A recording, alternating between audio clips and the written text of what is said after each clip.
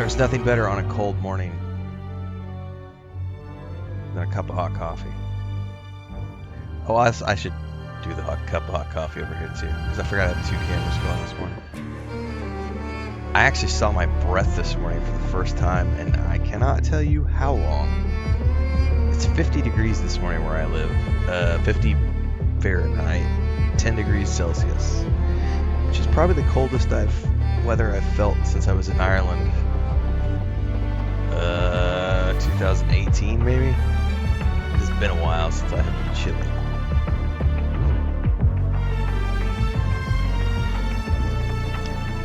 I got the dates confused. I thought I was doing Dune Awakening today. We're doing Dune Awakening tomorrow. I thought the patch was live this morning for some odd reason. It is live tomorrow.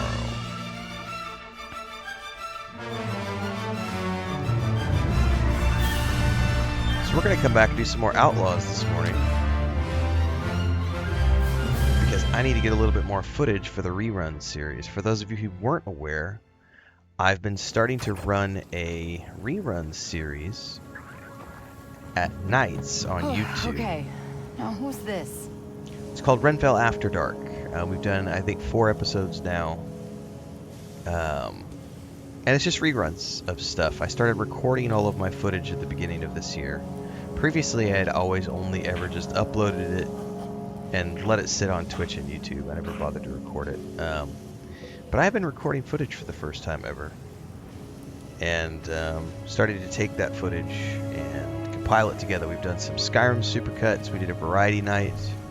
We've done a Tainted Grail supercut. I'm going to be cutting another variety night here probably today. And then we'll have another Tainted Grail supercut, another Skyrim supercut. And with the footage I get from this morning, I'll also have a Star Wars Outlaws supercut. So I'll have like 7 or 8 supercuts now that I can have in rotation, and I'm just going to keep working on those over the course of the next few months until we get like 100. I'd like to have 100 reruns, you know, that I can cycle through. I think that's a good number to shoot for. So I've got 90 days. It's doable. Yes, Lord of the Rings Online on Sunday nights usually with my brother, his wife, my sister-in-law, and their 2 kids. My niece has been having a little bit of a struggle bus the past couple of sessions, though. She's been a little cranky pants. She has not. She likes to game with the mouse pad and not a mouse, and so she's struggling to play an old school MMO, like Lord of the Rings Online, because it's not modernized, right? And it has a lot of mouse and keyboard stuff, and she's used to tablets and touch screens. My nephew's doing fine because he's, 11 or 12 now, and he's been playing point-and-click adventure game. He was our first beta tester for our point-and-click adventure game, but he's been playing like Xbox and stuff since he was like 3, and he's played like World of Warcraft, EverQuest 2 with me and his dad. I don't think he's done Star Wars The Old Republic yet, but he's definitely done Lotro before, World of Warcraft, EverQuest 2 with us. Anyway, good morning, Pedro. Quasi at -10 in England a couple weeks ago. Oof, it's brisk. What's up, Freddy? I was thinking of starting Fallout 76 today for the first time. Did I follow Game Informer Top Games? No, I did not.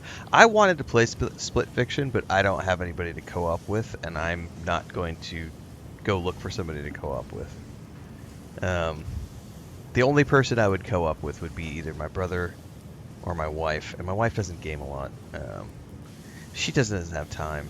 She gamed with me quite a bit when we were living in the city, but she wanted all the animals, and ever since she got animals, she is full-time with her animals.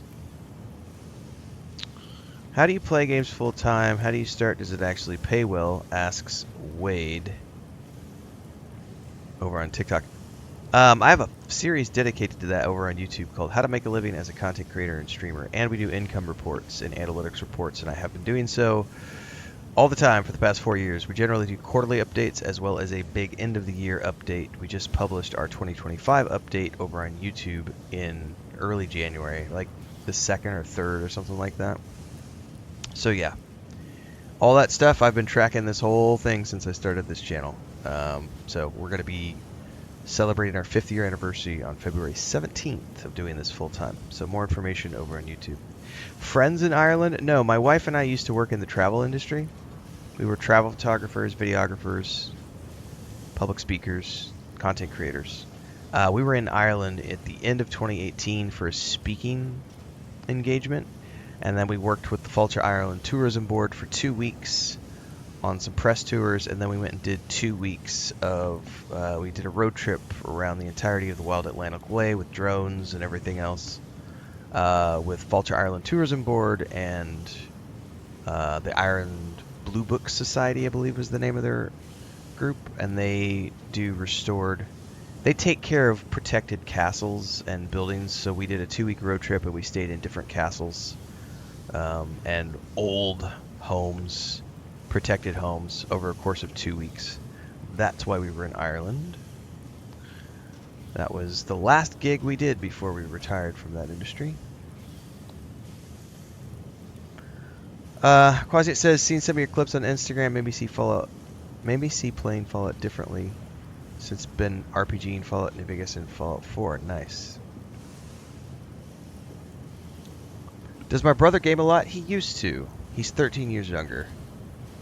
We still game together as often as we can. For a very long time, every winter we would game together, and I've got a ton of those sessions up on YouTube. From we usually go together and play Lord of the Rings Online or Star Wars: The Republic during the winter months. We did not last winter because they moved to a new ranch and they expanded their business a lot, and so he didn't have time last winter because he was getting his big expansion off the ground. This winter we're playing again together on the Sunday nights. Those sessions go up on YouTube. It's the Lotro Family Night sessions. What's up, Eskrek? Michaelito, good morning. Thank you, Brother Joffrey.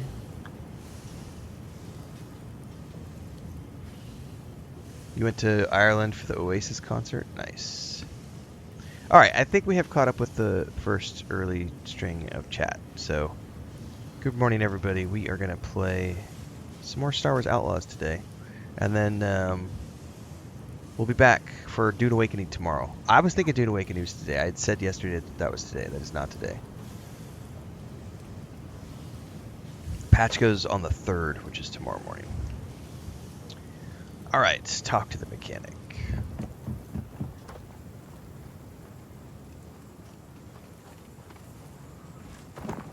Maybe. There we go. Good work handling those bandits. Who are you, and what do you want?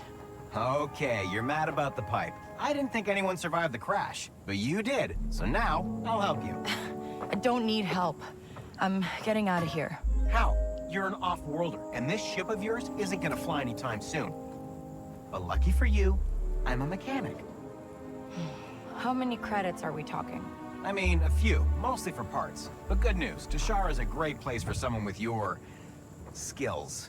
There's a Pike underboss named Gorak. Talk to him. And he'll give me work. Got it. That speeder in your ship will get you to Miragana City easy. Easy peasy. If my ship's gutted when I come back, I'm gonna hunt you down. Waka. My Yep, name's I've Waka. played the Jedi I'll Survivor hunt you games. down, Yep, Waka. love them. Phenomenal games. First game, Fallen Order, I've done 3 times because I had lots of time, and that was before I was doing content creation. Although I did the 3rd time I did on stream. That was at the very beginning of my streaming career. I did a replay of Fallen Order. It's buried somewhere in YouTube amongst the 11,000 videos. You'd have to go back towards the beginning of that journey. Survivor I've only done once when it came out. I haven't had a chance to go back and replay that one. I would love to replay Survivor. Those games are phenomenal. Coruscant in Jedi Survivor, Coruscant is hands down. I did go back and replay Coruscant last year. I think it was last year. There's somewhere on YouTube there's like 3 to 5 videos. There was a short stream series I did in between major releases where I hopped on and played just Coruscant with New Game Plus mode turned on. and was like, chef's kiss. That level is so good. That's so good. Some phenomenal level design, sound design. I love the Jedi games. There is one small thing I would change about this game. I've played it once all the way through, have the DLCs, own the Ultimate Edition. Wow. Love this game. Nice. I would have the aliens speaking in their alien languages with English subtitles, like they did with like Knights of the Old Republic and Star Wars Republic and stuff. I understand why they didn't do that here, which is totally fine. It's a creative decision. I totally respect it. All right, we have a destination to travel to. Whoa! This thing has some kick. Yes, it does, and I suck at driving this Okay, thing. we're alive.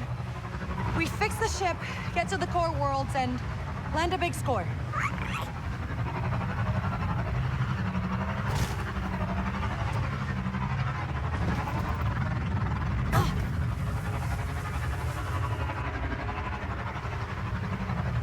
Ooh, I forgot about the jumps. I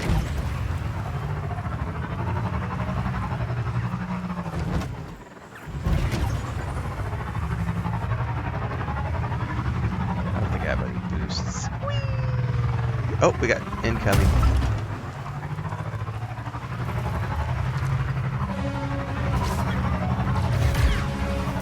More of those bandits? Oh, come on! Oh, they added. Whoa! I haven't played in a while. They added.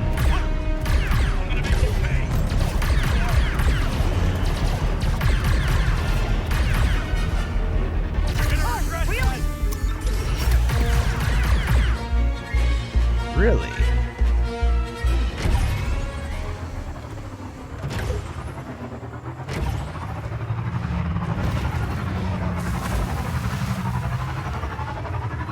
You alive back there, buddy?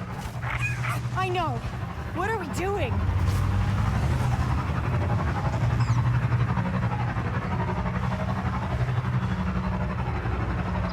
You there? The comms are working? Yeah, hey, these bandits are still after me. Persistent.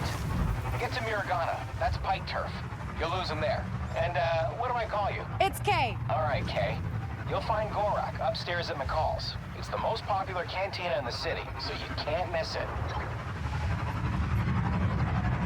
Oh, look at this view. Wow, look at this place. Must be Miragana. We're gonna stop for a second because I want you guys to appreciate when we get up here and we start questing in this location. This is a great starting town, man. There's a ton of quests up here. There's one of my favorite moments in the game, in the early game, is gonna happen here in a minute. I'll show you guys here in a second when we get to it. I just want to soak this in for a minute.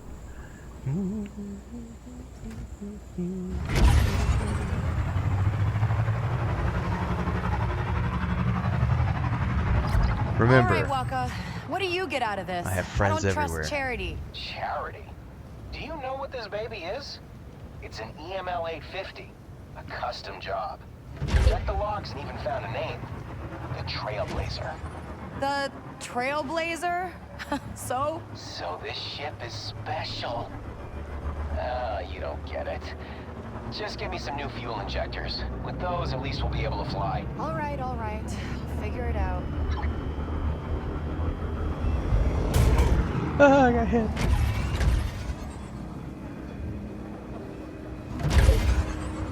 Excuse me.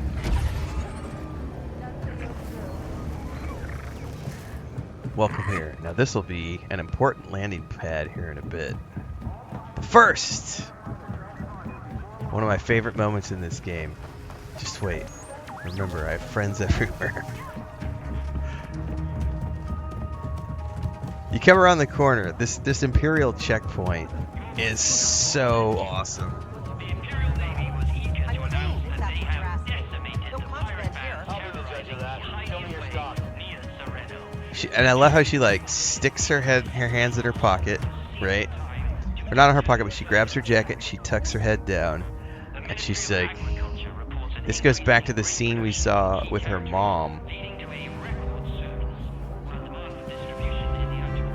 Let me see some identification. Oh, yeah, sure. You're Torrin Valerio Nump? That's me. All right, move along.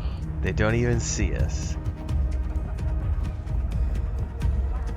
Also, some great stuff in Andor related to Glad I got that fake they don't identity ever card. see us in season 1. With the dirt beneath their heel. It's awesome.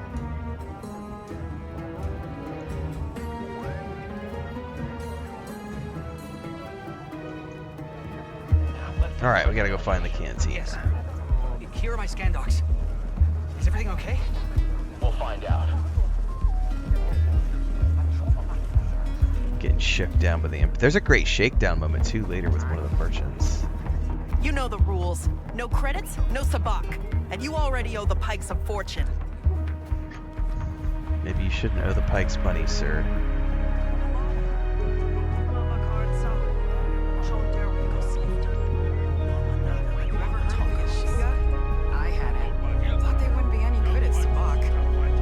We're not going to play any Sabak right now. Not yet, anyway.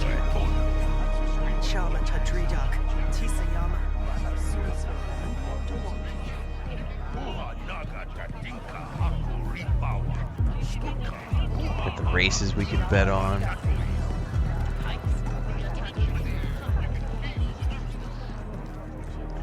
God, you know what I would love is a modern day Blade Runner game. Like this right here. Is this game open world? Yep, it is. You've got multiple planets to explore. It's a big old game.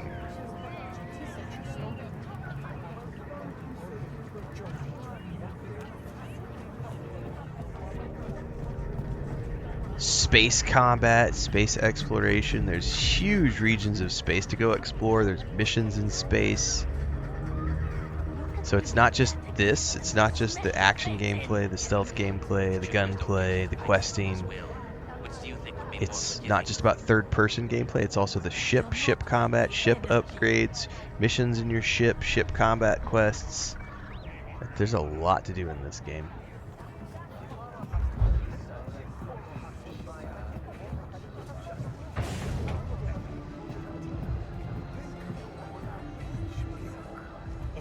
Hey, you looking for a way in with the Pikes? Hey, you want to meet Gorak, the Pike underboss? I got a VIP invite to his private suite. Only way to get up there. You interested? Give you a deal.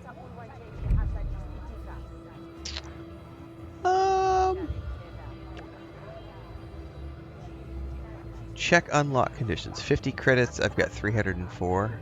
Yeah, I'll definitely buy it. Yeah, that'd be great. Oh, perfect. Yeah, thanks. Enjoy the suite. Tell him I say hi. Nice.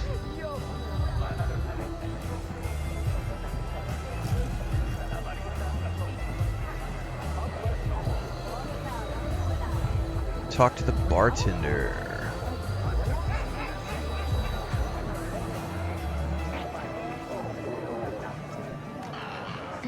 Hey, I need to talk to Gorak. You don't look like a Pike, and you're not getting up there without an invitation. Oh, then it's a good thing I have this. A VIP invite. I think someone took you for a ride, kid. VIP invite. Oh!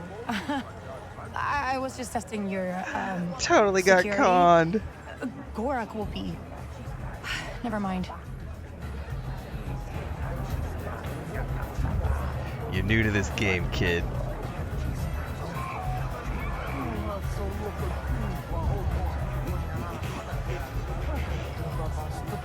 You'll learn.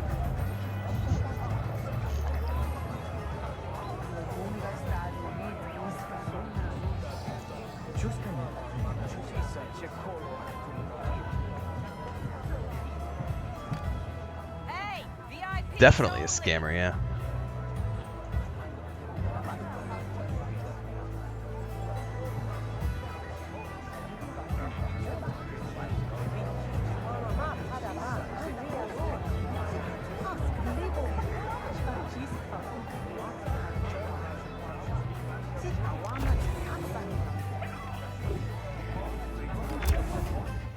Sorry, Nix. You'll find a way inside.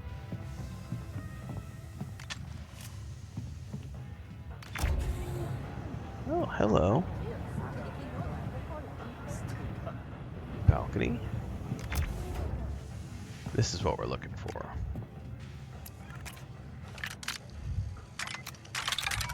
Oh, there we go.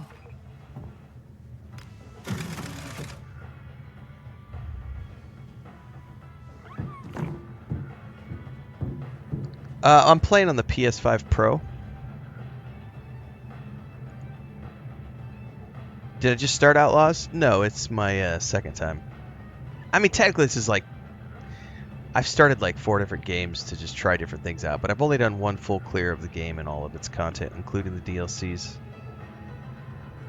Ryder says, great game, playing it now, awesome.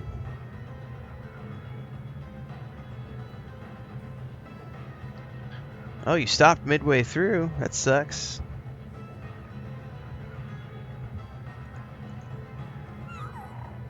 You're supposed to finish games when you start them.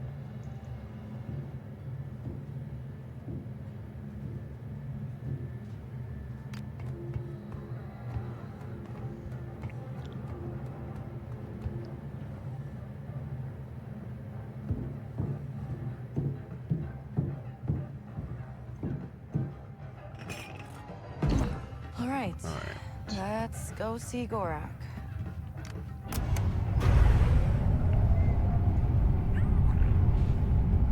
I love the transition to cutscenes in this game.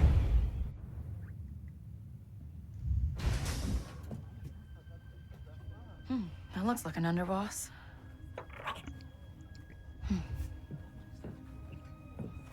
What's up, Green Gamer? This is Governor Thornton's city, not yours. Drag him out.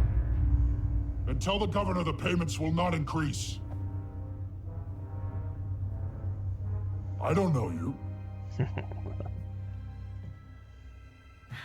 What? You never make new friends? I have enough friends. Yeah, but you don't have to pay me to hang out with you.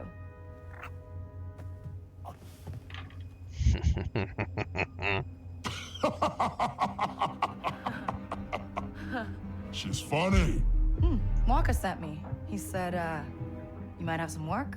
What a disappointment. Hey, wait! What's your problem? Smart enough to get into my suite, careless enough to use Walker's name. You're new to this world. Come back when you're not. Love it. Waste Toss of you out of time. your ass. Ooh, good job, Nix. Good boy. Nix kicks ass, man. Such a cool companion. I love the dinner, the lunch and dinner parties that you can do with him. Stealing from a Pike underboss. First day? Easy. Name's Donka. I'm a broker for every job on this moon. Not many syndicates where I'm from. Hey, this is legitimate business. Mirogana is special, kid. Empire keeps this cantina neutral. But beyond these walls, it's war. You want to survive? Know the players. Look there. The Pikes have the most say, thanks to Gorak. Cutthroat, political. They pay up to play favorites with the Empire. Then, Crimson Dawn. Hungry for Gorak's kingdom. Crafty, sneaky. Unlike the Hutts. With them, what you see is what you get.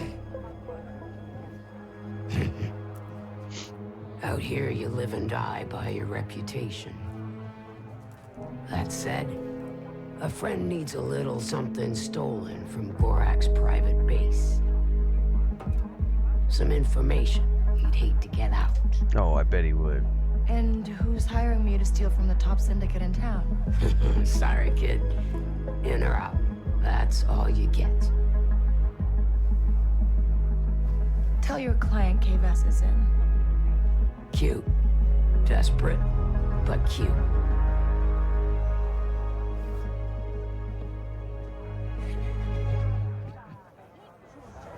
That's right. We got to work our way up the ladder.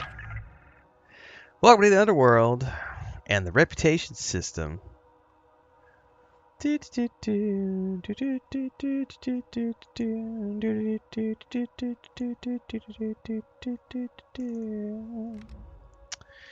Currently poor with everybody.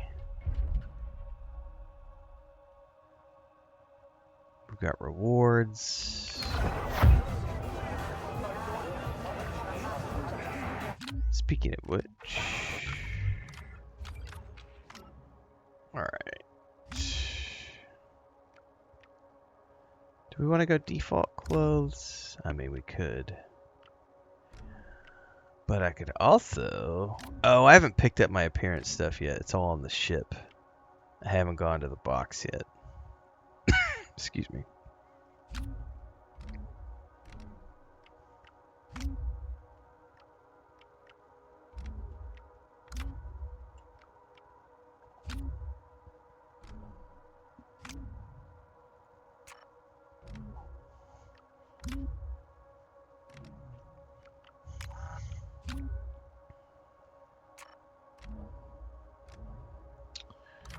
Okay, we've got his ability unlocked. Stun shot on enemies distracted by fast talk. Allows fast talk to affect every nearby enemy. I've never tried leveling that up.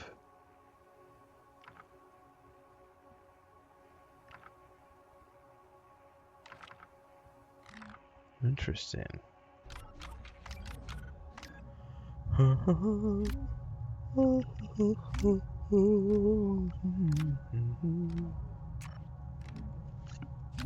right.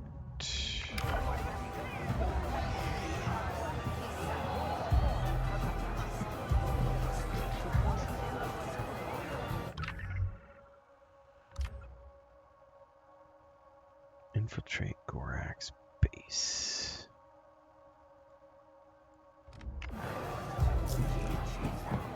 And... Aves, Gorak's base is in the Pike District. Find the back entrance, slice the terminal in his tower. Steal the file marked SK01. Good luck. Who? Oh, Wait, this are is you a the one who hired phenomenal me? game. If you Hello? especially if you're like me and you grew up in the generation of the original trilogy, Tickets, camera. Hey, Waka. Thanks for it's the got help. that Empire You Strikes almost Back got me vibe down perfect. Yes, Gorak still remembers me. killed. Just tell me how to get into his stronghold. It's in the Pike District. The main entrance is next to that imp checkpoint at the city entrance. That place is full of opportunities for someone like you. But if you're on the Pike's bad side, they won't let you just walk in. I'm sure I can handle it.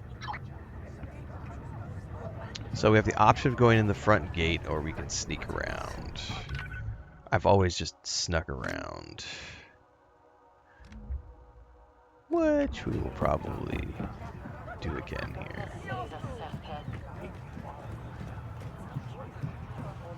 we can get past there though at the moment, because that's blockaded off. Yeah, I think we have to do it the other way first.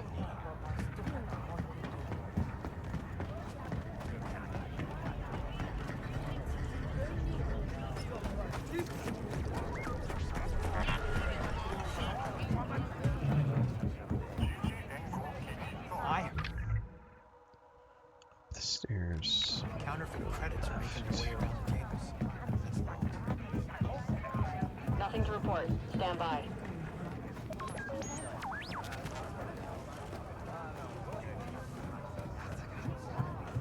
And the cool thing about this game, there's multiple planets you go to.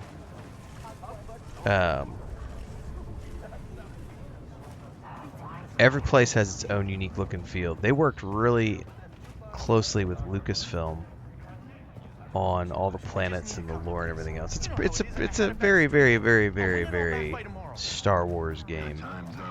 Tell you what, I'll pay half now and the rest. Well, how much time will that get me? What a waste of That ring looks valuable. My ring? No. Hey, you! It's worthless. All right, I'm out of here. Yeah, can't go in the front gate. Hey, you were right. They won't let me in. There's another way. Event's around the corner nearby. Okay, if they see you... I know. It'd be bad.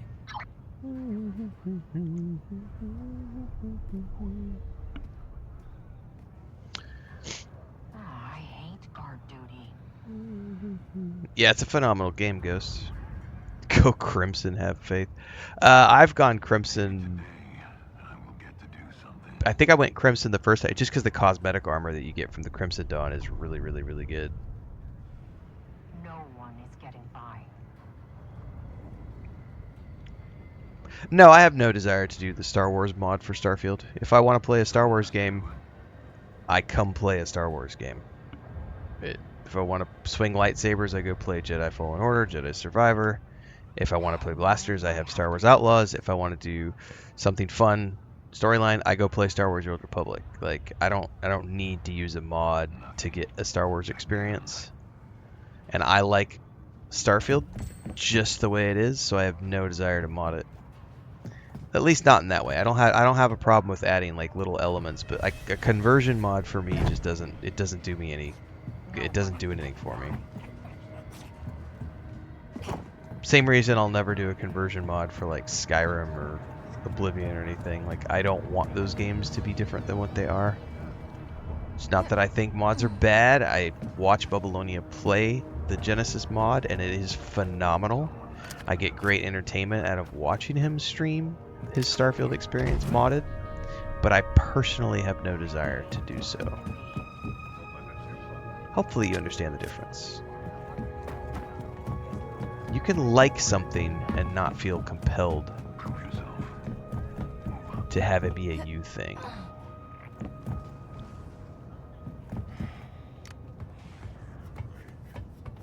Exactly, Korean Gamer. For me personally, you know, it's just going to make me want to go, you know what? I want to play vanilla Starfield. That's what it's made for.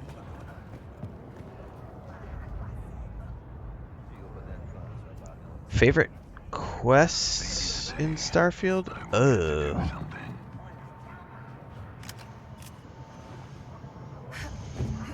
Man, the United Colonies storyline is really good. If I had to say individual quest line, I would have to sit down and really think about it, but off the top of my head, the best quest chain I can think of is the United Colonies quest line. That or the Infiltrate the Crimson Dawn for the UC Vanguard.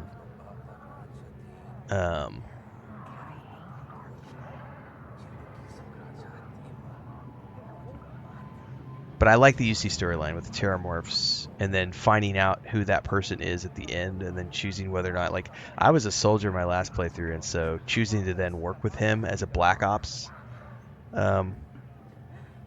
person, like going off and doing secret spy missions and shit. I like the UC Colony stuff. But there's some really good quests in that game, period.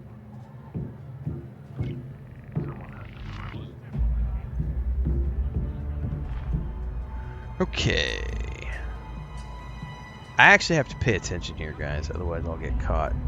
So give me a minute. We'll catch up with chat. Angus says, good morning. Laughing so hard last night at the Loto stream, snow and bum. Dude, my niece was having a tude problem last night. An attitude problem. Korean Gamer says, Eye of the Storm is hands down my favorite mission. It's a good mission. Where you infiltrate the ship. Yeah. If that's the one I'm thinking of, yeah.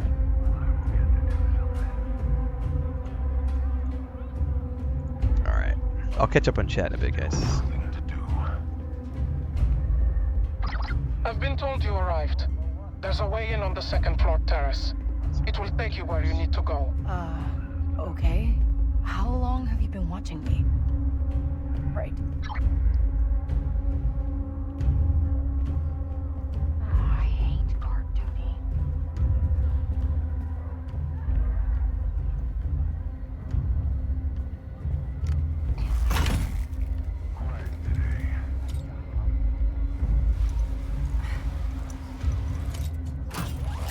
God, the grappling hook is so much fun.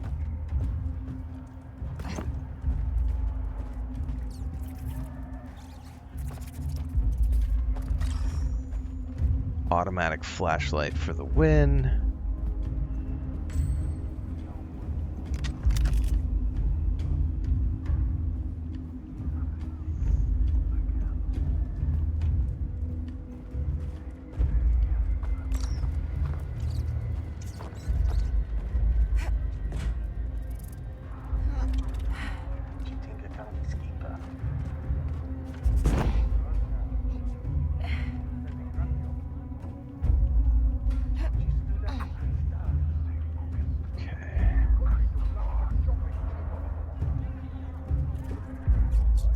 Somebody up top. 2 guards over there.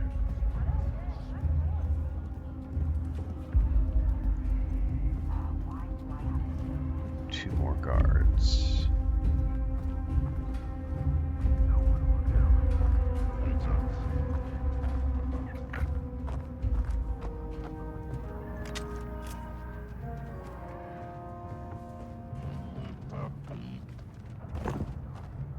One of the other things about this game that a lot of people don't realize is that when this game first launched, this was a stealth-only mission.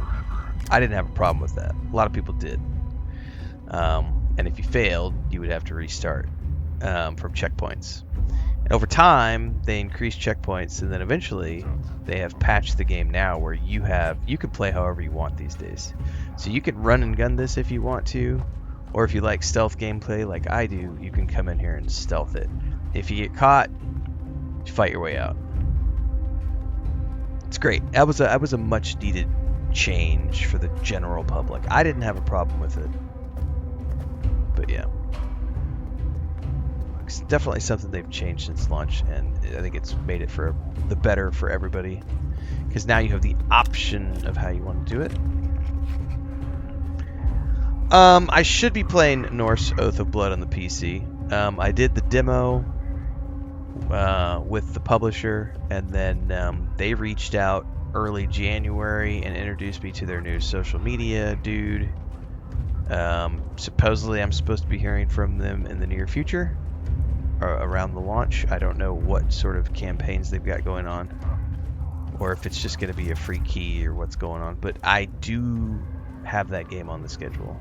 Had a lot of fun with the demo when they shot that over. They put me up on the Steam page even, which I thought was interesting.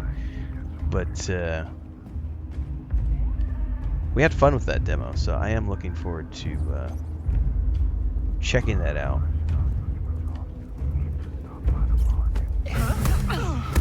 Given the option, I would play it on console, but they shifted the console release back a few months, I think, and they're just starting with a PC launch, so. Yeah, the ability to hide bodies could be a cool addition.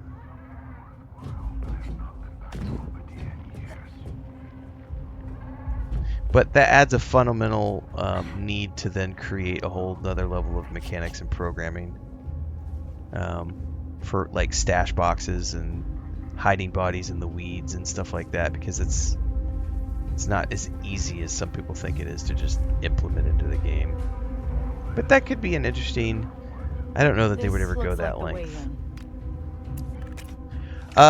They put a press release out on their Twitter, social media stuff, Hexcellence, like maybe a month ago, because I think the game was originally supposed to come out on the 7th, and then they pushed it back to the 13th, I think.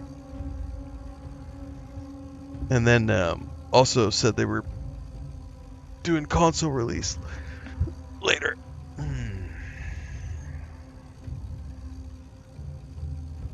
Yeah, see, they've changed that entirely, so you don't have to stealth anymore. Alright. You can, which is what I choose to do. I always stealth until I get caught. We'll be okay, Nix. Yeah. Something's coming out on the 13th. If it's not Norse Oath of Blood, it's probably Styx, Blades of Greed. I know I've got one game for the 13th and one game for the 17th. Or maybe it's High on Life 2. I don't remember. Some of those games are coming out in early February.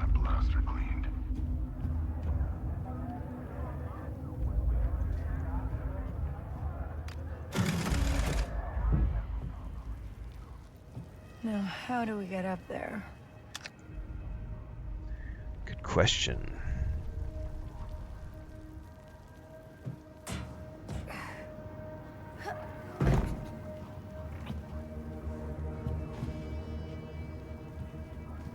If I remember correctly, this has something to do with elevators.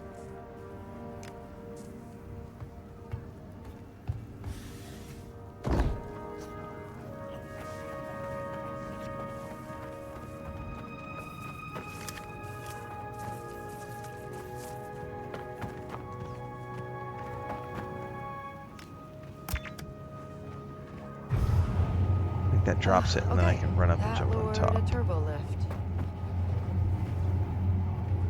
Yep.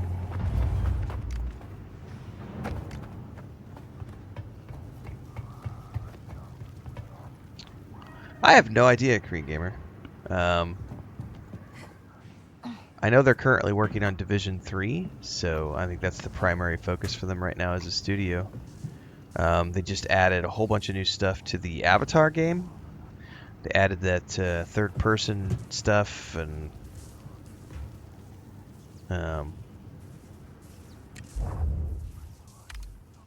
yep. Nix, get that button over there. They are the busy studio.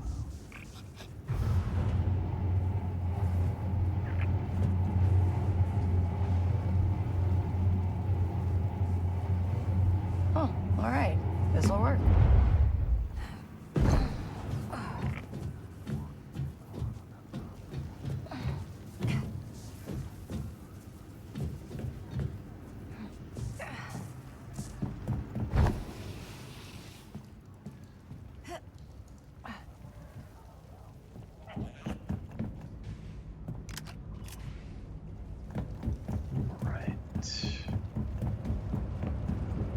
Okay, what can we do here next? Oh, if I remember correctly.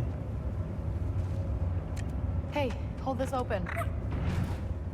Good boy, Nix. Let's go. Yep, that killed the power.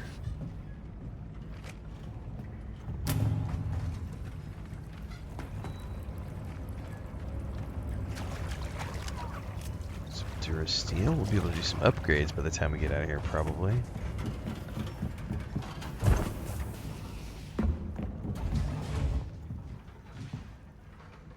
You doing okay, buddy?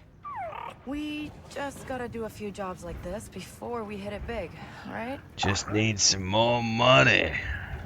Just some more money, Dutch.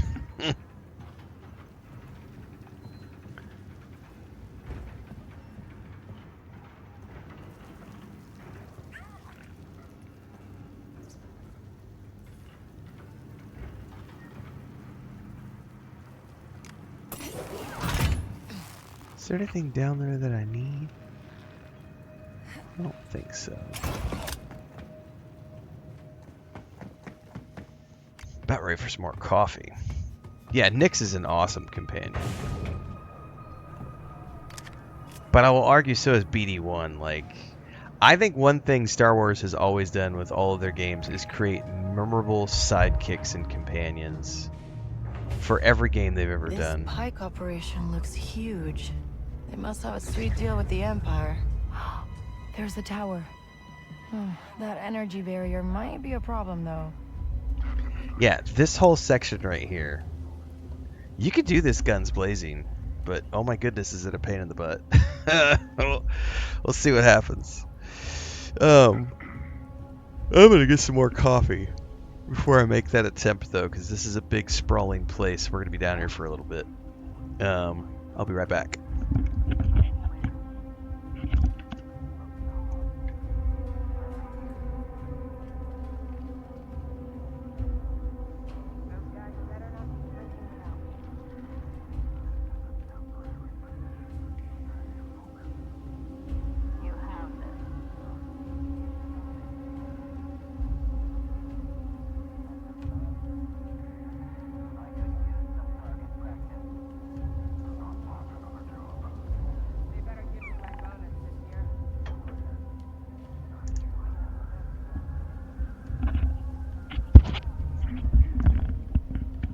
Cats outside are howling, wanting to come in.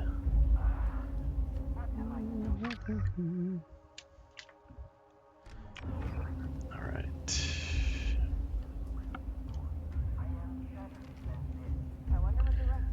Let me check a couple things here before we get going.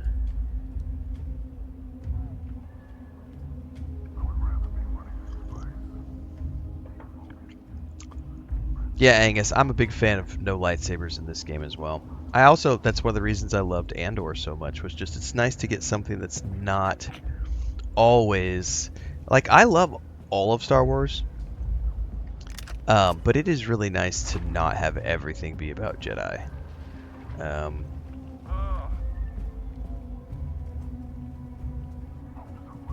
Now we know it's probably a shoe-in. I'm really hoping that Fate of the Republic goes back to a choose-your-own-class type, because they say it's a spiritual successor to the Knights of the Republic games, and Casey, that's what he does, is builds badass class-based RPGs. I'm really hopeful. It's a long way away, though. We got a few years.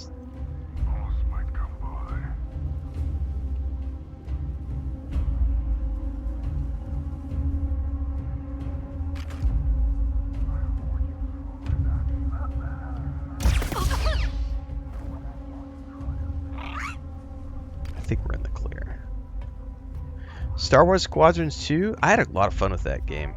That was the first game in a very long time that made me wish I had a flight stick. And that's a game where I was really close to getting a VR headset to play, but it was way too short. And ultimately I was like, you know what? I don't really care about the online component that much. The campaign only being, like, if they would have made a, like, X-Wing Alliance type campaign that went on for 20-30 hours, like an old Wing Commander 3 style, Freelancer style, Everspace 2 did. Everspace 2 is phenomenal. The only thing I don't like about Everspace 2 is the fact that it's a third-person POV as opposed to like a first-person cockpit view. Anyway, I loved all of those X-Wing games, and Squadrons was way too damn short. Oh, the pod racing game's gonna be awesome. We're gonna play the shit out of that when it comes out. Rest assured.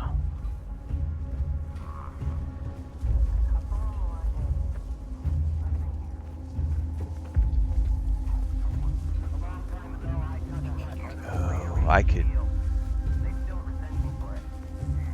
spark a detonation. Do I want to? I don't want to spark a detonation. That'll be too much noise.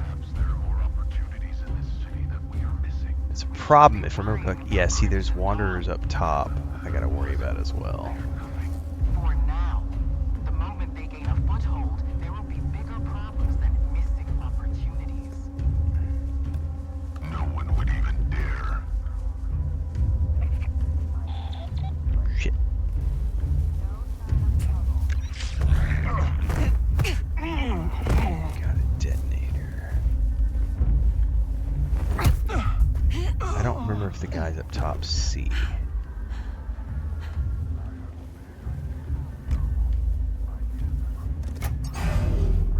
Okay, guess there's another one of these things.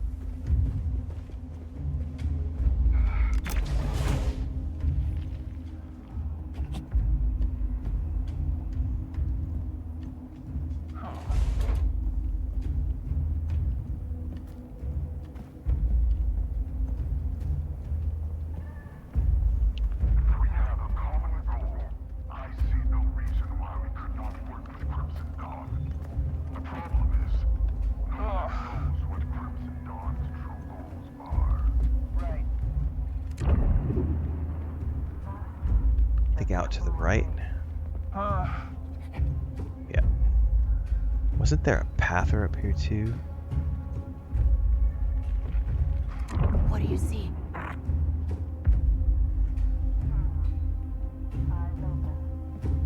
I deserve more power around here. I guess he was. This one was pathing. Okay, I thought there was a second one up here. No, I won't be playing Resident Evil 9. I'm not a huge fan of those games. Okay then. I enjoy the films, but the movies are just, or the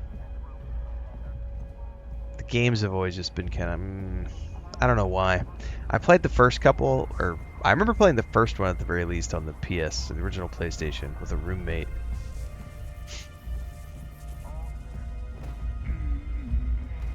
And I think I probably played 3, but it's just been so long ago.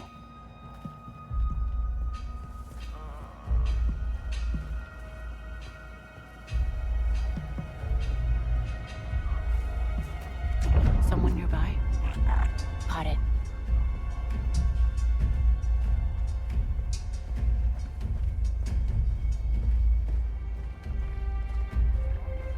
Nothing here.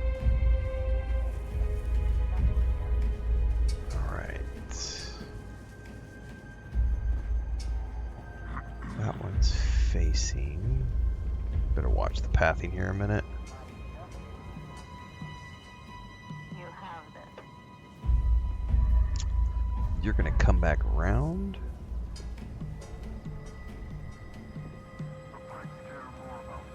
Someone around next? Is the governor really asking for a bigger cut? Oh shit.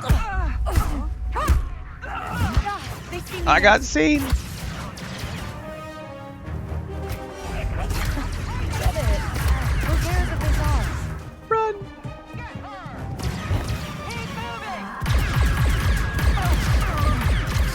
The alarm got off. Quick, disable it. And they don't technically know where I'm at the moment. Hold the area! There's somebody sneaking up behind, I think. Or below us. Everything clear? No! I lost her! I lost her. Place upside down! Got it! We lost her! Oh shit. We're in the clear next. Check her out!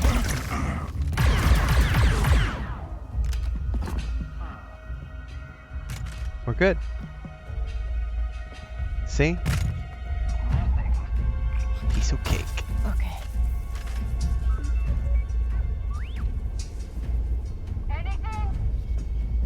I have played Aliens Dark Descent. There's a playlist up on YouTube. That was a phenomenal game. I do not see her.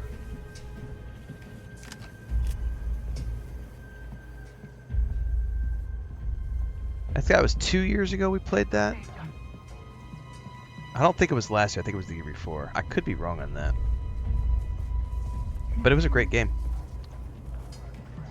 I love the Alien franchise.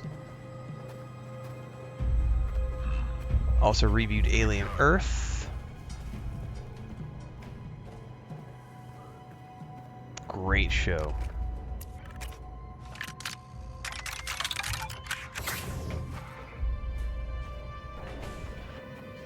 Alright, let's take a breath here.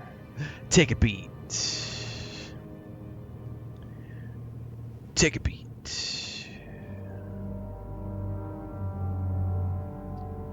What game is this? I really don't know, to be honest with you. I would have to look at the title of the stream, probably the description of the stream, maybe some hashtags. That might tell me what game I'm playing. But I can't tell you off the top of my head. I've got no clue.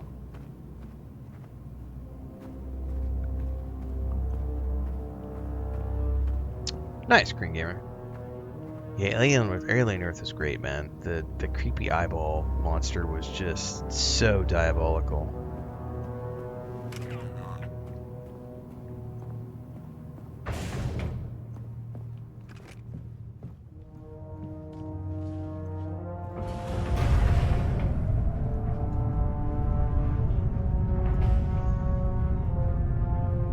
Totally new playthrough? It's not going to be a playthrough, no. Files. Gotta find a terminal. No. I did this for funsies the other day, and I'm just doing another session this morning so that I can get enough footage together for a rerun series that I've started airing on YouTube.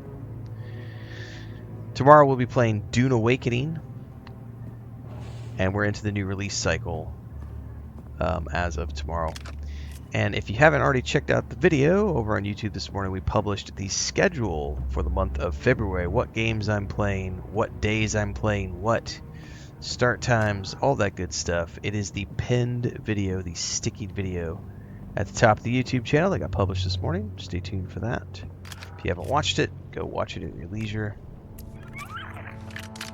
As always, we play at 5 a.m. every single morning. Central Time, YouTube, Twitch, Kick, and TikTok. I did go live early this morning because I woke up early. We do one morning session and an afternoon session around 3 p.m. There will not be an afternoon session today, though. Chris and I have a doctor's appointment. The file's just a spotchka recipe. Did I get played? Fine. I'll make this worth my while. So today there is no afternoon stream. Encrypted file. Gotta be out the door at 3 o'clock, which is my normal start time. And you're sure this channel is secure, Mr. Sharp? Please. Overthrowing someone like Gorak takes time. If I couldn't secure a channel, I'd be long dead. Don't call me Tislak. Well, Tislak, I'm old-fashioned. If I'm going to stab a friend in the back, I'd like to meet the person. You should think for yourself, Tyler Romans. Of course, Governor. And there's the alarm. Well, at least we got something. Do you like games? Does a game look fun? Do you have disposable income? Oh, what'd we get into, Go forth buddy? and try it. It's that simple. You don't need to rely on other people to tell you if something is fun or not, because their view is not going to be the same as yours. So just, if it looks like fun, go out and play it. Don't let other people dictate your life to you. Be an adult. Man up. Grow a pair. Okay, okay. We can climb.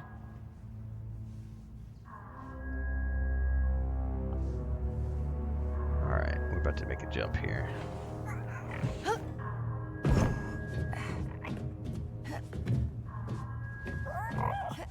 Don't worry, Nix. The, next job will be better. Just need some more money.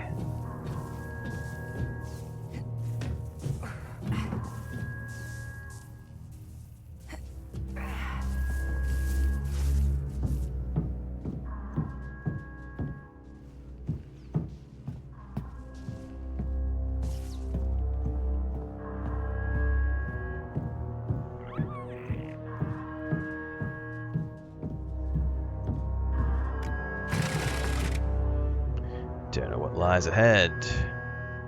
It's a great game, Ugo. And it was one of her first big acting gigs, so I give all the props to her. She didn't just do the voice acting, she did all the performance capture and everything. She did a phenomenal job as Kves. So, yeah, it's not voice acting. This is performance. She's a very talented young actress. She did a great job with Kay. A very naive... There's more of them? Whoever triggered that alarm is inside. Seal the doors. Everything's locked down. She becomes less naive over the course of the game. Great character development.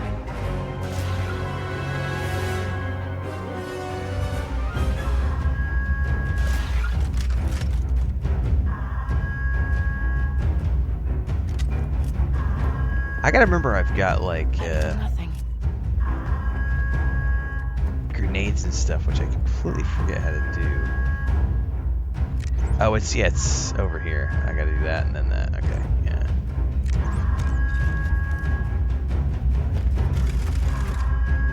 What's up, Grandpa Greg?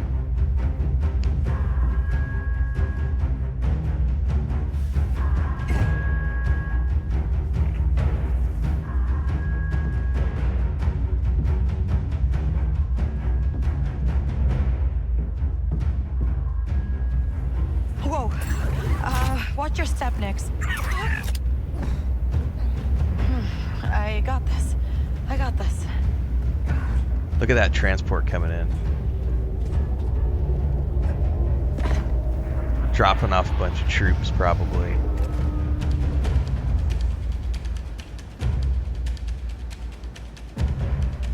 They haven't dropped off anything yet. Guarantee there's troops coming out of that thing.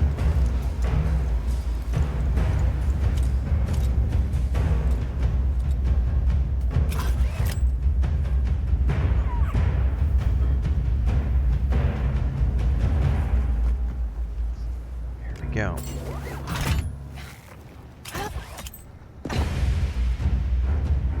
Now,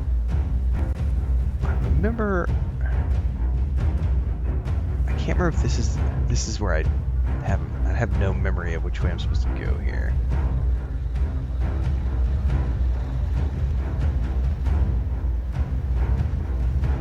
Oh, it is that way. Okay, my gut reaction was that's the way out. So,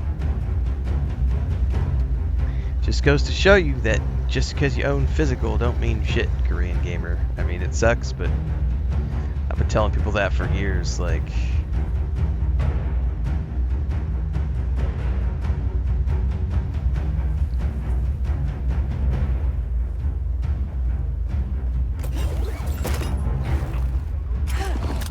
the funniest thing to me is when people try to criticize an actor's performance, because the actor was hired to do the part because the game directors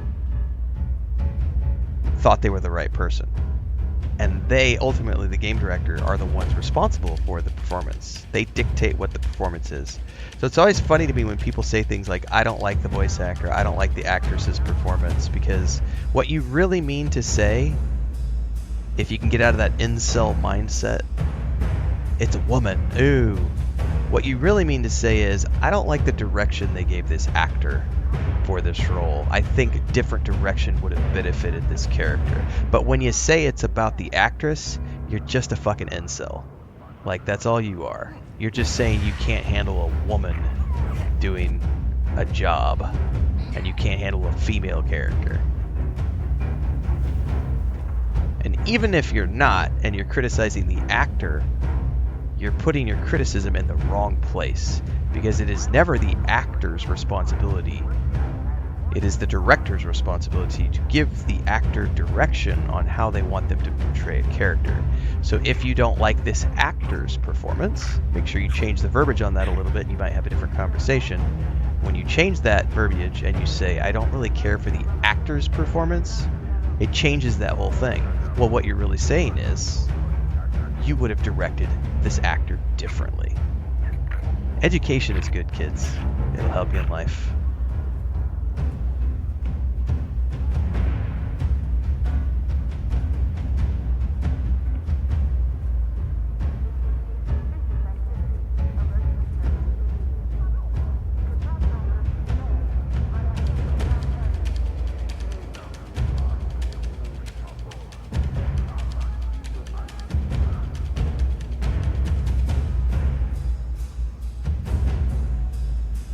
That's right, 80s sci-fi hero female character. I agree. It's got that Empire Strikes Back vibe, for sure. I think we're good, Nix. Can't believe we pulled that off. Waka, how fast can you fix that ship? I know. You want to get off to Shara, but fuel injectors don't come cheap. That's right. Fake news. Maybe. You know anyone who'd buy proof that some Pike is trying to overthrow Gorak? Gorak would. Just leave my name out of it this time. By the way, I would love to say shout out to all of those people for coming out of the woodwork in chat this morning, because you are allowing me to filter you away and get you out of my audience, because I don't want you here. So thanks for doing that. Thanks for showing your misogyny, your bigotry.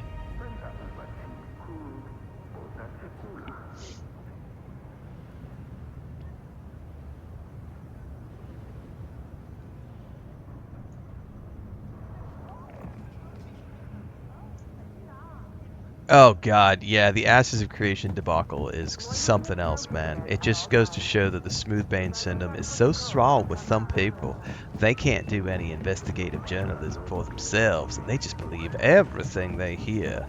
Every headline is true because it must be, because a YouTuber said it. I don't need the news to tell me the facts. I'll believe my favorite content creator who has filtered everything through the lens of, I want to get paid on the internet, so I'm going to make things that are the most controversial, clickbait worthy. Correct, we did a video on that yesterday. The only things that were confirmed as of last night was that he made a statement on Discord and then a LinkedIn post and a Twitter post. That was it. Those are the only two things that were real. Nothing else could be independently verified by anybody. which means it's just made up shit.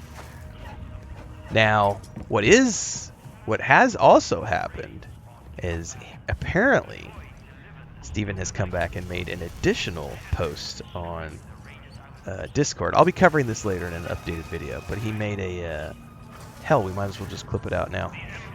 He has made an additional post on Discord saying that he is going to be filing, and he's going to do a public filing, and everything is going to be available to the public to follow along with. So if you watch the Subnautica situation, Subnautica 2 Fallout, that's a public filing as well. We've covered that news article a couple of times.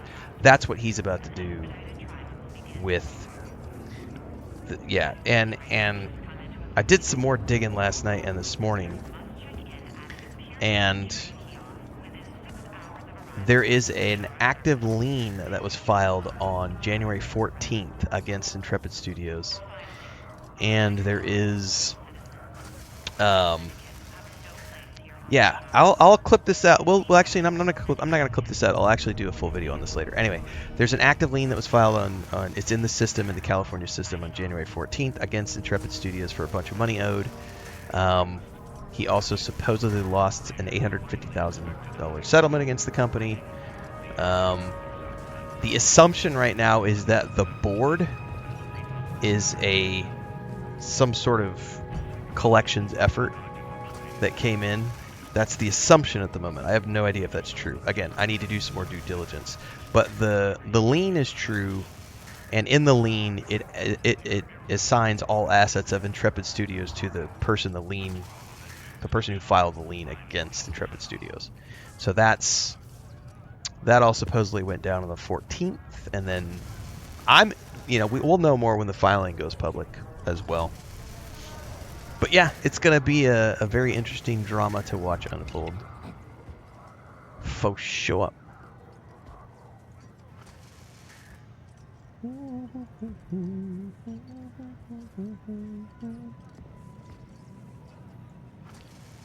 Just going to premium plan.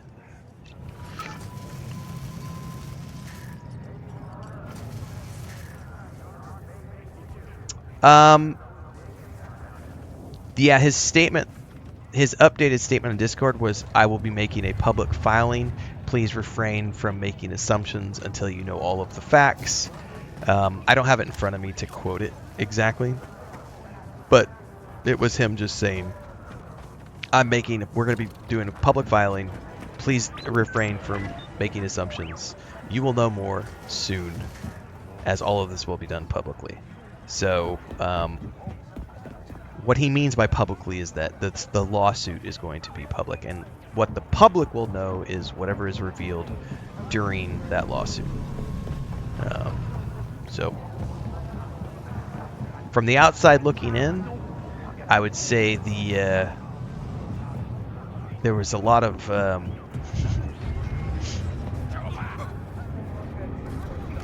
if all of that lien information turns out to be, the $850,000 lawsuit, if all of that stuff is true, which some of it does look to be true,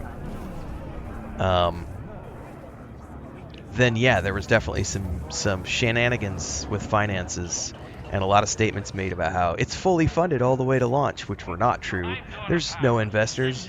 I don't know that there were any investors, but they had like $1 million worth of debt, and if that got called into collections and they got a court order, again, I don't know all the complications, so we will know more when we know more. Go faster! They need support! If this is Crimson Dawn, Gorak will not be pleased.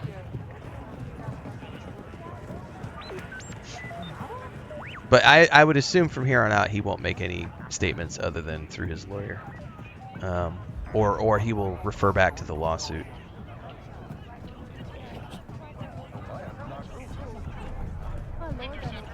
Hey, but you. Yes. Oof, I know that look. I grew up around casinos.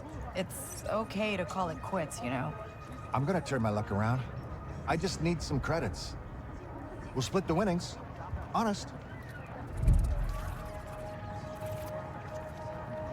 I do not remember what this leads to.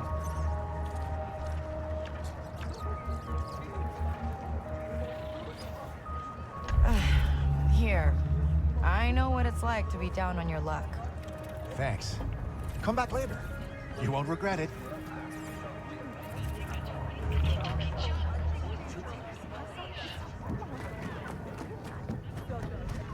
I don't remember if we actually win anything or not. Did you hear? Someone broke into the Pike stronghold.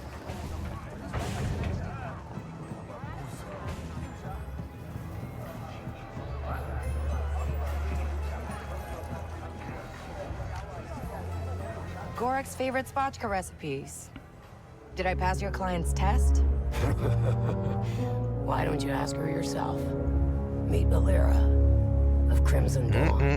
Alira. You the one I was talking to before? You pulled it off. Guess I shouldn't be surprised. I heard you stole something much bigger than this. A ship. Someone's favorite ship. Someone important. I have no idea what you're talking about. Recognize her? Because Zarek Best showed up with one of their best, asking a lot of questions. A death mark from Zarek Besh. What did you tell them? Nothing. For now. You work for us again? It stays that way. The Pikes are on top here, and Crimson Dawn is making moves. A little bit of blackmail.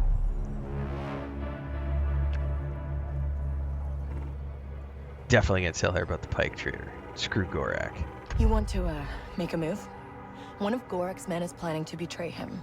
Pike higher up, named Tizlek Shar. Really?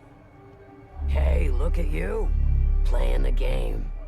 You're learning. Here. Some fuel injectors for that ship you don't have. These should help you get off Toshara. So you know everything, huh? Just the things that are important to us. You'll be hearing from me soon, so try to stay alive. Oh, and one last thing. Yeah? Bram's leg is healing nicely. Thanks. You're in our world now, Kay. Keep sharp. Baka, I got those fuel injectors. Time to go. That was fast.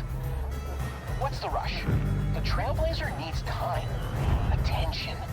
No rush. I just, want to keep moving. Fine. Go see if you can find more work. Parts that she needs ain't cheap. I'll talk to Danka.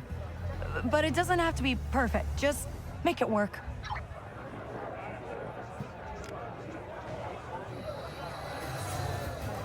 So, Danka, got more work for me? Maybe. You got an ion blaster? I need someone to hit a stash for me, but you'll need one to get inside. I can mod my blaster. Been doing it for years. Just need the parts. Yeah, this teaches us the You know weapon what? mod I system. got a contact, a Pantoran named Bilo. Owns a pawn shop nearby. I'll tell him you're coming. Really? I mean, thanks, Danka. Yeah. You get that blaster working, call me. And Kay, I'm not the only one who'll give you work. Take a breath, ask around. There's always some action to find out here. Lots of side quests.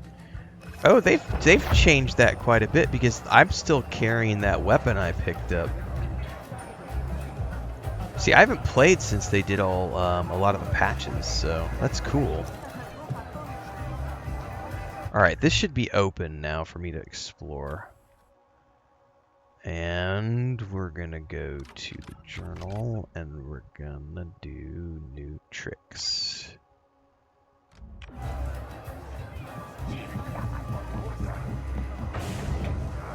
Actually, before we do that, yeah, they've done a ton of changes to the game since it launched. I'll be right back.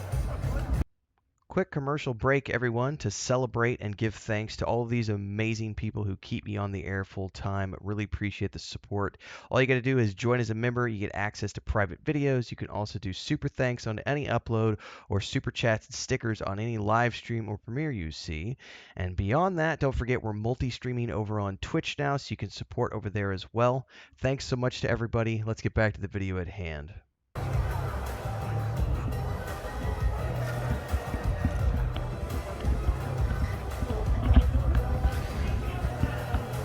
Pip says you can carry extra weapons now until the ammo runs out. That's cool.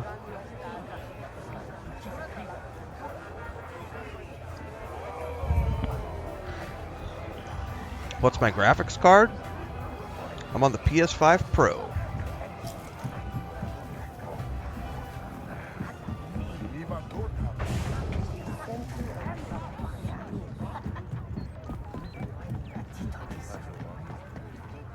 Oh man, I had to go get a bite of a Chris-made chicken fried steak yesterday.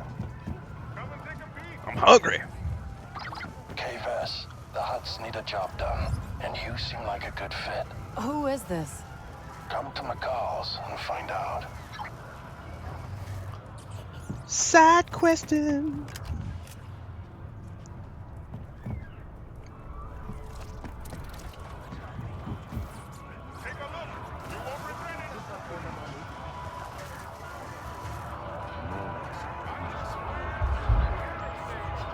Welcome to the Miragona Out Market.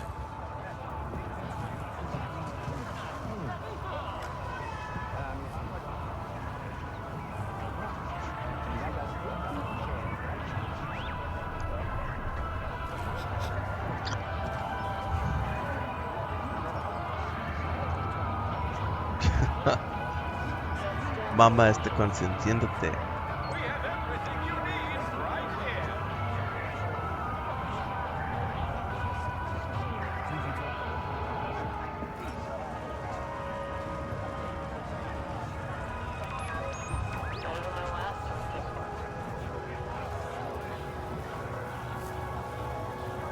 Hay frío, ¿no? Esta mañana yo vi el vapor de mi respiración, yo vi afuera.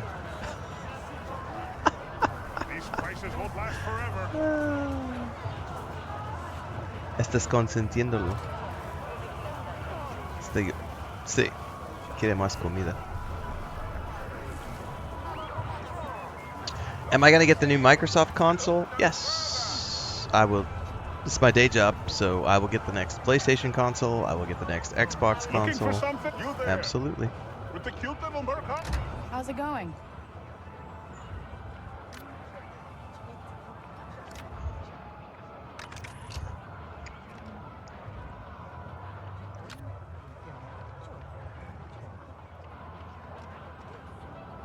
Take it easy. So long.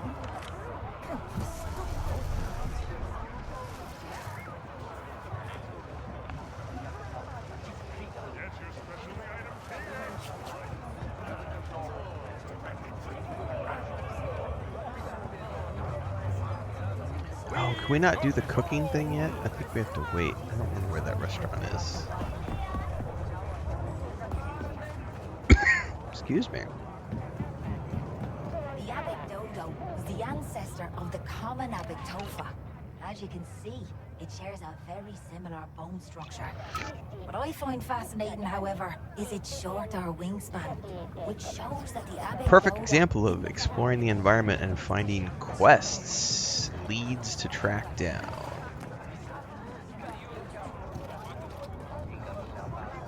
This is what we're looking for, right?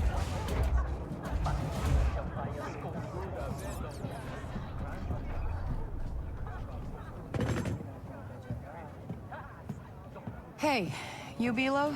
Donka sent me. Ah, yes. I heard you were coming. I need a blaster no, that's not what I'm looking for. What am I after here?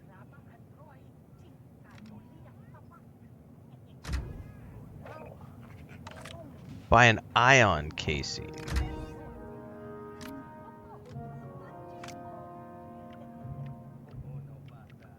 There we go.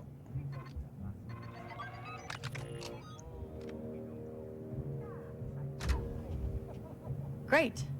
And, got any ion energy converters for blasters? You're new around here. Those aren't legal. Only Legal? syndicates have hardware like that. Oh, okay, right.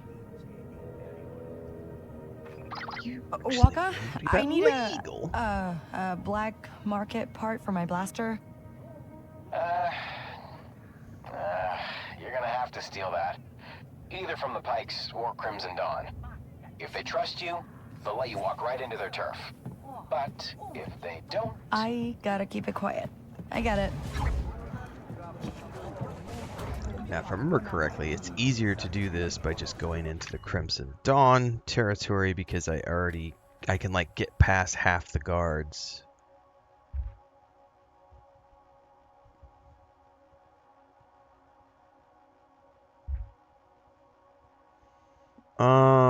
I'm gonna go back to the ship. Is the ship here yet? Actually, I can't remember if the ship is here yet. I don't think it is. I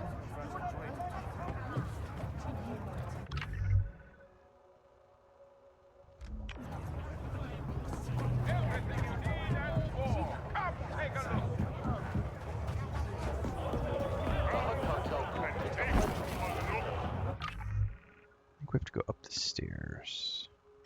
Yeah,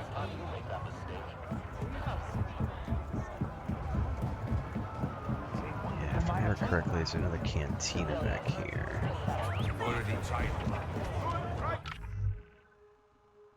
Go left here.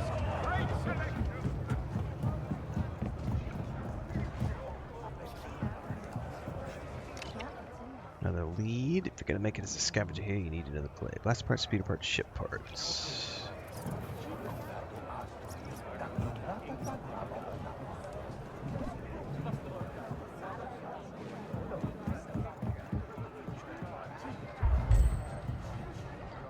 Alright, got another district.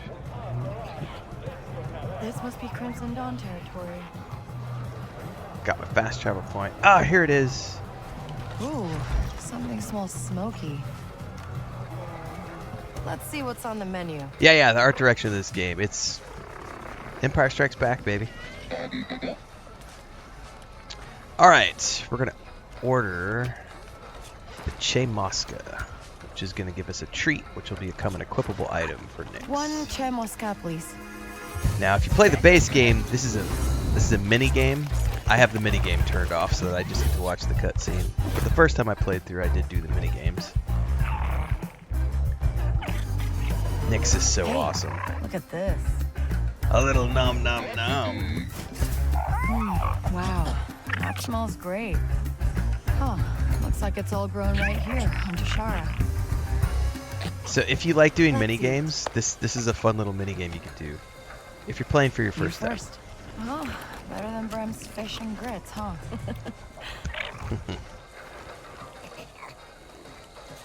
Nom nom nom nom nom. Noms with Nyx. Hey, great work on this dish. Yeah, it doesn't look done yet. I got an idea.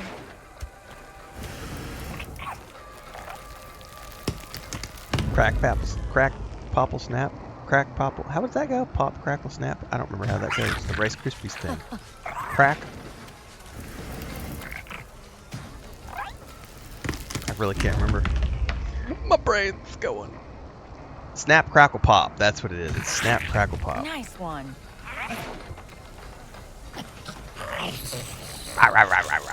Get some Nyx.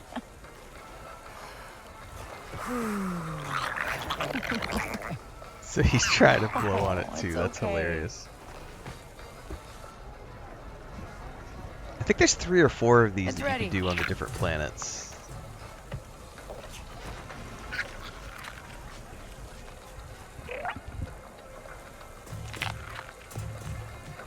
This is so good. It's sweet and smoky at the same time.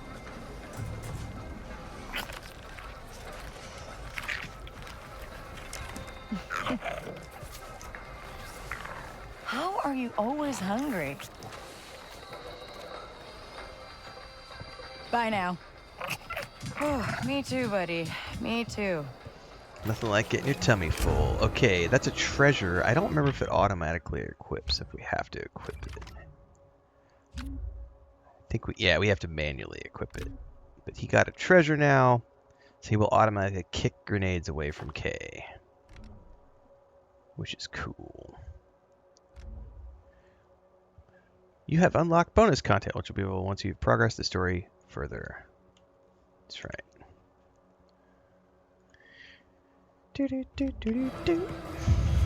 Alright, we can now make our way to...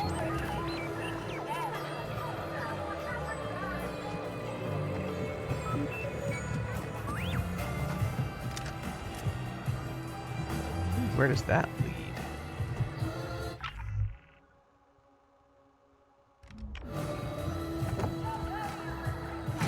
Oh, that might be straight into the Crimson. We'll hold on to that. Because I actually don't think I need to use that, because I could just walk. She works for us, usually. Alright, I actually want to do a hard save here, if I remember correctly. Oh, I have to do it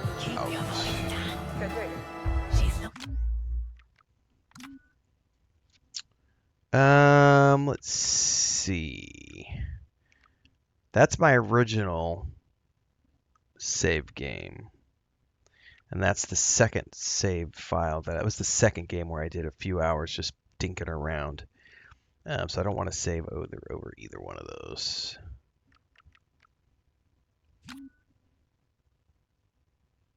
Okay.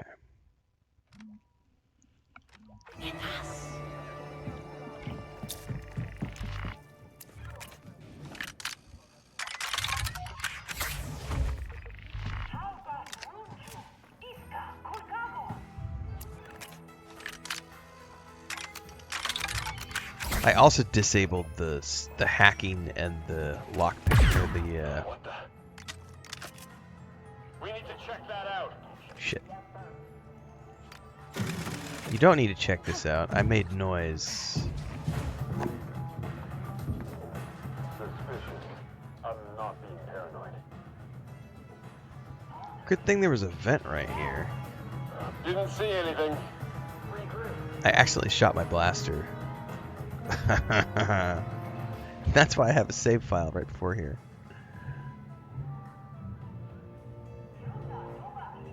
Alright, we should be in the clear.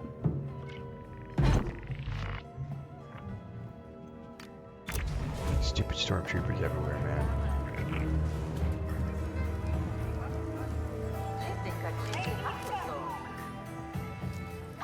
Hey, Waka. Where would Crimson Dawn stash their blaster parts? I heard they got a big safe house full of stolen gear. If they got it, that's where it'll be. Well, we're about to find out if this is where they got it.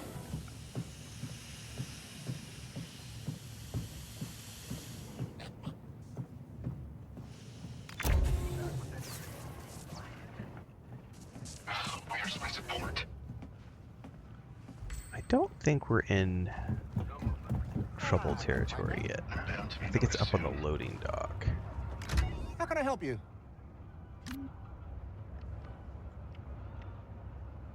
The gunslinger shirt, the gunslinger belt, the gunslinger vest.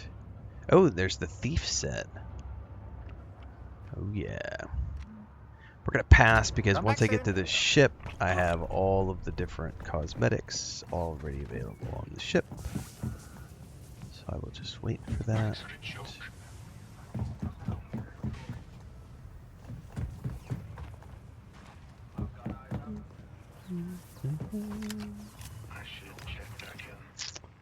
What a climb! Look for the flyers. That's another tip. Yeah, I got the Ultimate Edition last year, or whenever this came out. It didn't come out last year, it came out the year before, in the fall or winter. But we played the DLCs last year when they came out. Hondo! Hondo was such a great character from Clone Wars that they brought in for the second DLC. But then having Lando Calrissian, like, dude, both the DLCs for this game are amazing.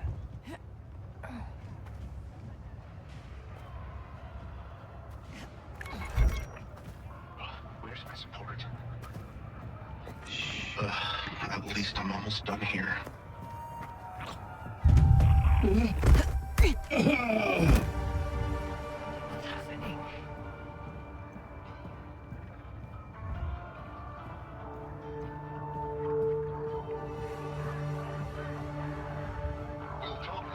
I usually get the Ultimate Edition of any game that I'm going to go all in on. Like, I have the Ultimate Edition of this game, Starfield, Red Dead Redemption, not Red Dead Redemption, Kingdom Come Deliverance 2, Space Marine 2, Outer Worlds 2,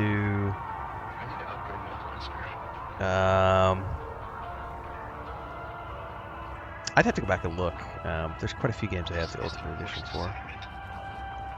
This is the hard part. I don't think I can do a save here either. There is a way for me to get these two if I'm very careful. Maybe you should give us more people.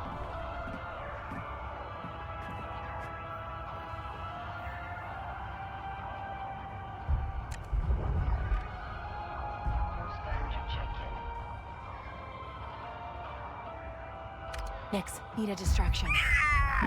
What's it doing?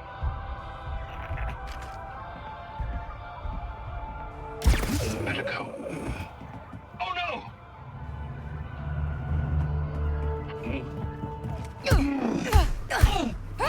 Okay, we're good.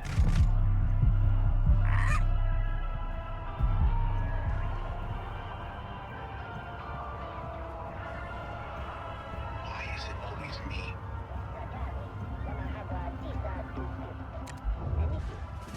You want that, Nix? Things seem quiet. I should be okay to get over here now. I should put that in my report.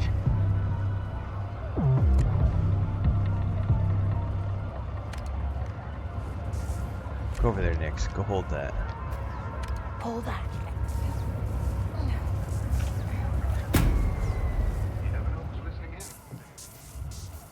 Alright, we're good.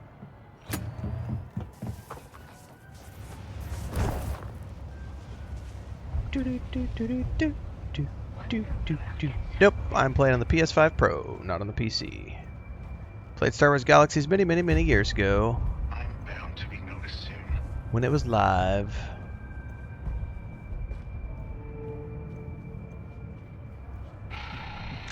Surrounded by incompetence. I don't remember what holding this lever down does. Better off as a bounty hunter. Did that just kill the fan?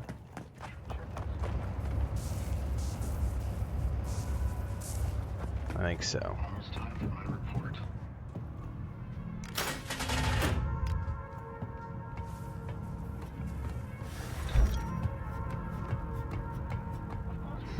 Must be the safe house. That's a station key card. We're getting all sorts of quest updates here. New quests. Getting all sorts of loot.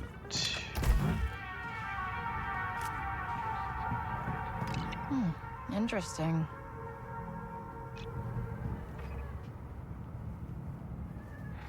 If I wanted to go cheat on the race, that would allow me to cheat on the race. Get some free currency.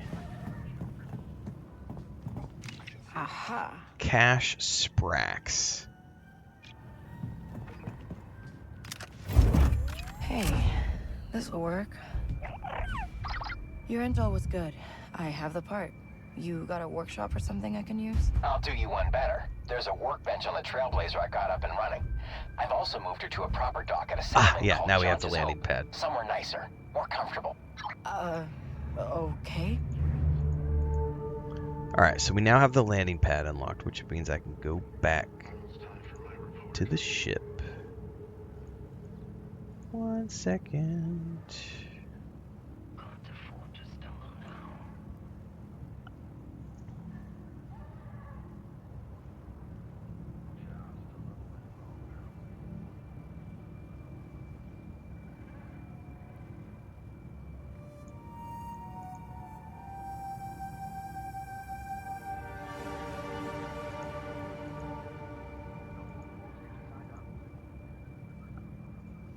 Okay.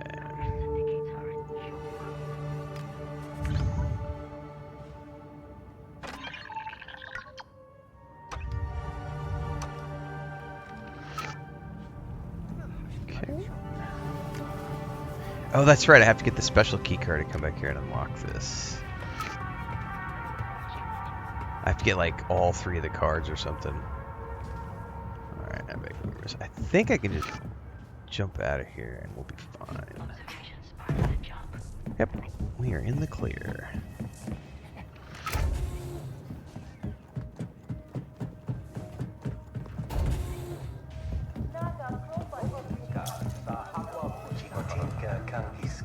Relax, she's one of ours.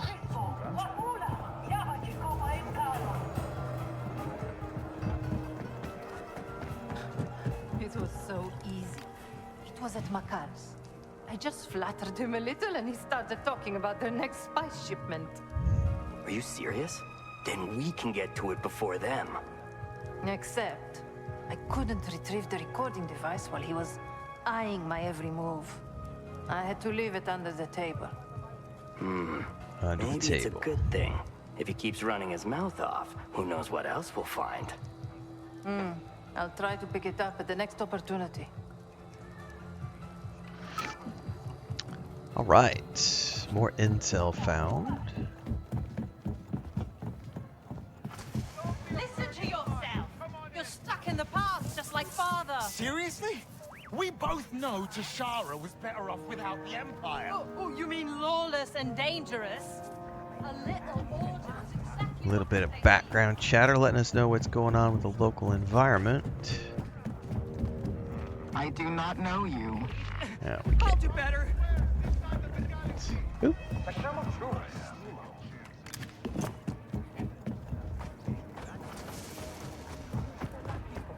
Talking about Slimo again.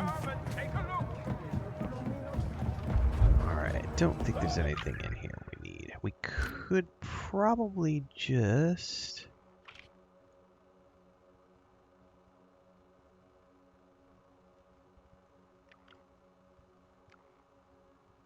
I can't go out there yet. I have to manually... Right? Opportunities, fast travel points. Here we go. Here we go. Yeah, let's go to the speeder. And we should see the ship on the landing pad now when we arrive in. Oh no, that's right. We haven't landed in the city yet. Oh, I forgot about that. No, I remember now. We have to actually go because he's got the ship on a pad. I forgot about that. Hold tight.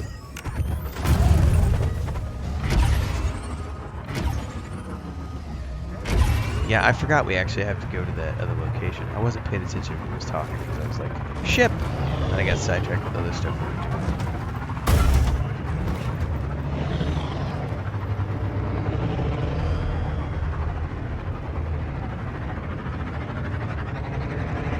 Excuse me, coming through.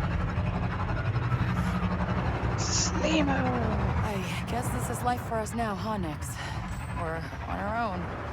Like, really on our own. With a death mark. But we can lose it. Just need to make enough to survive. Till we Get land the some score more so money! nobody can hold us back. Ever. We'll be set for life. I love how Nix is always like, yeah, mommy, let's go steal shit and make money. Such an innocent, amazing companion.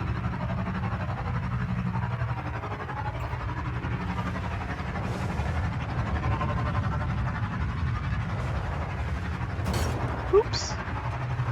Oops.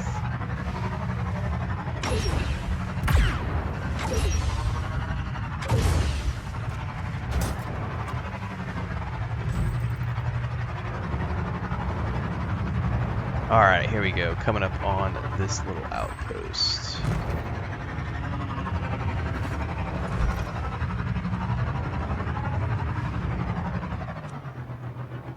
Slow it down a little bit. I remember this being shown off in all the trailers or preview material.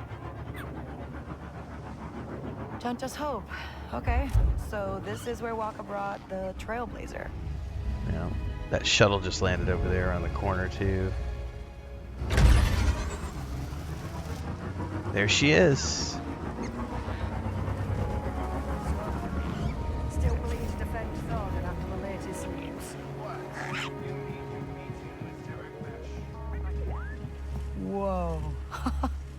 Check out the ship, Nix. Waka's been busy. Waka waka. Whoopee whoopee. That's a wizard, Annie.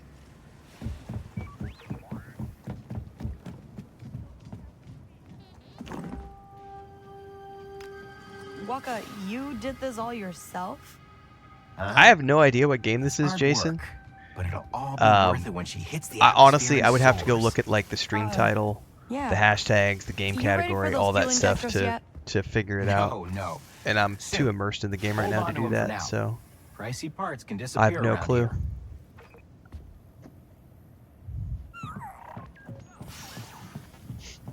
There's the workbench. All right. Modify the blaster. Yeah, we played some Lotro last night. Video went out last night after the session. That's up on. Oh, it's not out to everybody yet. That's not true. It went out to channel members last night. It'll go out to the general public on YouTube tomorrow morning. So if you are a channel member on YouTube, everybody already got access to that video. One of the perks. But that's uploaded content versus live content. All right, we are installing the ion burst.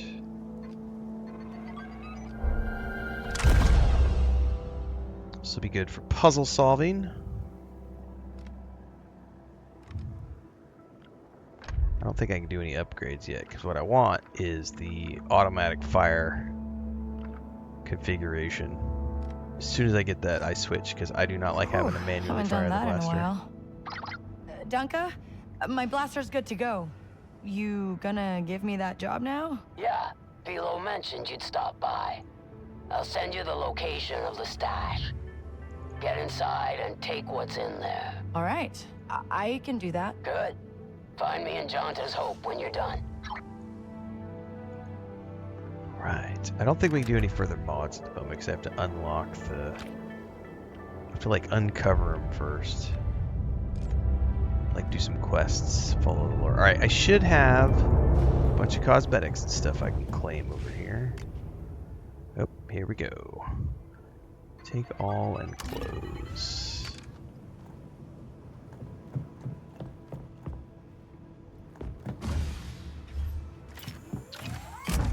Yeah, look at all that good old-fashioned cosmetic gear popping up. Alright. Also paint jobs for the speeder and the ship.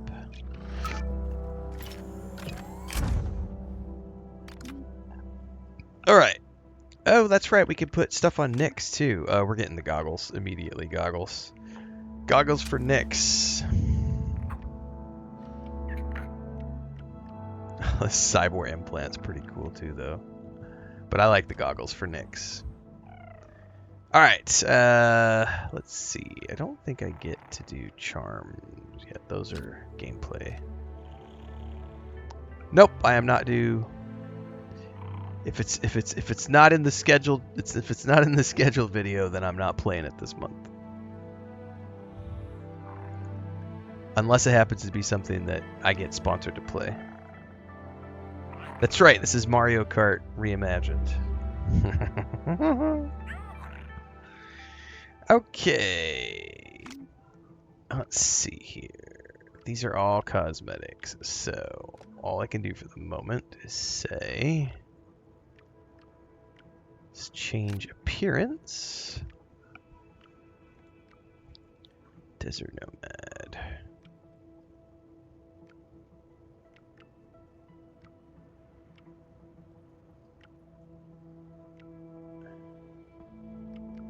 I don't know, I kind of like her existing jacket. How about gun belts, though? The Desert Nomad belt's not too bad.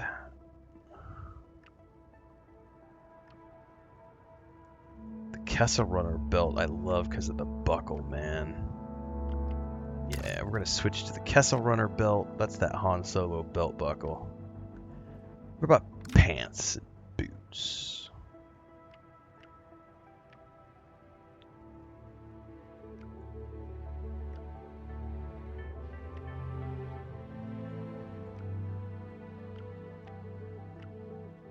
I like the Kessel Runner pants and boots too. So, do I really want to keep the original jacket with that? What does this look like? Yeah, I don't really care for that.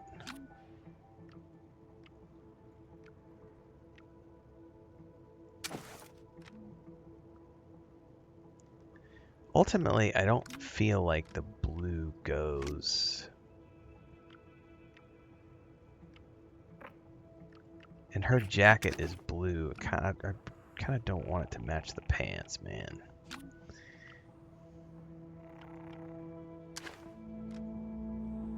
That's not a bad look. I could dig that. Let's do that for a little while.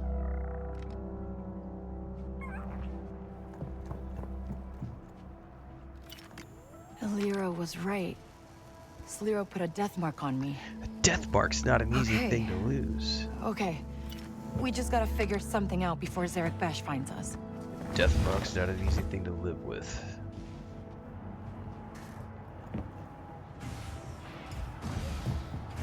No, I will not watch the original trilogy again right now. I do not have time.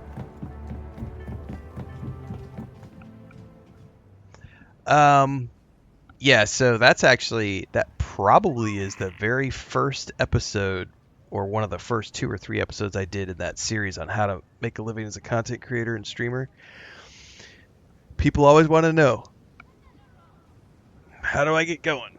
Should I be a variety streamer, or should I be a niche streamer? And the risk you run, there's pros and cons to both. Like, there are definitely pros and cons to doing the route that I took, which is variety streamer. But it is far safer in the long run, even though the growth might be slower, because you are not putting all of your eggs in one basket.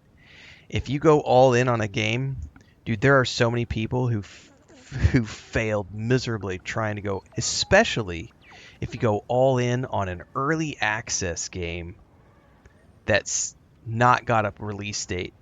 Like, that's a risk.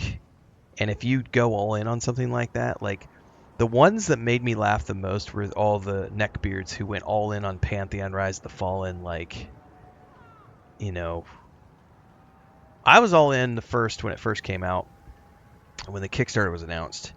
And I even went and was the first community manager. I went and worked there for a little bit. I didn't work. I volunteered. I did about 3 months as their community manager lead. And then I sent Brad and the team, I was like, hey, you know, I don't mind donating a little bit of time, but the Kickstarter just happened. I want money. And they were like, we'll find somebody else. And I was like, good luck with that, because I'm not going to work for free. You know, I don't mind donating a few months of time. But now that you've got the Kickstarter done, you know, and you're making $150,000, $200,000 a month from the website, you know, we need to share the love. And they didn't want to. And so I went off and founded my own game studio at that point in time. But there were so many people who went all in on that and spent $10,000, $15,000 on pre-orders. Chronicles of Illyria as well. And one could say that technically Pantheon has an early access, but it's been 12 years or whatever.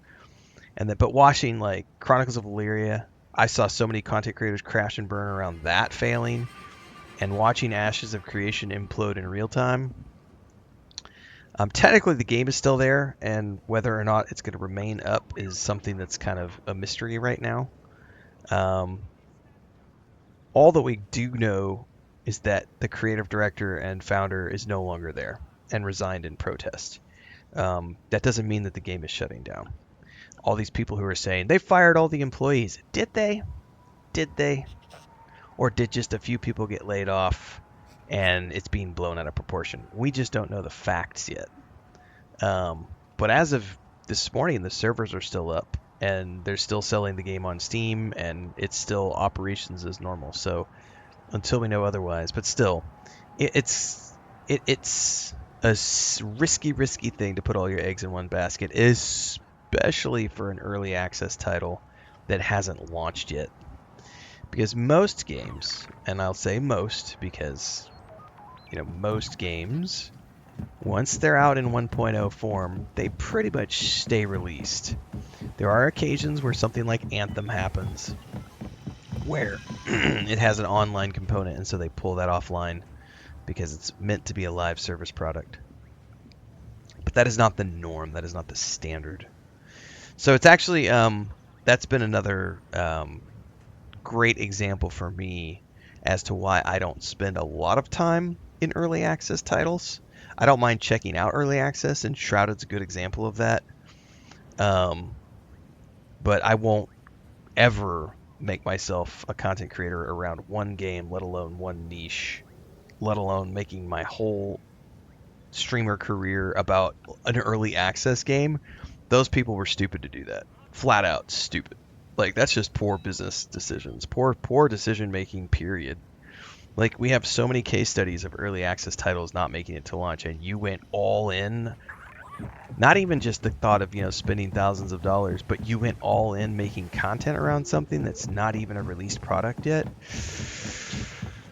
That's a you problem. Big you problem. Sorry, no sympathy. You looking for Anyway, that's why I have that in my... So I have that in that first episode, or one of the first episodes. Yeah, if you're only 5 days in, you can reset. But there are people who are 3, 4, 5 years in.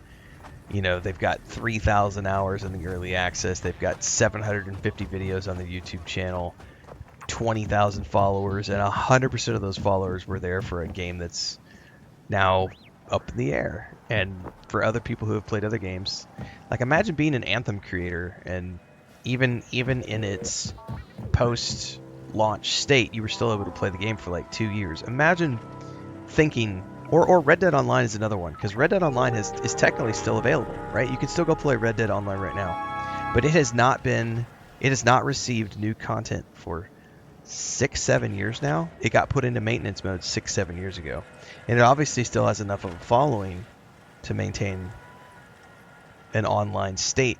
But Rockstar could pull that game at any point in time, and no one would be able to say anything. And if you had gone all in as a Red Dead Online content creator off of something you knew was in a maintenance mode state, that's a you problem.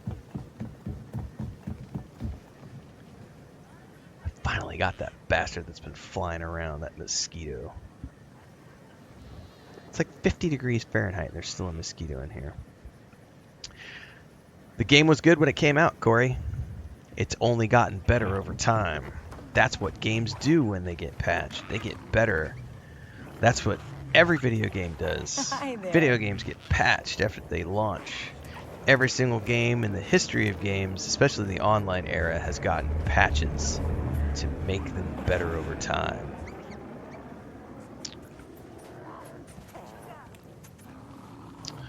Fast Track says Ninja said it best once he got bored eventually of Fortnite and changed games once and lost a lot of followers. Yep, you have to go variety if you want to survive long term, in my opinion. You can do all in, but if you're going to go all in, I would just say it's better to go all in on a niche as opposed to all in on any specific game, because going all in on any game is a risky venture, because if the game goes belly up or the company goes belly up, my vertigo. Okay, this is bad. You're screwed. So you really do need to spread it out as much as you can.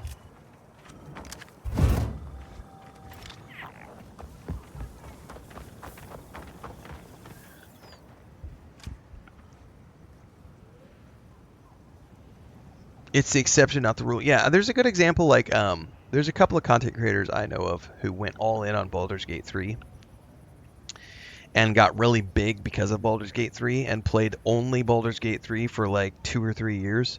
But even those people, I have seen them start to branch out in the last like 8 to 12 months. Like, they have finally reached the end of like the Baldur's Gate 3 gravy train, and so now they're off playing like Divinity Original Sin 2, which is a Larian game. So they're still staying within that Larian CRPG turn-based game niche. Another good example Well, I mean, so I just think that's a good example. You also have a lot of like World of Warcraft creators who got really big with World of Warcraft and then decided they wanted to play other things. And when they made that switch, they lost a ton of followers. But initially got really successful and made a lot of money off of being World of Warcraft content creators. Fortnite, Ninja's a great example of, was it Halo? He did Halo first and then went into Fortnite. But it was Halo, if I remember correctly, was when he originally got famous. Oh shit, I'm 2 hours in, guys, and I have yet to take a break. So I need to go stretch my eyes and actually get up out of this chair for a few minutes. So we're going to take 5. It was not unplayable when it launched. I have a playlist from when the game first launched. So to claim that it was unplayable means you didn't actually play it. So, but I have an entire playlist from when the game first went live. Had a great time. Played all the DLCs as well. Yeah, I'll be right back. Quick commercial break, everyone, to celebrate and give thanks to all of these amazing people who keep me on the air full time. Really appreciate the support. All you got to do is join as a member. You get access to private videos. You can also do super thanks on any upload or super chats and stickers on any live stream or premiere you see. And beyond that, don't forget we're multi-streaming over on Twitch now, so you can support over there as well. Thanks so much to everybody. Let's get back to the video at hand. I totally just went and got a scarf. I went outside. It is freaking cold for where we live, man. And there's a wind blowing in. It's like a humid, wet wind.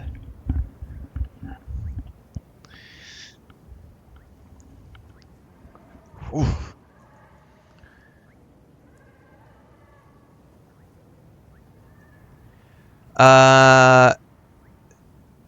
No, I'm talking more refined. Like, I'm going to become an FPS player, so I'm going to only play games like Call of Duty, those types of things. Or I'm only going to do Battle Royale, so it's going to be Fortnite, Apex Legends, Warzone. I'm only going to do Battlefield 6, Call of Duty Modern Warfare. Like, there are people who have like gone really niche-y. I'm only going to play turn-based RPGs as a niche. I'm only going to play puzzle games. I'm only going to play indie, crafting survival games. Like, there's niche. Like, MMORPG is not really it's not really that refined because there's lots of MMOs out there. What's up, Blue? Good morning. What's up, Silver Lining? Any plans for Karn? I did the demo for Karn. I liked everything it has. But ultimately, I just kind of looked at it and went, I don't think that I have... I didn't get a big enough reaction from the demo for that to be something that I considered wanting to play live. Because I just don't think I'm going to get enough traffic out of it for it to justify me spending a lot of time on it. I had fun with the demo, but that's something I would play in like the afternoon slot when I don't care about the views and it's in between the other 5 things that I know are going to get me good traffic. Like, that's one of those games I would play because it's super niche. And like Jusant. Jusant was another climbing game that I did. Do you know how many viewers watched me play Jusant? This is going to blow your minds, guys. And Jusant was like 3 years ago, maybe? When did I play Jusant? I'm going to go look this up really quick. Because I have done that before. Played super niche titles. I played Jusant in November of 2023, so just over 2 years ago. Anybody want to guess how many people watched me play Jusant?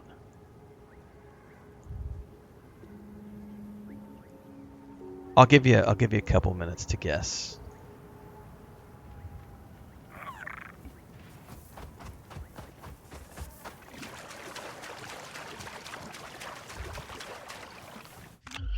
Six people watched me play Jusant. 6. Total of 6 people watched me play Jusant. That was in between YouTube and Twitch. We were multi-streaming at that point. 6 people. I can go back and look at the playlists from YouTube and like, let's see here. One of the streams I'm looking at right now, 52 total views on one of the streams.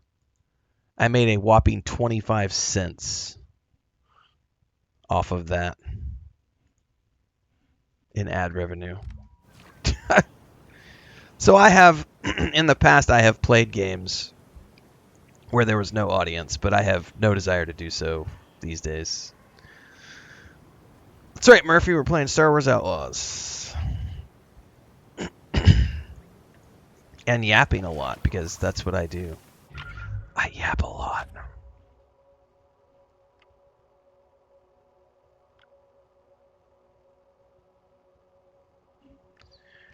Alright, geez, we have so many tips here.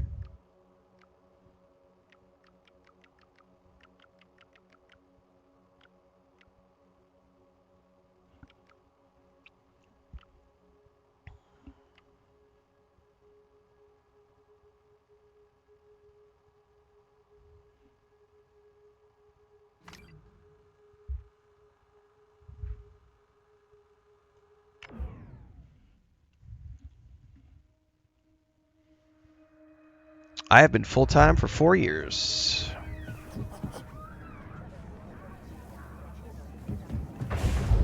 Coming up on 5. The start of our 5th year is on February 17th.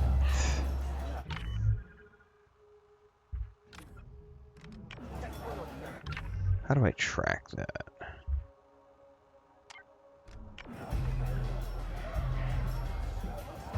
Somewhere under a table here.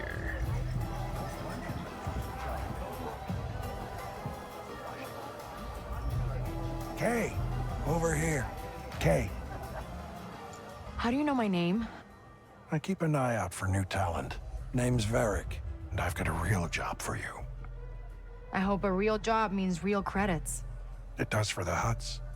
The Pikes are muscling in on Jabba's creature smuggling business, stealing his buyers in the core worlds. Find out who they're selling to, then take out their factory farm. Half up front or no dice? You'll get paid when you deliver. That works too.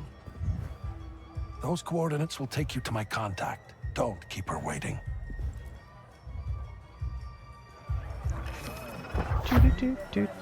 Alright, we still gotta find the table where this is located. Whoa, okay. Hey, looks like you were... Oh, what was the name of the horse? Because we could bet. Look at this! I won! What are you doing? You want to get more? I hit the jackpot! We're rich! We're rich, bitch!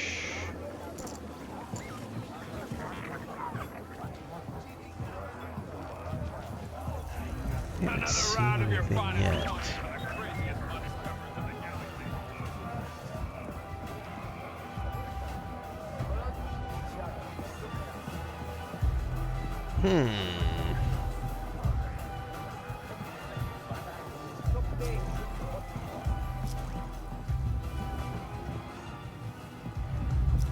Aha! What are you doing? Nothing.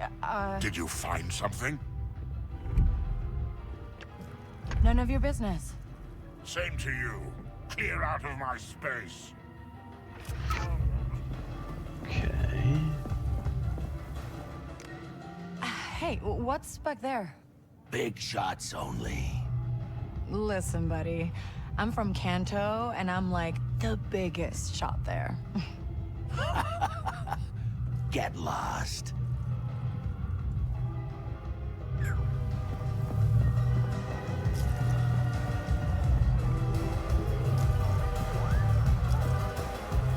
Alright, I gotta go hand this in.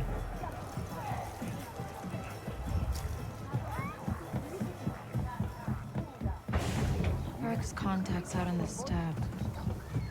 Feel like going for a ride next?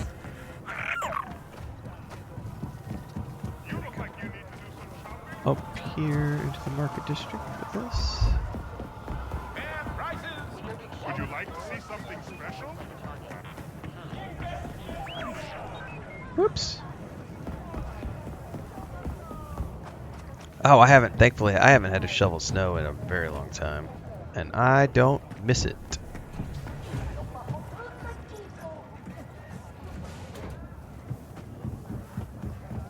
It's gonna be up top. Bet it's up top.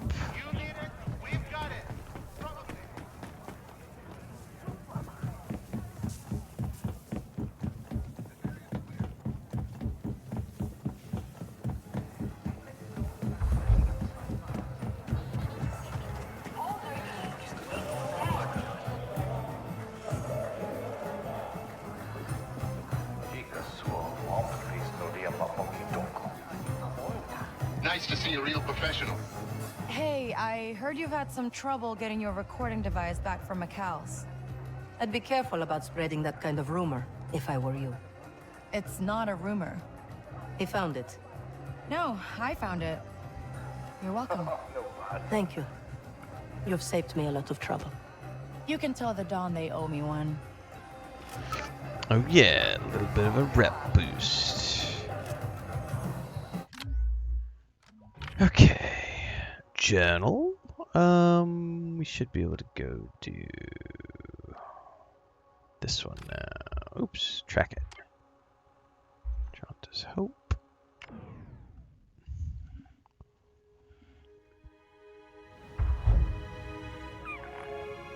There was a time when I lived in Colorado, 12 years, and the worst was living up in Steamboat Springs for a few years and working construction and having to get up every day at 3 o'clock in the morning to shovel the truck out because it would snow. We had one winter where it snowed. Like over the course of 2 months, it was like a frickin' 2 to 3 feet every day. It was a long time. And I had to get out early because the snowplow would come by at like 4 o'clock in the morning, and if you didn't have your truck or your car moved off of the side of the street, the snowplow would just come by and plow you in. And so I had to, because I would, supposed to be on the job site by 6, but I would just end up getting up 3:15, put a pot of coffee on, go shovel my truck out for 30 minutes, get it turned on, come in, grab some coffee, have a quick bite, and then I would just drive down the mountain and just take my time, get to town about 5 o'clock, go to McDonald's, grab some breakfast, hang out for a bit, and then eventually make it to the job site about 5:45. I don't miss a day of that shit.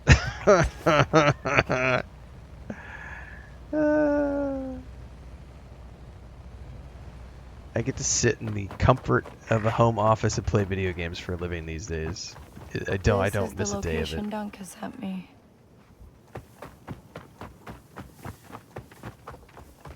This is by far probably the second best job I've ever had. The best job I've ever had was what Chris and I, and we are very blessed to have done that for the years that we did it. But traveling for a living was a really cool gig. But the thing I don't miss about traveling is like airports, and I don't like the act of travel. Like, I love going to destinations, being on site, doing the cultural thing, restaurants, archaeology, working with tourism boards, working with hotel chains. All that stuff is super fun. But the dealing with the travel aspect was the shitty part of that job. It's the only shitty part about that job, to be honest with you, but it was just dealing with the travel. And it's only gotten worse over the years in terms of how chaotic travel is these days. But even in that career, like, the worst day would be a day when you had like a 12 to 15 hour press tour. And so you were on location with someone, guiding you through what you're supposed to be doing.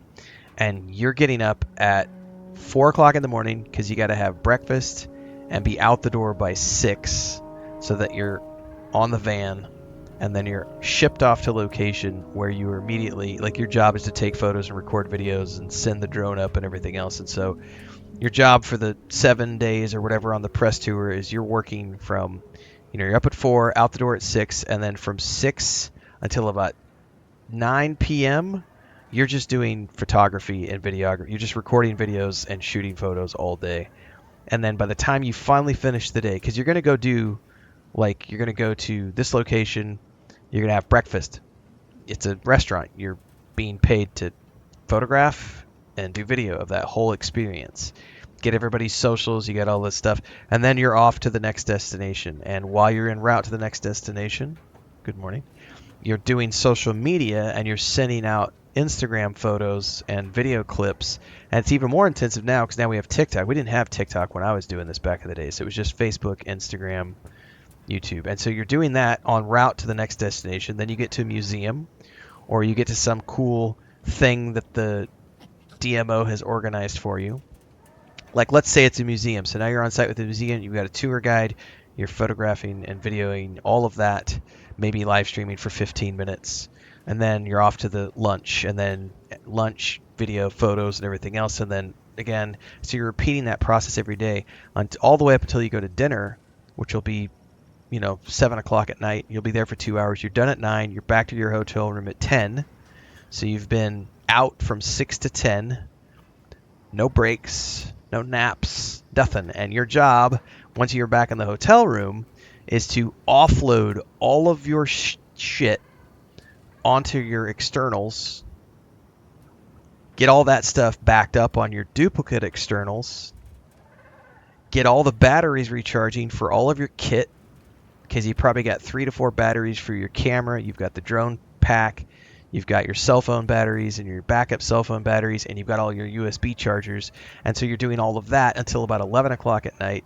You finally get to sleep about maybe midnight, 11 o'clock midnight, and then you got to get back up at 4 or 5 o'clock the next morning and do it all over again. And you got to do that for about 7 days in a row, 5 to 7 days for the press tour. It's work. I mean, and then when you get done with that, that's when your contract begins, where now you're contractually obligated to produce 10 articles, 50 finished photos, 5 videos over the next 3 months or whatever it is, the period of time you're working. But I loved traveling. This is the second best job I've ever had. Like, playing video games for a living is not difficult, but I love traveling. And even the worst day, when you're doing like a press tour and you're tired and your finger hurts because you've been pulling that camera trigger all fucking day, and your wrist hurts from holding the camera, and like you're worn out because you haven't slept, but you've eaten 5-star restaurants, you've gotten to go to a Michelin star place, you've been wined and dined, you're staying in a 5-star resort or a really bougie bed and breakfast where you get spa treatment, as part of the press tour. That sort of stuff is really fun, and you're getting treated like royalty the whole time. But it is work. And then rain, snow, sleet, or shine, like, you got to be out there in the element. It doesn't matter if it's hot or cold, you're on contract. So you don't get to have food poisoning. You don't get to be sick on a press tour. You shut the fuck up and make it work. And I've been on a trip before where I was literally had a bad reaction to some of the food we had. Not because it was bad food, but it was just too rich for me. And we had done it's the 4th or 5th day of a press tour. And I had just been eating too many different things. And I had a reaction to just too much stuff. And I was up all night, just both ends, having a horrible night because my body was just like, dude, what have you done to us? And just rat. And then the next morning, on like an hour and a half of sleep and just a horrible evening, I had to go back out, and we're on like day 5 of a press tour, and I got to put a smile on my face and still take my 1,200 photos and shoot 5 hours of video and be happy. And dude, it's rough. Talk says I worked in the oil field, 2 weeks on, 1 week off. That's another example of doing a rough job. Yep. Yeah, this is a luxury compared to anything I've done in the past. I mean, but travel was always I loved traveling, and There we go. one day we might go back and do it again, but it's not high on our list of priorities. I got to do everything on my bucket list, which is a thing that not many people can claim. Crystal wants to go to Japan and Egypt at some point, but we made a conscious decision to buy the homestead I'll and just take load up these with then. animals, and you can't travel when you have animals, so we are locked into this.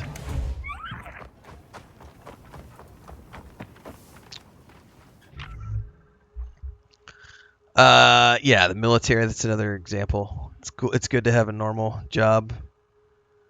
Luce, that sounds like being a Marine PT when you're still drunk. Yeah.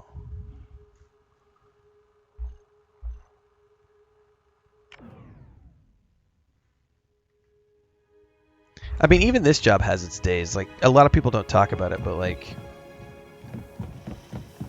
I had to get glasses this year. Do you know why I had to get glasses this year? Because I've spent the last, however many, it's just 12 to 14 hours a day in front of a computer screen.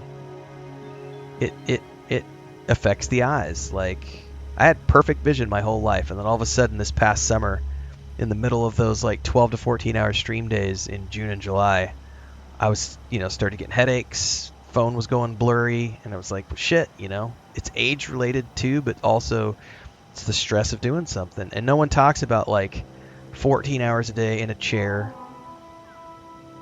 clicking a mouse button, doing video editing, the thousands of word a day you write to do all the video descriptions and thumbnails and all the social media and the commenting and replying, and it's a job. Like, most people only ever see things like, oh, he got paid to do a sponsored stream, or he got flown to an event, or, oh, how lucky is he because he got a free key from the company. It's like, bitch, I worked my ass off to earn these things. Like, no one ever sees the hard work that goes into it. It's the same thing when we did travel. People would look at the photos and the videos and be like, oh my god, you're so lucky. You get to spend, you're getting to spend the night in this 5-star place that costs like $3,000 a night. Oh my god, you're going to a Michelin star restaurant. You're so lucky. And it's like, there is no luck whatsoever involved. It is the accumulation of thousands of man hours, tens of thousands of photos, thousands of social media posts, thousands of blog posts, thousands of newsletters, years of hard work, of next to no money. Yeah, that's why I take a lot of breaks, Dribrom. We get people who make fun of me for taking breaks, but I try to take a break every hour and a half to 2 hours, and I go do some jumping jacks, push-ups, squats. I go outside, stretch my eyes, do a walk out of the house. I take a long walk every single day down to the river. Slowly getting back into shape now that my leg injury is healed up for the most part. I go do pull-ups at the park and lunges 2 times a week. I've got exercise bands that I use a couple times a week. Not in great shape anymore, but I am, I do what I can, because just sitting here and not doing anything is really bad for you. Ah, strong wind.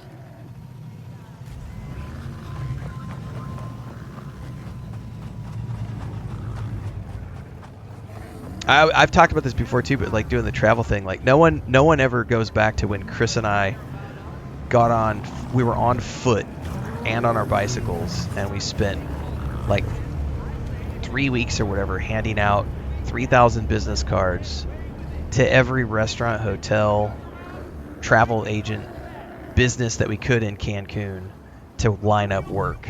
And then, like, literally, we printed 3,000 business cards and we went door to door in the early parts of our career, making no money. We were looking for clients. We were hungry for work. So we printed up business cards. We went door to door, did follow-up phone calls to everybody. And then I had my personal assistant who was living with us at the time. He and I then did follow-up emails over the course of a month. We sent out 3,000 emails between the two of us to do a follow-up. And as a result, drummed up like 2 years worth of work. And then got in the front page of the newspaper in Cancun because I got invited by the local city government to come speak on social media because I have, you know, and that launched my speaking career. Like, no one sees the hard work that Chris and I did in the early days when it was just the two of us, and we were out there in like 95-degree heat, literally walking around the streets with sunscreen and hats, and then on our bikes, like Jehovah's Witnesses, just going door to door, tap, tap, tap. Hey, I'm a photographer. Would you like me to do photography for your business or shoot video? Here's my business card. And then a week later, hey, you remember me? Do you have a chance to think on it? What do you think? A month later, hey, remember me? You said no the first time. Are you still a no? Like, let's talk about it. And then you negotiate price, and you know, no one ever sees that shit. You're so lucky.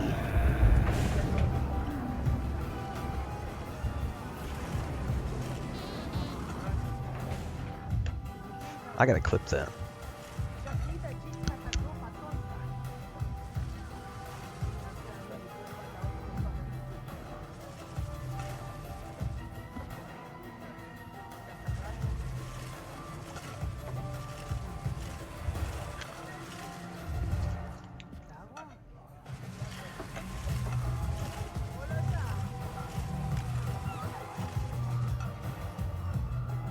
Dunka, hey, here's what I got. Some sort of tracking transponder.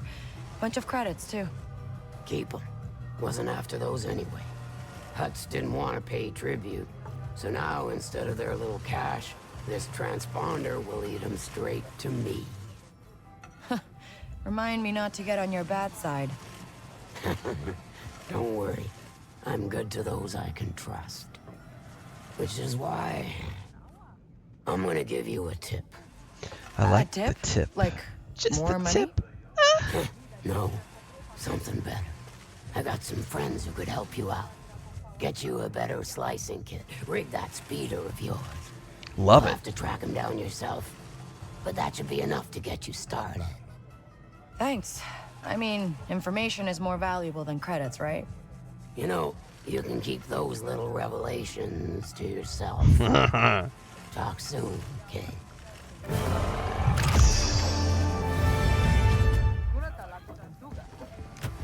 Hey, I'm looking for someone who can rig my speeder. Trouble with the winds, huh? Is it that obvious? Silo Rovak is the best bike modder on this side of the Hydian, but she's not keen on strangers. That's okay. Neither am I. She hasn't been around lately. Maybe her friends in Kadua know where she is. Kadua. Yeah, anybody in professional Yeah, sports, that's, Just outside they live it. Morgana. Like, if you want to do something, Fishing settlement. Right. you do Wind it. fishing. Like, you live Obviously. it.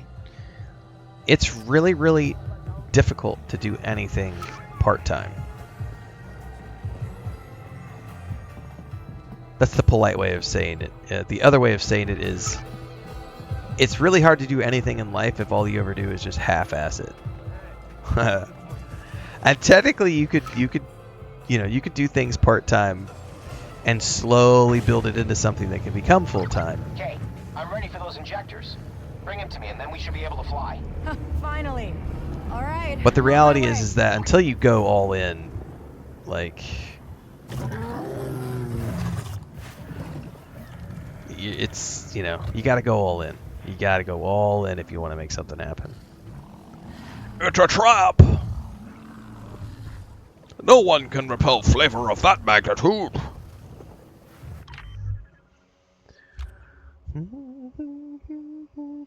No, I do not want to do that quest or that quest. I want to go get the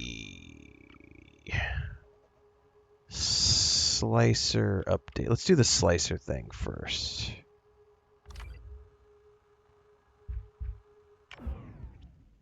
Speeder upgrade we can do after the fact.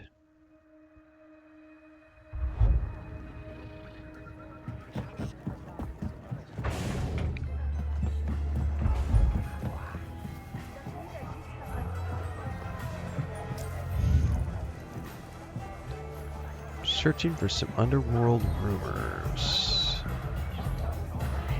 Which means it's probably an eavesdropping opportunity. Or a data pad.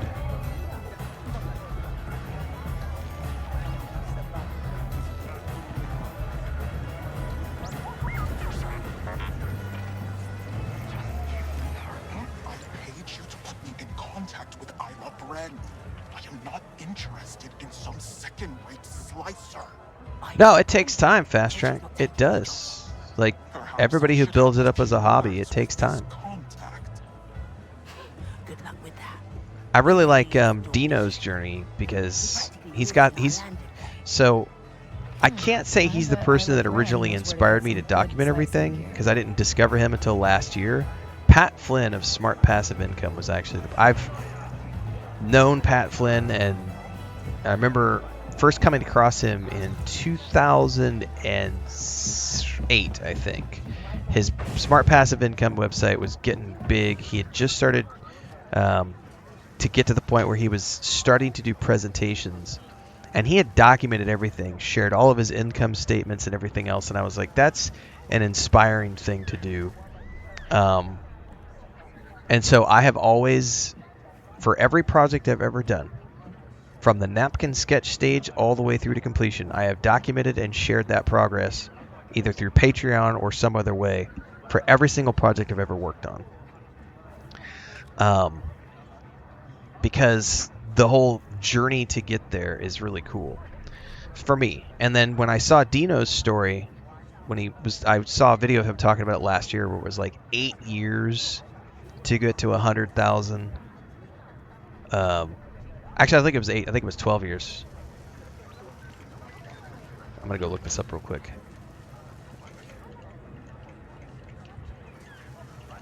I think it was 12 years now. 16. Wow, yeah. Took him 16 years to reach 100,000 subscribers on YouTube. And this is all documented. Like, he was working part-time in like the wine industry and making content there. But his gaming channel, it took him 16 years to reach 100,000 subscribers on YouTube. Starting in 2007 and reaching that milestone in 2023. Averaged 6.1 videos a month over a 16-year period of time. And then when he hit 100,000, it then jumped, and over the course of like 2 years, he was able to get to a couple million and his Instagram account. But it was 16 years to get, but once he hit 100K, that was the breakthrough moment for him, and everything just sort of exploded. But 16 years of working part-time on a gaming channel. That's dedication. So, nice, Napier.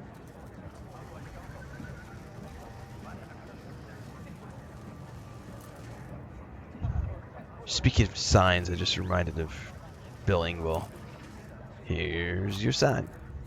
How many hours am I into this game? Oh, none, because we just play on this for funsies right now.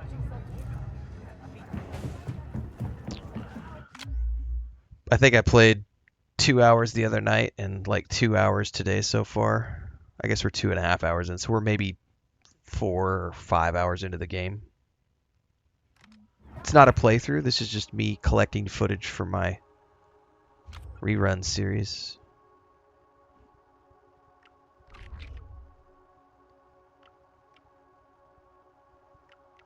Okay.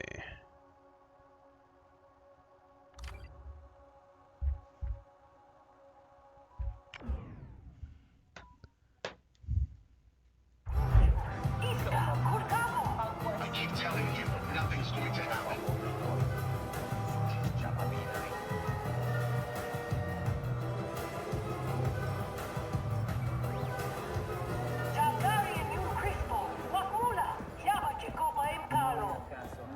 Keeping busy? Watch it.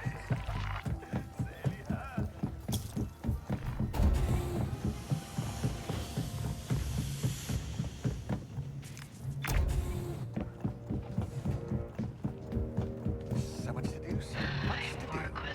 Hey, do you want to see the good stuff? Hey there.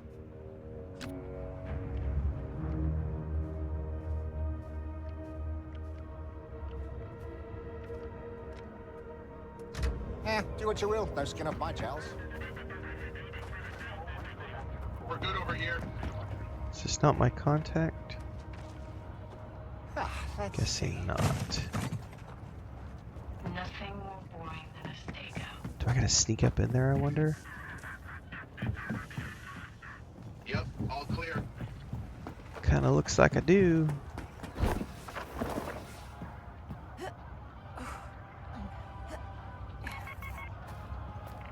Oh, it's that guy right over there. I vaguely remember this now. Bill retired finally? I was not aware.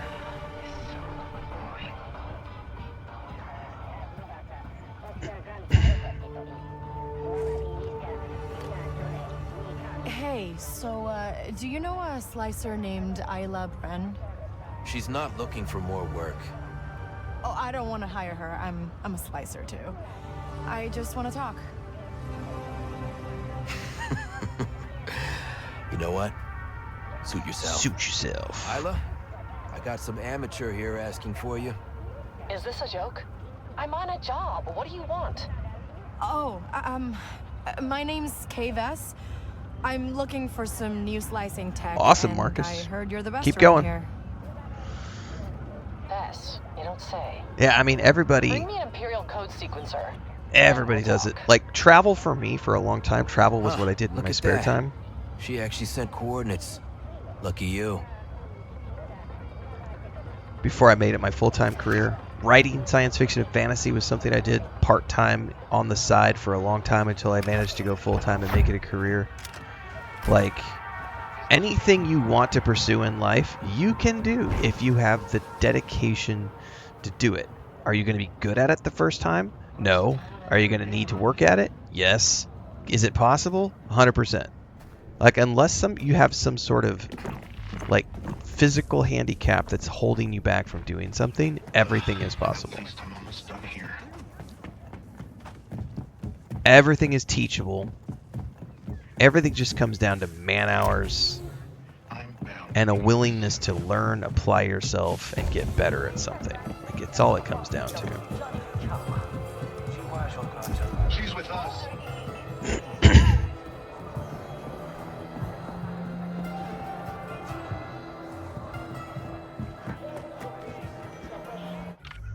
I remember when I met Chris, she had no social media presence. She didn't own a computer. She was working in hotels with her sister. And she met me. She wasn't even aware of like all the opportunities that the internet presented because it was just something that was outside of what she had grown up with. And then she got on the internet and realized that I could do all of these things. So she got a laptop. She established a social media profile. She got Photoshop, learned how to use Photoshop. She went on Fiverr.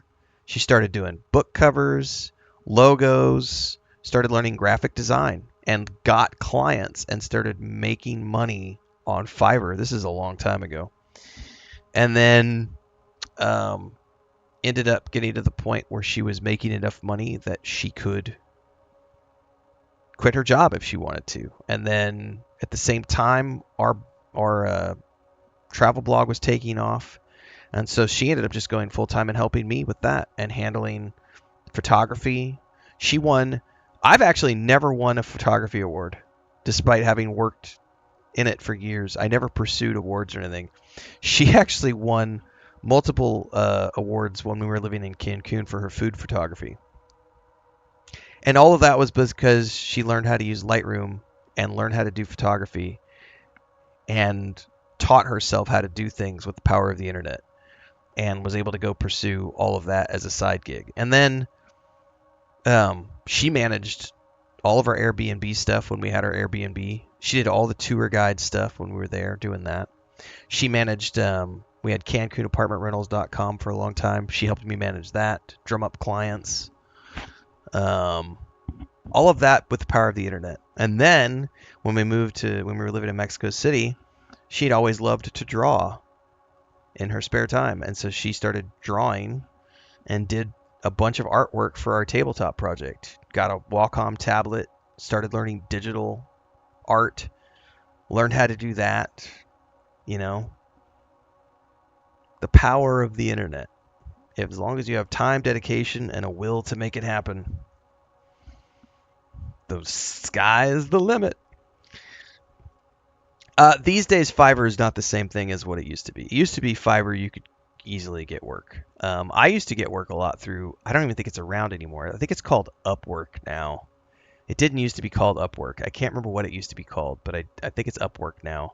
It used to be called something different. And when I started on that, it was so hard to get work. Like that was one of like 7 platforms that I used to like drum up freelance work way back. This is like 2007, 2008, because I was trying to get freelance work as a writer.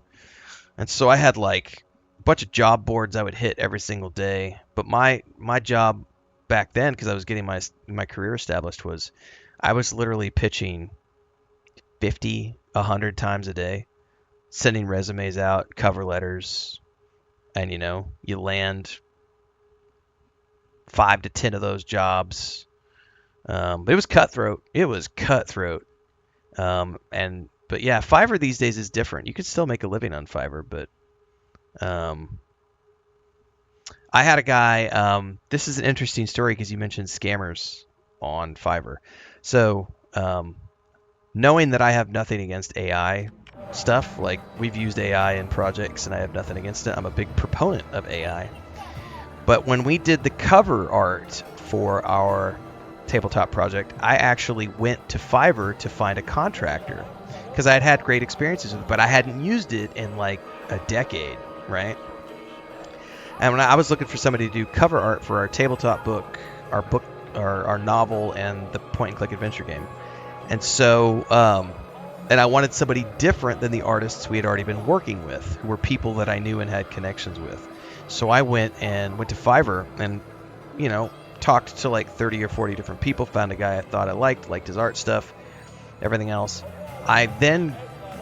We get him started on the project, and the very first shit that he sends back to me is AI generated artwork, and then like one of the characters had like 3 ears. Like he literally sent me back AI slop. And I have nothing against AI because I've used it and it's an important part of the workflow, but this guy literally sent me back images that had like the triple ears, the 7 fingers, and it's like, what do you think of this? And it's like, motherfucker, you did not disclose that you were going to be sending in any sort of AI. Had he disclosed it, I wouldn't have had a problem with it. But the fact that he didn't disclose it, I immediately canceled the project and got my money back and ended up going and finding somebody through Reddit instead. And we got a super talented person out of, I think it might have been Romania, who did the artwork for us. Yeah. AI has its place in every industry as long as it's applied right. The problem is when it's not disclosed, or if it's not, it's time and place. They're tools in the tools box, and all it is. Anybody who doesn't agree with that take doesn't understand it. It's just a tool in the toolbox.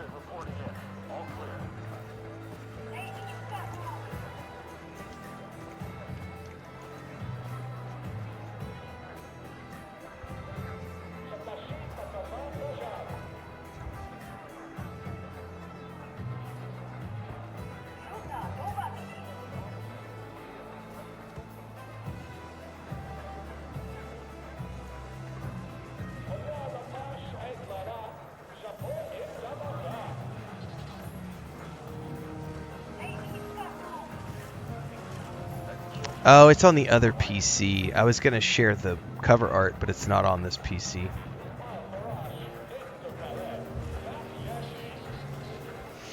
Then you've not used it enough as a screenwriter. As someone with 25 million published words in print, I have used AI for so much stuff related to outlining, concepting ideas. ChatGPT is an amazing tool for someone like me who uses it properly, the way it's supposed to be used. I can literally go to ChatGPT and say something like, hey, ChatGPT, here's an idea. Give me 50 variants on that idea. Give me 50 brainstorming variants of this concept.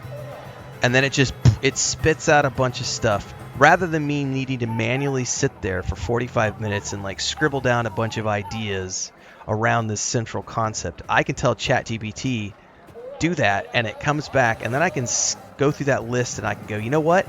I like that idea, I like that idea, I like that, and I can pull 5 ideas out of that list that become potential short stories or novels or something, or ideas worth expanding upon, and then throw the rest in the garbage because it doesn't matter. Anyone who doesn't see the power of that right there and claims that it's not a rewarding benefit and that it's not an efficient tool, you don't know what you're talking about, and you're being anti-AI from a knee-jerk perspective, because that is a powerful tool for everybody to use. Everybody.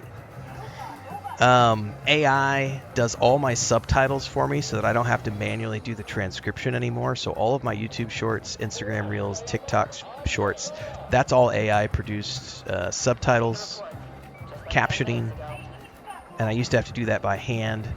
That's all done by AI these days. It is an extremely powerful tool when you use it as a tool. It has nothing to do with depends on the artist. No. It is a powerful tool for everyone. If you refuse to use it as a tool, that's a personal decision, but you don't get to say that it's not a powerful tool, because it is a powerful tool for everybody. You might have moral objections to it, but that doesn't change the fact that it's a powerful tool. That's like saying, I don't like to use hammers on my project because I think hammers are bad. Too bad. Like 99% of everyone is using hammers to do construction projects. You might not like the way the hammer feels in your hand, and you might prefer to use an air machine. Why am I blanking? A nail gun. You might prefer to use a nail gun as opposed to a hammer.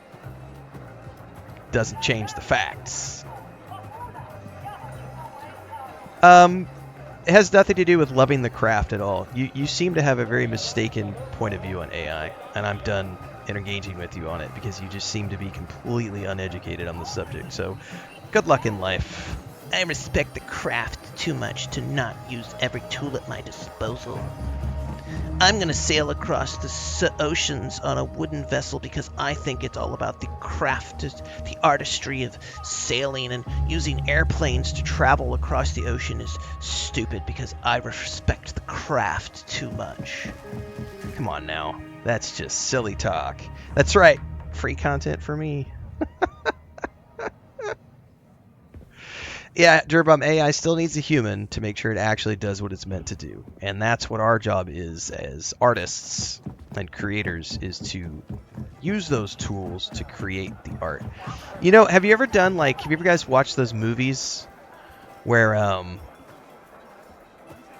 Iron Man is a good example of this. You know how Iron Man, when he's with Jarvis in the recent Marvel movies, and he's in his workshop with Jarvis, and he's got like the augmented reality layout, and he's like interacting with things in real time in like a augmented reality space.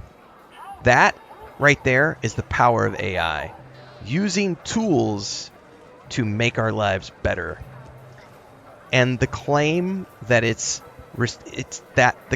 that's not worth using because, well, we're just not respecting the craft if we don't go back and do everything. Has to be, come on now guys, we got to use pencils and pens, and we got to sketch everything down on the paper because we respect the craft, and that's how we design. We use blueprints and CAD programs and spreadsheets, paper and pens. That's the only way to design something because gotta respect the craft.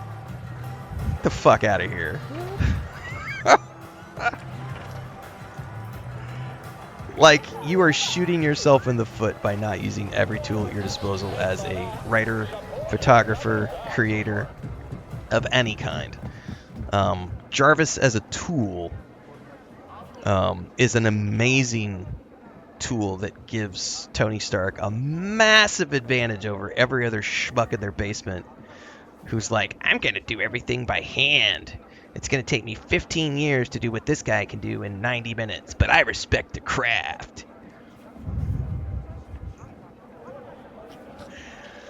I'm obviously being hyperbolic, and exaggerative for the purpose of entertainment. But still, yeah, if we never had new progression, we would all still be riding horses. Or sailing wooden ships across the sea. We would never have invented the printing press because someone out there was adamant that printing words is bad. I respect the craft of calligraphy. I want to draw every single letter by hand because I respect the craft of writing. Printing press bad. Calligraphy good. That, you know what I mean? Like, someone somewhere has always pushed back against progress. Like, there's always somebody out there that...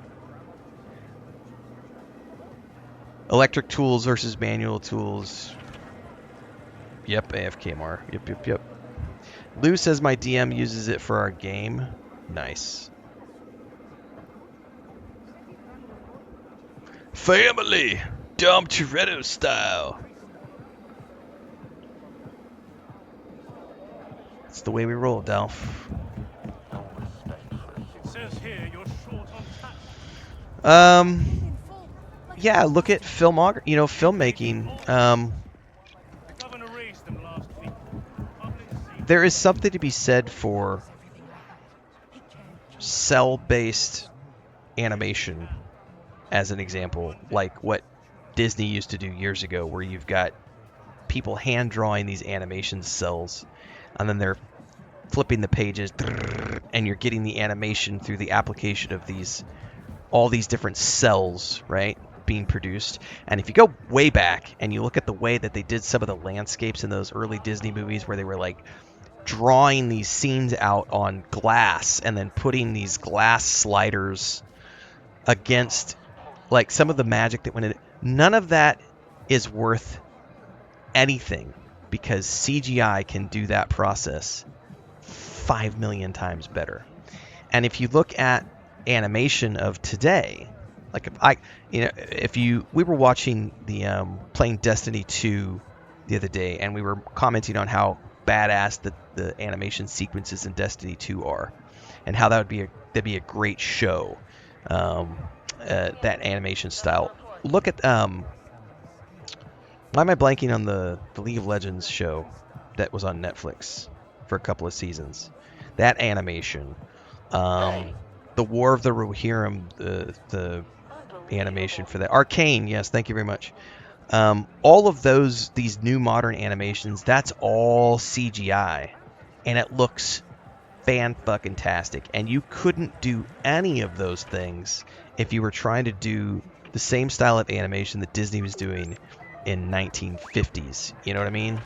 So that's the type of thing we're talking about, where AI, CGI, programming transitioned us away from that physical way of doing things into the modern way of doing things, and the art has only gotten better because of it. And one could say, well, we've lost the artistry of filmmaking. No, we haven't. It's just evolved. Like, if you want to take, good luck trying to make a film in that style anyway, because no one's going to give you money to finance a movie that way. You would have to do it as an independent art project. Because it's just not efficient, and it doesn't look good, and it's grainy, and you're not going to get the resolutions, and blah, blah, blah, blah, blah. So, that's another great video. AI is a tool.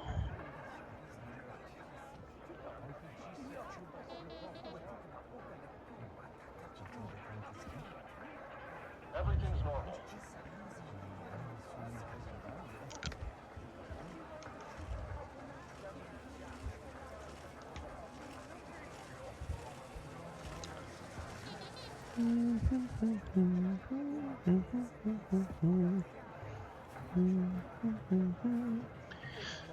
Outlaws is great. It is fun, Marcus.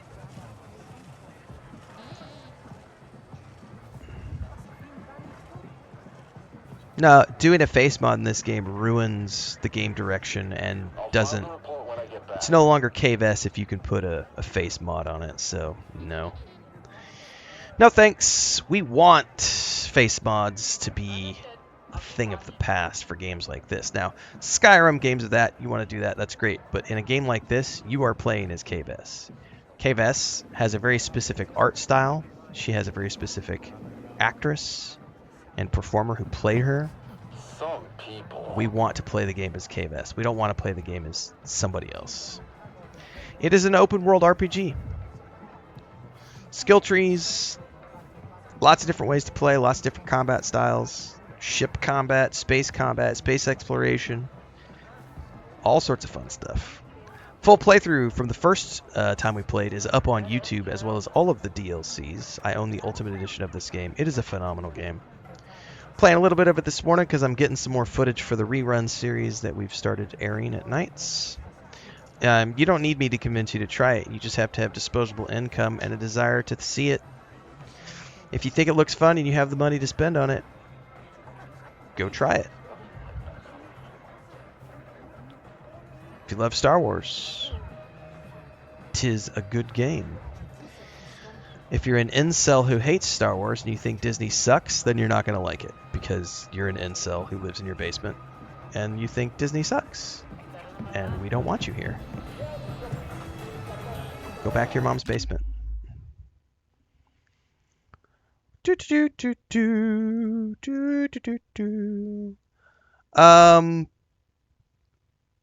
Yes, there is a big problem with that aspect of it, which is what all the writer strikes and actor strikes were about last year. Steal the code sequencer.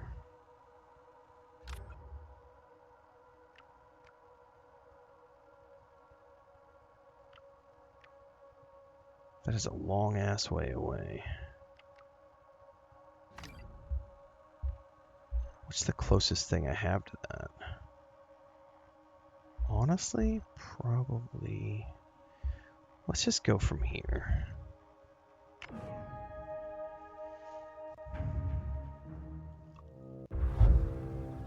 What's up, Thandar? Claymation can be good, but it's also like there's a reason no one makes claymation videos anymore. Like as an art project, like Guillermo del Toro just did Pinocchio, I think, a couple years back as claymation. He is one of a very small handful of people who will actually touch claymation because it's very difficult to make that into a commercially successful project because most people don't care about that as an art style.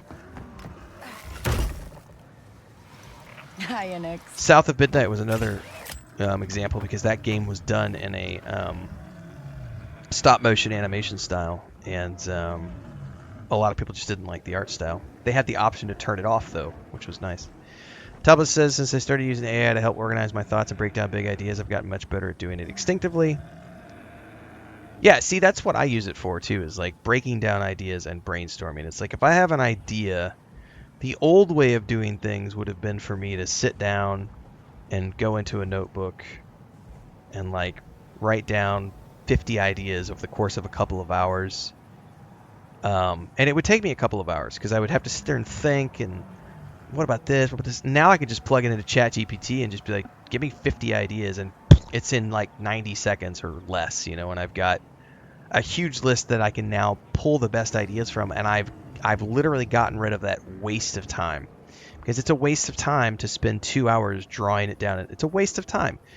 I'm not here to spend that. I'm far more interested in, let me get to the good juicy ideas and then spend the time to flesh those out.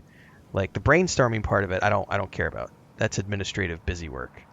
Like, give me 5 good ideas. This whole idea of needing to assemble a writer's room to pitch 50 different ideas, like, I think that has its place in a showrunner space when you're trying to, you know, come up with ideas for a multi-million-dollar show. But when we're talking about something where I'm just the only person, I'm the only creative on the project, what do I need other people for? What do I need to be wasting all that administrative time on? Just let me do it. Let me get to it.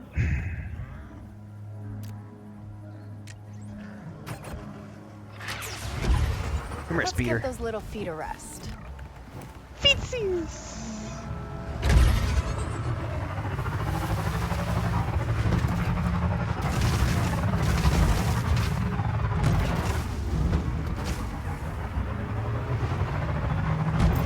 Sorry. I ran into somebody. Oh, it's time for my break. We're gonna get where we're going, and I gotta step away for a couple of minutes to go stretch my eyes.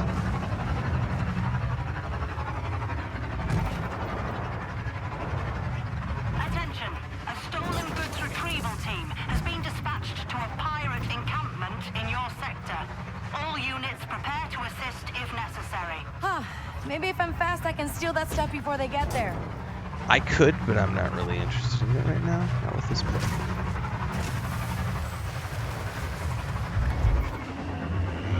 Alright, we're in a restricted area.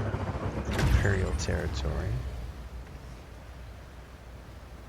We're going to want to be very careful on that here in a second. But first, I'm going to go take a break. Major Crime says, good morning, had a blast with this game, need to go back and knock out all the DLCs. The DLCs are great, man. Hondo is such a fun character. Both the DLCs were good. I do prefer the second one, though. Like, the casino heist is pretty fun, but the second DLC for me was way cooler. I'll be back in a few, everybody. Quick commercial break, everyone, to celebrate and give thanks to all of these amazing people who keep me on the air full time. Really appreciate the support. All you got to do is join as a member. You get access to private videos. You can also do super thanks on any upload or super chats and stickers on any live stream or premiere you see. And beyond that, don't forget we're multi-streaming over on Twitch now, so you can support over there as well. Thanks so much to everybody. Let's get back to the video at hand.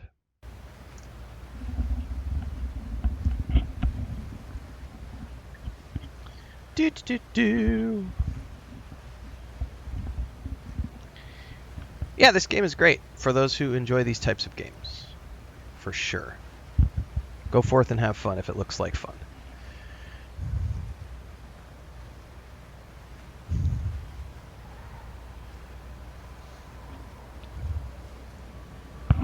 Alright, got some more coffee.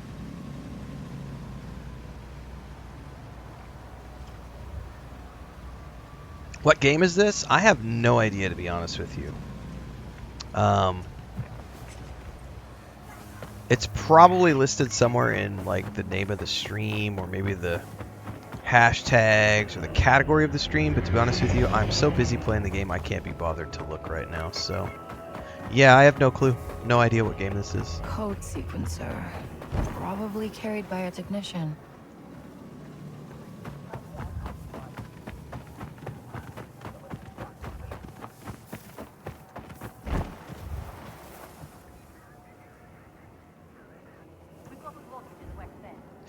Oh, I don't know that I've done a Is It Worth It in 2026 video. That might be a fun one to do, NPK. We did one for last year. I definitely think this game is worth playing. Working in syndicate territory isn't pretty. You see things. I need some backup down here. The override code isn't working. Now, doing this without getting a bounty is quite tricky. Possible, but tricky. First and foremost, I think there's two guys up top. Yeah. We arrested a fugitive a while ago who tried to use his old identicard. Backup generator is red. Recalibrating now. I don't remember the best way to do this. Keep it quiet, buddy.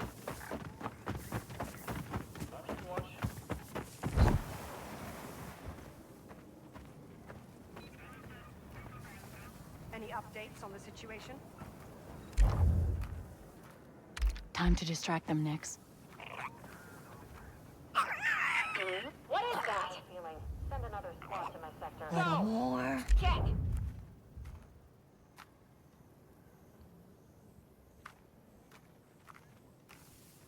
Distract him, Nix. Catch that thing! You might not want to come all the way over here. Great.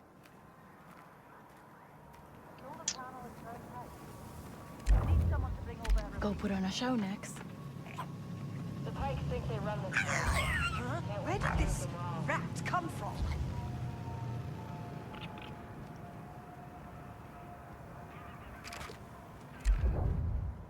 Showtime, Nix. What is that thing? Come on.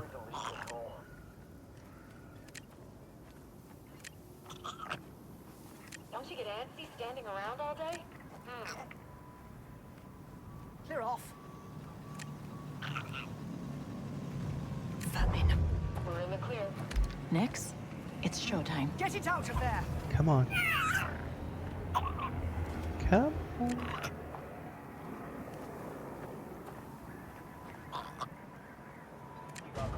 Leave me alone. It's gonna be a long night. Annoying vermin.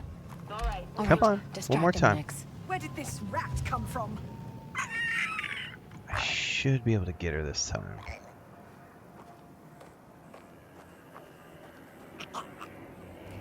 Go away.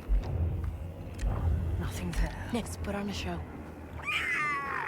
What is that thing? Gotcha. Oh no, did I get seen? Oh, I did it at the edge and got caught. Oh, this is not good.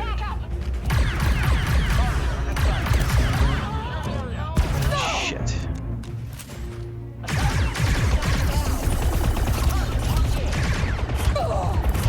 Okay, let's go. I am so screwed. Yep, I'm wanted now. TK-4212. Move in to apprehend the suspect. Oh shit, they're already here? Yeah, I did it too close to the edge and got seen. And now they're gonna call in reinforcements. No! There's no cover around here, man. Understood. Continue the search. Where'd she go?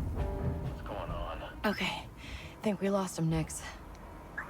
What was that? By the way, I forgot. I don't think I was supposed to take down the technician. I think I could have just pickpocketed her because I just realized it's steal from the technician. I don't like it. Let's take a look.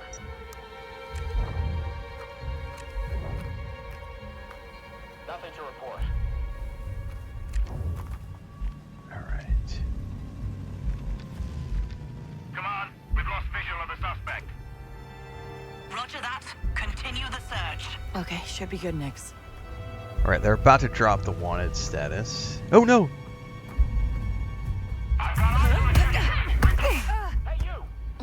There's the thing I needed. Let's go, Nix. Run. Isla, I have your code sequencer. Where do I bring it? Best, good timing. I'll send you my location. Come as soon as you can.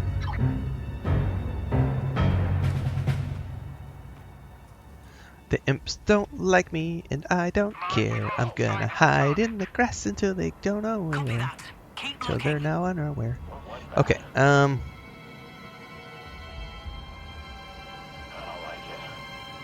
we're just gonna hide out for a minute and let that Imperial wanted status drop down, because I don't want to have problems going across the landscape. I don't like it. We could just hang out for a bit. I think she's gone.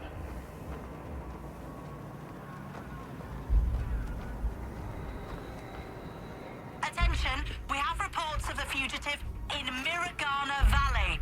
Move quickly and detain them. Nothing to report. Staying alert.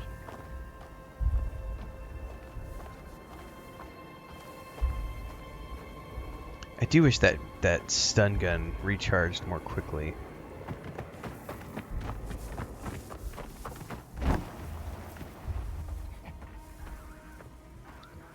How many do we have left? Do we only have the one? Target has been lost. Return to your stations.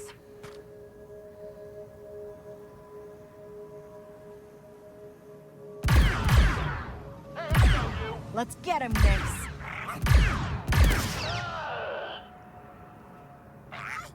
I think that's all of them.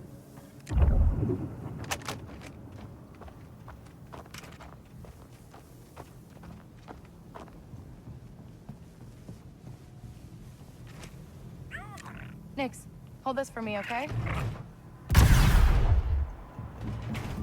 Hello. This will be like some crafting goodies. I think this is a transfer arrest. Oh yeah, hello. Nice, that worked. I'll happily take these free credits. Thank you very much. Yeet.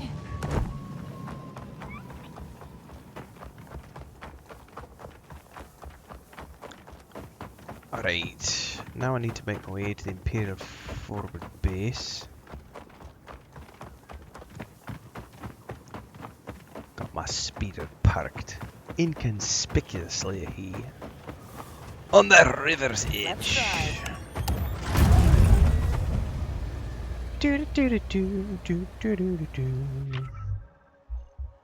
We gotta go all the way over there. It is a great game. Yeah.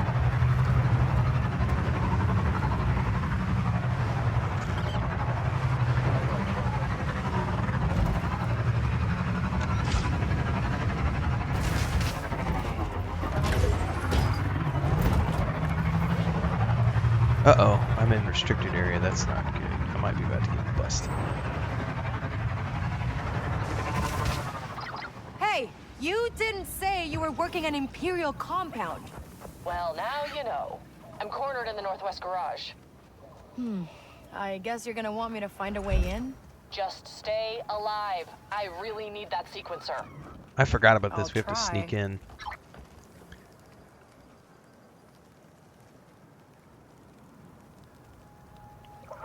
Like a good old sneeze.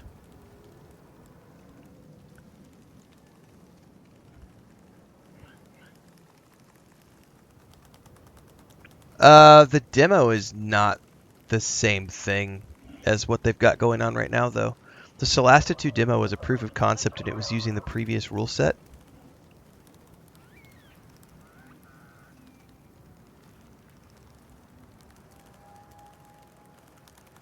I don't know anything about the new rule set at all. But they made this transition to the new rule set after the demo came out. So the early access that we're going to be starting on March 12th with Solasta 2 is a rule set that I've actually never played before. So I have no information, and I won't be able to really make guides about the specifics of that rule set because I just don't know it. I mean, I'll definitely be making guides around Solasta 2, but I won't be doing early access guides.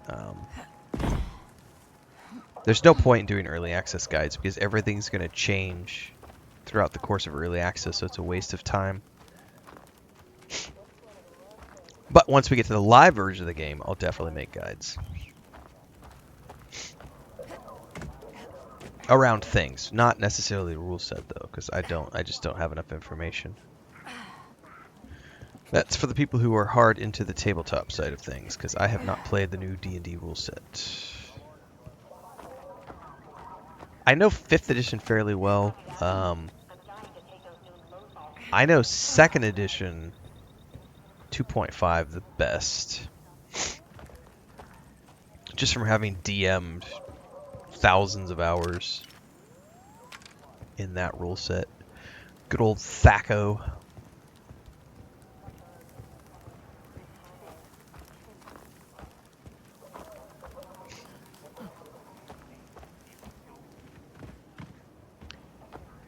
Yep, just play, and if the enemy dies, you're winning. That's why I almost always play games on story mode anyway the first time, because I don't want to have to try to learn mechanics.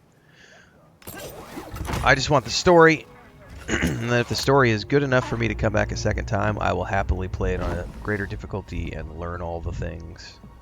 Now, where's that garage? Oh, I have the sniffles now that I did 3 back-to-back sneezes.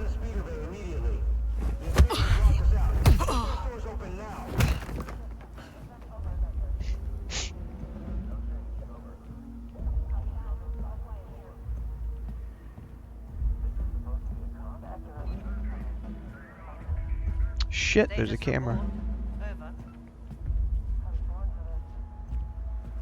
Stay away from those black market rations. An entire squad got sick.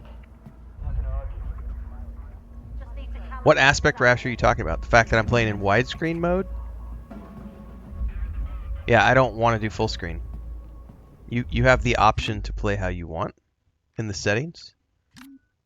So you can go in here into display and graphics and you can tell it, do you want to go full screen? I don't like full screen. Yeah, no thanks. I much prefer the cinematic, I'm watching a Star Wars movie look and feel with that cinematic display mode.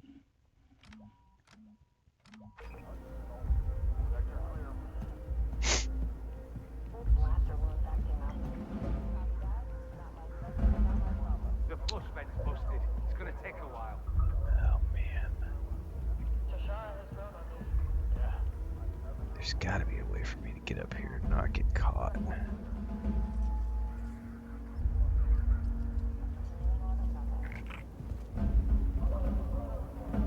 There's a lot of different ways you can get in here though. That's just the way I've always preferred, is up through the back. I think there's like 3 or 4 different ways in here. So it really just depends on what option you want to choose. This is the tricky part right here.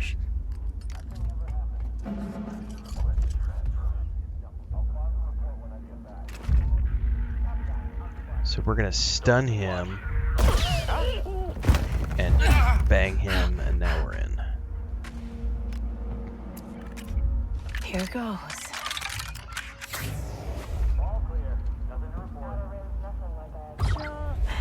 Okay, I'm in. Good. I sealed the doors. Meet me in the back room. Report back for debrief. Still clearing the flush vent. It's completely backed up. Well, even if it was a dev artistic choice, it wouldn't change anything. Like, This is unbelievable. How did she even get into our systems? No one should be able to lock us out like this. more games should make decisions like that. That's one of the reasons I really appreciated South of Midnight doing a claymation, like stop motion style of art, which people didn't have to use. Of course they changed their protocols on my last job. Isla, I got it. The voice is real. Good. Excuse I me. might actually make it out of here. Just need you to hitch that to the antenna on the roof. Antenna on the roof? Maybe. It's Plan C. We're already at Plan C? Hey, I'm having an off day. Oh, and while you're at it, keep that ship out there in one piece. I am done with this place. If I remember correctly, yeah, it's Jedi Survivor Fallen Order support cinematic. If I remember correctly. It's been a while since I played. Anytime you give me this option right here, the widescreen option, I'm always going to take it. Actuators clear, inverters stable. I just prefer this as an art style. Once people stop complaining about her being able to punch a trooper, they realize this game is great. Exactly. Or the fact that it's a woman. We already had to ban like 6 people this morning at the very beginning of the stream because they were ranting about how this is a woman. And they don't want to play a girl. They don't like women.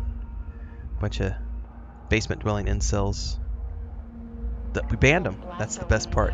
One of the sweetest part of my day is kicking a misogynist in the nuts and telling him to modernize. Get with the program, guys. Strong female characters are not only permitted, they are preferred. And if you sat and listened to George Lucas when he made his presentation last year, he literally sat there and called out anyone who claimed that Star Wars wasn't about the women. And he said, Star Wars has always been about strong female characters. Look at who leads the Rebel Alliance. Nothing to report here. Princess Leia, General Organa, Mon Mothma, Queen Amidala. Anyone who thinks that Star Wars has never been about female characters has never actually watched Star Wars. And if they did and they took away from it that this is a man's world, then they were watching the wrong film. So I was really glad to see George come out and get on stage and basically shut that shit down.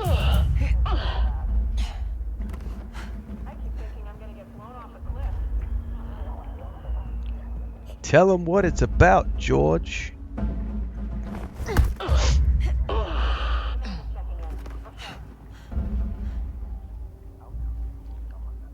I think I gotta get in the middle to turn those cameras off, if I remember correctly.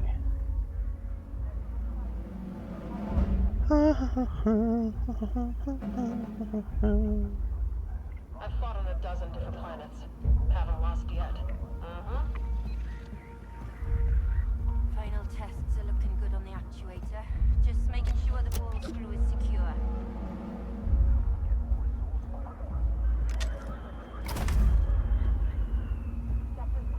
Alright. I think we've successfully gotten rid of everything we need. Can I jump to the ladder? I don't remember if you can jump to the ladder. Just one more test to be sure.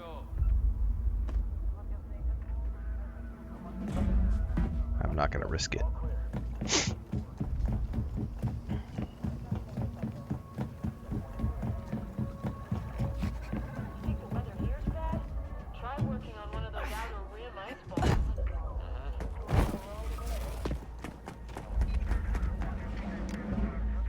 We got a D93 malfunctioning here. I need an extra hand.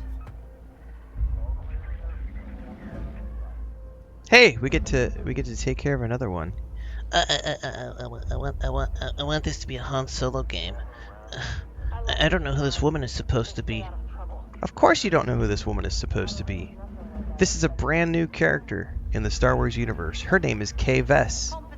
She has a companion called Nyx, and she is an up-and-coming smuggler who has had a rough hand of cards dealt to her, and she has to figure out her own way in the galaxy set during the Empire Strikes Back time. What part of that is hard to grasp? What part of that is difficult to comprehend? I think the modulator's reverted. Got to run a few more tests.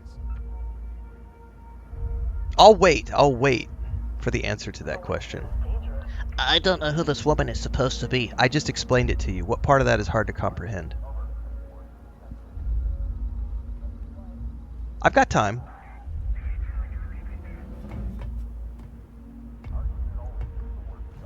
But it should have been Han Solo. But it should have been a male character. Han Solo's story has already been told.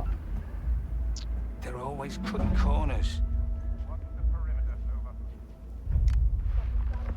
This is a brand new character. Gasp! I know, right? Now what? Kind of like Cal Kestis, brand new character in the Star Wars universe. Not bad. Didn't see a single person complaining about Cal Kestis. Of course you never played the game Task 99. You're an incel living in your mom's basement who doesn't like females. Your comment made it clear.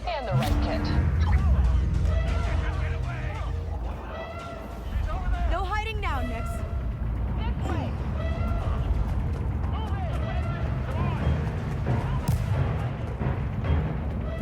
You made it abundantly clear that you don't like females. And that you want everything to be about Han Solo. Because your version of Star Wars matters more than anything anybody else might create. Very typical of the certain crowd.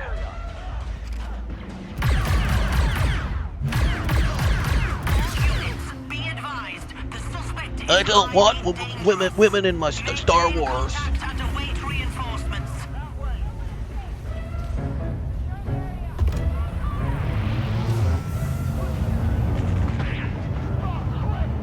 Nyx, get to cover.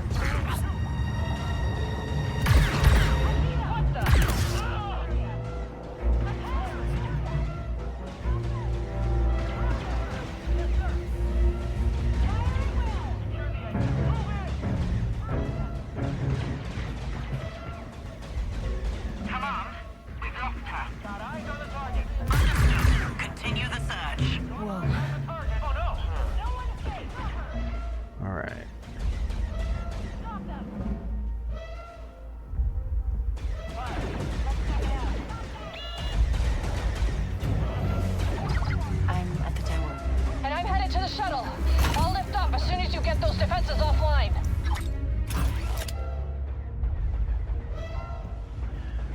Yeah, yeah, exactly. The only time they like women in Star Wars is when they're wearing a slave Leia costume.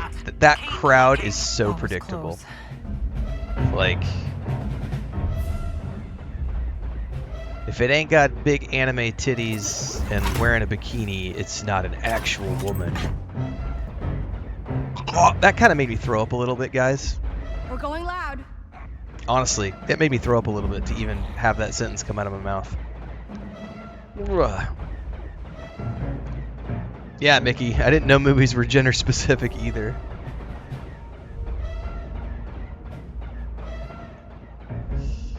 Da-da-da, gonna ban a bitch, don't want you here. You're a misogynist, we don't want you here. Stay sharp, Nix.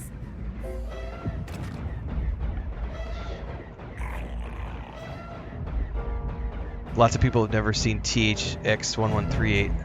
I have. It's a very disturbing, weird thing.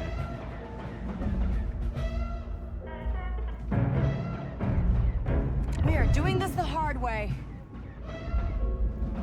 Yeah, it's because I got busy talking instead of not paying attention, and I got seen.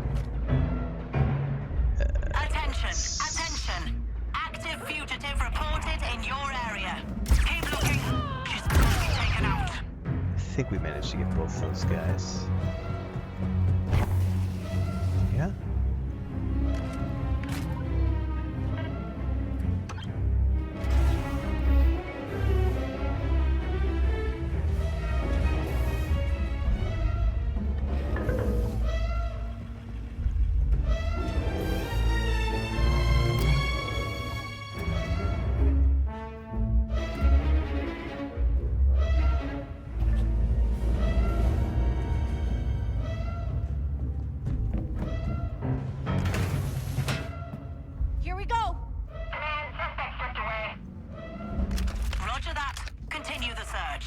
Ooh, all sorts of goodies. See something? I hear you. Alright. We gotta go up. Hey, open that up.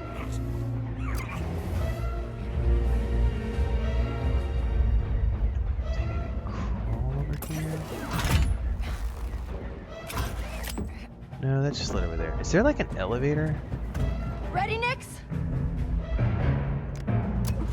That is not where I want to go. Units, the fugitive was seen at the Overlook. Engage target on sight. Didn't sound good. There we go.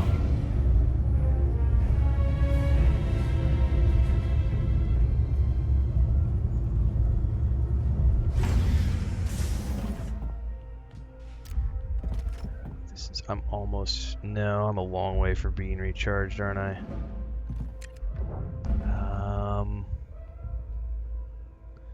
Damn it, there's no good way to do this. All right, Nix. Go get him.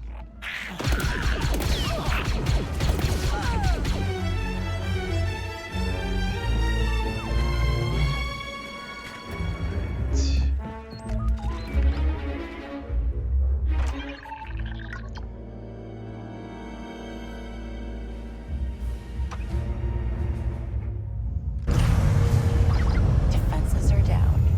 And I am off this moon. Call me when you're out of there, Bess. Understood. Continue the search. We lost him, Nix. Get ready, Nix. Alright, now we gotta get out of here. Which honestly shouldn't be too hard because we've already taken care of most of them. Should be able to go out the way we came in. We got Although this, Nix. I have a mark on me for the moment.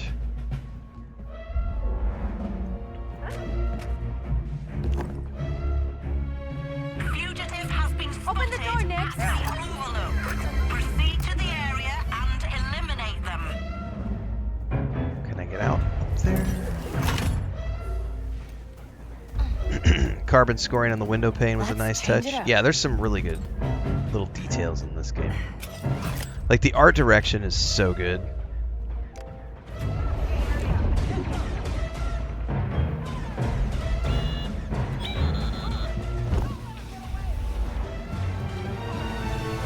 Follow my lead, Nix. Oh, can I not jump over? No! They're gonna let me get out that way.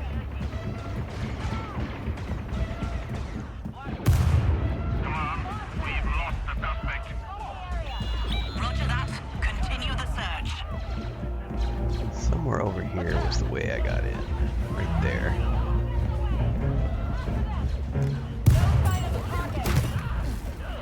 Not bad, eh, Nix? Copy that. Keep looking. In Good like job. Flynn. We lost them. They're still all back there firing away.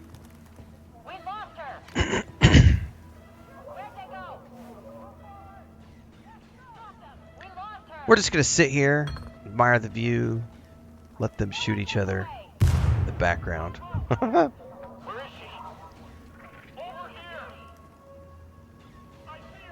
Are you joking? No, I'm not joking. Come on, buddy. Fugitive has been spotted near the overlook. Move in and neutralize. I don't think we can fast travel when we're in combat, can we? Oh, I have to completely leave the compound. Okay.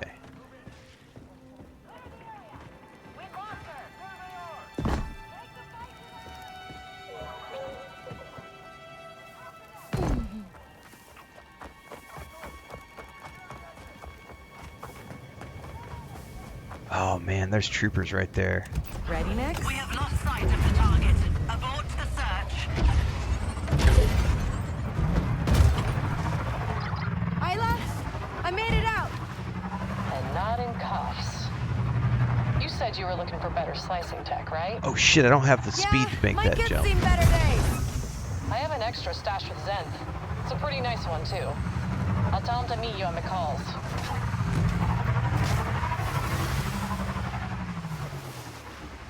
Alright, at McCall's. The gambling parlor.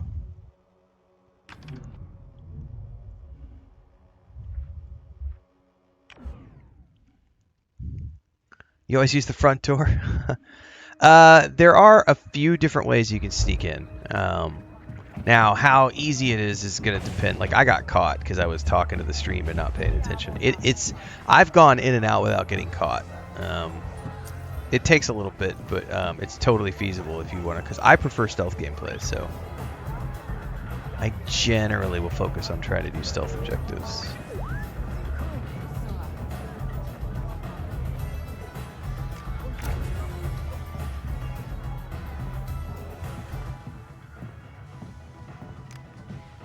So, Isla said you have a slicing kit for me. Just take it so I can get back to my district.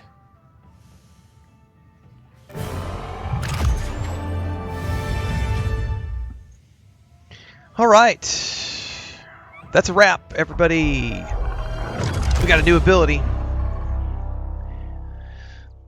Tomorrow morning, we should be starting Dune Awakening, Chapter 3. I thought it went live this morning. It goes live tomorrow morning. So assuming patch times and everything else, we'll be back tomorrow morning for some more.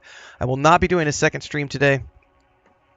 Chris and I have a doctor's appointment at 4 o'clock, so I will not be in the office at our normal stream time this afternoon. Rawr. Bunch of videos going out on YouTube today, so follow along there. Wherever you're watching, don't forget that everything in between happens on the YouTube channel, so stay tuned for that. We did some rerun episode tests last week. In the evening sessions, we'll be continuing to do those soon. I've got a bunch of footage that I got to start cutting over the next few days. We should be able to start airing some more reruns at nights here in a day or two. The rooftop expansion at our house was finished yesterday, so I'm going to go out in a few minutes after breakfast. I got to go put the ladder up. Chris and I are going to go up top. I'm going to record a video for the Homestead channel. So if you're not following along with the Homestead YouTube channel, make sure you get into our Discord. There's a Crafts, Travel, Pets, Homestead channel where you can find more information about that kind of stuff. And then I'll see everybody tomorrow morning for some Dune Awakening as we get into the new release schedule for 2026. Have a great day, everybody. See you next time. Quick commercial break, everyone, to celebrate and give thanks to all of these amazing people who keep me on the air full time. Really appreciate the support. All you got to do is join as a member. You get access to private videos. You can also do super thanks on any upload or super chats and stickers on any live stream or premiere you see. And beyond that, don't forget we're multi-streaming over on Twitch now, so you can support over there as well. Thanks so much to everybody. Let's get back to the video at hand. All right, everybody. What's up? We are back for some Dune Awakening. I have not logged in a few months, and it's going through and like updating all of the various aspects here. So Chapter 3 is just went live today. It's the biggest update they've done to the game so far, and I haven't played in since the end of Chapter 2, which I think was all the way back in September, might have been October, but that's the last time I played because we were going through the content, and then we had taken a short break waiting for the update. They added the update, we played the update, then we went away and played lots of other things. And they've added new content now. We got a brand new storyline that we're going to be able to pursue, but there's also a whole bunch of stuff. Like right now it's going through and so I'm on a new PC. Not a new PC, sorry. Anyway, it doesn't matter. It's updating all of the things right now. So there's going to be a lot of that. Skill tree has been updated. All allocated skill points have been refunded. Open skills menu. I don't actually see that my skills have been refunded. But I definitely don't have any of my abilities mapped. And I have not played in a hot minute. So we're gonna have to go through here to my Mentat abilities, and I don't remember where everything was mapped. It's gonna be the hardest part of this. I know middle was the poison, so I think we want to do this one first. Equip. And then we want to equip. Nope, nope, nope, nope, nope. I want to do that, and then we go over here and do this. Okay, that should be where I was. Okay. And I gotta remember why is... Yeah, it's a little bit different in this game. It has been a hot minute since I played, so I gotta remember all my controls.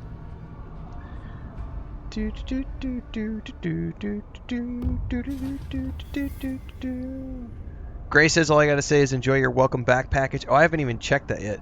Flying Turtle coming in with a 3-month membership renewal over on YouTube. Thanks so much for that, Turtle. Appreciate the support.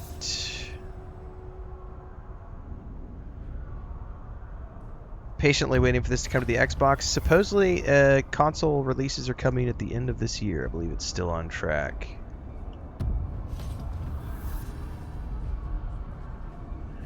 So they've got some new, for the controller, there's some new icons down there on the bottom right.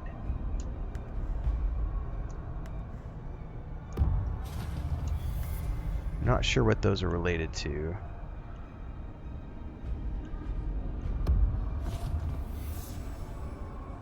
One thing it looks like reset was the setting for that, so let me go in here really quick.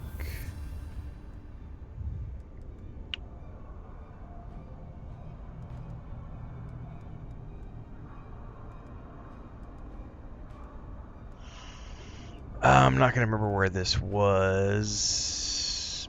Planar lock. No. Ah, here it is. Yeah, this should work.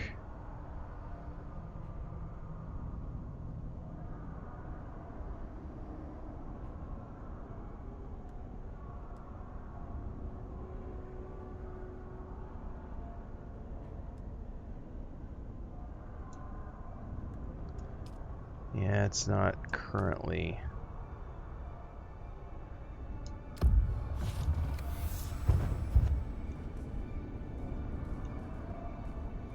Was that just a light? I don't remember. So this is not...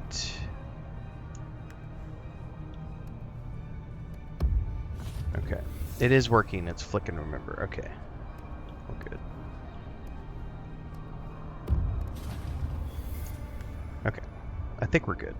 Alright, now I know I have a bunch of inventory stuff that I need to go drop off because I had flown here at the end of the last session I played and just brought a bunch of stuff with me, which I need to go stash in the bank. Because I no longer have a house at the moment. I gotta remember where the bank is. This is... Did I have anything on the market? Let's go see.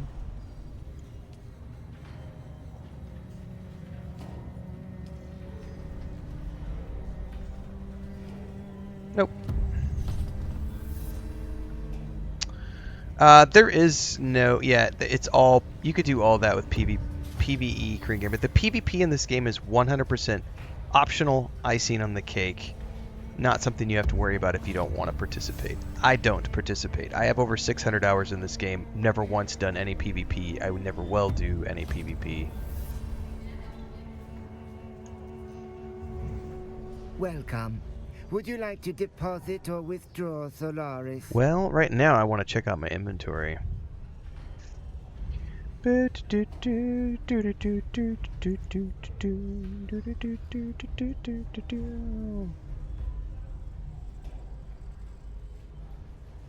Is there any way I can stop playing? You're spoiling it for me. Don't watch. It's that simple. I want to store some items, sir, and they gave us a much bigger bank these days, which is awesome. All right, we're gonna. Can I just store everything? Well, I think we probably have to go in here and deposit one at a time. I'll keep the still suit, metal. What do I just need to stash? I probably actually don't need to stash anything other than that.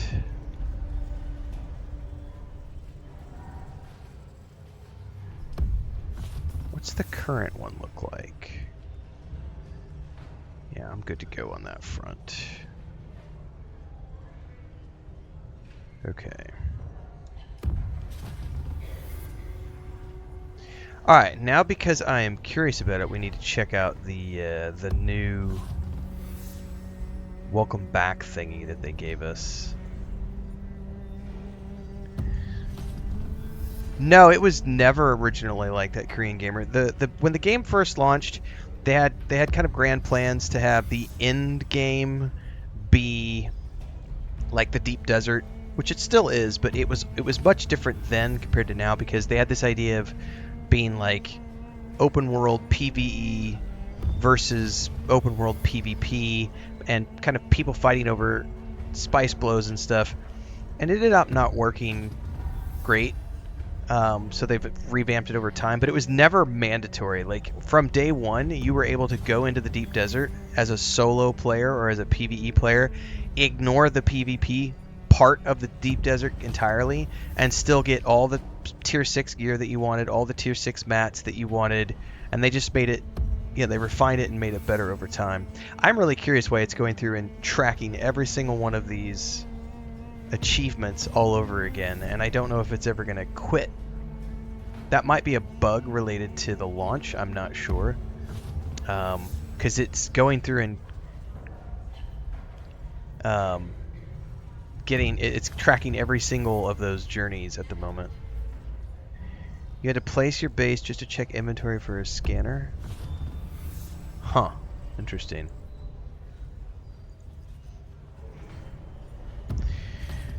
Okay, let's check journey first. The only thing I should have should be the quest with her.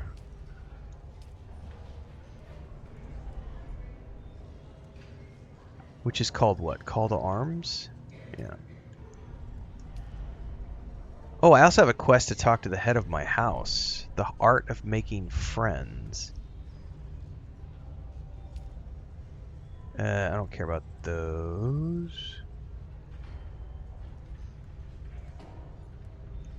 Let's do this one really quick. The Art of Making Friends track.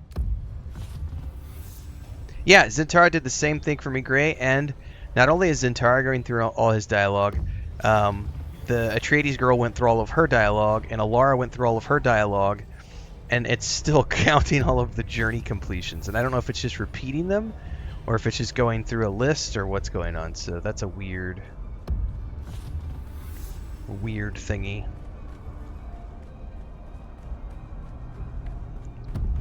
Yay for no longer having to pay taxes. I can hang on to my 1,000,000 credits.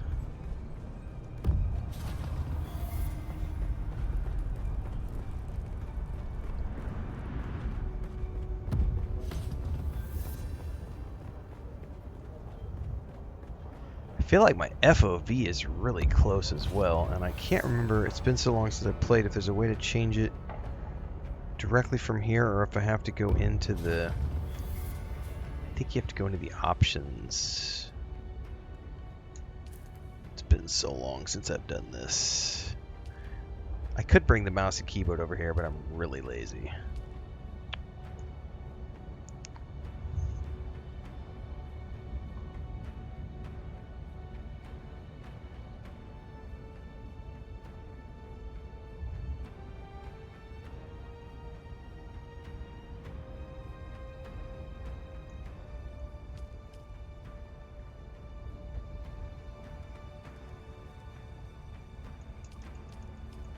If I want to bring that up or not. That's a little bit better. I think I am just going to go back to the 100%. It's not that big of a difference. That way I don't actually screw something else up.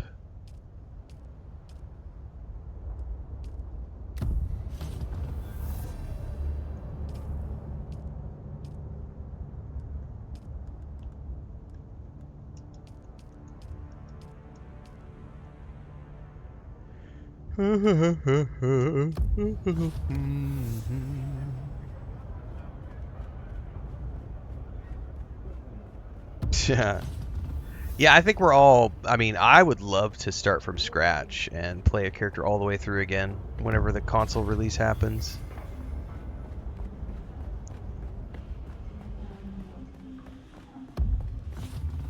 Interact. The doors of the residency tower over you. Let's enter and see what there is to see. Ooh, we're gonna meet the Duke.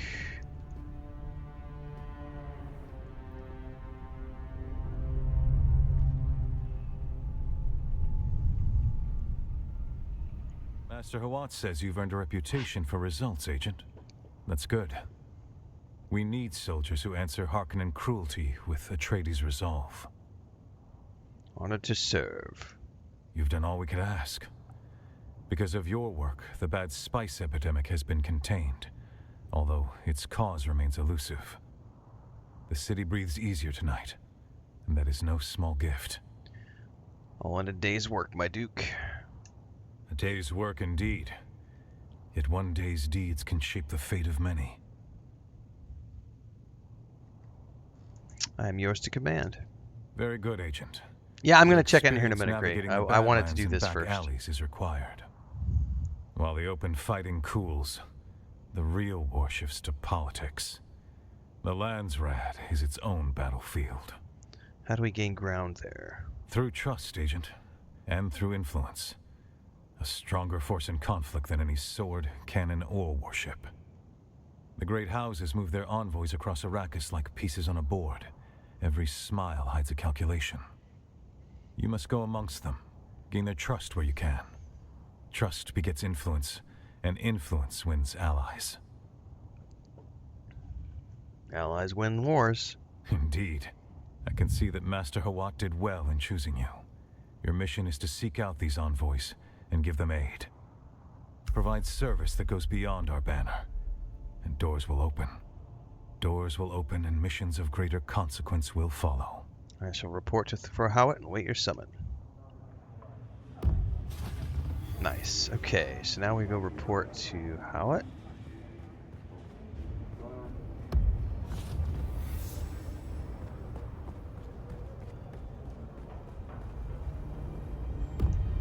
Report your impressions of the Duke.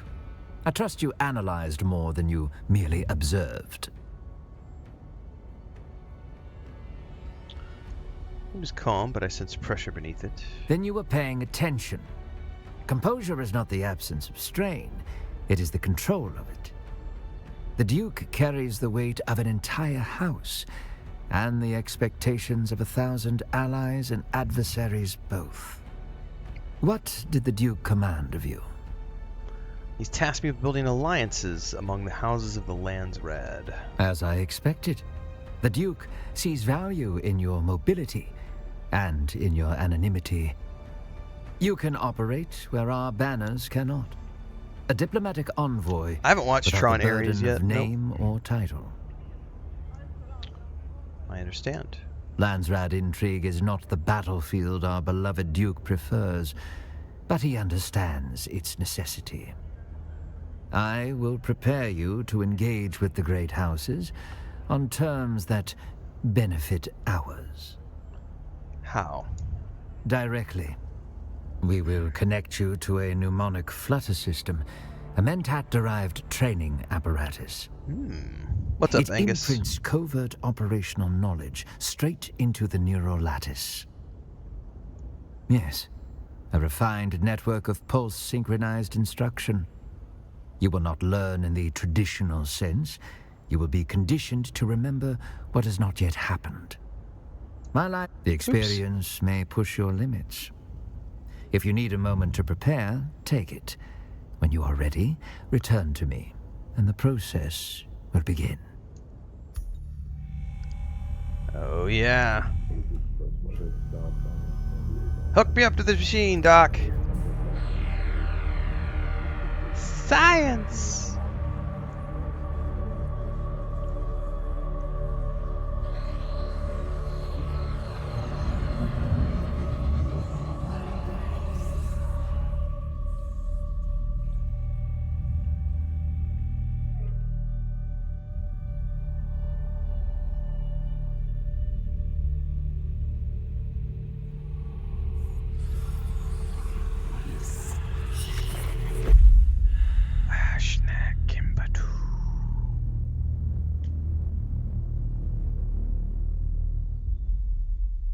You may feel disoriented.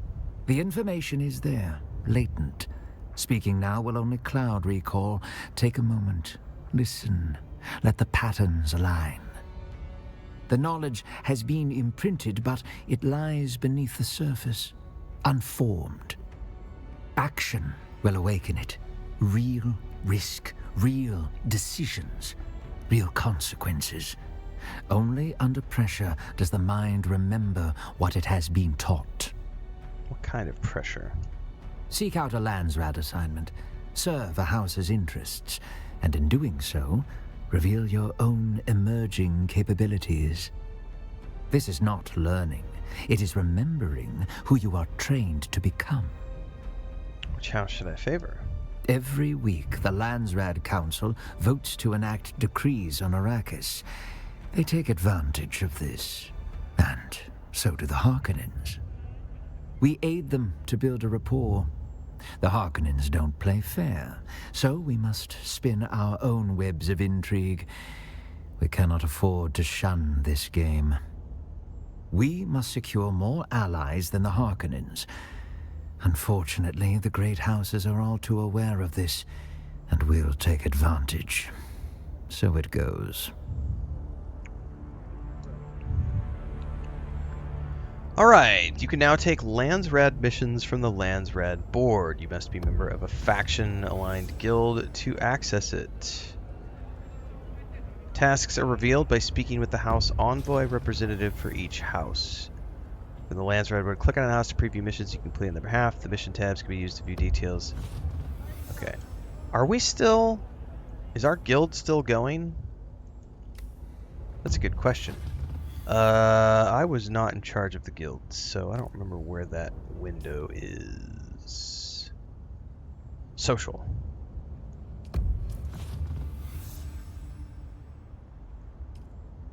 Yes, we have a guild.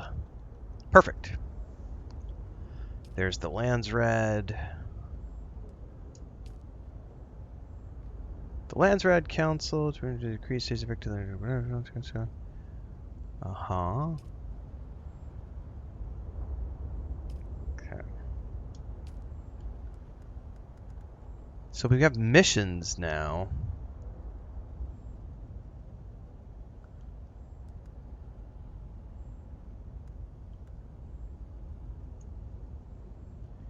So we can do a Rift Recon run, a Fremen Fights. So these are the new missions they've added. Use Scout Imaging to require Fremen artifacts. Mosqueret View Mission.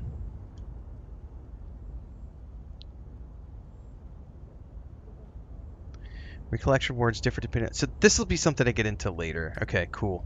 But that's all the new Landsrad stuff. This is perfect because now it's all solo and it's completely customizable based on what you want.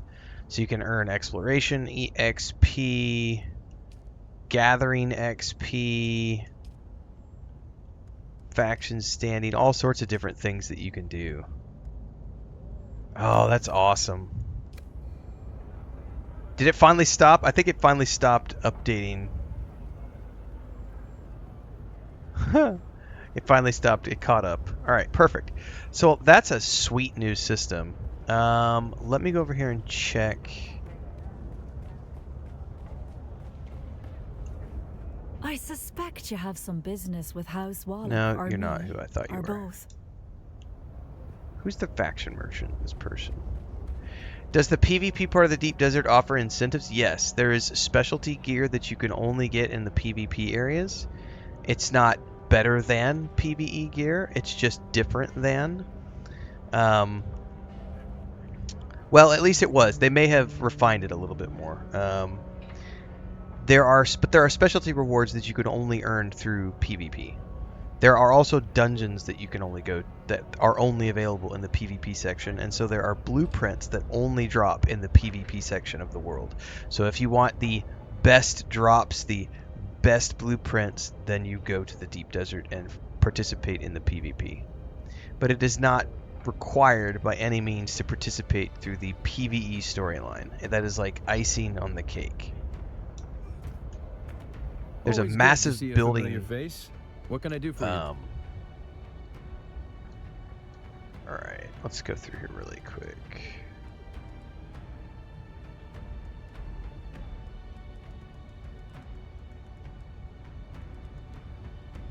Look at that. So these are all the new faction levels.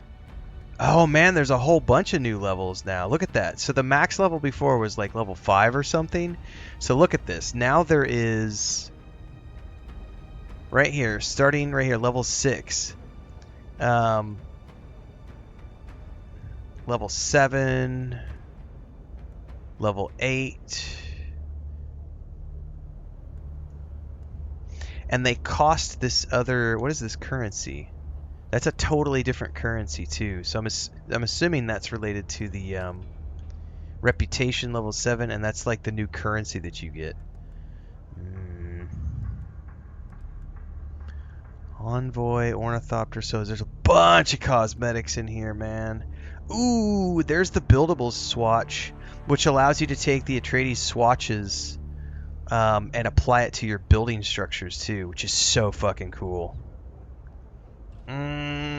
Okay. So, yeah, I have thoughts. I have so many thoughts.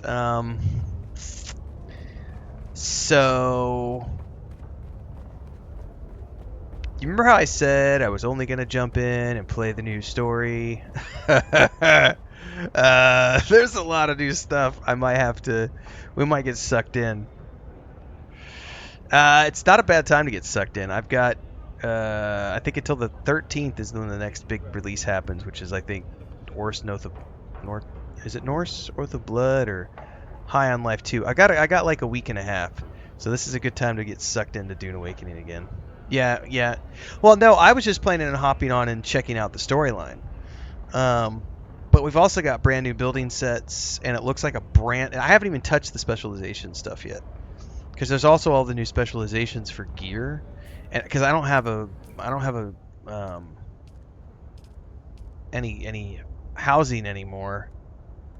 So like this stuff now you can customize through crafting, not with swatches, but you can like customize all of this, all your gear now. All right, call to arms track. I gotta go to Harko Village, but oh, I need to check the. Anyway, I thought it was only like 6 or 8 hours to do the new storyline, but it looks like there's way more than I thought there was. So I'm definitely gonna be, we're gonna be busy in Dune Awakening for the next week or so for sure.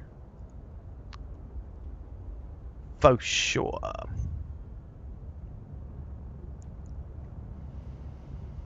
Okay, I need to check the welcome back package now.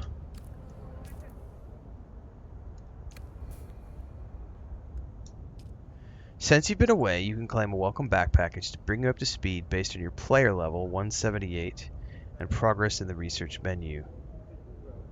I doubt I have the house I built because I abandoned it to the sands.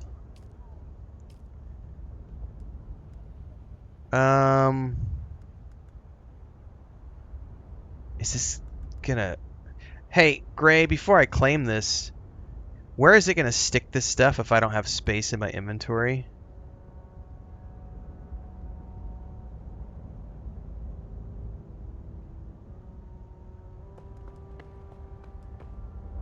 Does this put it in the bank, or where does it put all this stuff?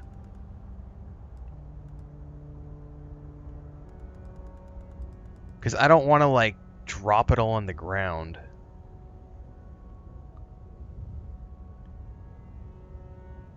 Yeah.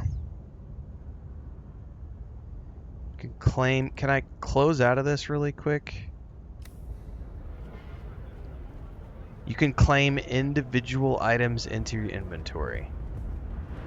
So in other words, what I need to do is I need to go somewhere where I can build a base.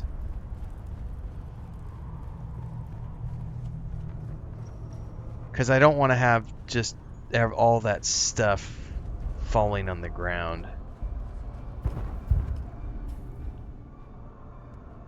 Right, I can claim it at the base, correct, but I have to build the base first. And then build a storage chest.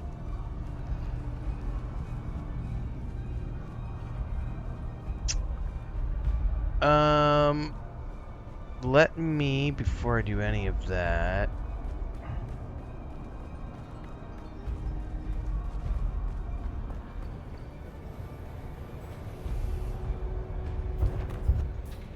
Which one of these is the housing guy? It's the next one down.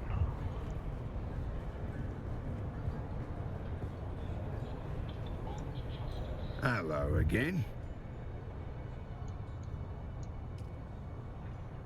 Yes, no, I abandoned that base.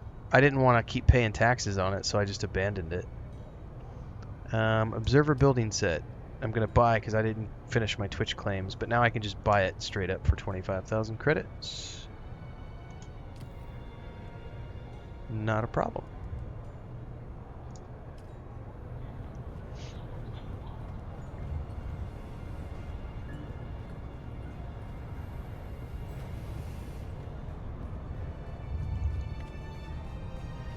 So my first course of action, knowing that I'm going to be playing for the next couple of weeks, I need to go build a base before I do any...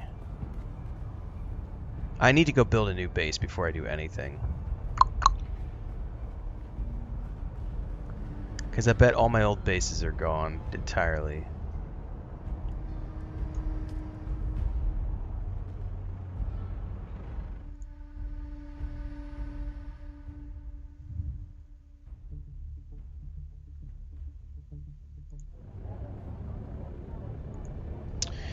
Ooh, I love the new map.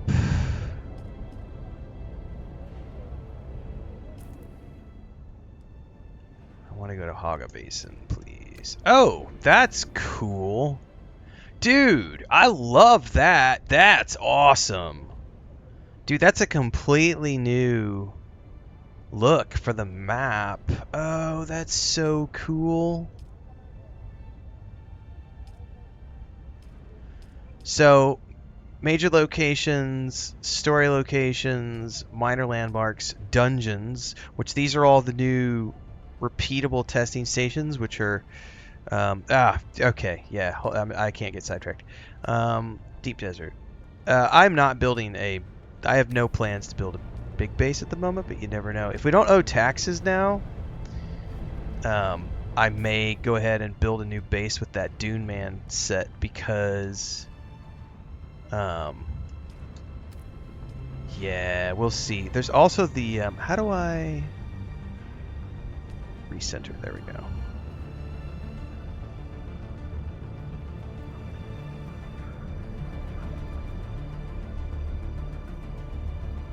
I doubt any of my bases are still here because I had 2 bases and I let them go.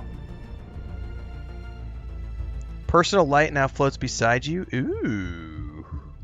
Sounds like we got lots of updates to take a look at.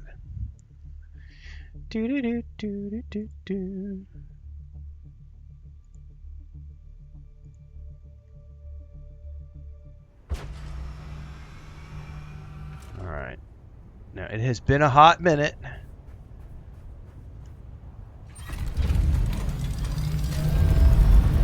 Yeah, I got no bases on track. So, I am wide open to find some place that I want to go do a build at.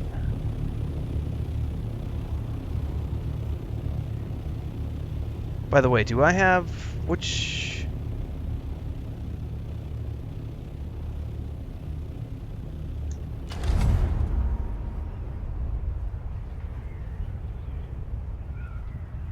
I have storage on this, right? Not the boosts. Yeah, I don't have the boosters on.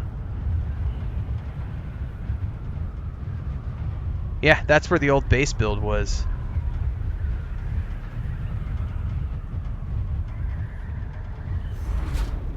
Well, I do need to worry about fuel consumption and the like because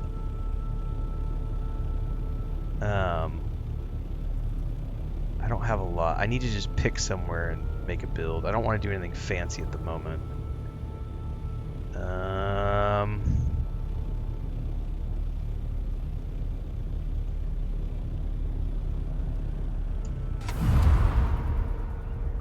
Somewhere flat.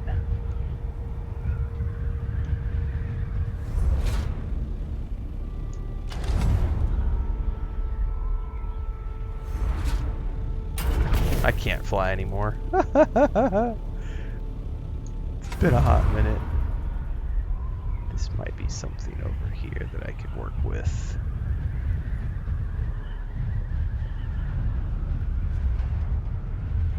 Is there any quicksand around here? I don't see any quicksand.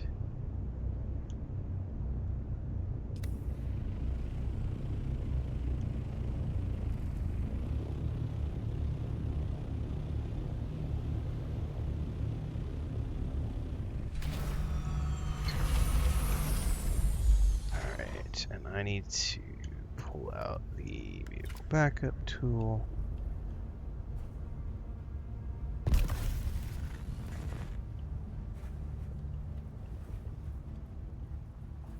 Store vehicle. Okay. And now I can hop on this and just use this to roll around in so I'm not burning up fuel. I think we're going to build right over in here. So this is reasonably flat.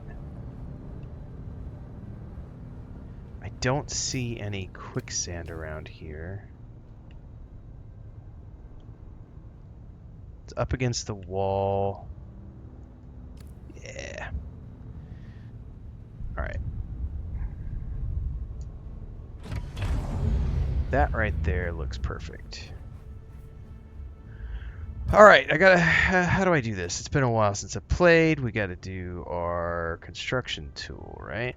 So let's get rid of that and equip that. And then go over here. I can't remember how to do... What do we need for a sub-thief? We need salvaged metal. Let me just go find some salvaged metal real quick. Or can you claim some salvage metal from that rewards box? Claim rewards. Is this... Okay, it is alphabetical. Salvaged metal? Yeah, buddy.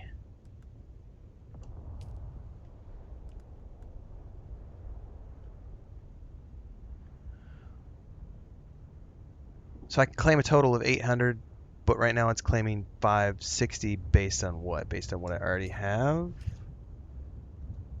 Or based on weight? Based on weight. Uh-huh. That might not have been the smartest decision to grab 800 of that. Alright. Sub-thief. This doesn't matter for me right now. I just want something where I can build.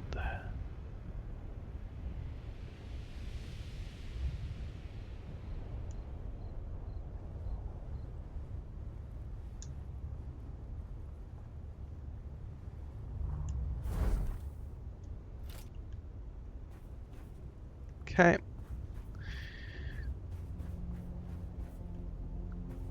Alright. I'm going to very quickly... I'm pretty sure I've got the inventory thing on my... Here. You know what? Where's my... I need to get the other mouse and keyboard up over here because some of this... I forgot that this is not perfect with the controller.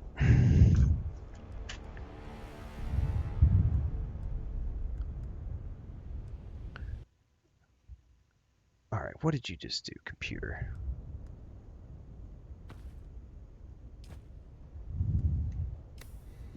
Okay.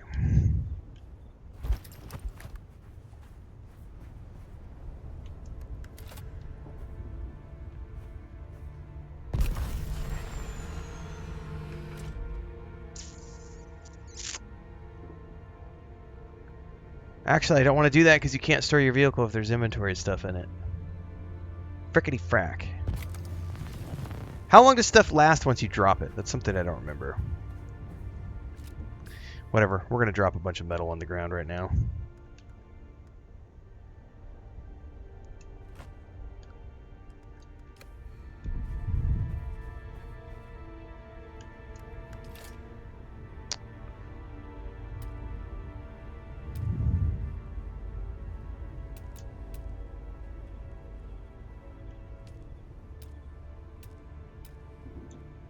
Alright, we got our Atreides set, our Chom set, Observer set, Dune Man set, Smuggler set. I have yet to look at the Smuggler set. Let me go Google what the Smuggler set looks like.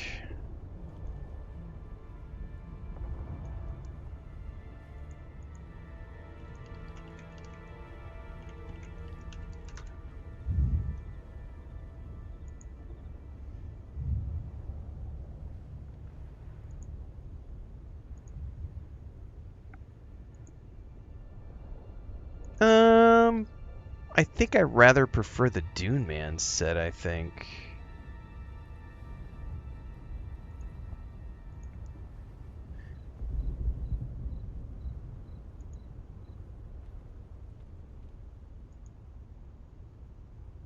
I don't know, some of the Smuggler interior things look pretty cool. But I think I like the Dune Man exteriors better. Alright, I think we're going to go Dune Man. So first and foremost, I need... What do I need to build? I need granite. Are these all granite? Okay, so I need to go over here and claim.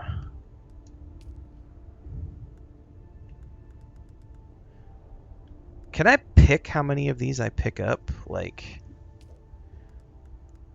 Or is it just going to pick up the maximum amount that I can carry? And then what, I can claim more later? Yes, I can. Okay, perfect. Okay, we're good. All right, so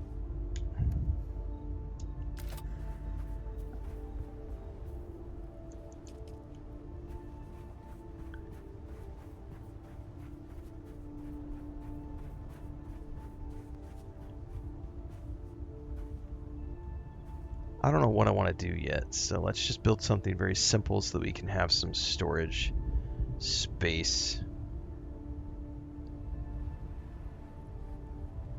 I think that's aligning with the back wall.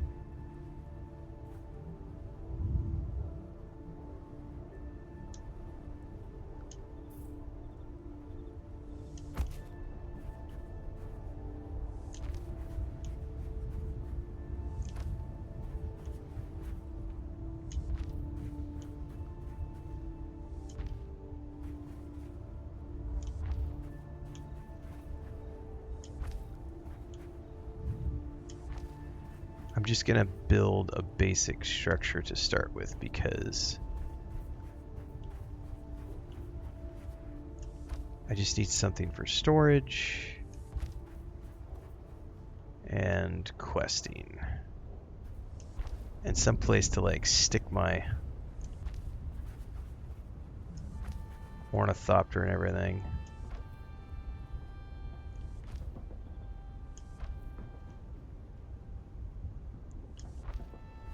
Well, I gotta say the welcome back package was that's a nice thing to come back to. Not gonna lie, like that's pretty dope. How do I move this?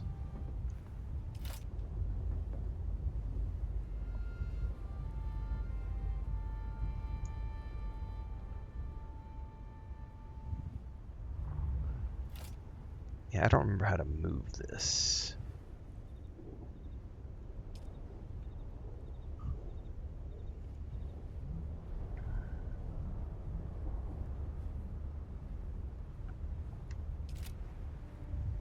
Yeah, at our level, it included tier 6 stuff. Yeah, that's pretty cool.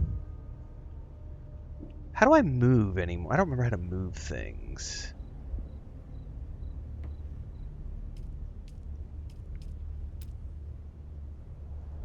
Ah, here we go. Pick up subfief. I had to get out of that and do that instead. Pick up subfief. And we're going to move it out and around the corner.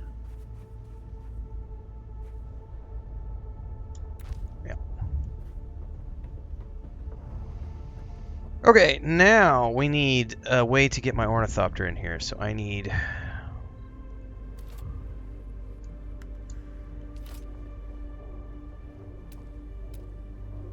double wide doors or something.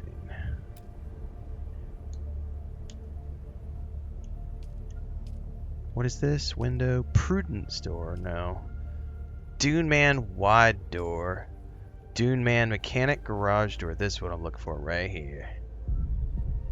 Outer face. No, come here now. Come here. Outer face. Is that centered? Yeah, that's centered.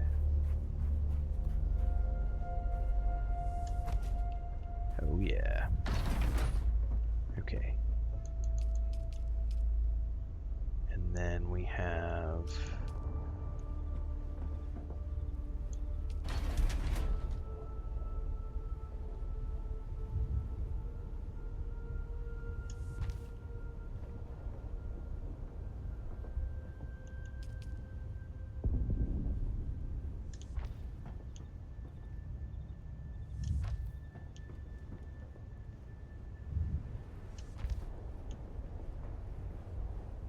okay.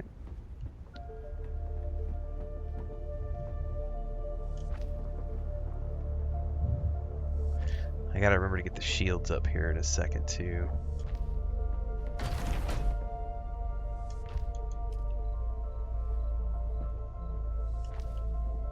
Okay.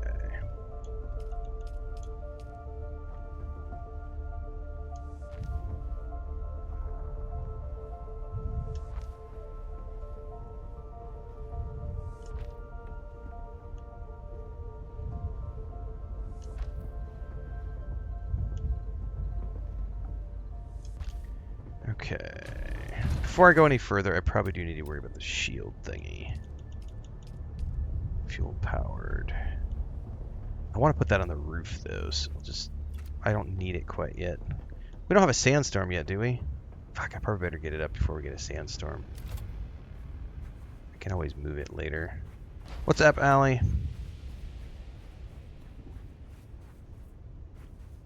You are not blocked by another object. What are you talking about? I'm just gonna stick it here for now. Alright, we do need some fuel cells. Do I have any fuel cells?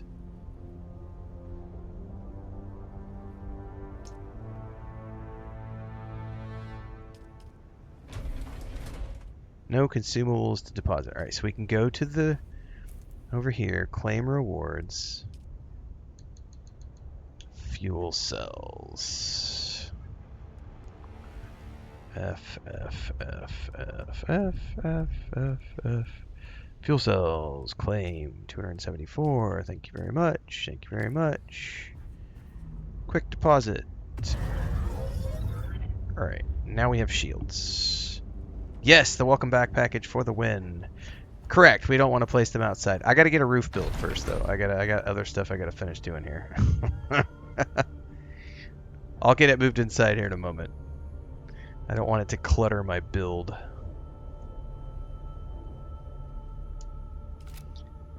Now, I don't know what kind of really cool stuff we have here.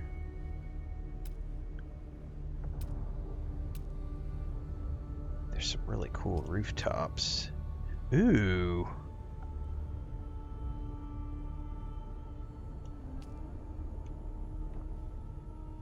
Ooh, how do the, what? What is that? How do I make this work?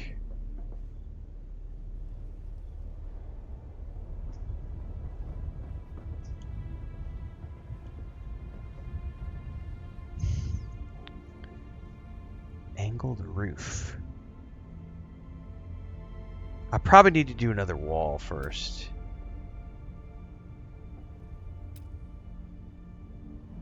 Dune Man railing. Oh, by the way, do I need to do this outside of here? Nah, man. We're right on the sand.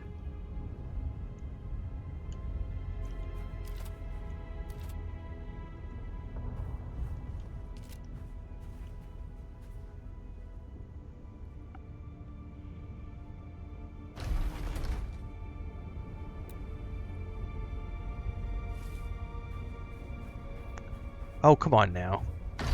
Thank you. Let's just move this inside really quick for the moment.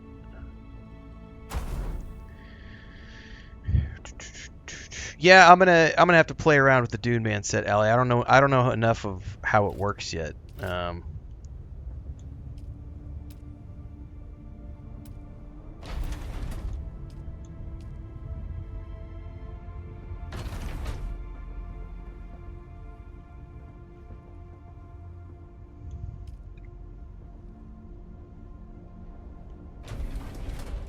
Because it's not going to connect the way I want to quite yet. I think I just need to do another round of walls really quick. And then I can start playing around with that roof. Okay, we've already got the garage door. Let's go ahead and put some... I think, if I'm not mistaken, they also added the ability to switch out pieces now when you select an individual thing. I'll have to check that out later. Right now I just want to get everything, I just want to get a basic structure built so I can get my ornithopter parked and get my storage set up so that I can claim all this stuff. And then what I really want to do is I just want to build a super simple base that I can immediately do one of those base copy base. I don't remember what they call it these days. Because we're supposed to be able to like copy the base and let me go grab my vehicle. And as many of these as I can pick up.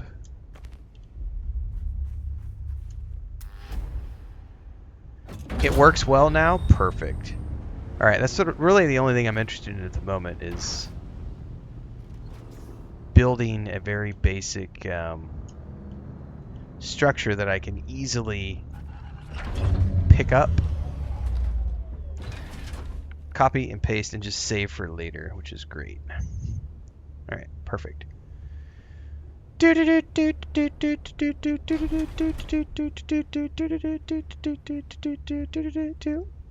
Well, you certainly didn't hear that from me, Dutch78, because I have over 600 hours in this game from when it went live, and I fucking love this game. So, if you heard this game was mediocre, you weren't listening to the right people. So you should probably change the type of people you listen to, and you might start getting positive content in your algorithm instead of negative content in your algorithm. All right, I want to play around with some of these rooftop pieces now. That's like a corner piece. How does this work?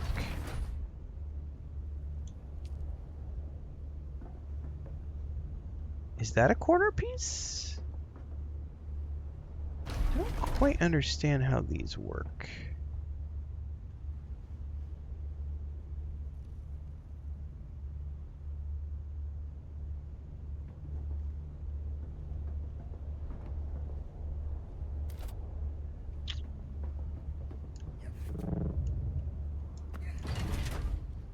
Oh, mantling for the win. Goddamn, every game needs mantling. Alright, this is a better POV. I need to be able to see how these building pieces work. Dune Man, angled roof, inward corner.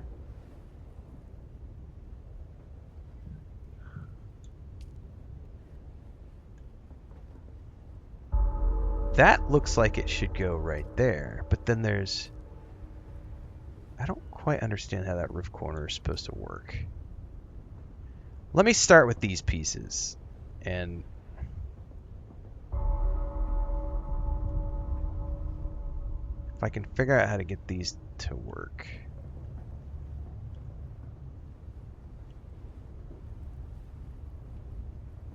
They're going the wrong way.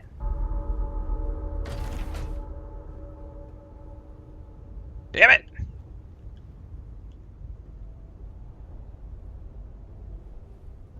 Screw it, let's just put one there and see what happens. I don't know.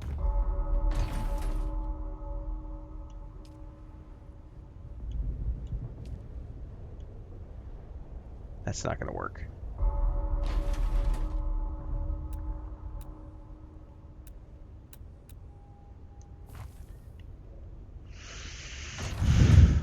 I'm not sure how those pieces work. Nice, Napier. Yeah, update went live today.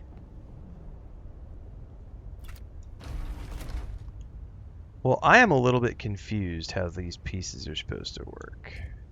Oh no, that one looks like it's gonna go perfectly right there. So it's supposed to point in like that? Yes? Question is, why is it not doing it everywhere where I want it to do it? Okay. Hang on. It's not wanting to do it in that corner. Which I'm not sure why. Oh, I'm aware you could rotate the pieces. There we go. It just wasn't giving me the right angle. Alright, now we can use these.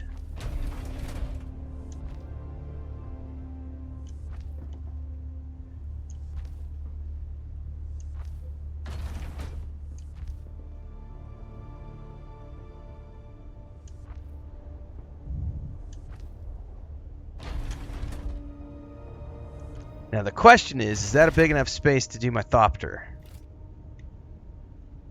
About to find out.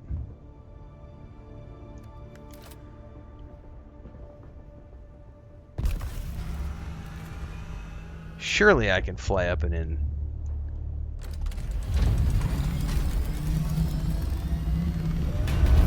Yeah, it's a little tight. It's a little tight. Oh, I can make it. I can make it work, though. It's tight. The question is, can I put a one of those doors up there?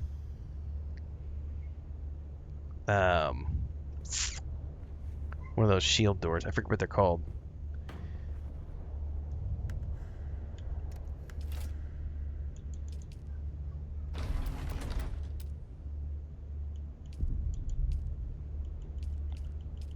What are those things called? That right there. Pentashield. I need steel ingots, cobalt paste. I need storage first. Yeah, like a glove. I'm on an official server. Yeah, I've been on the official servers forever.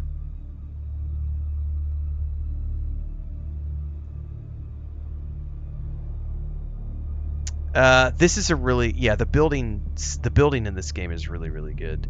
And there's a whole bunch of new building sets now too. Look, I haven't done anything with this Dune Man set yet, right? Like, by the way, the animation on that is so cool. Well, I definitely want to put a pentashield up top, but I need storage before I do anything else, so...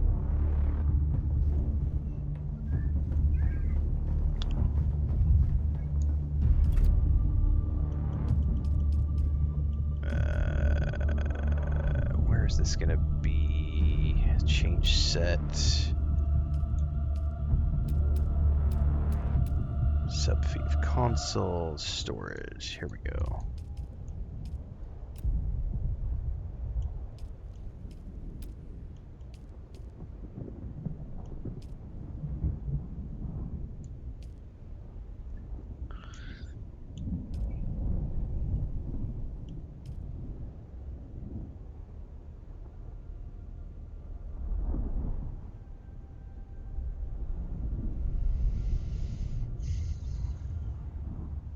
Plastinium, silicone.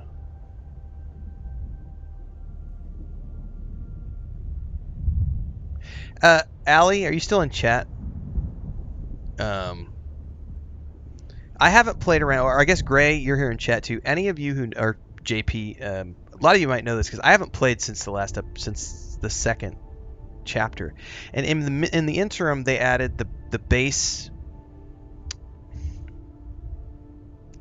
the tool, the new tool where you can copy your base. Does that just take it and store everything that's inside of it as well at the same time? So you can literally just build a base, fill your storage chests, have everything laid out the way you want, and then you can just save it and it takes everything that's in the chests and everything? Or does it only store like the layouts? Because I don't know what they've changed since the last time I played. What I'm trying to do is avoid building something that I have to worry about. Well, aside from vehicles, does it keep all the stuff in the chests and everything? So in other words, can I offload everything from this welcome backpack into storage chests, build the base, copy the base, and everything's there? Holy shit, I can? That's a huge quality of life change from the base game when this launched last year. Holy shit, I had no clue. Okay, that's a big deal. That's a very big deal. Because I don't have to worry about having like an assault thopter now to like move stuff back and forth between here and the bank. Okay, so I definitely want to just pull out the plastinium and stuff and build some of these massive storage boxes so that I can pull everything out of the storage. Okay.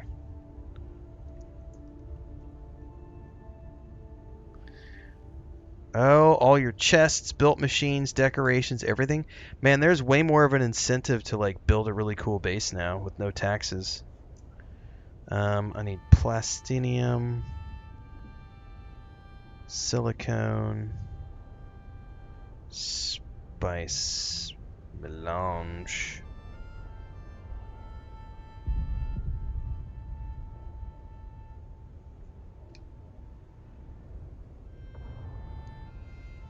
Now the question is, does it have all of that stuff in my welcome back, or do I have to make machines to render it down? I probably am going to have to build base storage first.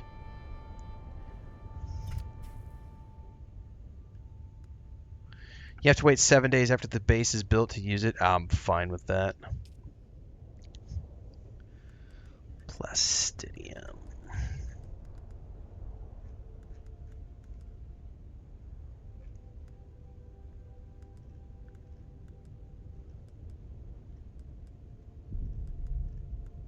Yeah, so it's not actually going to give me plastidium ingots, it looks like.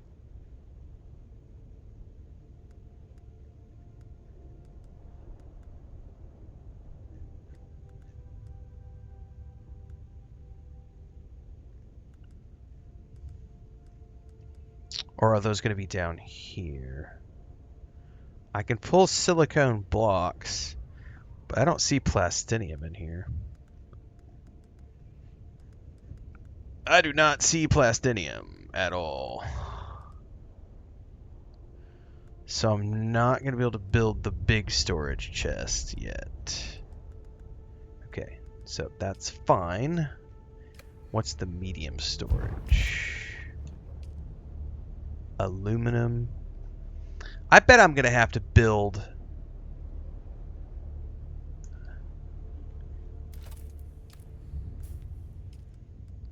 No, I can pull ingots. There's aluminum ingot, but no plastidium ingots. Okay.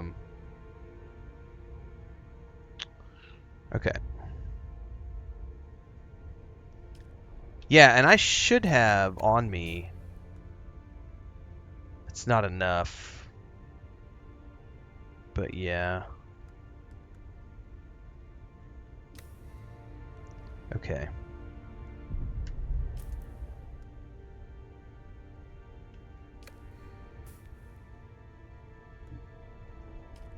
So let's pull some of these. Actually, you know what? The first thing I need to do, because I have storage over here, and since this is in a safe spot now,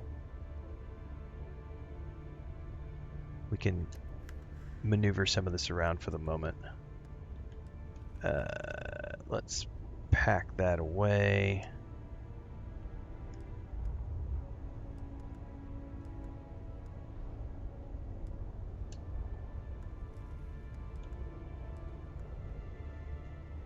Okay. Still carrying a hell of a lot of shit that got me close to volume. It's probably the metal. Yeah, it was the metal. Okay. So I need aluminum ingots and silicone blocks. I wish you could tell it how many to claim.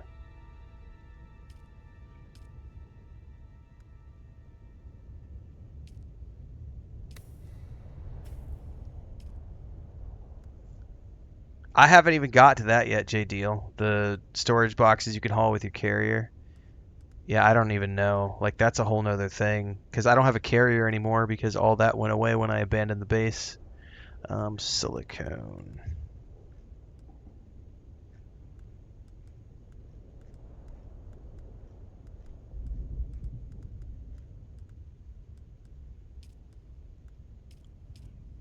Okay. Is that enough to at least build one storage chest? No! I need 4 more blocks. Alright, there's a... We'll do this really quick. No, no, no, no, no, no, no, no, no. Get out. I hit the wrong thing.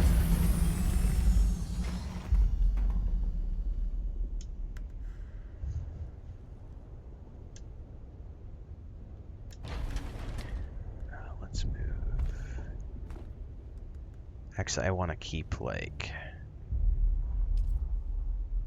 Yeah, 70's fine. Put those over here. Claim some more blocks. Oh, I won't be getting to the new content probably for a bit because I gotta build a whole new base first. And then I guarantee you tomorrow when we come back in the morning, I'm gonna get sidetracked buying additional base stuff so that I can expand this Dune Man base. We'll probably get a little sidetracked with that first and getting all of my machines up and running again because now that you can copy everything, I'll want to get all that back up and running. So I'll have to get all of my fabricators and repair stations and everything rebuilt. So I'll probably be spending the first 3 or 4 days doing the base build, and then we'll get into doing the new quests and testing stations and everything else.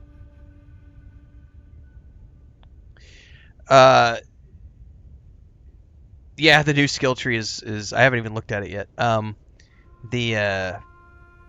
of the reasons I chose this place to build this time is because it's nice and flat. So I'll be able to just come back here and redeploy it without worrying. Because that first build I did was nuts. Because it was all wrapped around that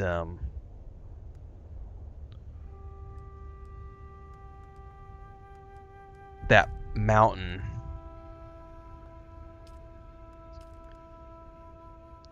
All right. Okay, now we can build some storage chests. So I'm just gonna, for now, we're gonna come back here along this back wall.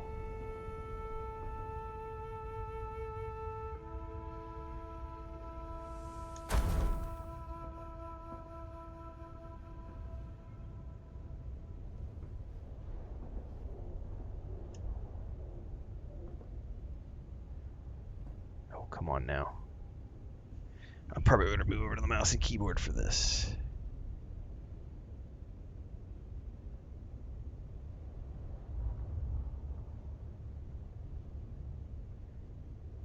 Oh, I need more ingots. That's why.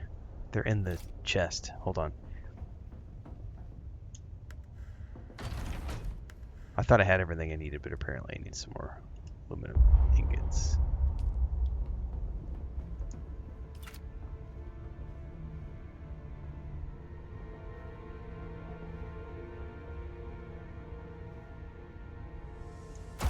Okay.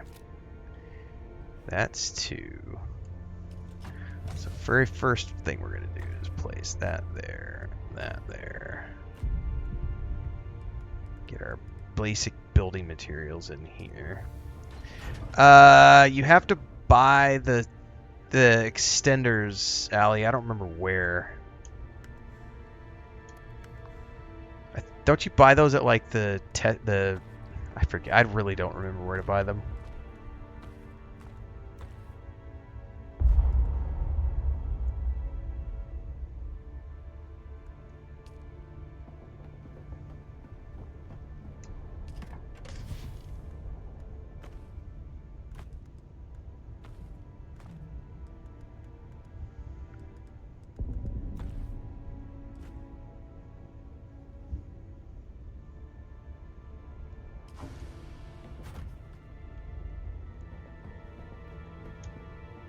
Ah, damn it. Did it again. You create them in the fabricator? I thought you had to spend money on them. I don't remember.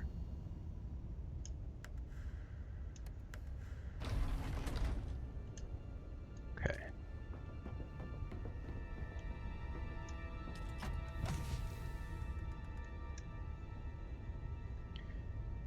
Okie dokie. Alright, let me get caught up on chat here. Is this a survival crafting game? It is, Ryan.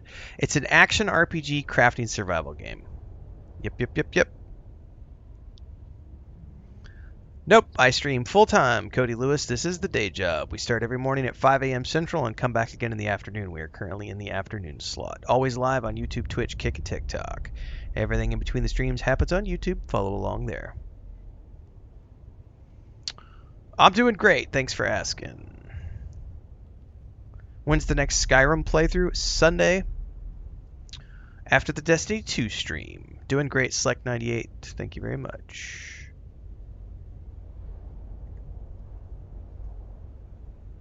You'll get there, Napier. It's just a matter of time. That's what it is for everybody.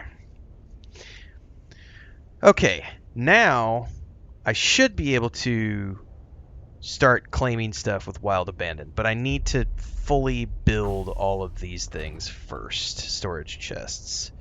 So let's go over here and claim more aluminum ingots and build some more storage chests.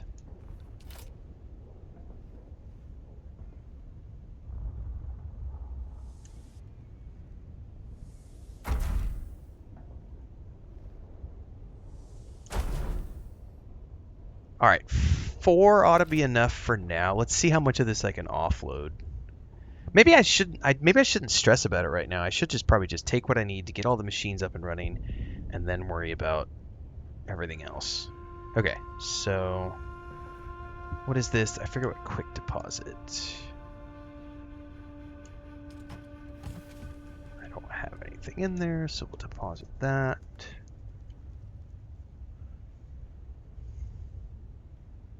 Okay.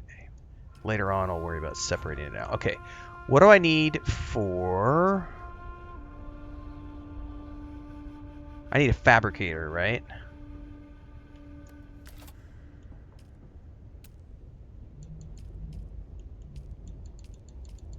But I probably want to build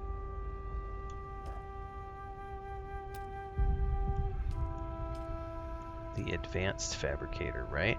But I probably can't because that's going to require plastinium, which I can't make yet.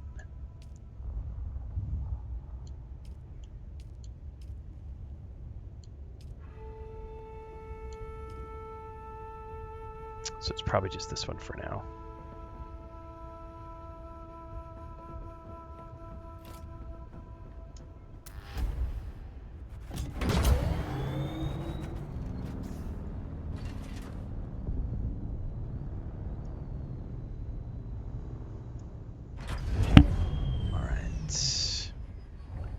Do do do do do do.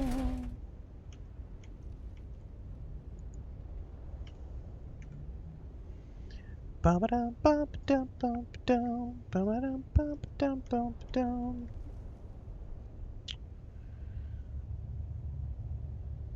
I don't need water too much yet. I'm not gonna worry about that quite yet. That'll be long term.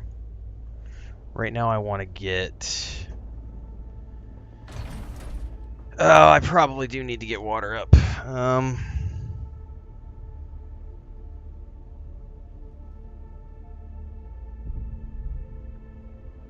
I gotta think about that.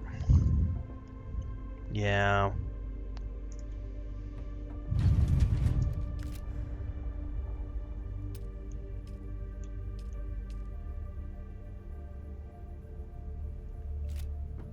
By the way, did we do the normal sub-thief or did we do the advanced sub-thief? I'm questioning myself now. I did the normal sub-thief, not the advanced sub-thief. I'm an idiot.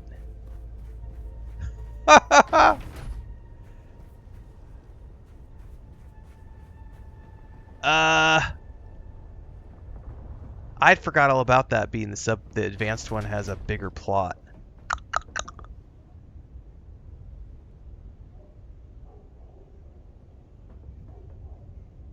Let me think about this for a minute.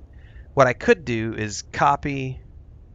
I need more coffee, yeah, and I haven't played this in forever, so I forgot about the two different types.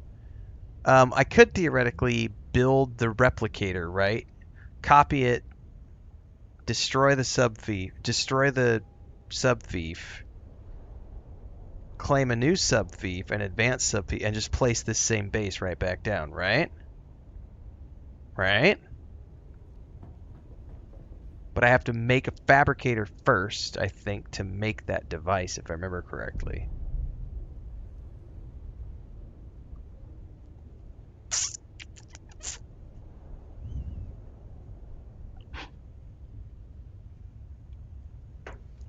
Because taxes don't really matter anymore.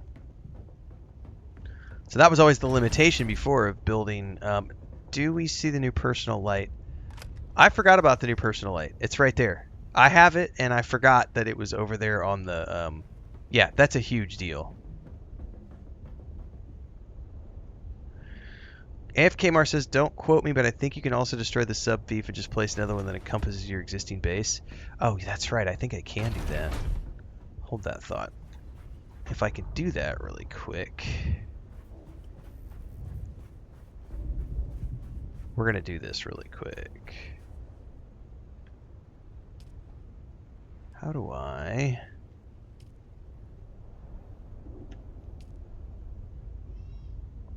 General settings. How do I destroy it? I probably have to pull up the...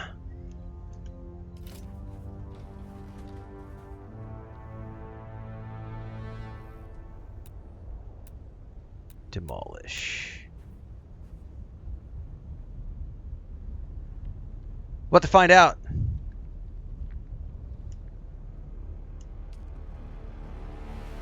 Alright. Now, however, I gotta try to get this thing placed.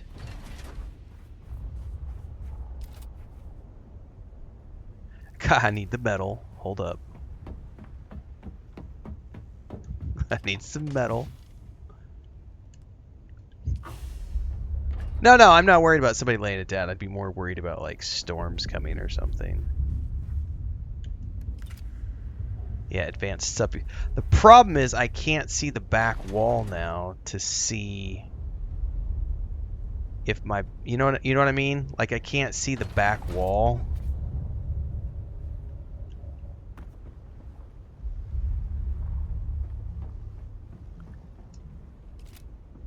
So I won't be able to tell if I'm square, if that makes sense. This is when they really do need to give us a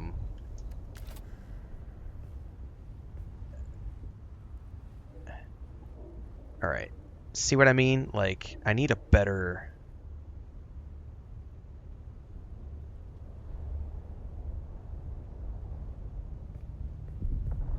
I'm gonna pull this back. I think I'll be okay if I do this. And I can always... Yeah, this is where a top-down view would be so useful.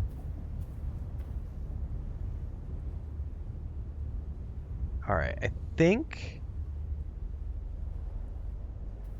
This is where I can't tell. I think that's roughly square right there. But I just can't tell. I'm gonna plop it down and hope for the best.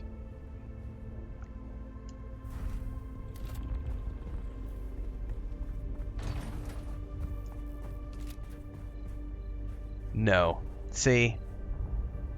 The whole thing is now... I gotta back it up. That's gonna be a problem.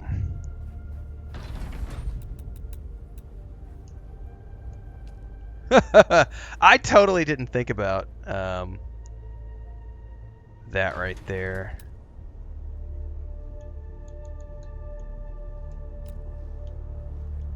Before I built.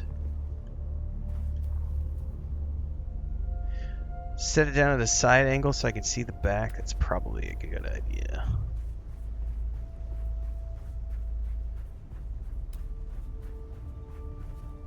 I mean, ultimately, I'm going to buy a whole bunch of...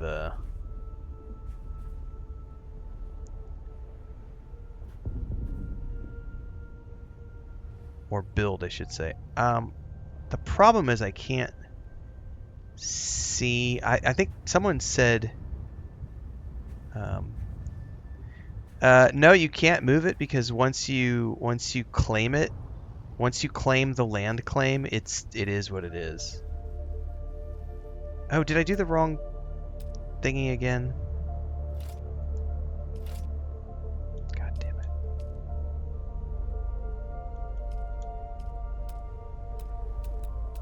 Why is it not showing me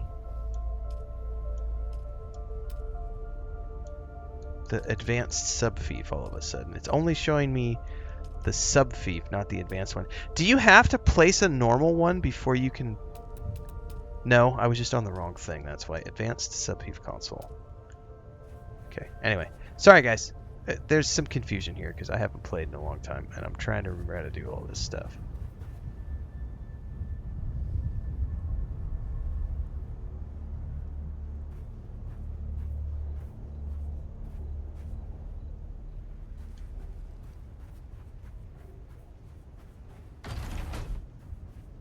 I kind of feel like... Someone had said put a floor up top. I think that might be the better option. Although I can't place anything until I build this. Right? Can I build a floor? I can't build a floor until I do that. I would have to place it, build the floor, and then do it. The problem is I can see the backside now, but I don't think that the opposite side is... oh no, I'm not that deep in. All I'm trying to do is just very quickly see if I can get this working the way I want it to. Otherwise, I'm just gonna... Because what I really wanted to do is just copy paste it and just place the stuff. The problem is to move this down right here. I think that I can get the back wall where I want it now, which is roughly like that. But I can't place this down because the moment I drop this on the ground,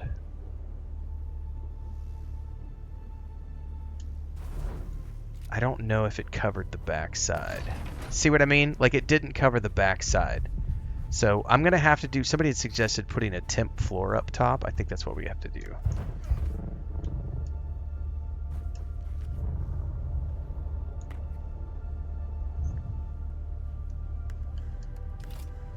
I haven't built a base in like 4 or 5 months, so I completely don't remember how all this stuff works. So we're just going to do a temp floor.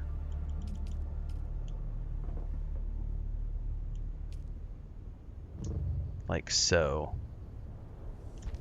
Just so that I can see where I'm placing things. I can actually see the angle of everything. Oh, you son of a bitch. It won't do that because it wants granite. The Chome sets use...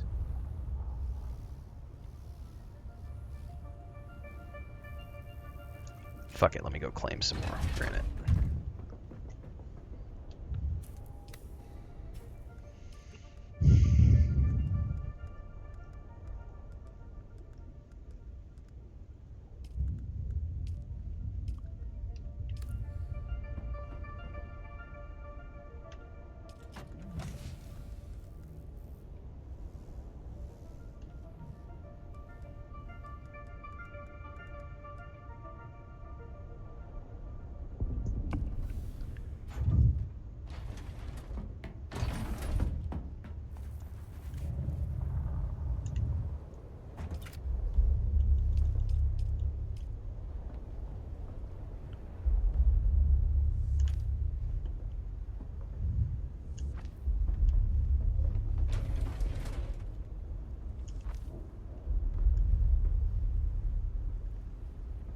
Okay. Now I can come down here, demolish this, confirm. Now I should be able to jump up top. Now... Oh, now I don't have enough fucking... I love how when you demolish it, it doesn't actually give you enough to do it. You don't get enough back out of it. So let me go. God damn it, I need to heal myself.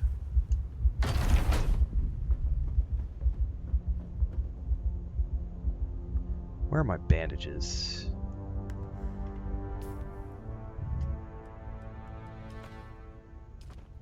And I probably don't have my favorite setup. Try to move your fief to the new floor. It didn't used to work like that, which is why I'm opting not to do it that way right now, because it didn't used to work like that. It used to be you had to destroy it and then move it. So if it works that way now, I am going to have to worry about water here soon, because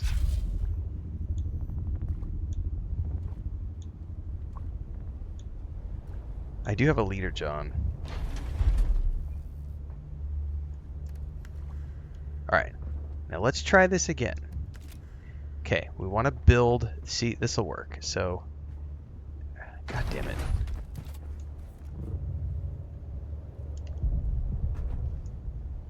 Okay, this is the advanced subfief. This gives me a roughly square thing. Looks like I'm out on either side of the house by a good bit, but I'm going to place it like in the center of the house. This should give me plenty of space. Are we out on either side? We're out on either side. We've got plenty of building back against that back, and out there, and out front. Alright, solved. For the moment. However, I just remembered something that else happens. Because if I don't move this and I destroy the thing underneath it, it sometimes likes to do things with that. So I want to move that down somewhere else for the moment. We'll build a little outbuilding over here for it. Or just tuck it away.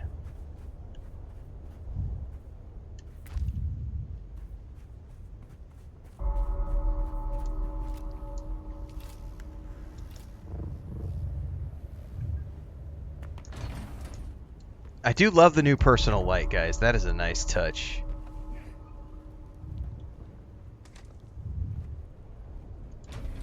All right. Demolish.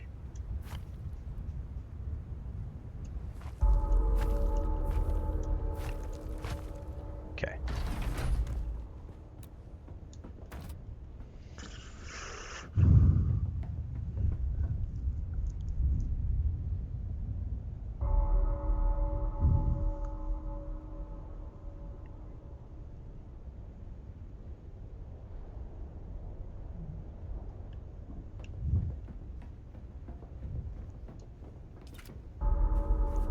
Yeah, so moving the subfief did not change any of the dimensions of the subfief. Like, it's just, it is what it is based on the initial claim. So yeah, moving it doesn't change anything. It's all based on that initial land claim. All right, if I want to build a...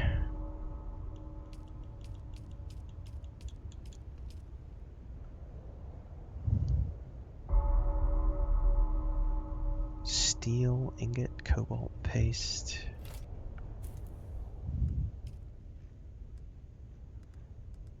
Can I claim cobalt paste? I can. Steel ingots.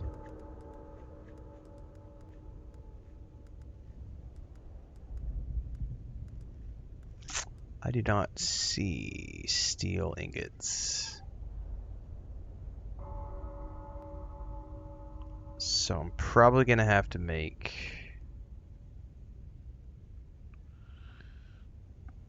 Yeah.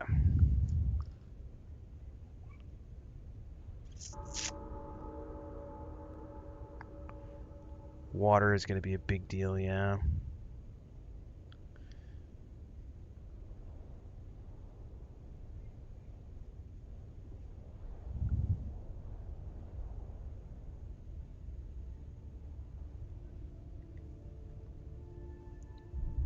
All right.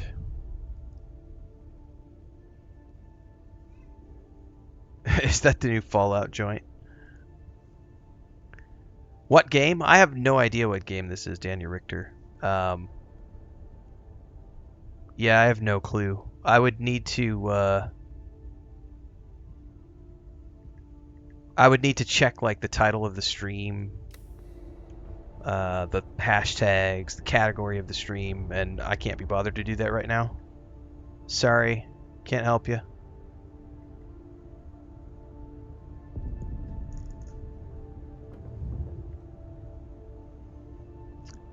Grace's place can't take my water, trying to figure out what to do with it. Let me go out here and take a peek at what this looks like now. I mean, I'm pretty happy with that so far. Just a nice little hunk of metal. Okay. I definitely need, I'm going to need long-term, if I want a repair station and stuff, I'm going to have to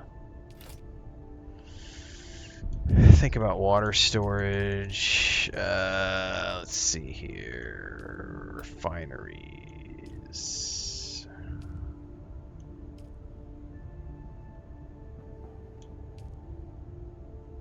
I can't pull steel ingots out of that box. I would have to make steel ingots. You like that?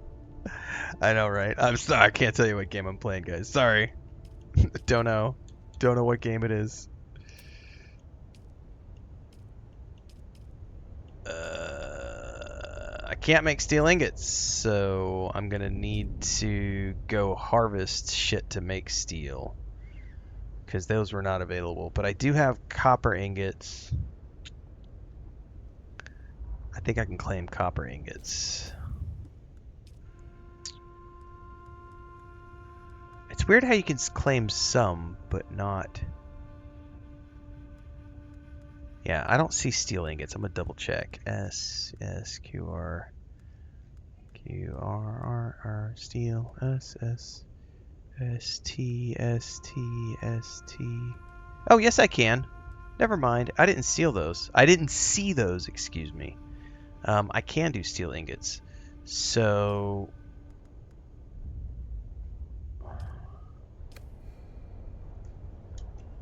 yeah, I really got to think about what I need now.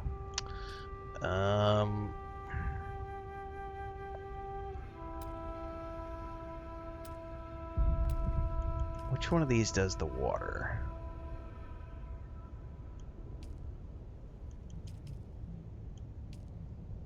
Is it the wind trap that does water?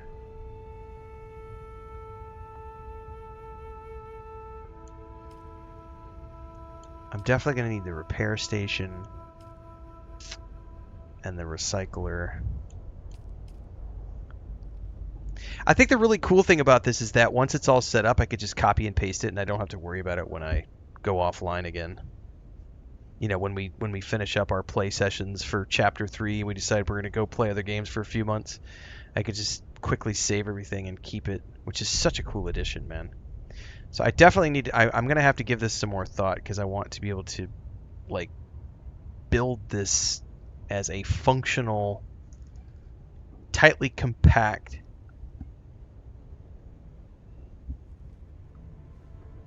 What time is it? My cats are going crazy at the door. Oh, it's 4 o'clock. I'm going to take a quick AFK, everybody. My cats are going nuts. I got to go feed some kittens. I'll be right back. Quick commercial break, everyone, to celebrate and give thanks to all of these amazing people who keep me on the air full time. Really appreciate the support. All you got to do is join as a member. You get access to private videos. You can also do super thanks on any upload or super chats and stickers on any live stream or premiere you see. And beyond that, don't forget we're multi-streaming over on Twitch now, so you can support over there as well. Thanks so much to everybody. Let's get back to the video at hand.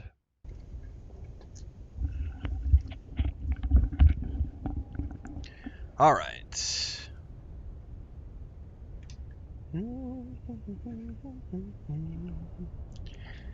I think technically I still have access to stream to the Steam page, but I didn't set it up before we started today.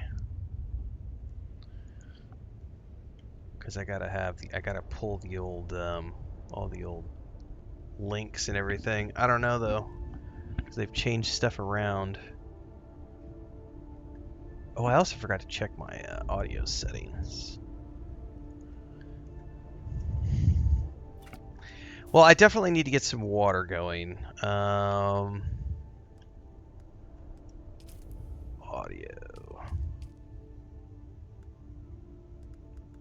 Well, we're good.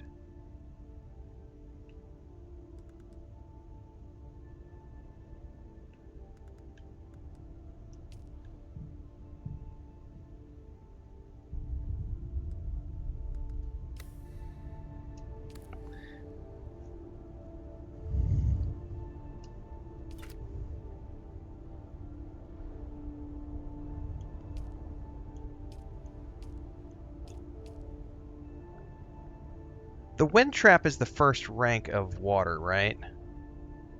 It's been forever, and I don't remember what those require. It's going to pull a whole bunch of power is the problem. And I don't know that I necessarily need to worry about that right away.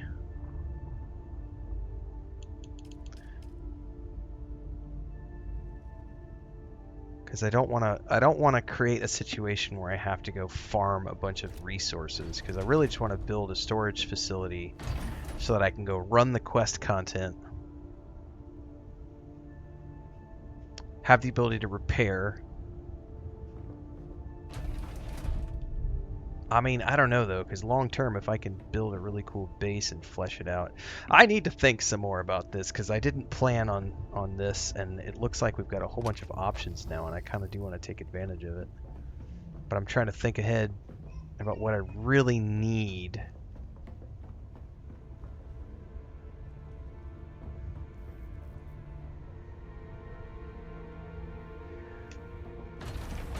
I think I might want to pull this out one more row.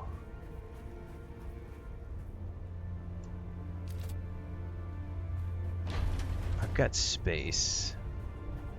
So now that I have the advanced built, I think I'm just gonna, I do need to get water squared away. So let me just at the very least do that, and then I'll start working on expanding the base, because I do want to expand this quite a bit.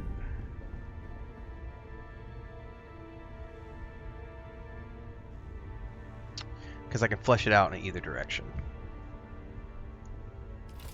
Alright, which means I need a cistern. So I got silicone. I can pull steel ingots. That's what I need. Let's just start with that. Steel ingots. That's way down at the bottom. Come here.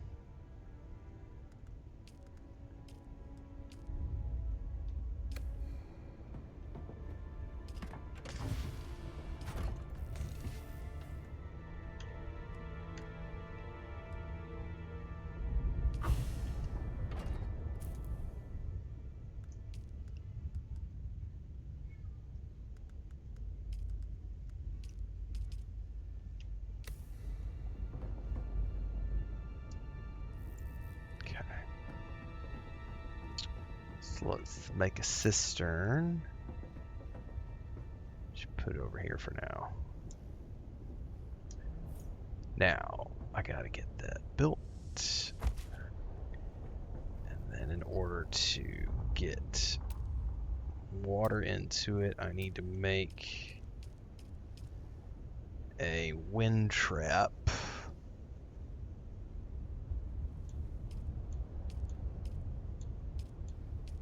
Yeah, because those are the powers. So I need a wind trap. One ought to be enough, because I'm not planning on doing any.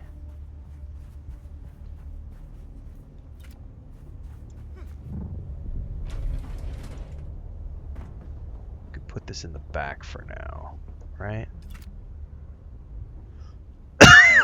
Excuse me. What is blocking it? Oh, I wonder if these rooftop things are not enough. I could place this on the sand, though, can't I? Not enough support. I'm guessing it would have to be a flat rooftop. It doesn't like these... Oh, nope, there it goes. I just had to turn it. Okay. Well, if that's the case, let me get it back over in here.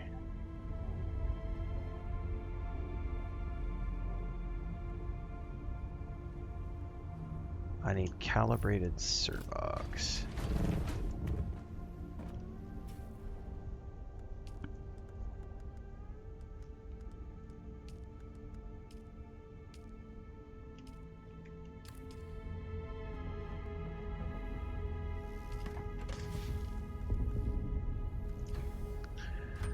Okay, which means I can go back up.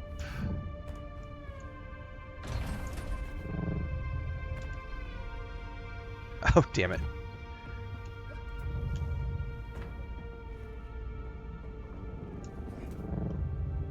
Also, I don't want to place it right there in the corner because I'm about to tear this down, so that's probably a bad idea. But we'll build it.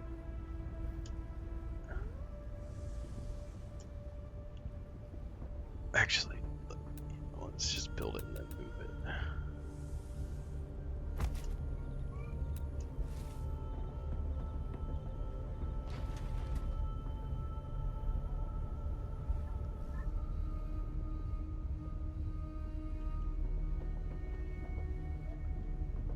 What are you talking about? I can't place it on this edge. It's got to be something to do with that.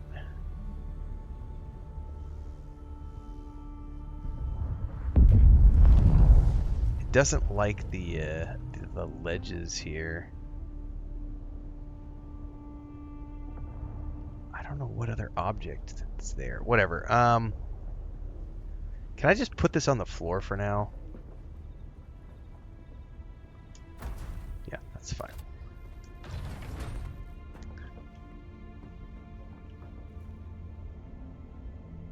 I can't remember what these use as standard filters. And I need a... what do you call it?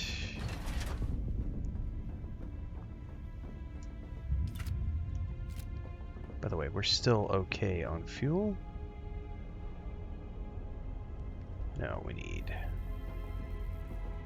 probably some more jennies.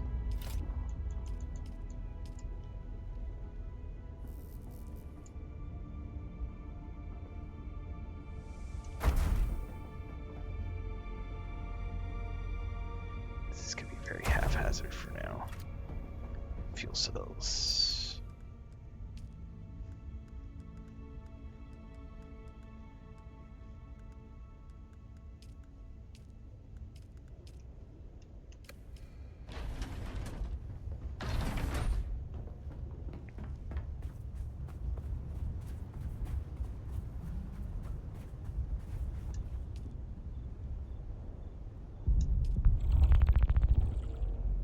All right.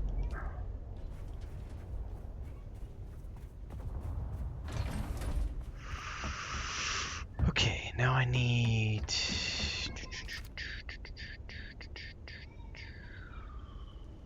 a survival fabricator, I think. I need complex machinery.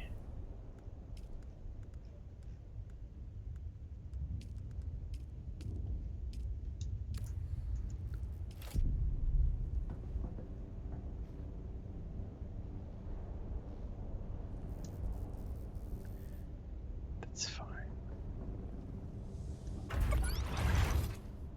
And what are the filters I need? Standard filters.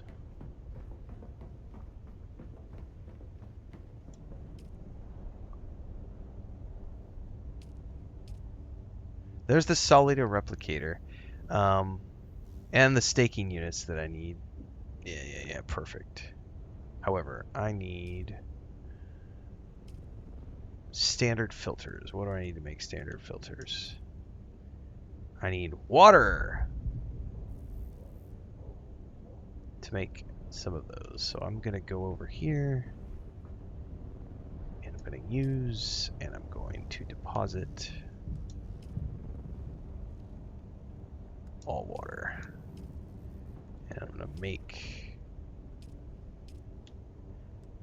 These run for, is it 8 hours? I'm going to make one. I'm not going to do any major crafting with them. I just want to fill up that cistern.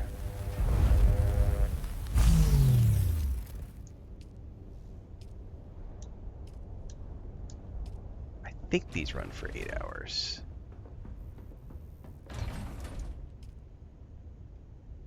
Yeah, 8 hours. So that's going to give me 8 hours of water production, which should fill all that up.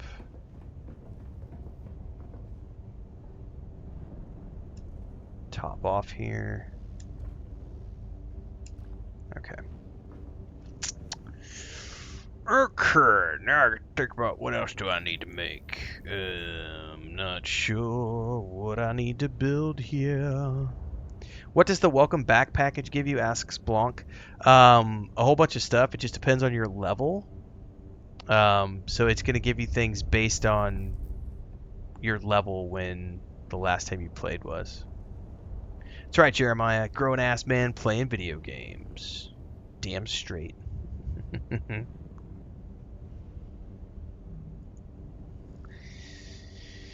Okay, so that gives me water production.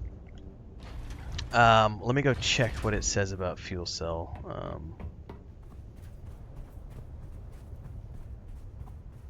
I could probably move this whole thing inside now, but I don't want any accidents.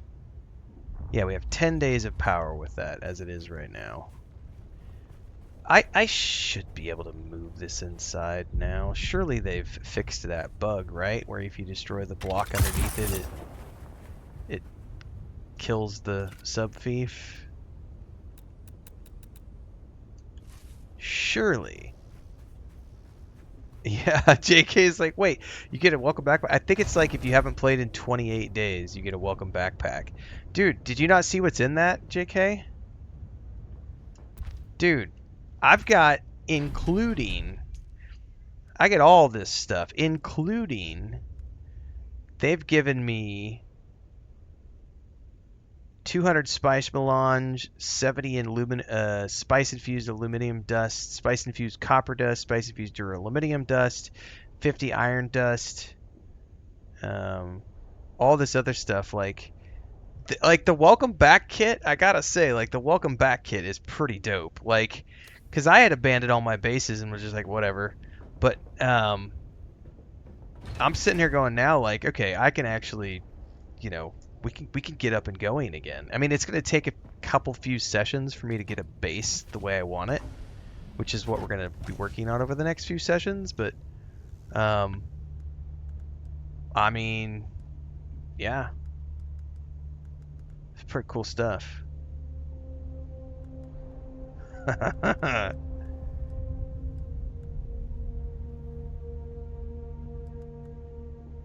Alright. Actually, I'm going to pull that back into my inventory for now. So, I'm going to go ahead and pull down all of this, because I want to...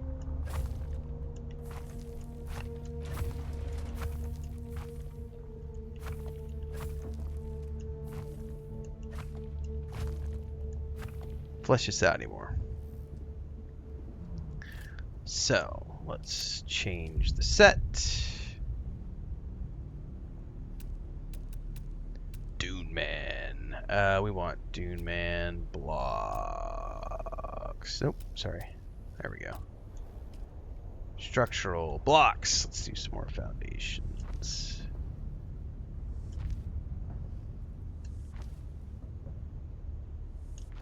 Can I do one more? Ooh, I might not be able to because of the wall. We'll see how that works here in a minute.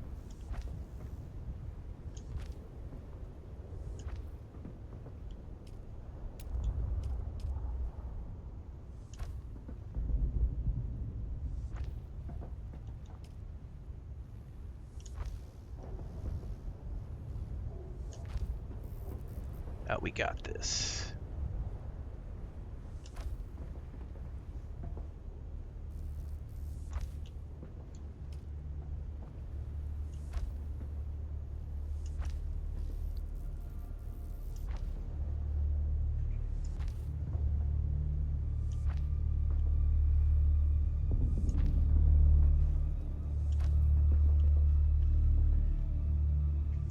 Man, the no tax thing is I'm still kind of like going, that's a huge deal, man. That's nice. Okay, let's demolish that.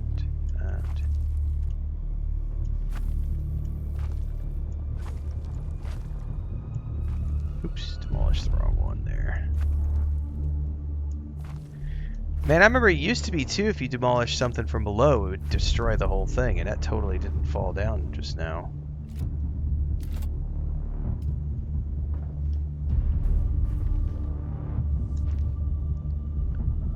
Yeah, the update's pretty good, Allie, for sure. Yeah, Assassin, the changes they've made have been really good, especially in regards to allowing people to now have a way to take a break with, like, I need to read up more on how the new Solido replicator thing works for storing your base. Like, I still don't understand that enough, and I need to understand that more. But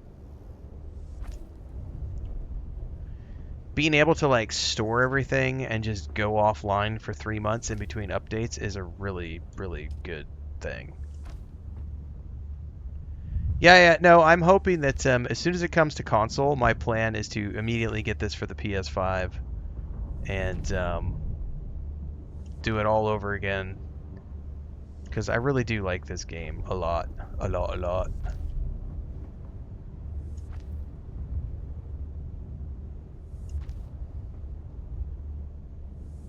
Alright, now we can finish doing this. Oh, no, hang on. I want to extend, I want to push out more. My bad, I forgot I also need to demolish the front.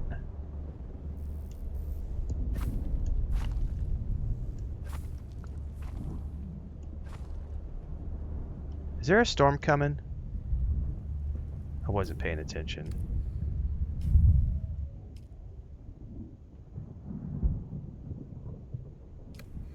If there is, I'm a little late on it. Yeah, I'll probably have to redo some of my old guides because a lot of that stuff was from when the game first went live, and they've completely changed how all of that works.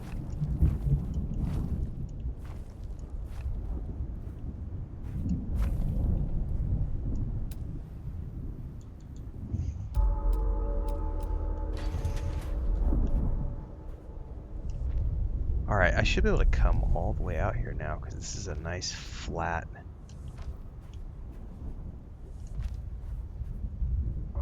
environment. I gotta make a second floor? Not at the moment. That could change. Right now I just want to maximize the building area that I have available. Alright, I gotta claim some more. Oh, hang on. No, stop. That bug is still there. Okay, claim rewards. Granite, stone. Granite.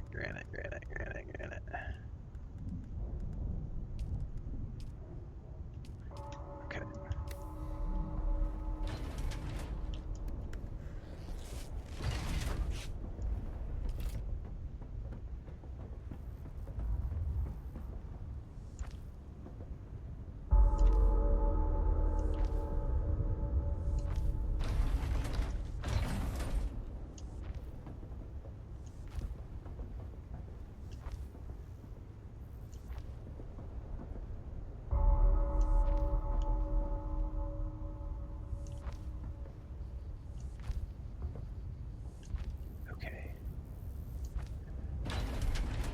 Now we're going to want to change a little bit because I'm going to want to put that I'm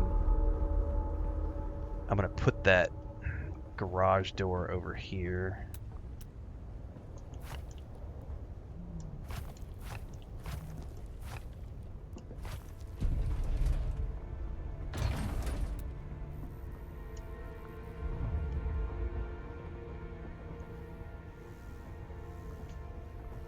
Come here, big boy. How do I select you? Alright, screw it. Demolish. Build! Big old super wide. And I gotta try to get this centered, which is gonna be a pain in the butt. Is that centered?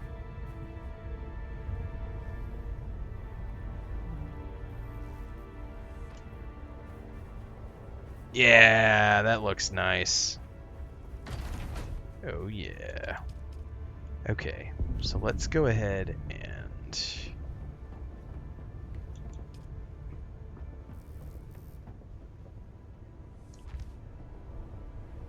yep, got lots of Enshrouded videos up on the YouTube channel. Been playing that game for probably about 3 years maybe, off and on.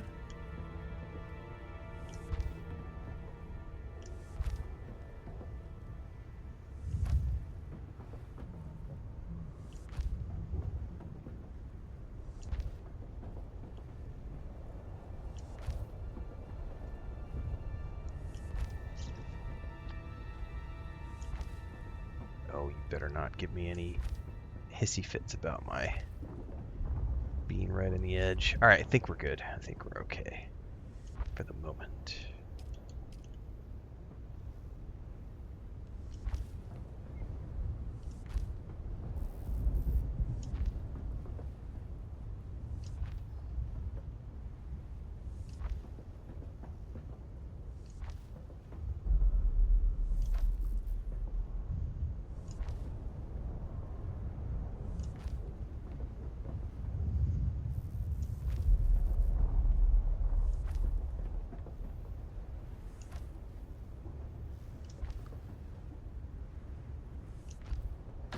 Okay. You have to use the backup tool, not a Solido replicator. Thank you for letting me know that. I am not aware of the difference, so that's good to know.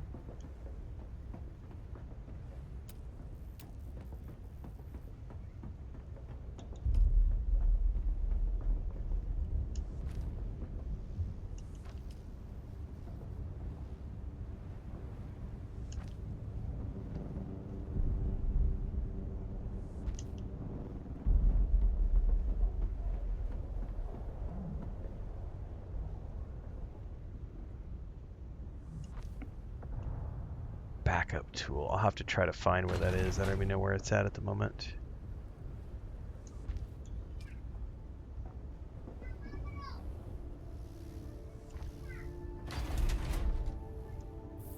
Nope. Nope. Nope. Nope. Demolish that.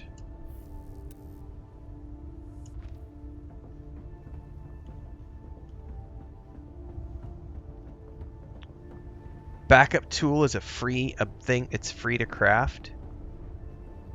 Okay, I'll have to take a look at that in a minute. I don't even know where to find it yet.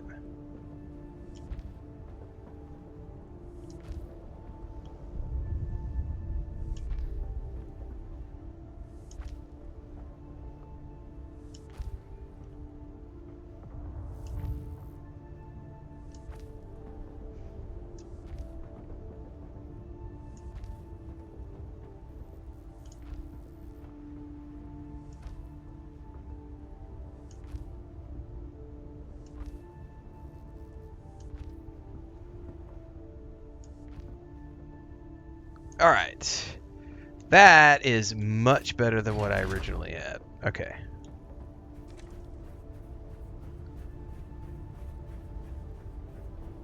Okay. That is looking more like it. Just a nice little box, man. Yes, Dune Awakening is indeed set in an alternate universe. Correct. Correct.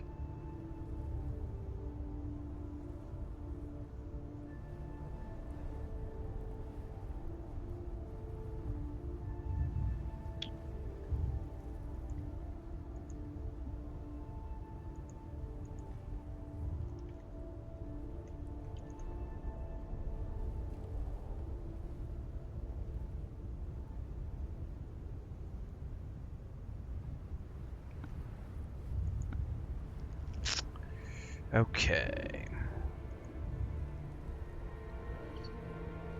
Nope, I don't recommend anything to anybody. Ever. If you have disposable income and it looks like it's something that you might enjoy, then you should go do it. You're an adult with adult money. Have fun.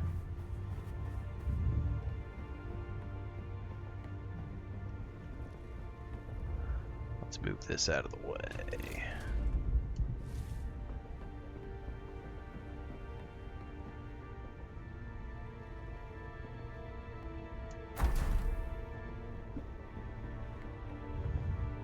You have to research it in construction.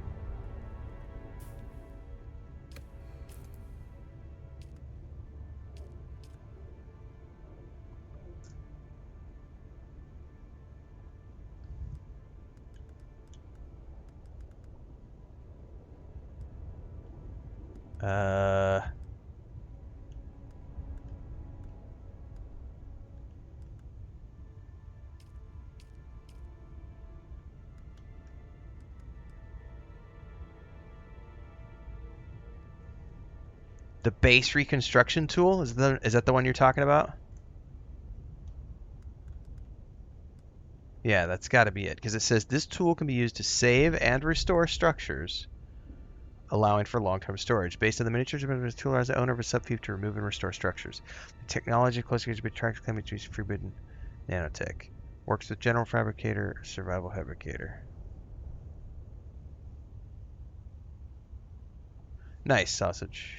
All right, so I need to research that, and we'll build that here in a bit. Okay, cool. Okay, well that's good to know that it's a different thing. Okay, so now I have plenty of space. Can I fly this thing straight out the front door?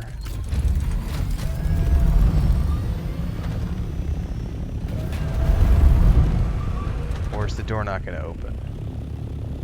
The door opens. I can fly out. I can fly back in. It's not ideal. I want to be able to land in here, so.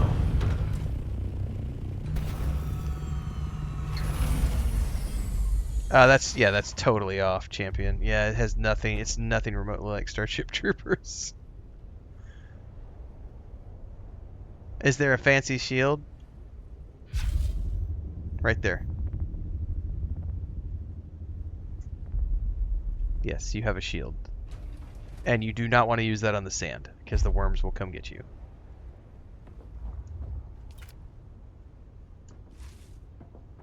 Let's move that over here to the back corner.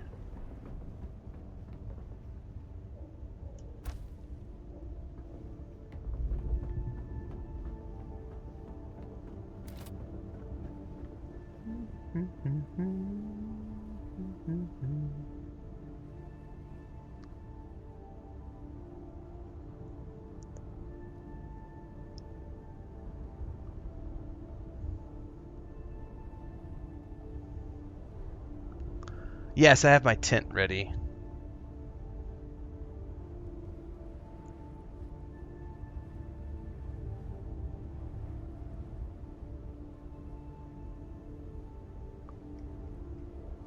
Worms gotta eat too.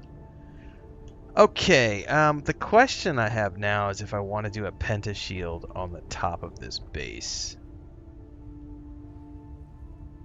Because that's going to suck up a whole bunch of power if I put a pentashield up here. Oh, gosh darn it.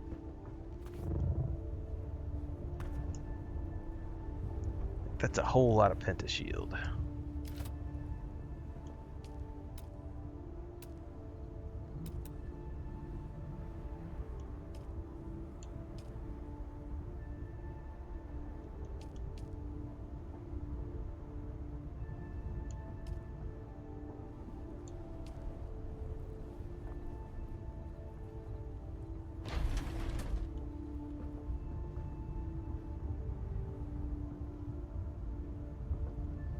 Too bad we can't get more of these like grates. What does this look like? That's a pretty basic.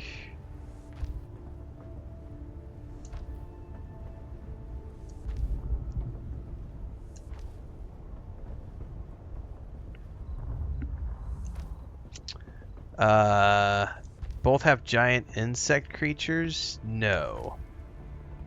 There are giant sandworms here, but that's about it.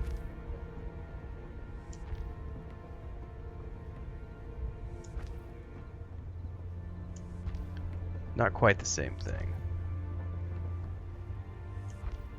Oh, yeah, but that happens every time there's an update for any game. Like, you gotta ignore all that hyperbole around player count, because everybody's gonna come back for an update. Like, that's normal stuff.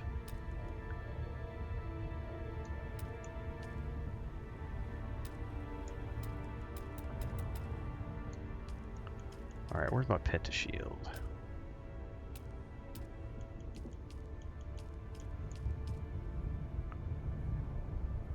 I need cobalt paste.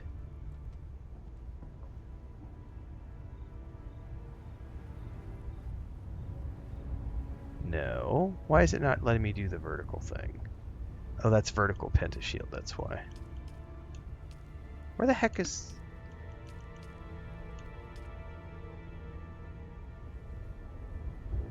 Oh, because I'm in favorites, that's why. God damn it.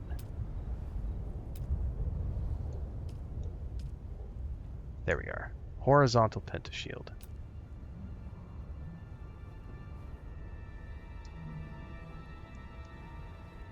Okay. Yes, we can do that whole thing. I need to go pull cobalt paste.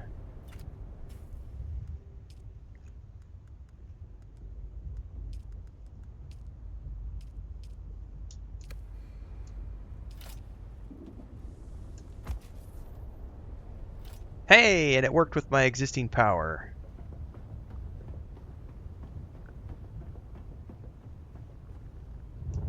Perfect. So now I've got plenty of landing and takeoff space.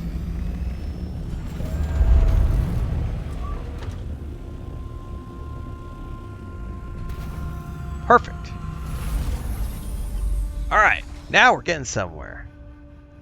Now we're cooking with gas.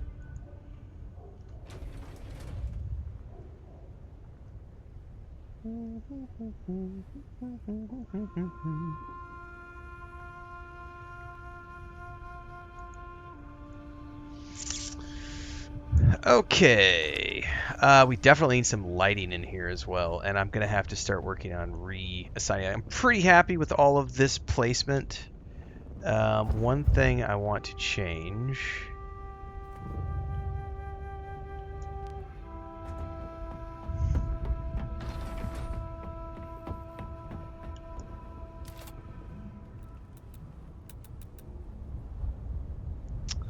Oh, can I not get to it from here because of the pentashield? Ah, I would probably need to take that outside and...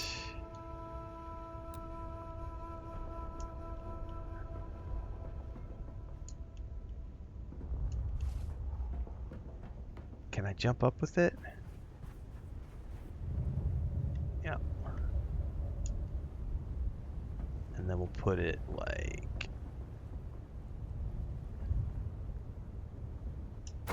There we go. Okay. Alright, so I have water production. I have power. Let's see how many days of power I still have left.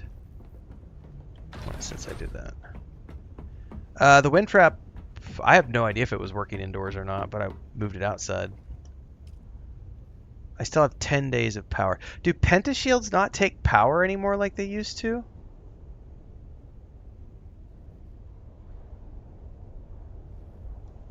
Because, man, pentashields used to drain your power supplies, but it didn't look like it drained any of my power. Which is cool if it didn't.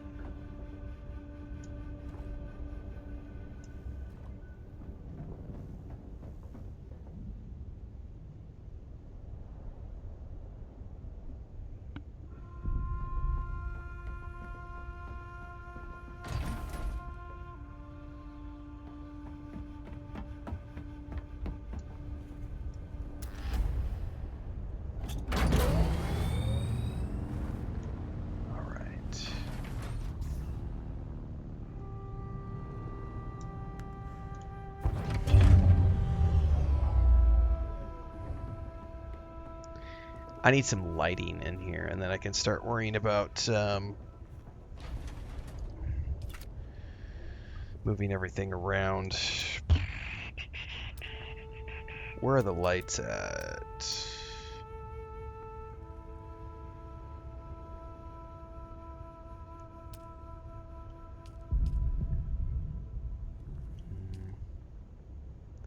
A Dune Man work light. That's interesting.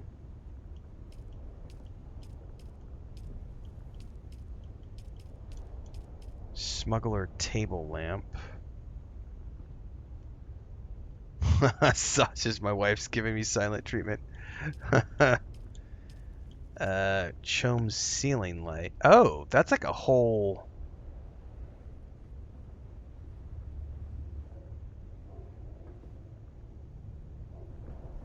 Man, they still need snapping. They definitely need to snap stuff. Because that's still, like, really hard to get centered.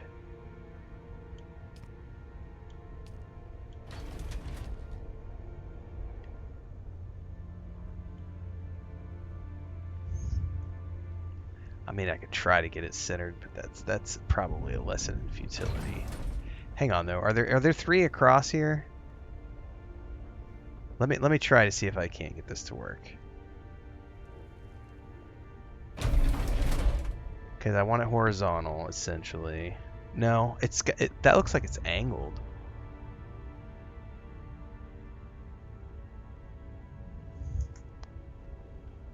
Fuck it. Oh, did I not have... I need agave seeds. Never mind. Demolish. I forgot that you have to have agave seeds for those specialty lights. Well, the story for this is completely different from the film's Champions, so... yeah. There are some same characters from the books and films that are here, but it's a completely different storyline, so you're not going to spoil yourself either way. Okay, those are specialty lights, so I could do these because they just need salvaged metal. Alright, where were the Dune Man working lights? How do these work?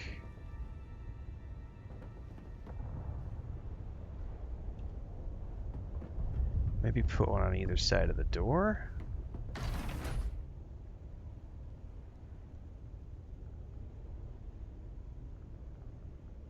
Oh wait, are these like hover things? Oh, they're like circular things. They don't actually mount to the wall. Whereas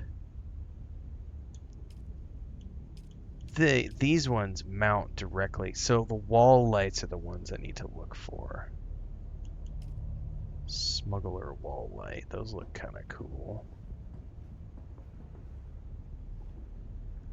Oh, what I wouldn't give for snapping. They still don't have snapping.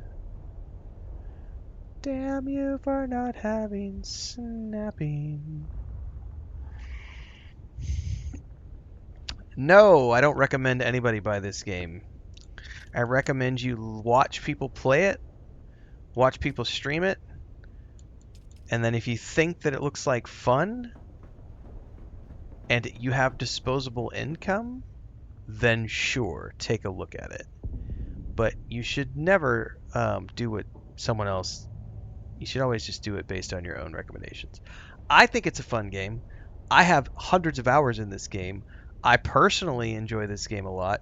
And yes, I love this game. But I can't tell you to go buy it because I don't know your financial situation. If you have the money and it looks like fun, go forth.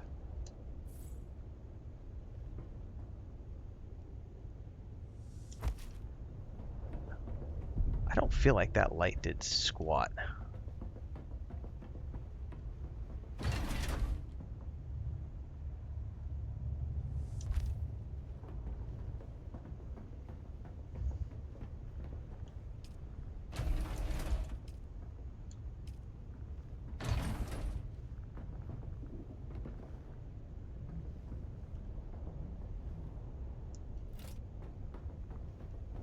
Yeah, I don't feel like those lights did anything.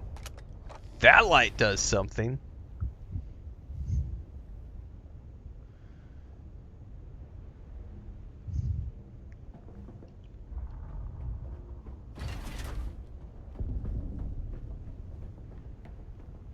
Alright, well, let's just move this stuff around for now.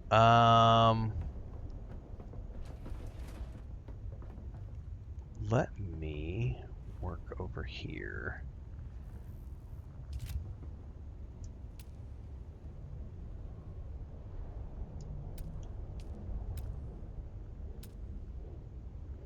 Ooh, there's all this new furniture too, the smuggler stuff.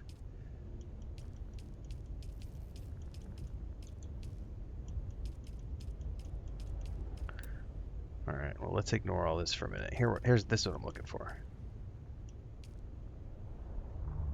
I need more granite for that.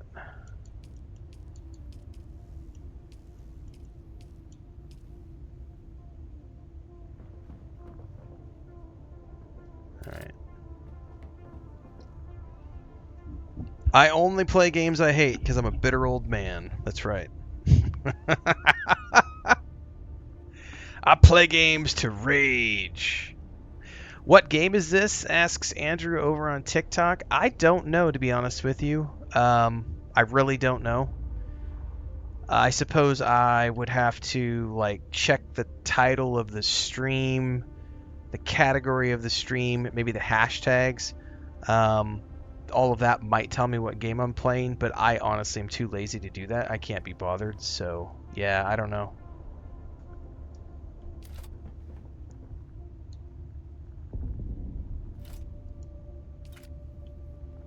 I need some more granite.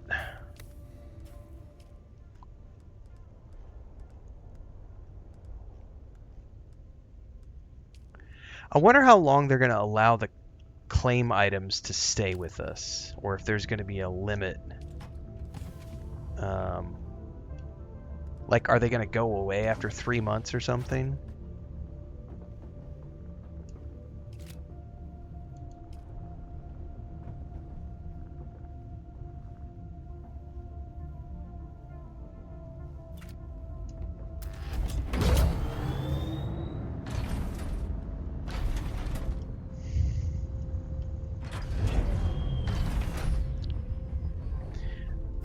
Napier actually got, I actually checked out his YouTube short. Napier went and got a, like a sign and mounted it to his door frame.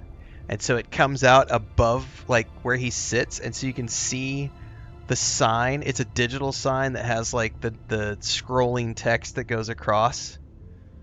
And it says, I am now playing name of this game. And it just keeps scrolling across, you know, like a road sign, you know? And I was like, that's brilliant, because then it's right. But even with that sign, he had people asking him what game he was playing. And I was like, that's because some people are just freaking idiots. It doesn't matter, even if it's right there in front of them. They're going to be like, what game are you playing? And it's like, it's right there in the sign, man. Oh, the herp is strong with some of the derps. Oh my goodness.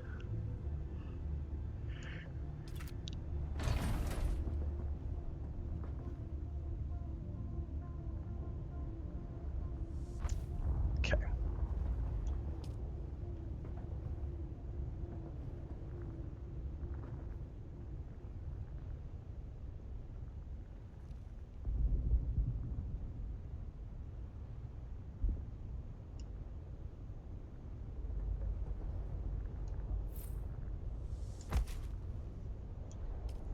Need some more granite.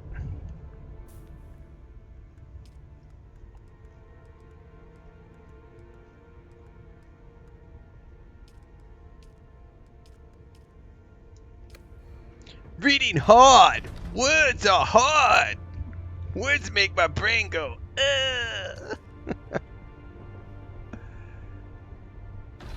Is this like something that should be mounted on a wall? Doomman Mechanics Kit. I can't tell if that's like a table. It is a table.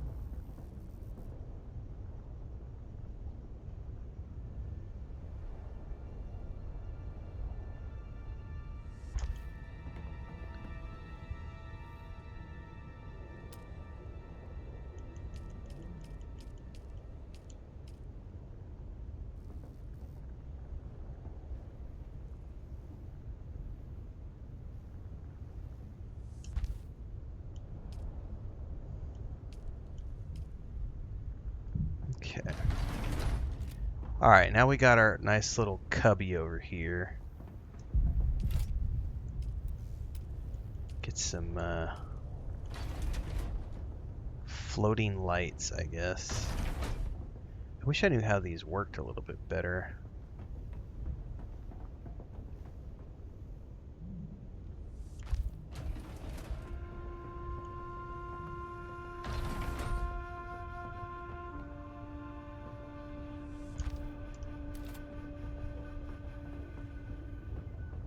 Okay. I see. So I could potentially... Now I see how those work. I could take that...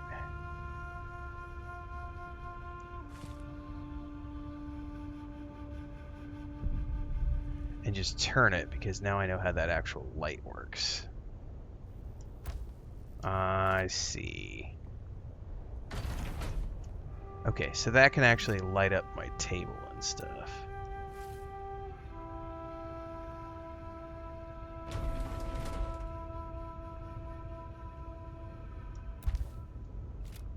Perfect.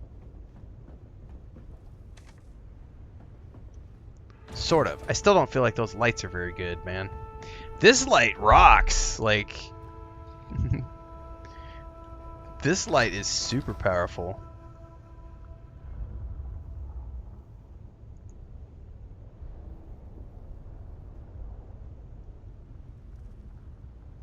I quite like that one. Reading hard. Make brain hurt. Alright. Got my sand bike mechanic shop station set up over here. Okay.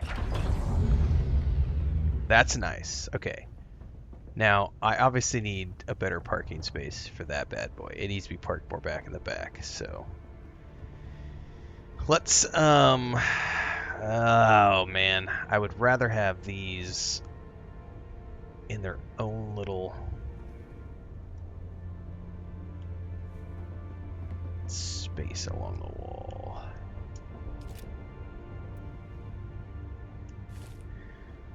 I have no idea about the specializations. I have no clue because I haven't worked on that.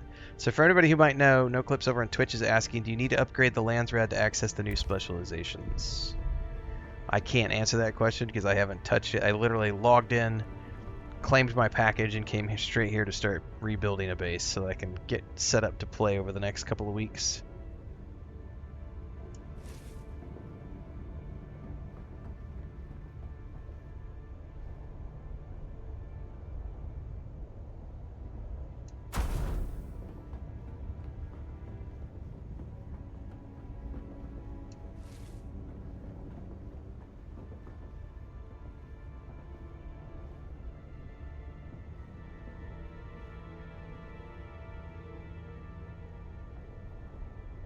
I'm going to have to use the mouse for this because I just want to nudge it. Just a skosh.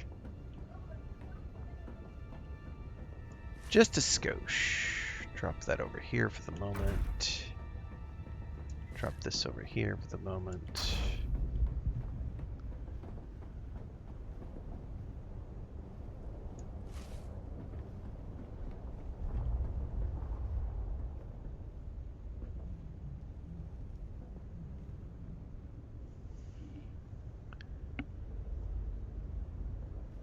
If you could do them with Landsrad before it could do specializations after checking in with Faction Boss.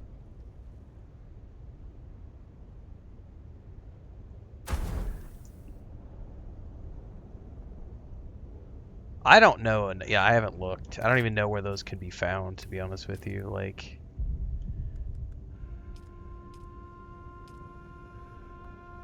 I have no idea.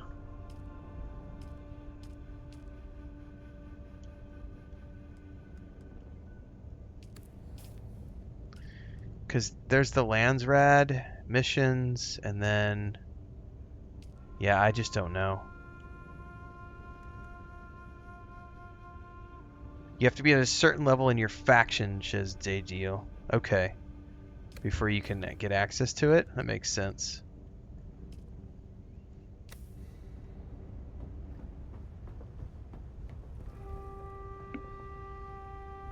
Okay. Yeah, my small base. I know, right, Gray? I'm just gonna make a tiny base to get going, then I'm like, 3 streams later.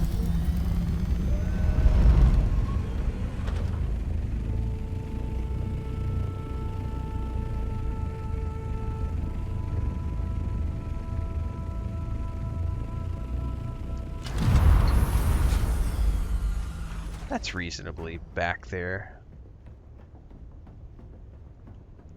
Yeah, I can make that work.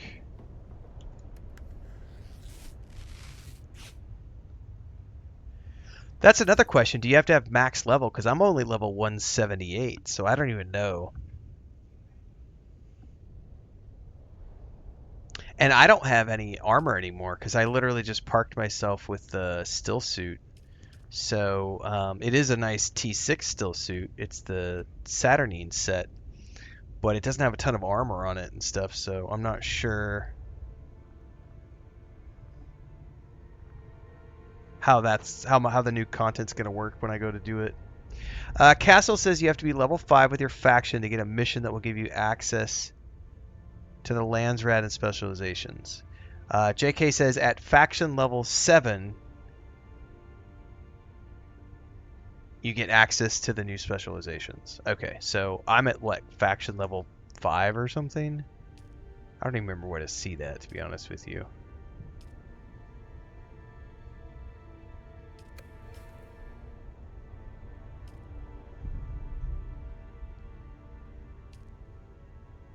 I don't know. I don't know enough about it.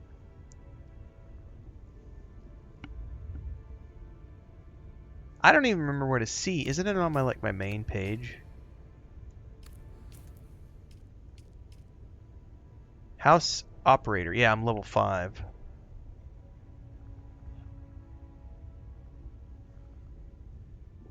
Five is max. No, 7 isn't max anymore. It goes way up than there. Yeah, I was looking earlier. It goes up to like 16 or 18 or something now. Yeah, see, I already did the mission where I met with when I logged into the game, I immediately went and talked to Duke Atreides, and then I immediately went and talked to Howitt, and he gave me that mission, which unlocked this right here, and gave me the ability to go look at these different things. And there's this like tab here where you can choose crafting, gathering, or exploration for the houses that you have uncovered. So I'm guessing you have to like discover more houses. Hit L, you can do specializations. Yeah. Castle says once you complete your first mission, you can do specialization. Okay, so there's the answer. So I haven't done the first mission yet, which is why I don't have access to it. The only thing I have access to is I can pick some of these missions based on crafting, gathering, exploration, or combat, or sabotage.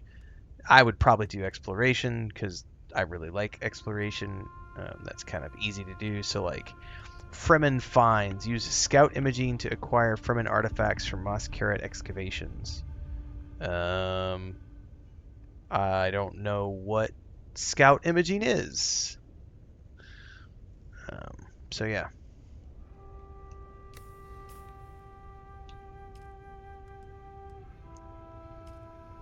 Oh, hang on. Someone said it's skills bottom left, so here's the skills menu. So take that back. You can see it, guys. I totally skipped past the damn it. I missed the pop-up because I wasn't paying attention because I was looking at chat and not reading here. So if you go to your skills menu, it's on the bottom left. You can actually see it.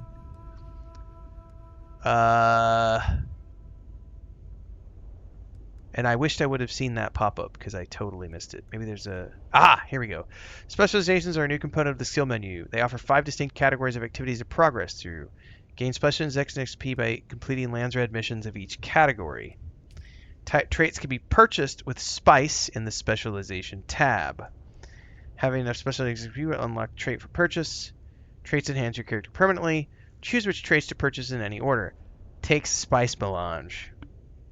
Yeah, that's cool. Got to go out there and work on it. You can only do 5 per day. Will take 70 days to complete one specialization. That's a bit of a grind. They may adjust that over time, but I don't have a problem with it being grindy. That's obviously meant to be an end-game activity to keep players logging into the game and working on things. Nothing wrong with that. Oh, increased inventory.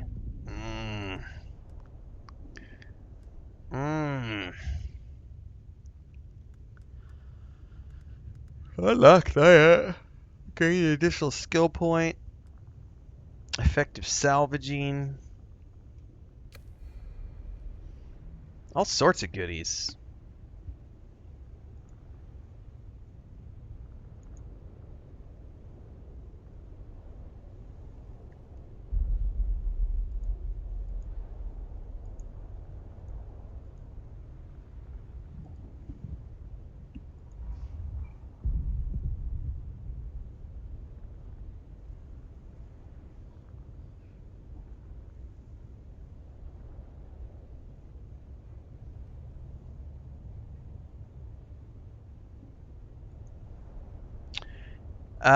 Yeah, dungeons have a special selectable difficulty. Yeah.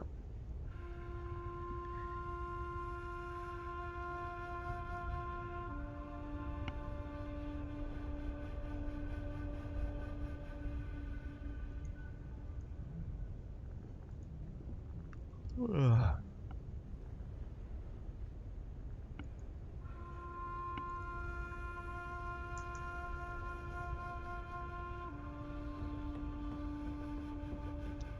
Well, that's looking good over there. That's looking good back there. Pretty pleased with where we have this. We have that up top, so we can just bug out whenever we want to. Up and out, we're off and away. I obviously need to do some repairs, however.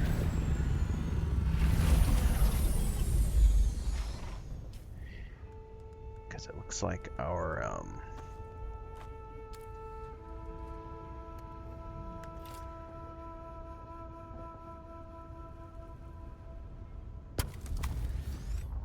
something needs to be repaired. I just saw it a second ago. There it is. Generator. Okay.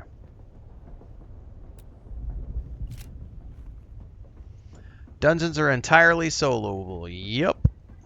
Adjustable difficulty. Sector weather alert. A large sandstorm is approaching. Haha.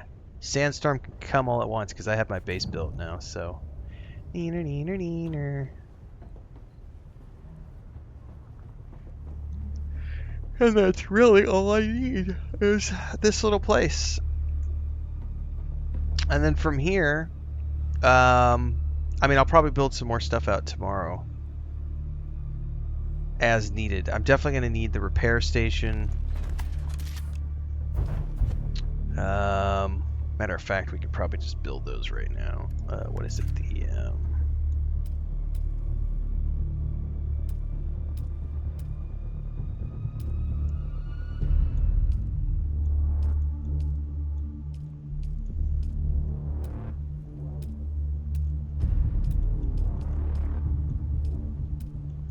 Is it utilities? Yeah. Recycler. A large sandstorm is and repair station. We can build those later on. Yeah, I'm in the base. I'm in the base. Where is that storm?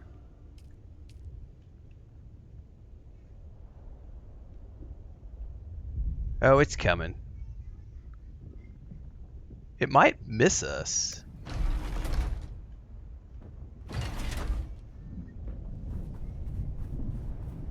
It's coming from over there. Oh, I can see it. There it is.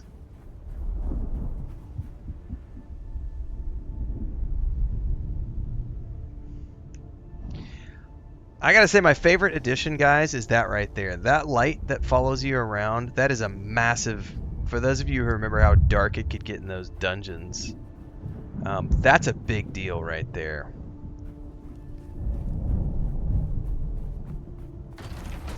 Because before, wasn't it the glow stick or something?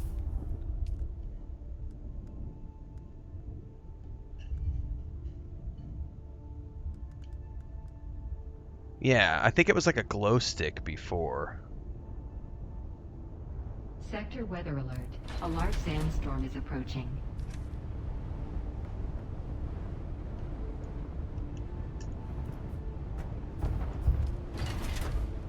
There it is.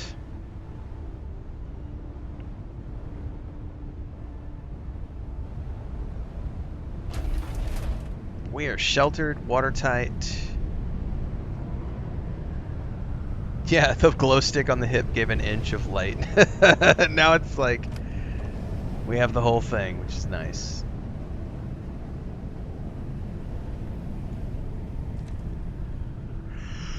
Alright, cool.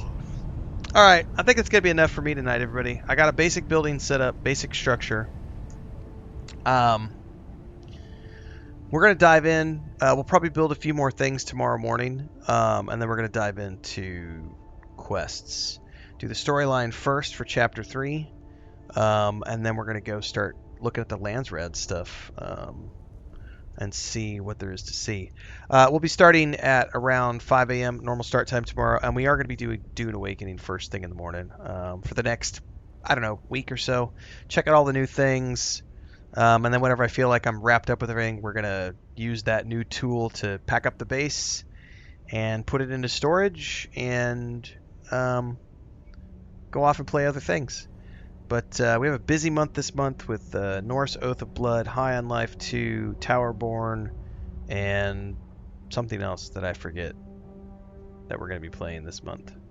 But we've got about a week and a half until all those things come, because I think the 13th is the next new game that we're playing. So we've got like 8 or 10 days to play this. So we'll be doing this in the mornings. Afternoons, we'll probably be doing things like, we'll be doing other stuff in the afternoons. I don't know what yet. Probably going through and continuing our Skyrim playthrough and Elder Scrolls Online. Maybe some more Star Wars Outlaws, because I've been having a lot of fun with that. So stay tuned, everybody. Thanks for hanging out today. As always, we are live on YouTube, Twitch, Kick, and TikTok. Everything in between the streams happens on YouTube, so get over there. Don't forget the Discord, the merch store, the Patreon, the Homestead channel. Speaking of which, I'm about to upload the rooftop garden video that I recorded earlier today, because they're done with construction on the roof. So for those of you who want more information on that, you can check that out here in a bit. I'll see everybody tomorrow morning. Quick commercial break, everyone, to celebrate and give thanks to all of these amazing people who keep me on the air full time. Really appreciate the support. All you got to do is join as a member. You get access to private videos. You can also do super thanks on any upload or super chats and stickers on any live stream or premiere you see. And beyond that, don't forget we're multi-streaming over on Twitch now, so you can support over there as well. Thanks so much to everybody. Let's get back to the video at hand.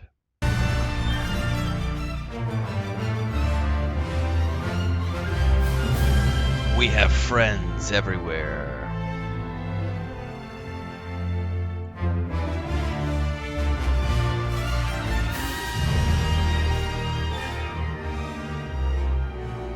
Good morning, everybody. We were supposed to start Dune Awakening this morning, and I was sort of waiting to do my stream because it was supposed to go live at 6. I usually go live at 5. And they just announced that they're extending the patch time by like another 2 to 3 hours. So I was like, you know what? I'm just going to go do a morning stream of something else. And then when the patch notes become available, I will stop the stream, go read the patch notes. If it's too late, we'll just wait and come back in the afternoon. But if I'm still feeling good, we might roll into a second stream of doing Dune Awakening this morning. But I think our grandniece is coming over today as well for us to start watching her again to go to school. So that also factors in. So we'll see how the morning goes. But they are prepping the Dune Awakening Chapter 3 content as we speak. They have said it is the biggest patch that has happened to Dune Awakening yet. So I'm really looking forward to seeing all the changes. I probably won't be doing too much beyond the expansion content. We'll see. I would expect 3 or 4 Dune Awakening streams this week. Maybe more. Once they get up and going. The last DLC, Chapter 2, was like, I want to say it was like 6 to 8 hours of content for each storyline. And there was the DLC story plus the chapter story. I think this is just chapter content. I don't know if it's also DLC content. But it's... And then there's a bunch of changes coming to the Landsrad and Endgame, which I don't really participate in, but we'll check it out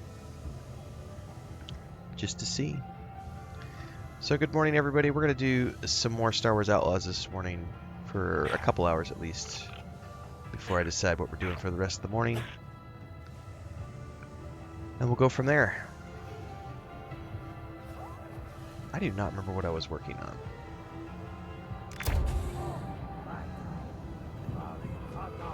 Oh, we had finished up, we had done a turn-in.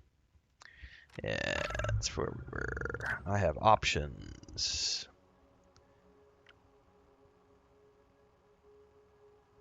That gives me rep.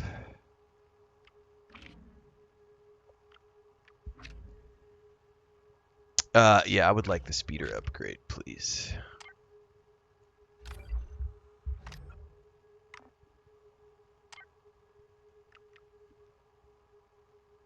Yeah.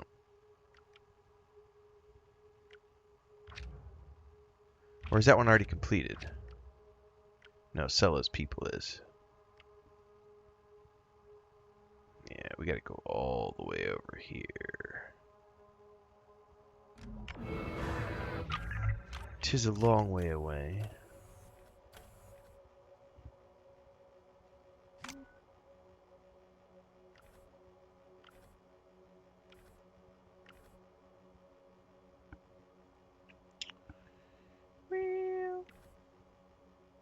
I've also got one way down there, too.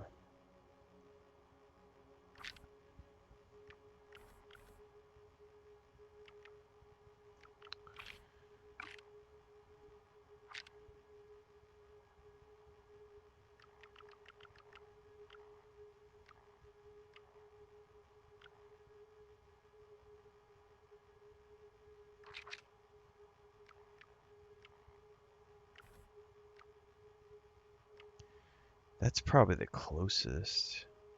Well, those are the treasures, too. I think we just have to go to Jonta's Hope. I think that's the only one I have out here in the wild.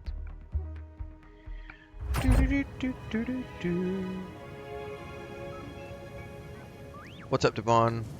Hey, hi.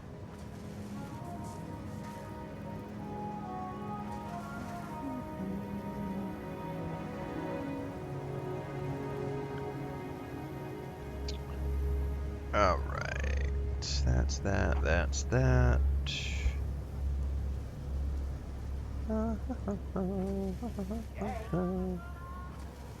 Good morning, Theo. Good morning, Guardian. Good morning, everyone joining in for the first time this morning. As always, if you're new, we are live on YouTube, Twitch, Kick, and TikTok. You can watch where you prefer.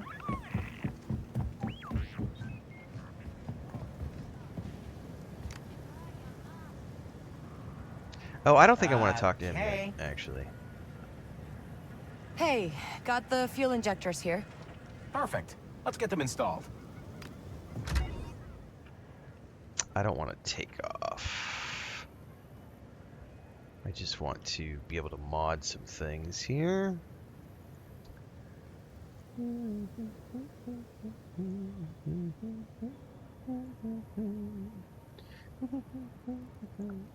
If you don't think a game is worth it, you shouldn't play it. But that doesn't mean it's not going to be worth it for other people. But it's your money.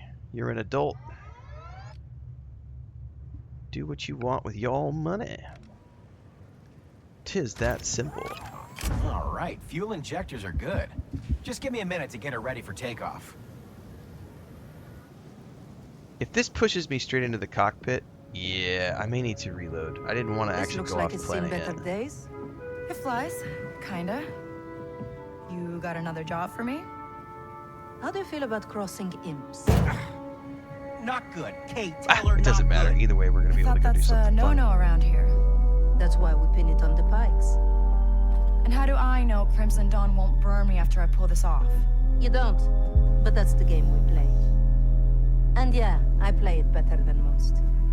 You just have to sneak into an Imperial station and delete some data. Easy. In space? No, she's not ready yet. I'll be fine. I was talking about her. We'll get it done. Love it.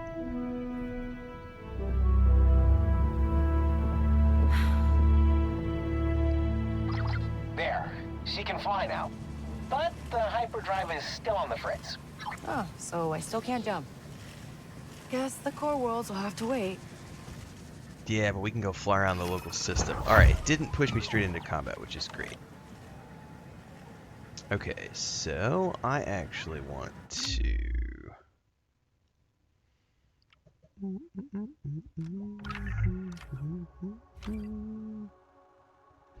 Here we go. Let's look at the Trailblazer first. What's up, Thaindar? Smugglers, scoundrels, and questionable choices. Thaindar feels at home. Welcome. Good morning. Okay, let's customize a little bit. I've got blue at the moment. I'm gonna go with this one, the Spock Shark Fuel. Let's look at our charms. Ooh, seismic charge. Flashy cape. The mysterious pendant. Let's go with the Naboo crystal. And colors. Right now we are on the factory fin. Ooh, the Hunter's Legacy looks good. So does the Sandstorm. Forest Commando. I think we're gonna go Hunter's Legacy. Yeah. What else we got? Oh, I hadn't looked at the Rebel Amulet. Gotcha. Okay. That's the Trailblazer. Now let's take care of our speeder.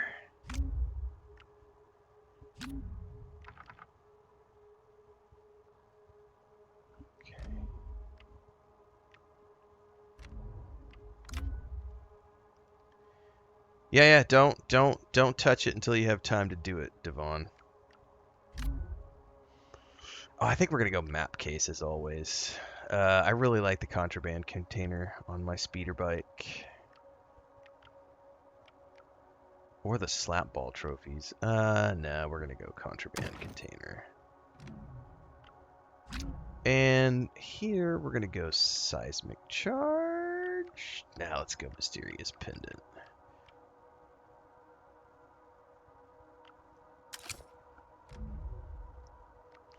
Coloring.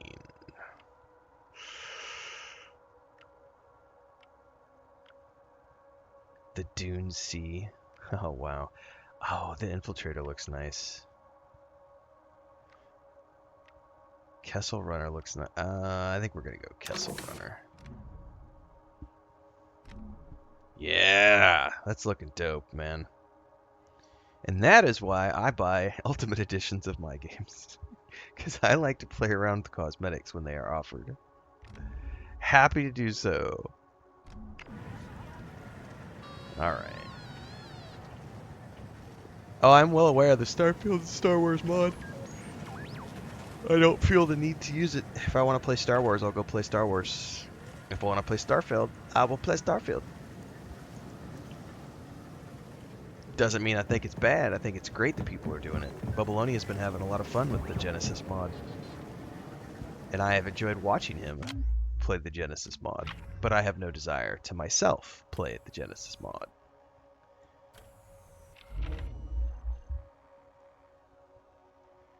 Okay. That is for the speeder mechanic. That is a long ass way away. But I don't have any choice because there is no You looking for sheep parts? fast travel over there. Temporarily available.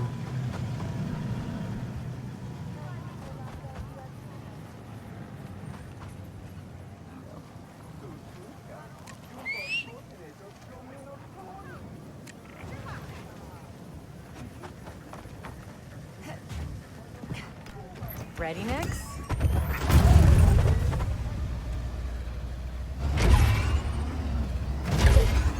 Oh, it's not restricted to that one. Oh, they're gonna boot me off of it. I was trying to get out this way. They're like, nope. What's up, big guy?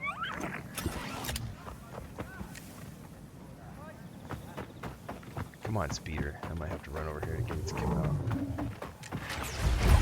There we go. Tired of walking, Nix?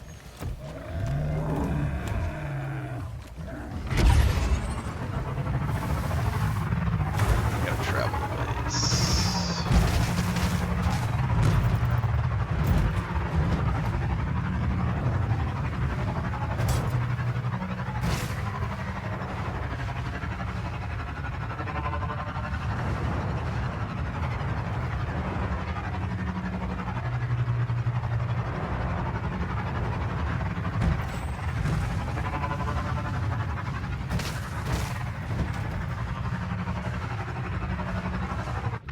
Where are we going?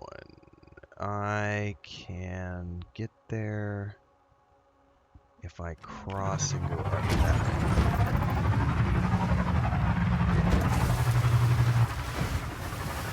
I think. That might not be. Is there like a cave there or something?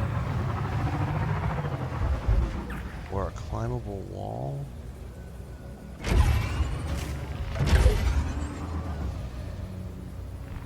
That sure as shit looks like it might be.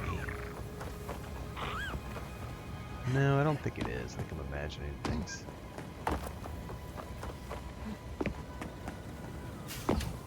No, I am not imagining things. I think we can get up here.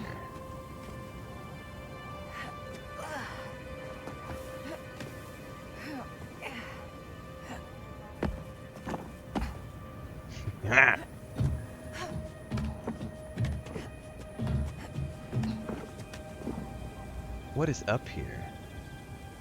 I played the demo for Karn.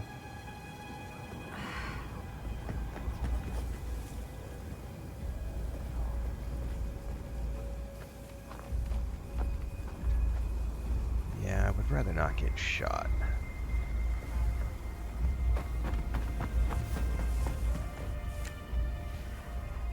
Oh, my speeder's still gonna be down there. Alright. We are in the Pike territory. Hold on, Nix. Ah, they saw me. Let's roll, Nix.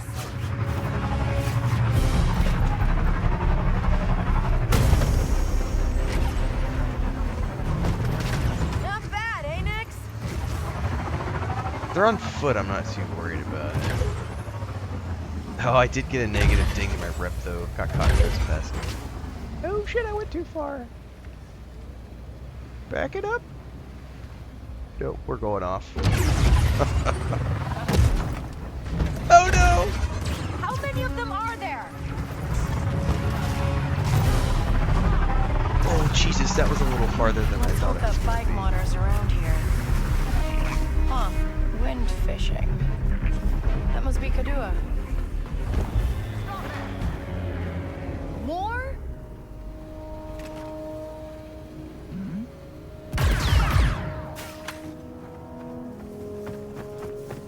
Is there another one? I don't think he's over here too far. That guy totally came after me.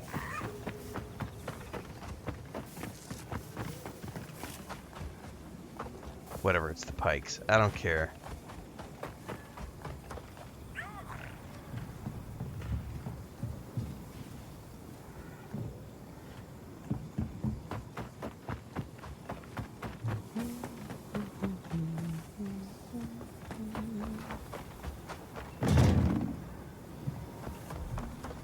Hello? Anybody here? This isn't working. Flip it the other way. You think I haven't tried that? Hey, this is Kadua, right? Maybe. What's an off-worlder like you doing here? I'm looking for Silo Rovac. Why? You Empire? No. I heard she can rig my speeder. CeeLo left. We don't know where she is. Can't believe you're still protecting her after what she did. Well, I'm not. She's living cliffside, near Jaunter's Hope. Got it. John does hope. All right, off we go. To another destination.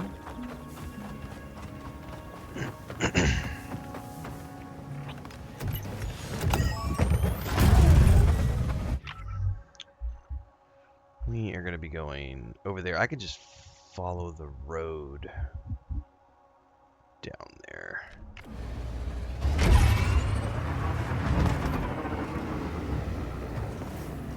Oops. Hang on tight. It's the one that curves around. Yeah, it's that one. Stormtrooper? Boba Fett. Boba Fett. Where's Boba Fett?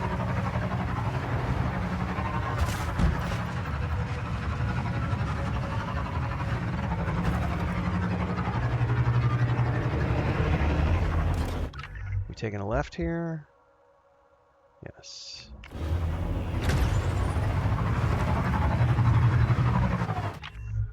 No. That is not... Well, maybe.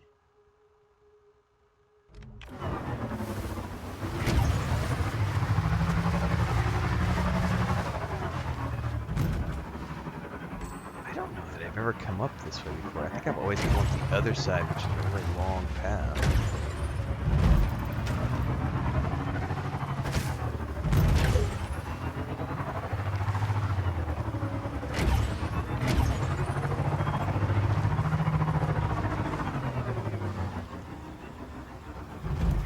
Yeah, I have always come up this way. I've never come up that way before.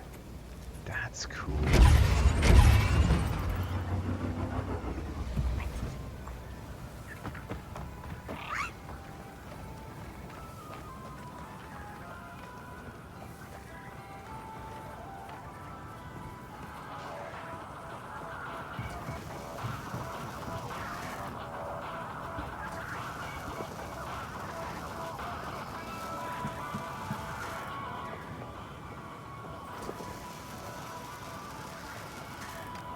Got some good tunes going. Are you CeeLo?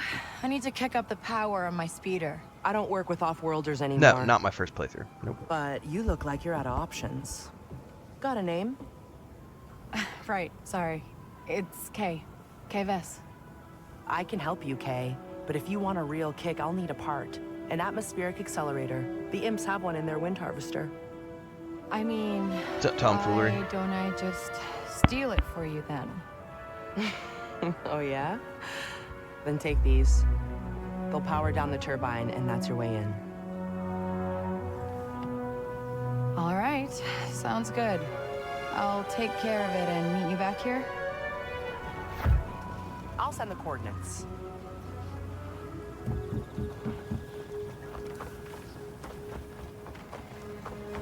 All right, Boulder Forest. Let's drive.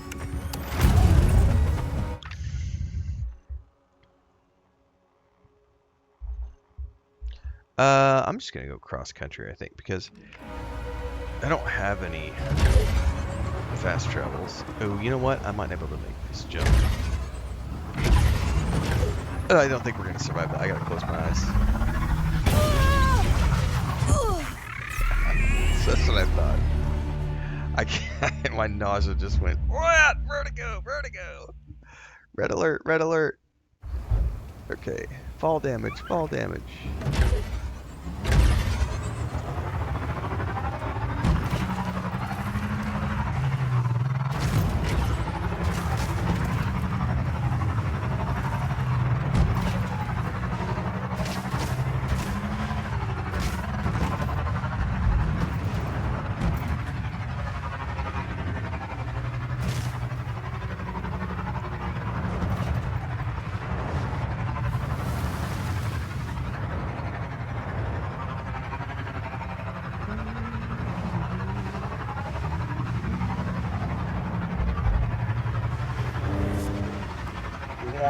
I love the sound all the different speeder bikes make, man.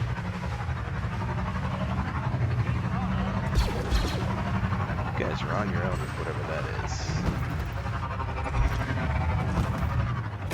Ooh, hold up.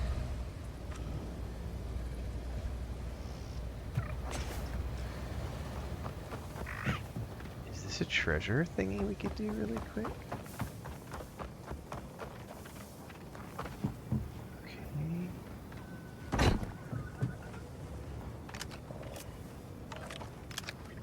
Caliprite for a slicer kit upgrade, and there's like a...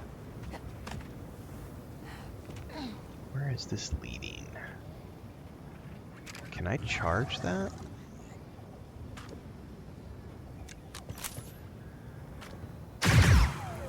Oh, I'll be damned. Yeah, buddy. Oh, you fucker. Dude, I gotta be... Oh, you know what? I bet I can shoot it from here, though. I was gonna say, I gotta be fast.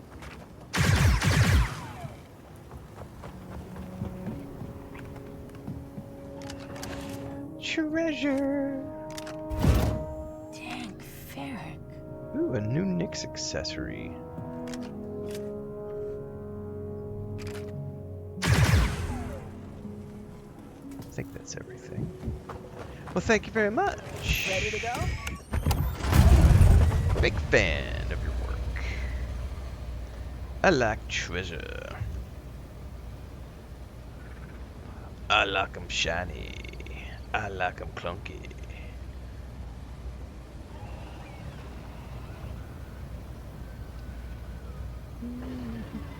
Hang on, I'm checking Discord over here.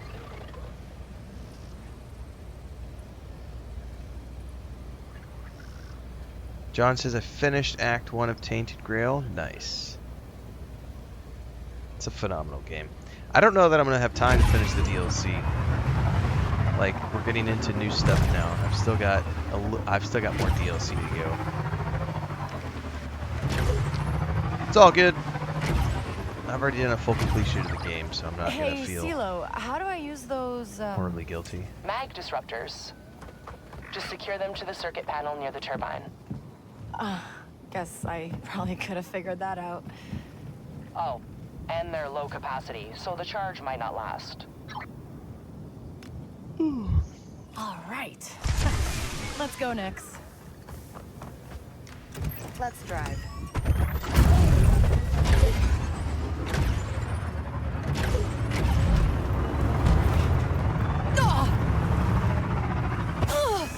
Damn it.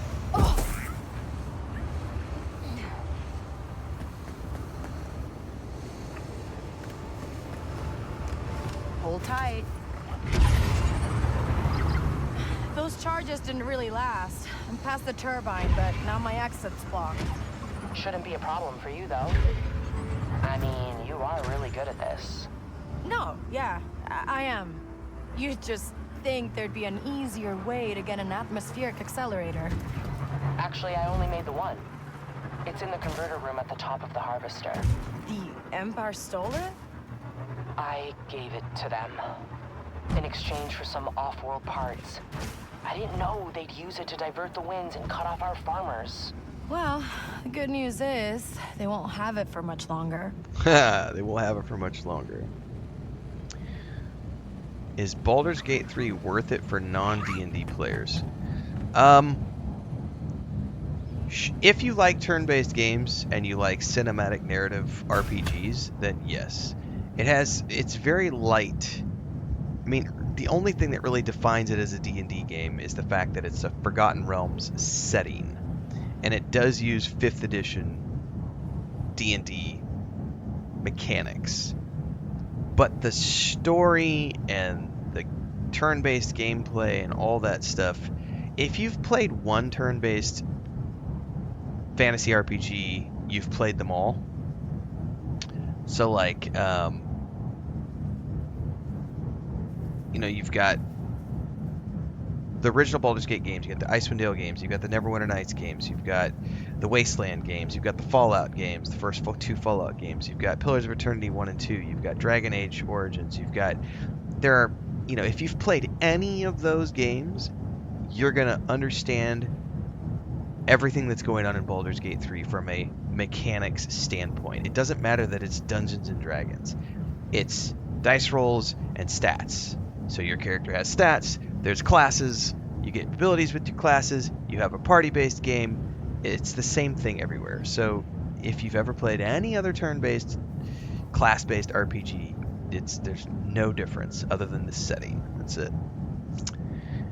I don't pay attention to fan stuff for Star Wars Blueface. I'm not interested in fan stuff. I appreciate that there's some really cool stuff out there that fans have done, but I am very much a Could have used a few more of those mag disruptors. I am here for all the official Star Wars stuff. All the way from George Lucas to Disney, but I don't pay attention to the fan created stuff. I don't care about, because I just it's not, you know. But some people enjoy it, and that's awesome. All right, I think I have to send him in if I remember correctly. Power off. Yeah, 5th edition rules are really easy as well. I mean, they are made so. My wife, as an example, had never played tabletop before, ever in her life. And she cosplayed and joined our actual play sessions. And not only did she learn 5th edition D&D without ever having played it in her life in her early 40s, she also was learning Fantasy Grounds at the same time, because we were playing online using Fantasy Grounds. So it's stupidly easy. 5th edition is so easy that a child can play it, and that's the beauty of 5th edition Dungeons and Dragons, which is what the that rule set uses. I do not remember what we're supposed to do here.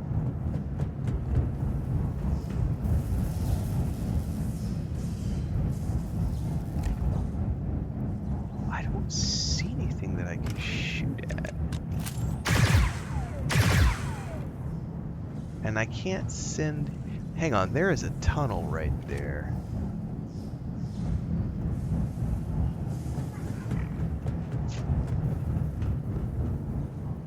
There's got to be something I missed around here.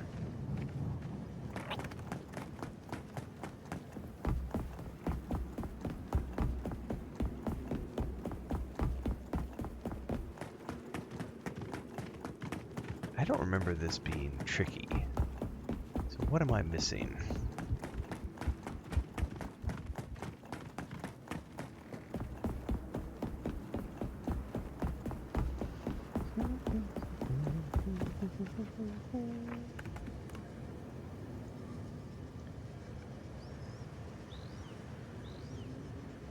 That's right, I'm a grown-ass man playing video games. Skyrim is on Sundays these days. We are done with Skyrim other than on Sunday sessions. Okay, there's definitely...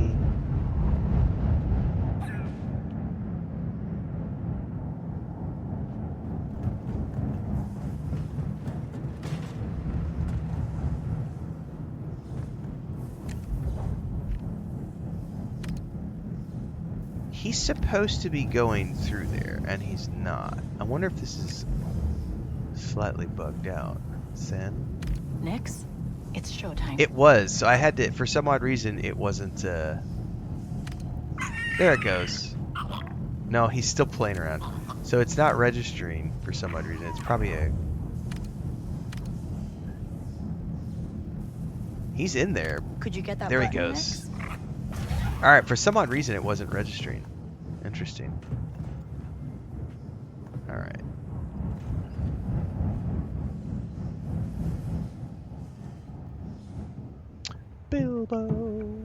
Bilbo Baggins.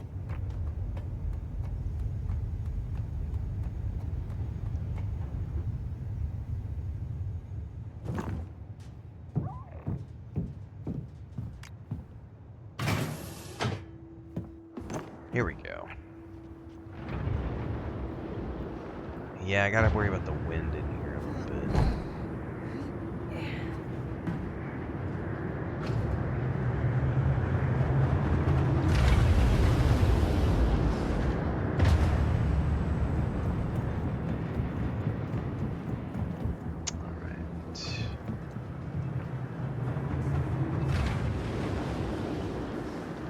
definitely need to shoot that.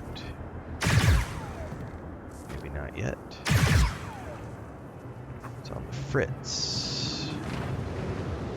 Oh yeah, I think all of us are waiting for more word about the new Middle-earth Lord of the Rings third-party game that they said is going to be like Hogwarts Legacy. I think we're all excited for that. Yeah, we definitely got to go down. I'm okay. I'm okay. Do do do do do do do do do do.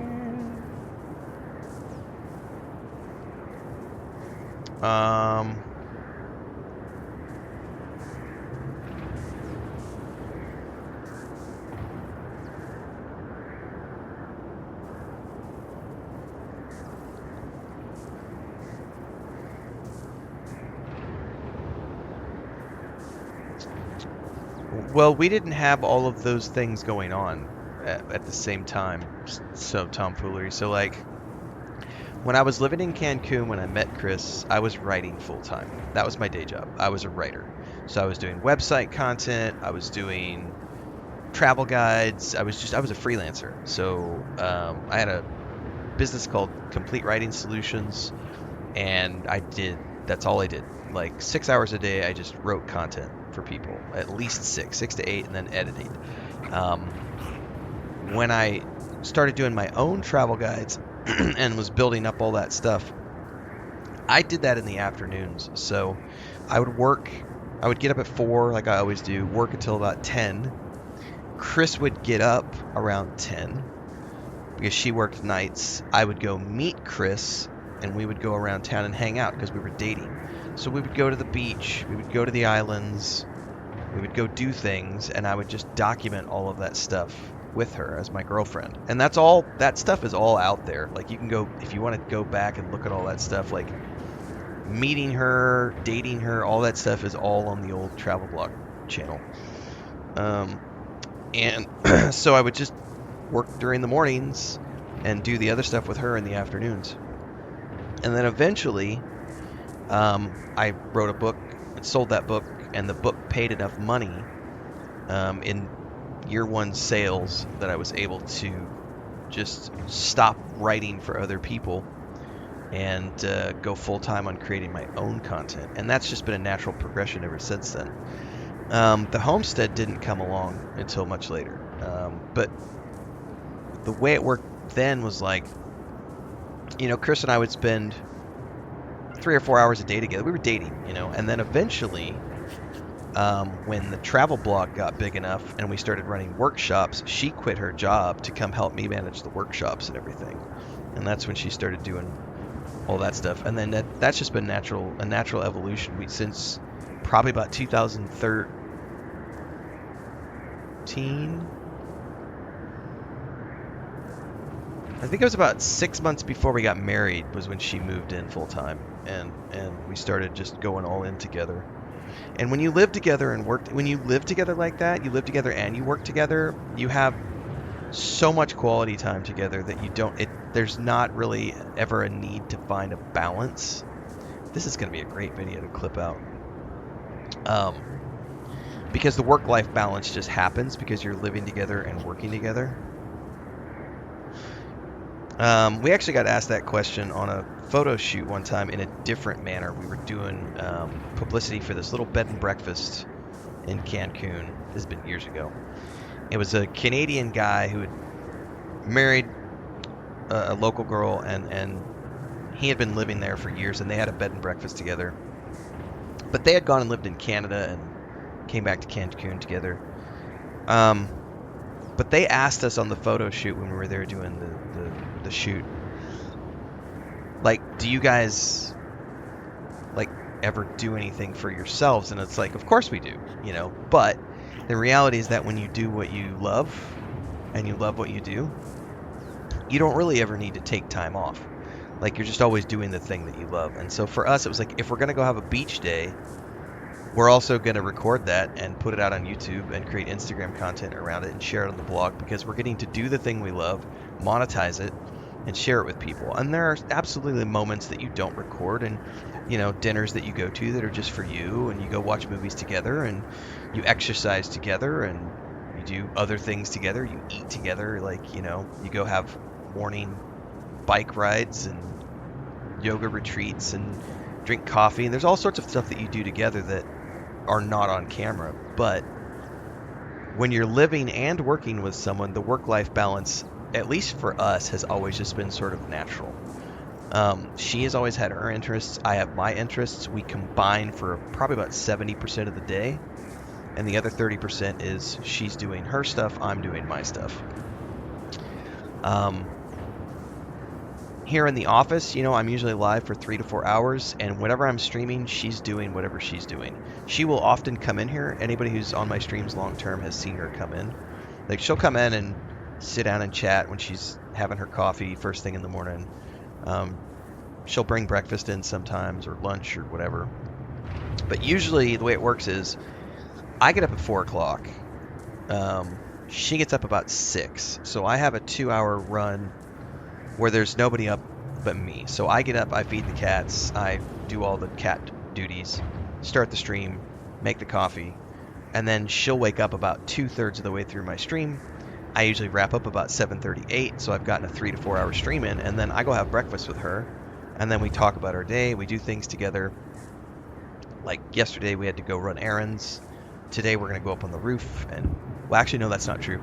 Today I think our grandniece is coming over today, and we're about to start babysitting again, I think. And then Chris has to go to a doctor appointment.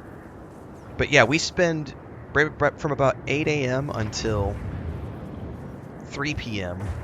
we are together all day, every day, doing different things, but we're in the same house together and helping each other in projects and stuff. But from like 4 to 8, I'm doing my stuff. She's still sleeping, then she gets up and does her chores. Then we do stuff together, and then at 3 o'clock when I come in for my second stream, I usually work from 3 to 7 at that block. And when I'm doing that is when she goes out and does all of her homestead stuff. So duck chores, chicken chores, fixing fence, collecting eggs, cleaning the chicken coop, doing all that stuff that she likes to do. And then in the evenings, we'll meet up again for a couple of hours and like watch a TV show or watch a movie together. Or if she's, she might be reading a book, in which case I'll just go scroll TikTok or something, So, but I think when you live together and work together, we've been together now for 15 years, I think. It's just, there's a natural progression of the relationship where the work-life balance just sort of, if you love what you do, I think that work-life balance comes naturally. I do realize the question was more towards when you are first starting and balancing a 9 to 5, but I wanted to dive a little bit deeper into it. Because even in the very beginning, when I had clients, and she has often worked, like even when we moved to Mexico City, the first 2 years we were there, maybe a year and a half, she went out and got another job because she wanted to. And I was like, you do what you want to do. And we didn't have all the animals and stuff. So she went and worked for about a year and a half. And then eventually,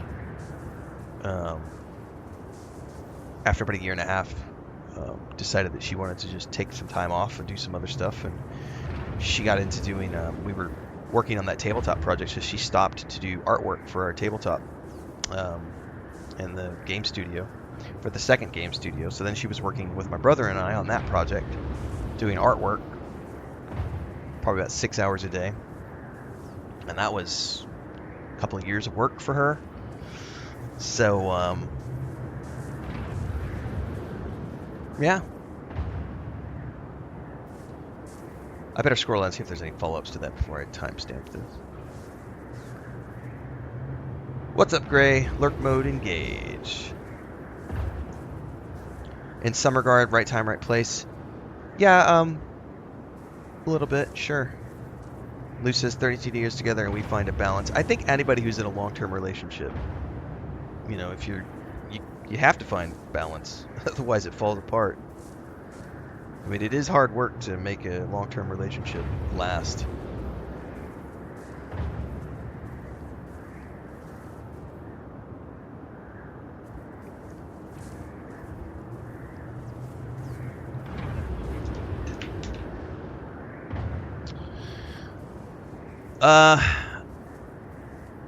Have I played Witcher 3? Yep. Playlist on YouTube. Nice, Ben Mac. Cool beans.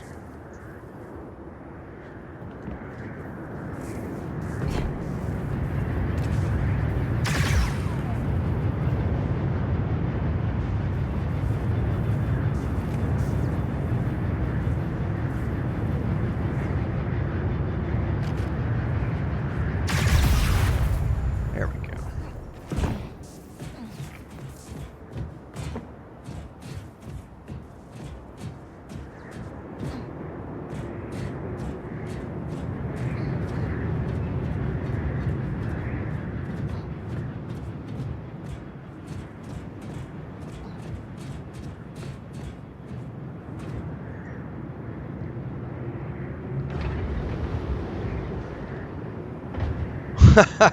So being a world-class simp and always doing what she wants is not a good thing.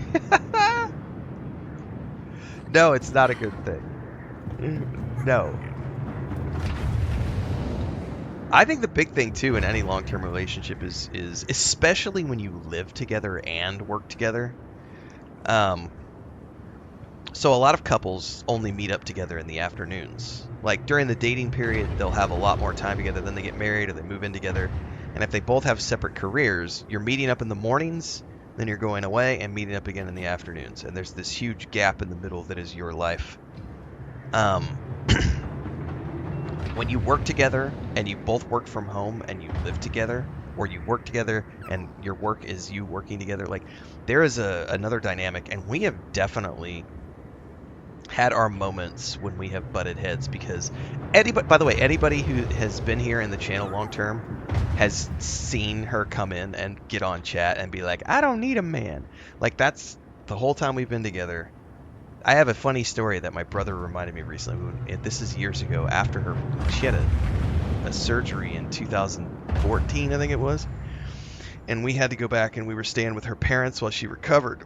And there was this day when there was like it was a really old wooden door, and we had just gotten there, and I don't have any tools anymore, and we were talking about putting a new doorknob and lock on this old wooden door, and I was like, well, I don't have any tools. I'm gonna need to go to the hardware store and pick some stuff up so that I can work on this. And she like grumpily was like, I don't need a man to change a doorknob. And she literally went into the kitchen and got like a serrated steak knife and a hammer and like a screwdriver and just went to town on this door and installed the doorknob and the lock and everything else. And I just stayed out of the way. I just stayed out of the way because she doesn't need a man. And that right there is one of the best parts. Like when we were living in Playa del Carmen, I'll never forget. She was like, we need to fix there's a video clip and I think some photos on our Facebook page from when this happened.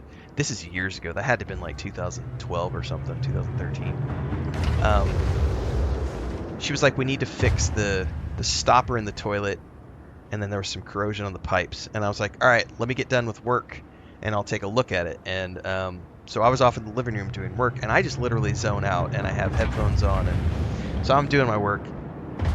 And I remember it was like 2 or 3 o'clock in the afternoon. I wrapped up and I went to go work on the plumbing, and I go into the bathroom and she's already in there. She's got everything disassembled and she's in the process of reassembling everything.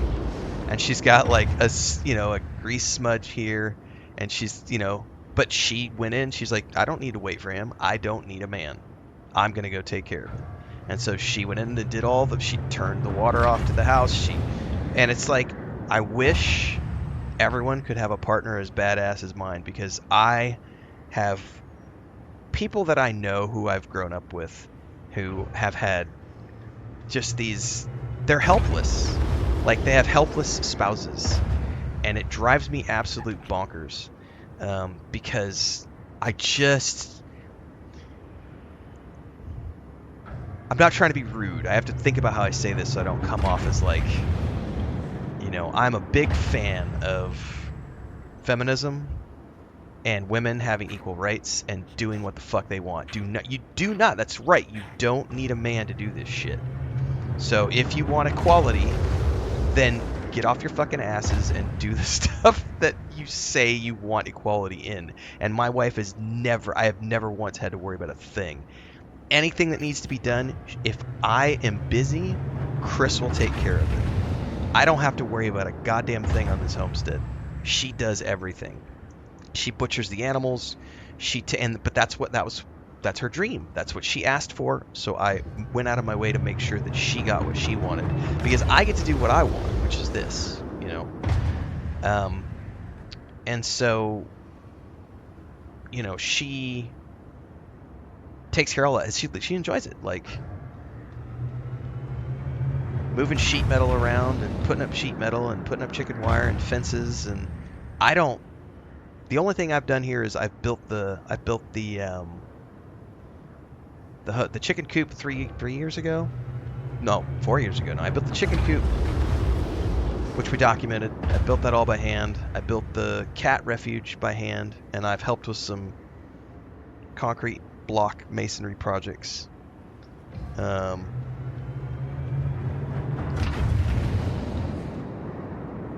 Trying to think. She handles all the plumbing. I don't think I've done any plumbing since we've lived here. We've got documents. We had a water pipe bust out in the backyard. Twice it's happened, and she has been the person who repaired it both times and set up the camera and let her do that. Like it is amazing to me because I work my job, she works her job. We get together for the important things.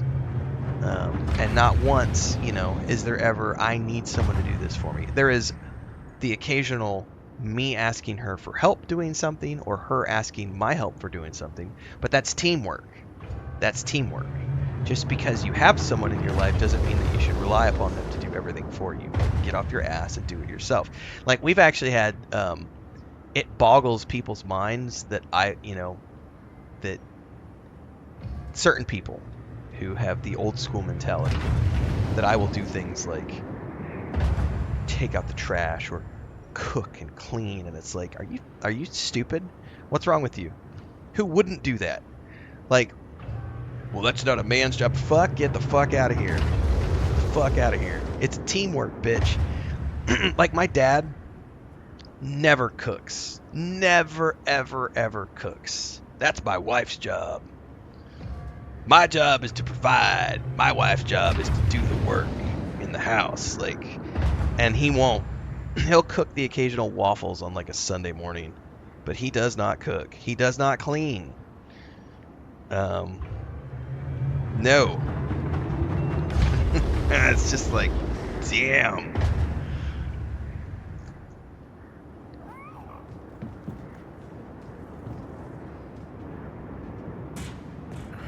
Where are we going from here? There's totally fair, Lou. Yeah. Share the cooking, cleaning.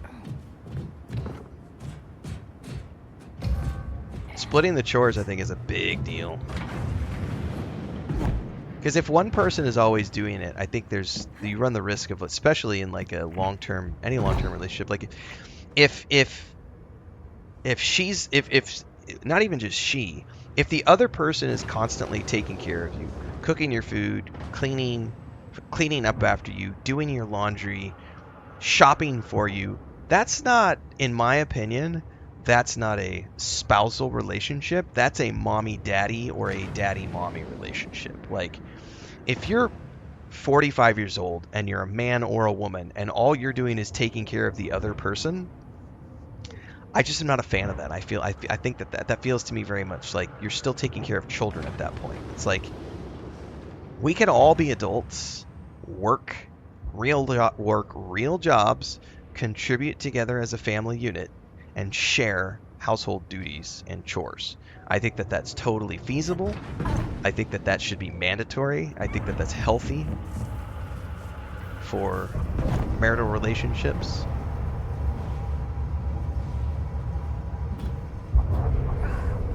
I don't cook, I don't clean, but let me tell you, I got that ring. Okay. Not interested. I am not interested. No, I would much rather have. Why do I get the feeling I don't need a I man. need this thing to boost my bike? Well, Matter of fact, I you could could have use both. something off the shelf. But this accelerator will give you a much stronger kick. I'll be the judge of that. Like, oh man. If you're not getting both, I would be asking questions about why are you with that person?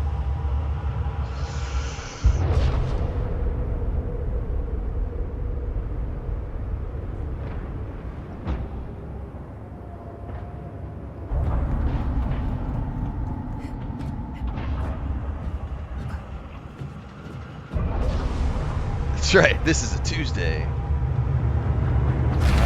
Oh yeah, these do blow.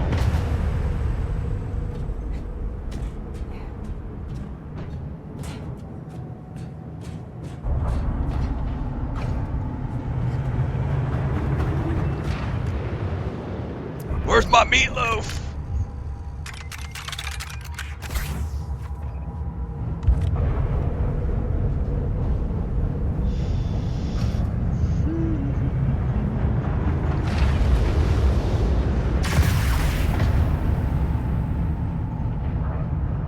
What did that actually shut down? I don't see that shut down anything.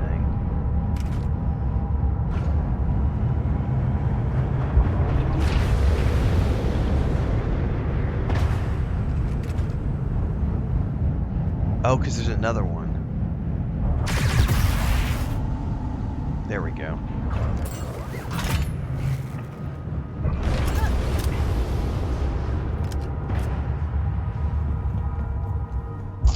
Yeah, meatloaf sounds good. I'll be right back.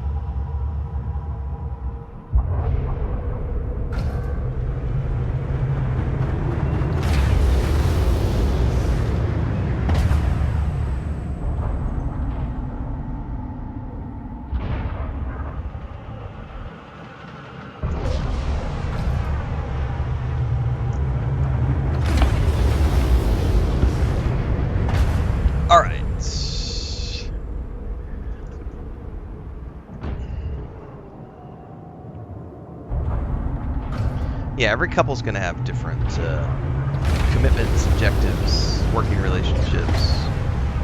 Something is... Hang on, I got to check Discord. Still nothing for Dune Awakening.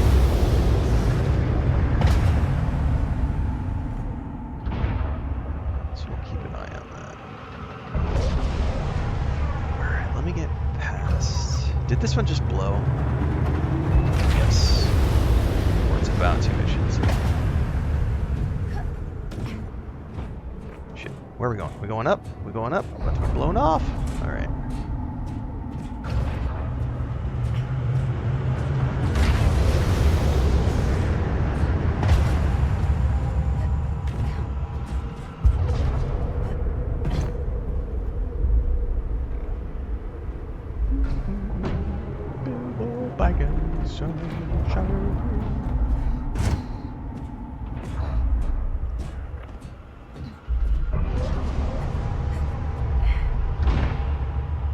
Hello. Oh, this will be fun. Actually, yeah, I'm definitely supposed to go. This is gonna be a nuts. This is gonna be nuts. I'm gonna get punted off. I guarantee it. All right, Nix. I guess us Ah! doing this. Oh, I made it. Can't believe I made it. Oh, I forgot to check if these blow. I'm so screwed. Go, go, go, go, go, go, go. Oh, it's gonna get up. Woo! Nick o' time. All right, that was mildly stressful. That's right, Nick's stressful, buddy. That's right. If your wife cooks, you should do the dishes. And if she cooks, you should do the dishes. Even if you have a full-time job. Everybody should pitch in.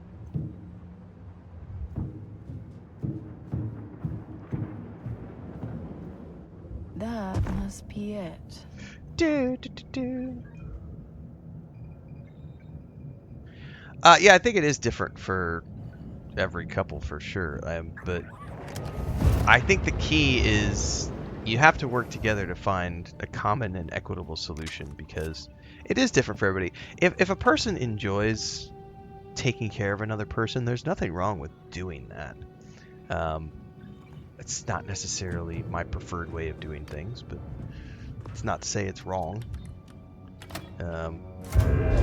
Some people get great enjoyment out of taking care of other people. I have your accelerator. It looks like this place can't run without it. I told you it has some serious kick. And hey, with the winds back to their natural course, you'll have a way out. Alright, I should be able to ride my speeder. And ride boldly, ride.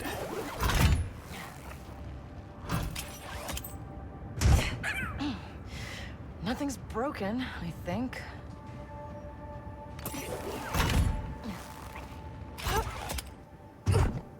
There she is.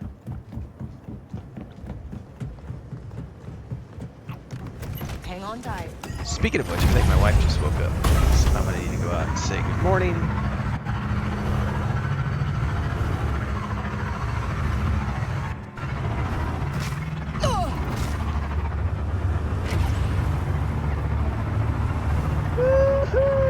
Whoa, Nix, you hanging on back there? It's always so much fun leaving that place. Alright, we have a boost now. Oh, I'm gonna hit it.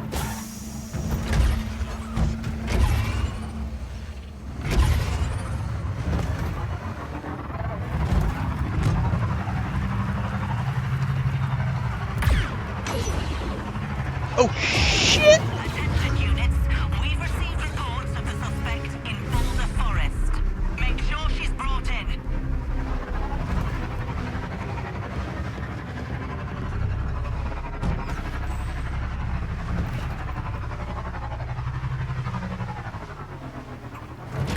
We may have to go hunker down for this so we can drop our bounty level. Nope, they saw me. Really don't want to kill it. There's more imps right there. Target lost. Return to your positions. Ah, they've abandoned the search. Yay! What the hell? Who's attacking me?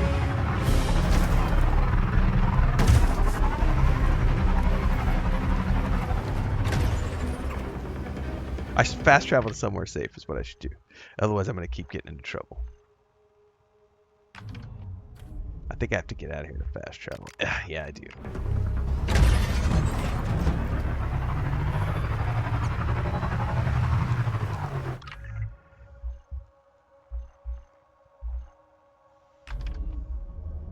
There we go.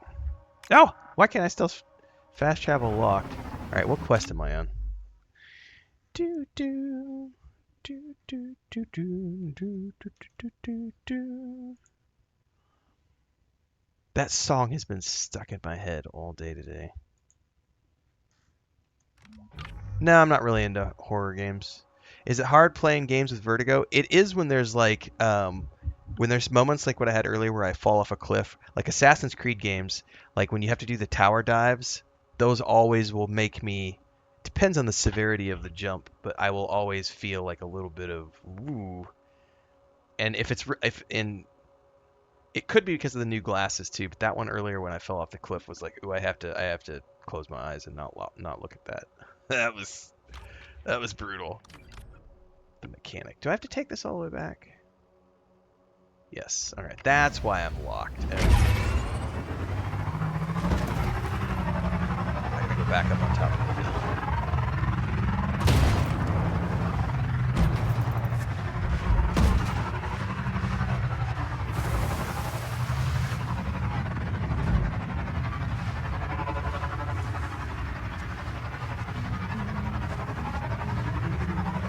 Oh, Jesus. That's like a Red Dead Redemption 2 tree. Ready to go? If you know, you know.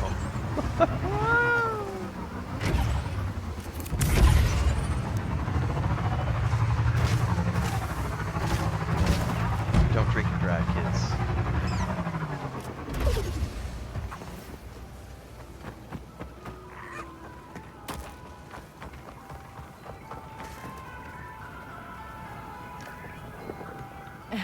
What did I tell you, CeeLo? Easy. I never should have made this. At least now, it'll be used for something good. Good is a bit of a stretch. Well, I Yeah, I don't you a mind lot horror more than I movies. like I'm the not a Empire. huge fan of horror games. Like jump Where's your scares, speeder? it's not something I regularly enjoy. I'll just juice the repulsor here, I don't mind the occasional. You're all set. Like I love But it's strong Alien enough to games. ride I Devil would now. like the Aliens franchise. Really? I will always play Aliens games. I meant your little pet there. Yeah, me But just too. because I love the films and the That's TV shows and what stuff. I meant. Thanks. I should go. Yeah, I don't think there's been an internet hiccup this morning. See you around, I haven't Kay. seen one yet anyway. Knock on wood. My wife is up, so speaking of enjoying good working and living relationships with your spouse, I'm going to go give my wife her morning hug and kiss and go outside and stretch my eyes and do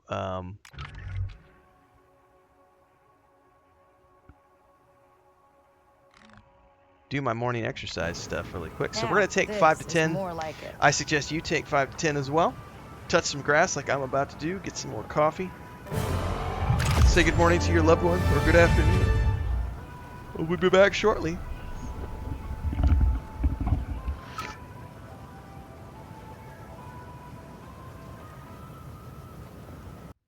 Quick commercial break, everyone, to celebrate and give thanks to all of these amazing people who keep me on the air full time. Really appreciate the support. All you got to do is join as a member. You get access to private videos. You can also do super thanks on any upload or super chats and stickers on any live stream or premiere you see.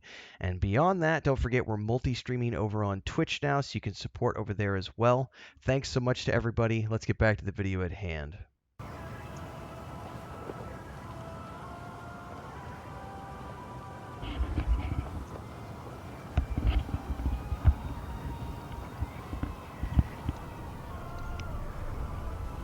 In honor of cheese wheels everywhere, I had to go get a bite of cheese. And a half cup of coffee.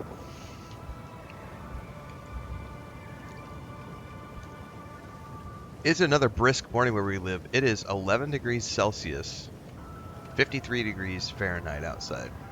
I think it's the coldest it's ever been in the 4 years I've lived here. It is chilly.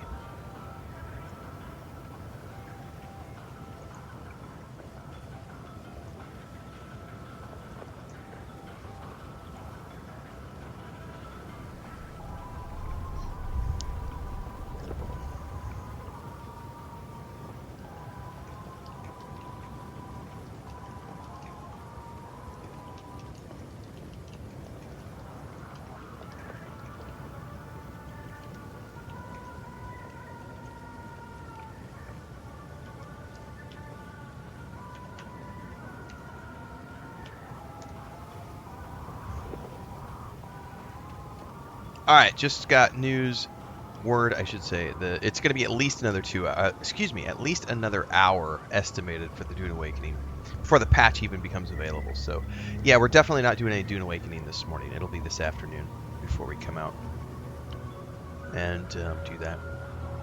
Yeah, the tower jumps in Assassin's Creed have gotten me every time. Ever since the beginning, man, those games always. Any thoughts on Crimson Desert other than the fact that I'm going to be playing it? Nope. I'm gonna be playing it. I'll have thoughts after I play it. But I don't get into that whole let's make opinions and talk about things before I've actually played the game.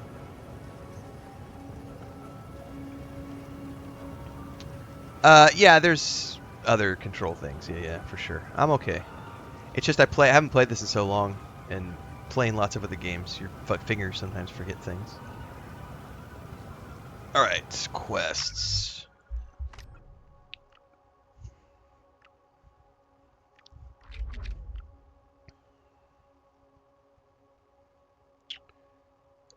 Let's definitely upgrade that track.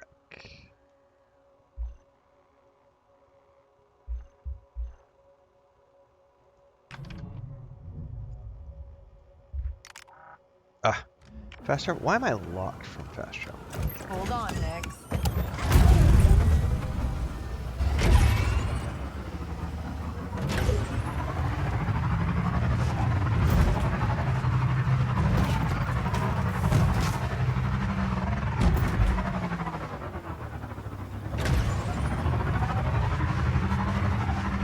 I got the boost now. So use the boost down.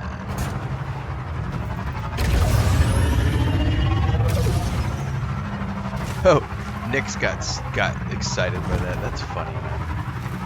Oh no!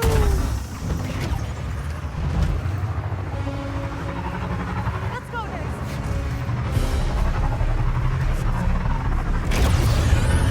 Bandits! Gotta go, Nix. I think they're very close. We're too fast for him, Nix. That's right, too fast.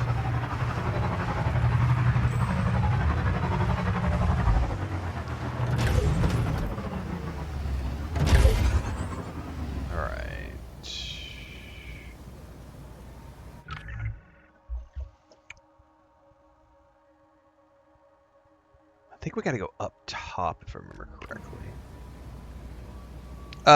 No, it's due well, for me it's tonight. Sorry, this afternoon. God, I can't read.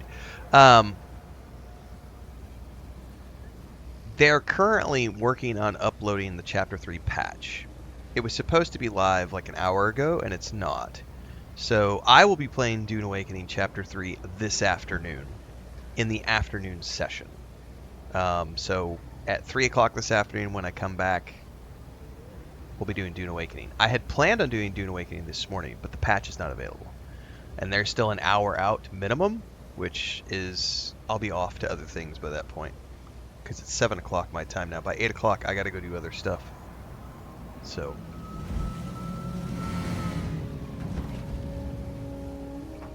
We'll be doing Dune Awakening this afternoon, which for some of you will be this evening.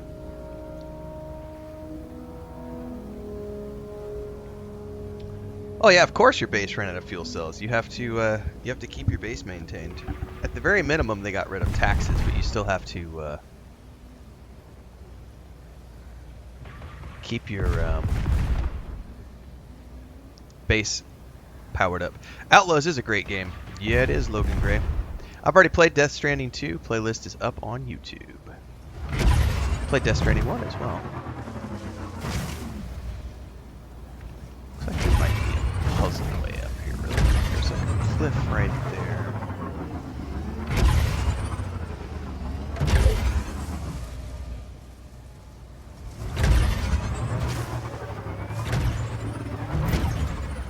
That might be way up right there.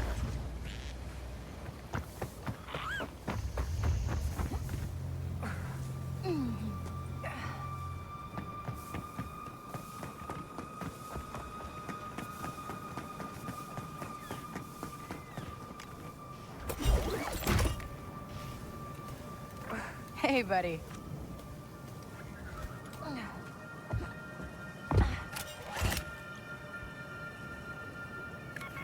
Time to play Shadows next.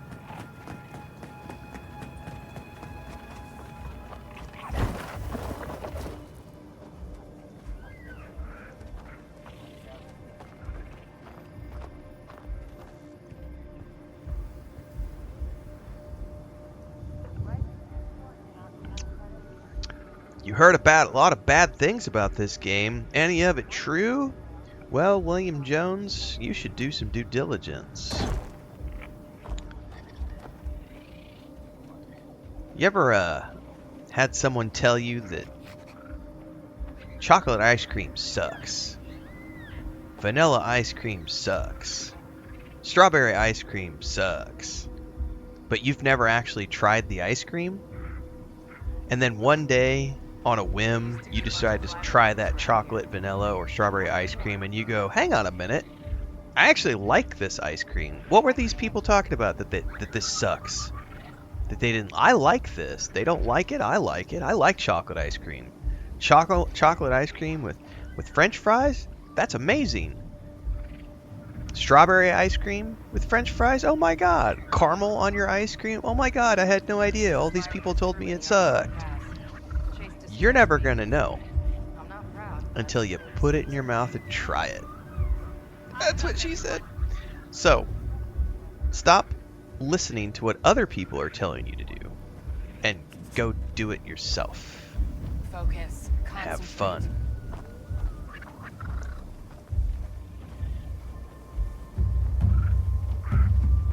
Last time we hit a civilian freighter, I ended up with this whole crate. There is a third over there. I think the easiest way to do this is to send Nixon to attack. Go get him, buddy. Stun. Bang, bang. Immediately go into stealth because there's another one around the corner. I don't know where they went.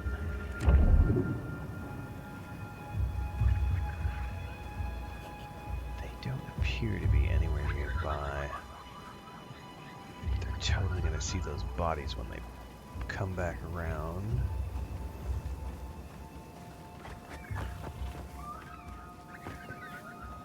Guarantee they didn't drop down. Where the hell did they go?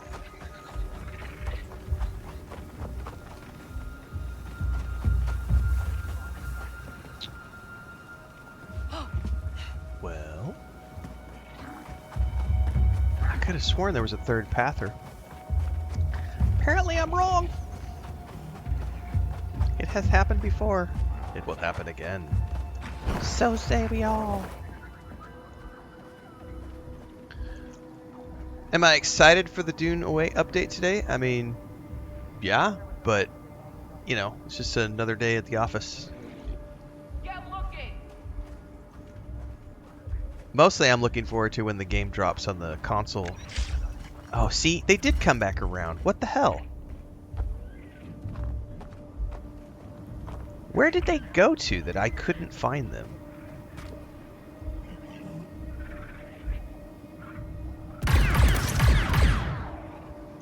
Doesn't matter now.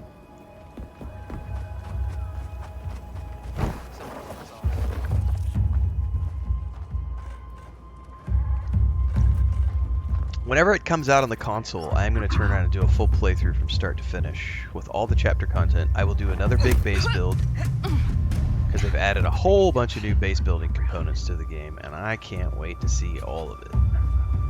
But right now, I'm just, I'll hop on, play the DLC. That'll be it.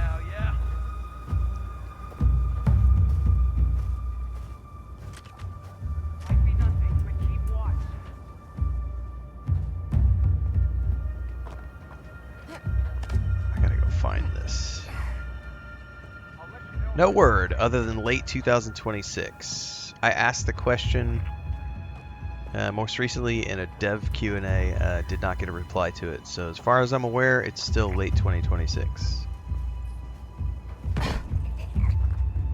Looks fine, but stay close.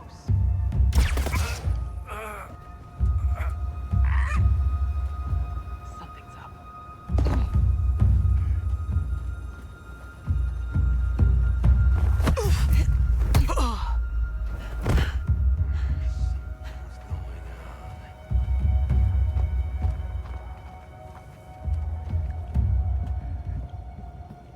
Right. I would, it's late 2026.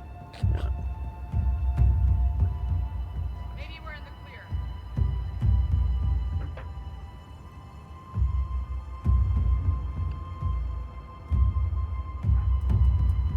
All good. I'll keep watch.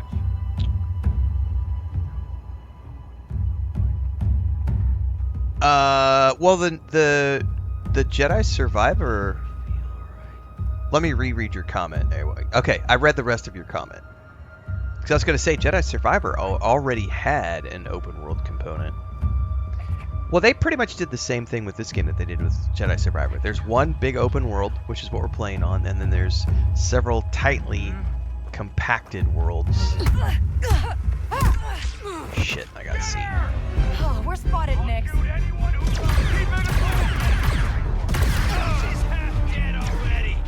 Shit, I think someone's coming around the corner.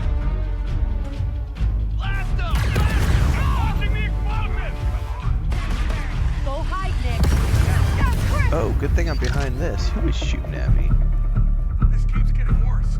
Hey, Barry! Fight! Thanks, Barry. Grenade!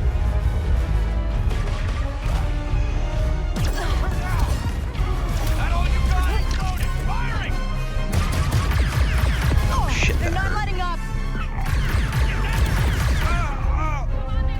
Okay, let's go! Maybe this will help. I can reuse the grenade launcher. Thanks, Barry. Keep going! Where are these guys at? You won't get... She's here! Sure thing. Oh, I hear you. Where are you at? Blasters out! Somebody shoot at me. Oh, you're way over there, aren't you? I'm just gonna wipe out the whole... Wait, what? I can still take you out! You can? Where are you? Hey! Oh, that might have been the smartest Glad that's decision. over. That's funny. Alright. Well, I think we could just go in now since we cleared the whole area.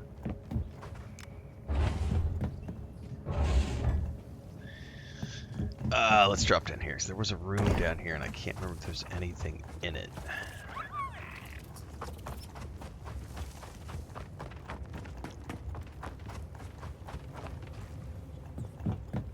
Yes, there definitely are things in here. Crafting components. Upgrade components. I want them all. Okay, now we're gonna go up here.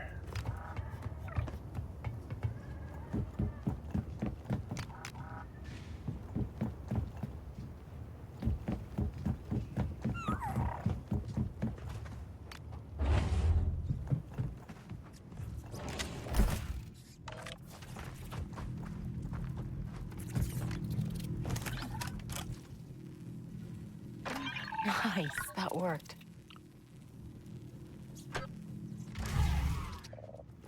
Hello.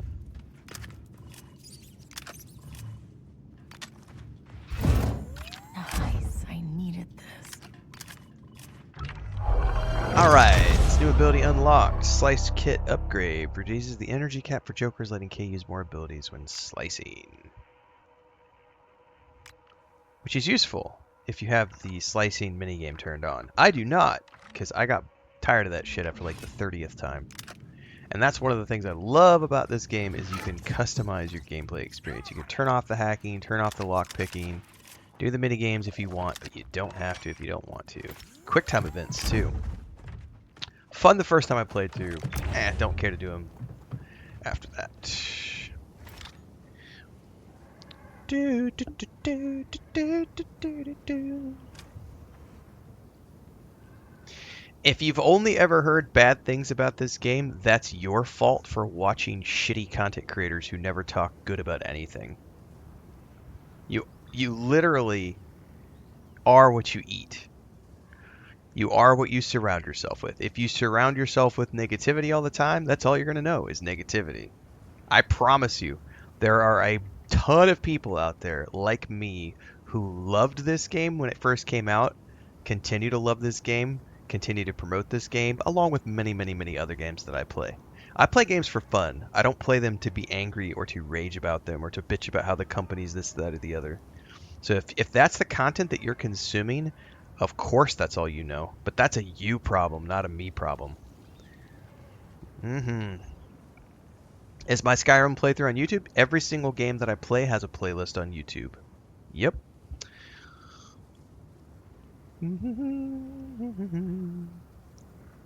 Go forth. Have a good day at work, Tonky. Am I having fun in this game? I wouldn't be here if I wasn't. Hang with dogs, you catch fleas. That is very, very true. Yas says you must be making bank. 18 viewers? That's only on TikTok. How many do we have over here? Because we're live in 4 places. Let's see how many viewers we have this morning. I've got 47 on YouTube, 33 on Twitch, and 18 on TikTok, so we're in the 80 to 100 range. Oh, there's also Kick, but I don't think there's more than a few people watching Kick right now. So yeah, pretty normal morning session for me, 80 to 100 people. Pretty normal. I'm full-time. I don't give a fuck if I have 30 viewers, 80 viewers, 8,000 viewers. It doesn't change how many hours a day that I get to play video games because this is my day job. So your judgment of, oh, you must be really making, I'm full-time. What I make doesn't matter because I get to do what I love doing full-time. And if you had a brain and followed along, like many of our long-term community members, you would know that we do quarterly income reports and annual income reports. And we just did our big 2025 income report over on YouTube a couple weeks back, showcasing all the ad revenue we made, all the memberships and subscription revenue we made, the merch store sales, the book sales, the sponsorships deals, the contracts, and everything else we did to generate the full-time income that I generate.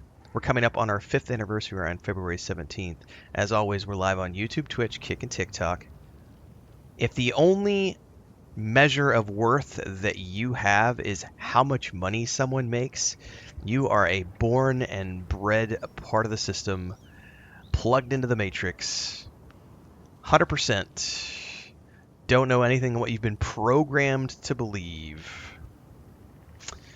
And yeah, tomfoolery, a random dude watching, engaging with my stream, helping the algorithm, also trolling viewers who don't have themselves, things they don't have. Yep. I get to flex on this every single day of the week, playing games full time. And every single year we make more money than the last year, which is cool. But it is not the only measure of success. All my shit is paid off. I have the homestead property with Chris. We have our first investment property that we bought last year. We just finished the rooftop expansion. The contractor finished Sunday. I'm due actually to record a video about that, put that up on the homestead channel. That just got finished. We just bought a bunch of new hardware for the office last year. We also just took care of contractors taking care of the outside of the house, doing some remodeling there. We are probably going to buy a second investment property this year. 0 credit card debt, 0 school loans, 0 car payments, 0 mortgage. I live a rent-free, debt-free lifestyle. It's amazing. You would be able to do that too if you actually got out of your mom's basement and made something of yourself, but instead you're still plugged into that matrix where they tell you that you're supposed to work that 9-to-5 grind. You gotta make, like Dutch says, we need more money. Gotta get some more money. Belnoth says that's an ignorant comment. It's a very ignorant comment. And you know what's even funnier is the username. Check this out. What do you think the username is? Do you think it's actually a username? That's a troll, and we're totally gonna clip that rage bait. The username is literally YAAAS123452. So yes, bunch of random numbers. It's just a random troll on TikTok. We've had the same people crop up on YouTube and Twitch, try to say things like, oh my god, you've only got 30 viewers. Oh my god, you've only got 70 viewers. It's like, I have viewers on all platforms. It's a cumulative thing. Some days we have 500 viewers. Some days we have 100 viewers. Some days we have 700 viewers. Every day is different because of the games we play. But at the end of the day, I'm still full-time, so it doesn't matter to me personally how many viewers we get. I'm a one-man show. I have no overhead. Everything I make goes straight into the bank account. You're here. I'm living rent-free in your head. You're here typing in my chat, giving me exactly what I want, which is your free time. So thank you for that.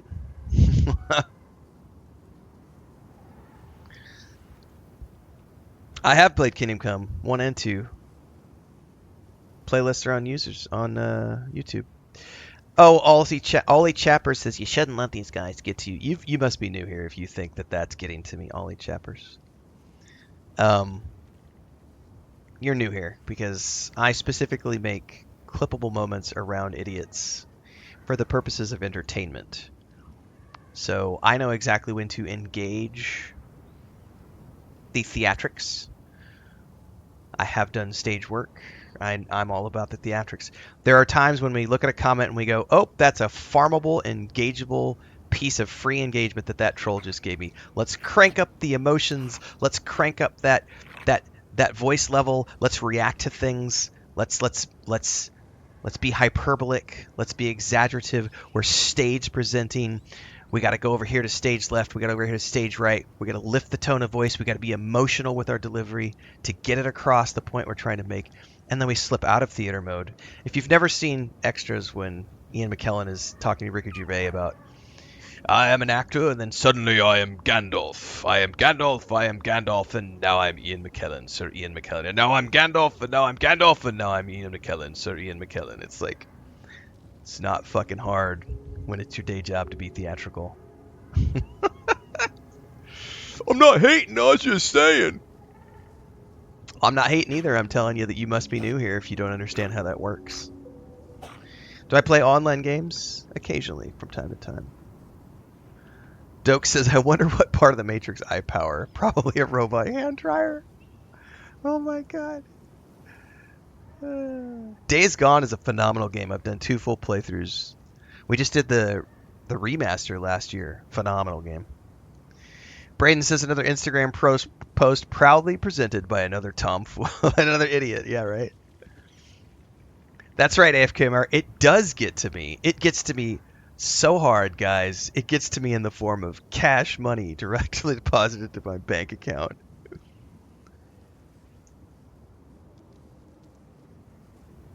No, I'm not going to unban your account. If you have been banned on my channel, it's because you were banned for a reason, and trying to break the workaround with a second account is not a great way to make a good impression with me. So if you do have a backup account, then shut up, sit down, learn your lesson, work on getting your second account back into good graces. Stop being disruptive. But I don't ban people unless they deserve it, so if you got banned, you deserved it. Somebody super chatted, and I missed where it is. There it is. Angus coming in with a 10-pound super chat saying it's none of your business what he makes. Technically, it's not, but I do make that information available to people on YouTube, which my wife is not a big fan of, but I've been doing that for years, inspired by Pat Flynn from Smart Passive Income. He was sharing his income statements all the way back in like 2008, and it inspired me to do the same. Tom Fuller says, it's another tomfool, not the tomfool. That's right. That's right. Nice, Flabbies. How did I like Arc Raiders? There's an Arc Raiders playlist over on YouTube. Hang on a second here. I think my grandniece just showed up. I need to go say good morning because we haven't watched her over the holidays, and I think she's going to school today.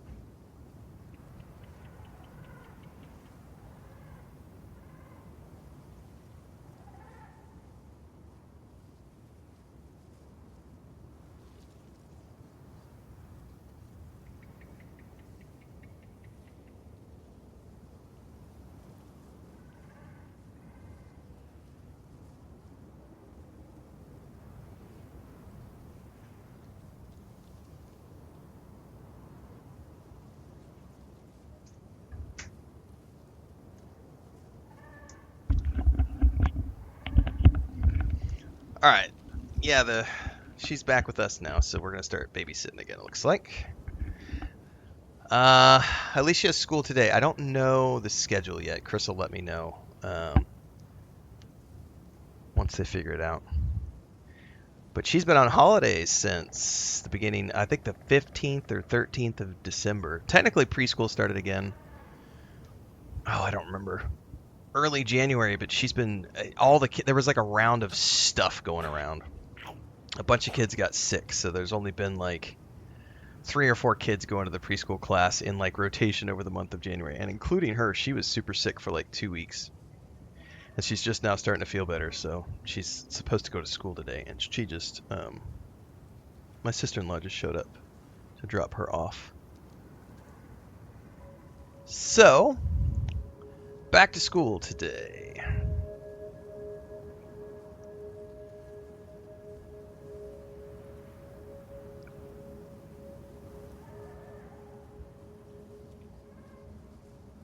Anyway, I forget what I was talking about before I went AFK. I think we were talking about income reports or something.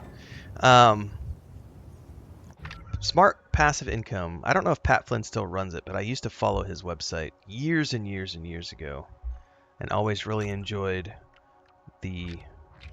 Matter of fact, did I publish that video this morning? Or is that coming out later? That might be coming out later. I know I published a video this morning about how nobody's, the hard work that nobody sees in terms of being a content creator. Scoundrel pouch. Let's go do this.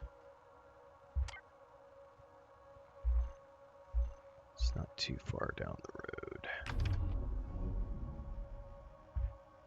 Why can I still not fast travel there?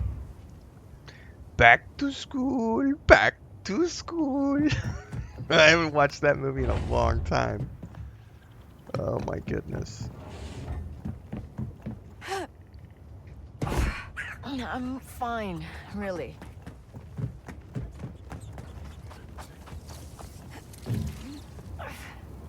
Albuquerque is in a hostile area. I don't think I'm allowed to fast travel at hostile areas. There's nothing in here? I could have sworn... Ah, there it is. That was this morning's video? Okay, yeah. Yeah, my wife is not a fan of doing income statements to the public because she's very much of that old school. No one needs to know what I make other than the government, and even the government doesn't need to know everything I make. And I have never worried about it because it doesn't, it's just, it is what it is. Like, there are always going to be intricacies that people aren't going to understand, but I don't have a problem talking about it.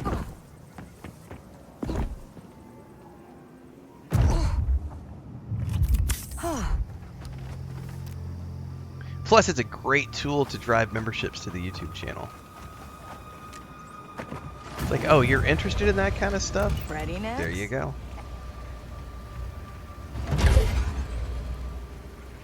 All right, do I go around north or do I go around south?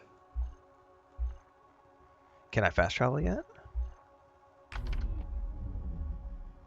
Why is this blocked? Why am I blocked from fast travel? I'm not in someone else's territory. Can I fast travel anywhere else? Why am I blocked from that location? Maybe there might be a... No, that's locked too. I would love to know why I'm locked from fast traveling suddenly. I wonder if it's because I have to do like the main quest.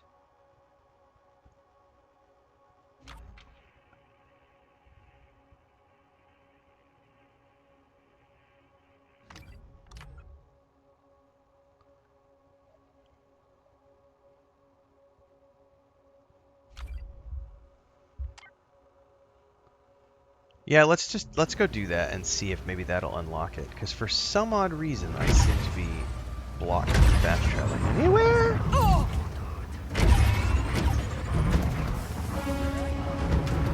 Don't let go. All units, we have dispatched an assault unit to retrieve stolen Imperial goods.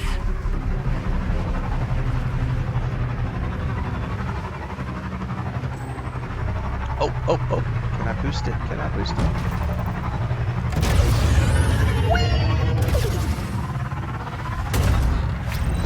Oh! I got it.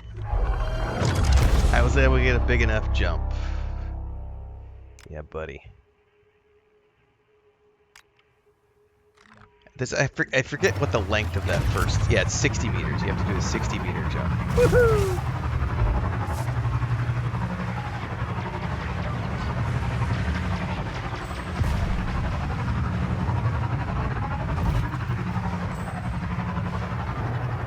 It also means I need to start taking my super vitamin rotation again, because little 3-year-old, almost 4-year-old coming home from school every day brings home a lot of fun, fun cooties.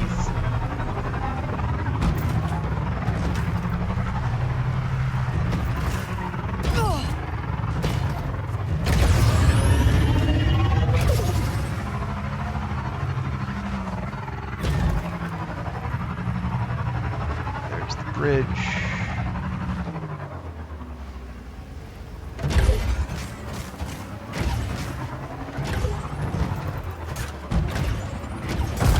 Oh, I still managed to hit something. Gosh damn it.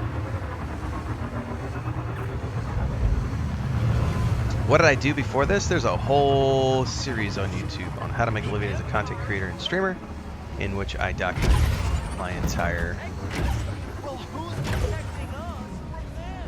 back history and beyond.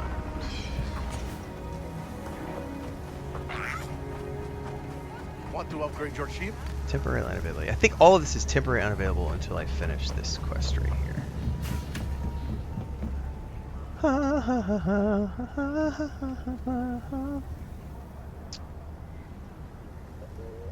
Yeah, Sabak is great. The mini card game, playing poker in the Star Wars version of poker. Huh. Ship looks fixed up. Alright, we have grabbed everything we can out of our... You're sure it'll fly, Waka? She will. She probably will. Whoopee whoopee! That's so wizard, Annie! Here we go, kids. Time for some space combat.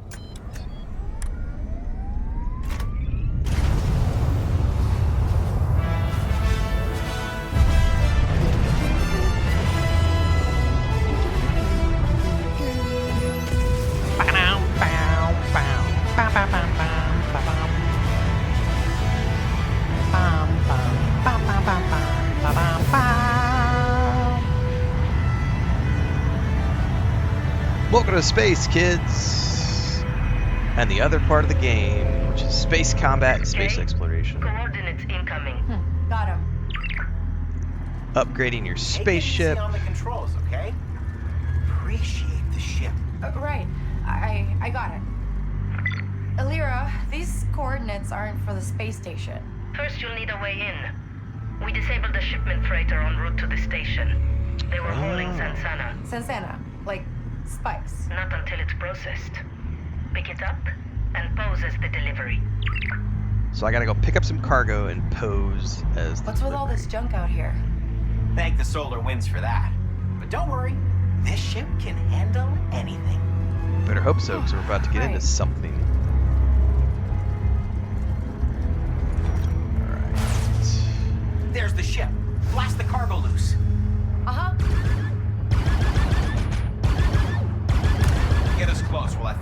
tractor beam. That's our mark. Oh. The cargo or die. Raiders, just what we needed.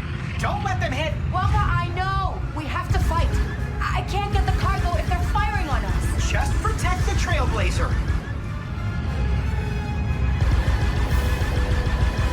This is our lucky day. 2 ships to gut. More of them? Oh, come on. We were stealing this first. We were stealing this first. They hit us.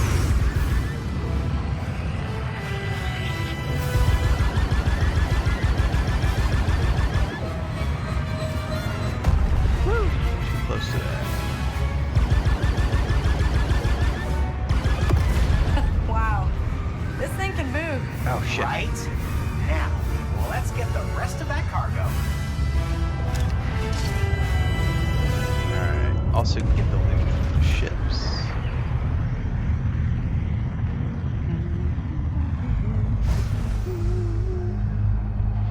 Alright, slow it down. Okay. There. Got it. Perfect. We now have Sensana on board. I'll, put the space station coordinates in. We'll be fine. We'll be fine. Sure, hit everything. I'm sorry. Sure, hit everything. Nope, not my first time. Probably the fourth time I've played through this part of the game. I've played the intro. I've played the first like 15 minutes of this game. 15 hours, sorry. I've played the first 15 hours of this game probably 4 times now. I just really love this game. And the gameplay loop is super fun. And anytime I get a chance to like hop on and do this in between other things, I will do so as I'm talking and not paying attention. So this is what we're breaking into? Yeah. Just don't do anything suspicious. You know what? I'm gonna disable the ship's weapons. Just in case. Just in case.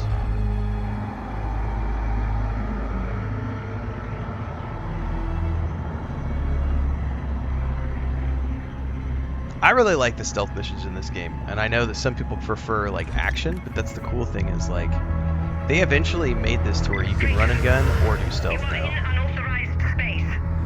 Turn around or prepare to be fired upon. Negative. Our Darius G-class freighter ran into some trouble. Had to switch to this ship for your, cargo delivery. Of precious minerals. Precious, very legal minerals. Follow the TIE escort into docking bay 3. Submit for inspection. Inspection? At least we're in, right? In like Flynn. Elira, what are we stealing anyway? Nothing. You're deleting debts. Every syndicate in Mirogana owes Governor Thornton money. The records are on that station. So I find the data vault, delete the Pike debts, and Thornton thinks they've messed with his records. Wipe the data. Frame the Pikes. Crimson Dawn comes out on top.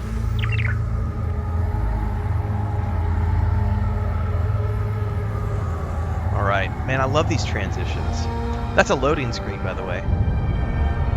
For anybody who doesn't understand that all games have loading screens, that is 100% a loading screen.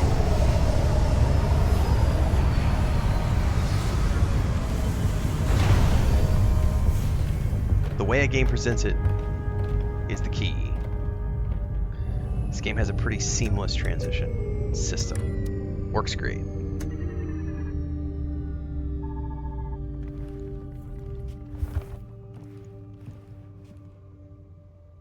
And now we've got control of the character again, and we're back to having agency. Yeah, I think that's especially the DLC for this game, the first DLC, which is all about Savak and playing in that tournament. On an imp space station. It's good stuff. Great.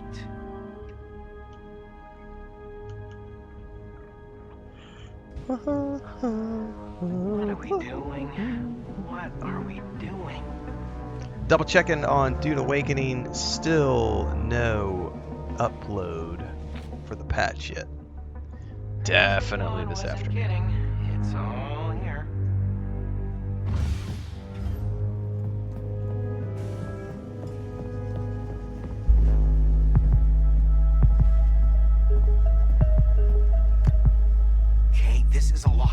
You know it's not too late to just hand over the cargo and get out of here. No. I need parts to fix my ship, and this is how I get them. We're doing this. We have to. So you want me to just... what? Distract the imps while you find the data vault? Oh, great idea, Waka. I'll sneak out in the cargo elevator. All right. I love how he doesn't argue. He just says, okay. Get shit done. What did I get us into next? Let's just sneak out and find a floor plan, unseen. The next job will be better. Next job will be better. Just need some more money. Remember, the pikes are not our guests. No obligation to treat them as such.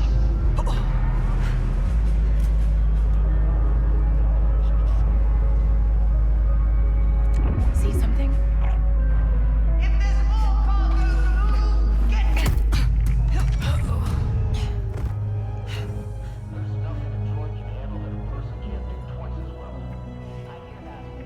Two troopers over there. I think the modulator's reverted. Got to run a few more tests.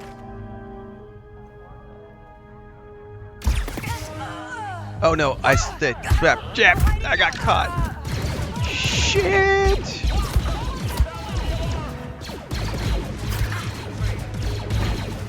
I did not think that they were gonna catch that. Yeah, I know I've alerted. Oh, Walker got arrested. Okay, yeah, I can't get caught. That is one of the rare forced stealth opponents that we still have in the game. All right, that's good to know. I didn't see that it said do not raise the alarm. I didn't see that in the quest tracker. If you miss BD1, I just think that that's the cool thing about it is like, if I want a Jedi experience, I go play Jedi Survivor, Fallen Order. I get BD1. I get this. Some of our guests. Feel no obligation to... If I want something cartoony, I can go play Star Wars: The Old Republic. I like the fact that there's lots of options for my Star Wars games.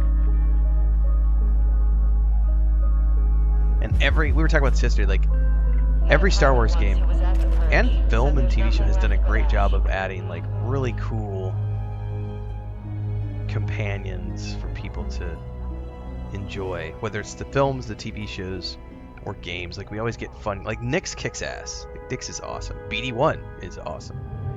Like, so many different, really cool companions in this universe. It'll all go the way of the B1 eventually. I hear you. The card game could be its own game. I think it could be. If you didn't like this game, then why are you watching me stream it? Yeah, if you don't like the game, you're free to not like it. But yeah, you're not gonna have fun watching my stream if you didn't like the game. So you'd be better off going somewhere else. I almost went down into Shara space once. I've never seen solar storms like that. Time to distract them, Nyx. Huh? Anybody know what that is? I'm not gonna make this. Nope, I fubbed it. I fubbed it. I don't remember how I did this last time. Now, I don't think it matters unless the alarm is set. What are you doing? Yeah, somebody sounded the alarm somewhere else. It's been a while since I've done this. I don't remember which way is the best way to go. Yeah, I have the Ultimate Edition. I've owned it since it first dropped. Love it. Phenomenal game. Just what? Rubber stamped anything you pikes brought to our doorstep? Don't be ridiculous. You want this moved, you will create a legend. The pikes are not our guests. Feel no obligation to treat them as such. Hello there. Welcome to the Trailblazer. Yes. I hear you have a sense. Good cover. Oh, I forgot we could use these. Ships exceeding others fail. You see this? That's reinforced Durasteel plating. And the Now we're cooking with gas. Now about the ship. I was just going around the wrong direction. Come inside. Check out the laser cannons. That's a Dimec LC-50. The governor's a busy man. You know the price for a Russian certification.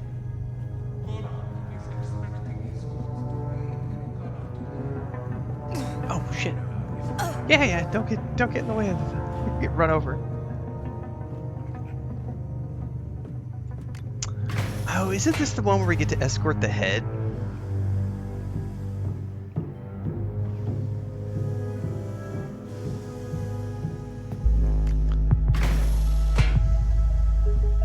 We're in. Terminal will have a floor plan.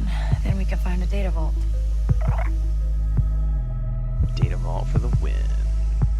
Ethan says just finished this game yesterday. Nice. It's a great game. Glad you had fun.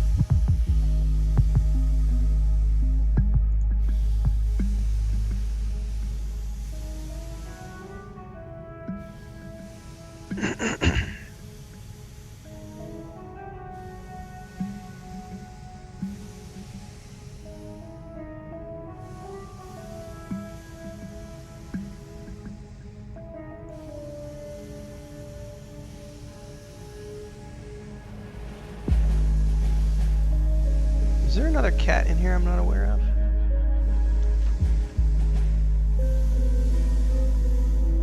Guess I'm not.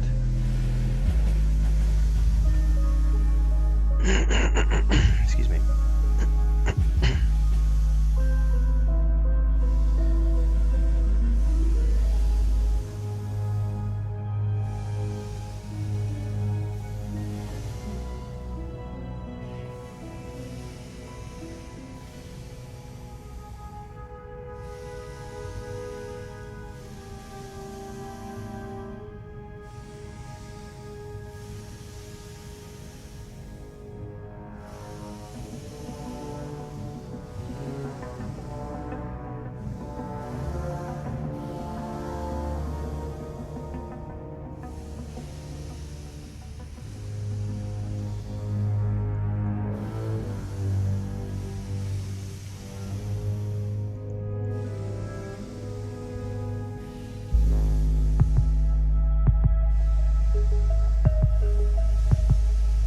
Checking a couple of things here before we go any deeper into this.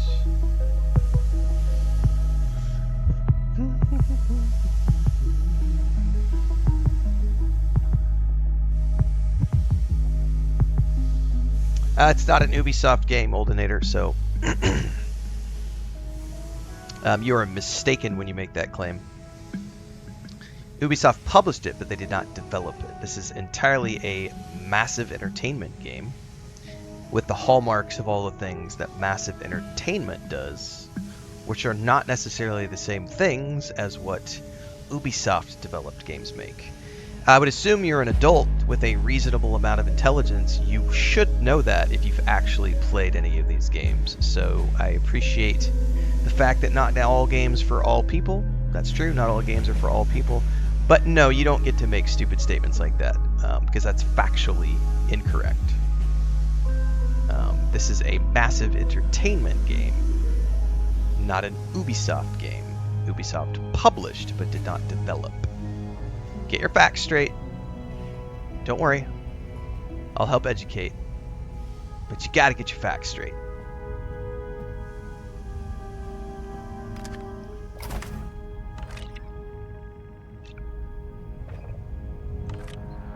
Let's see here.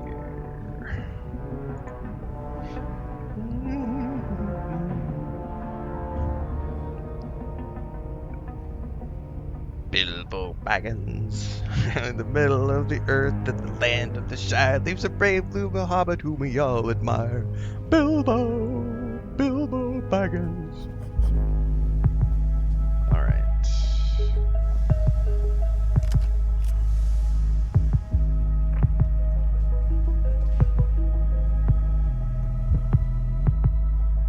All right, we came in from there. We were around here. We're gonna have to figure out where to go from here. Kind of looks like an elevator, but it's not. Do I have to call it first? Oh, shit. Nope. I'll have to call it back down.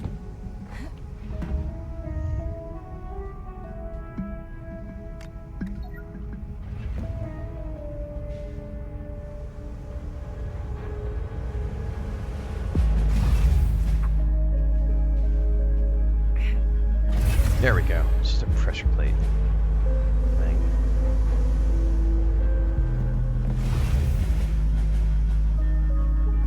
Yeah.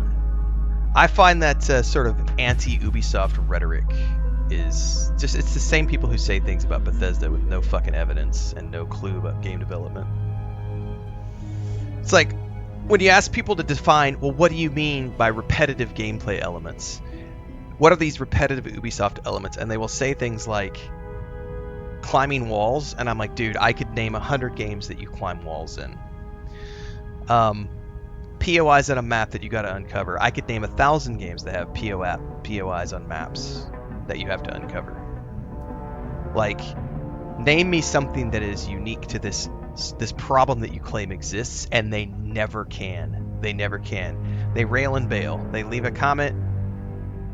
It's like somebody who literally, it's like, if you can imagine in real life, it's somebody running into the theater. Like, you're all watching a movie, we're all enjoying the movie. Somebody runs into the movie theater, takes a big fat dump in the middle of the floor, yells about how they hate the actor or the director, and then runs out again. That's the equivalent of what those little trolls do in chat. They have no facts to back up their steaming pile of shit. Yeah, like the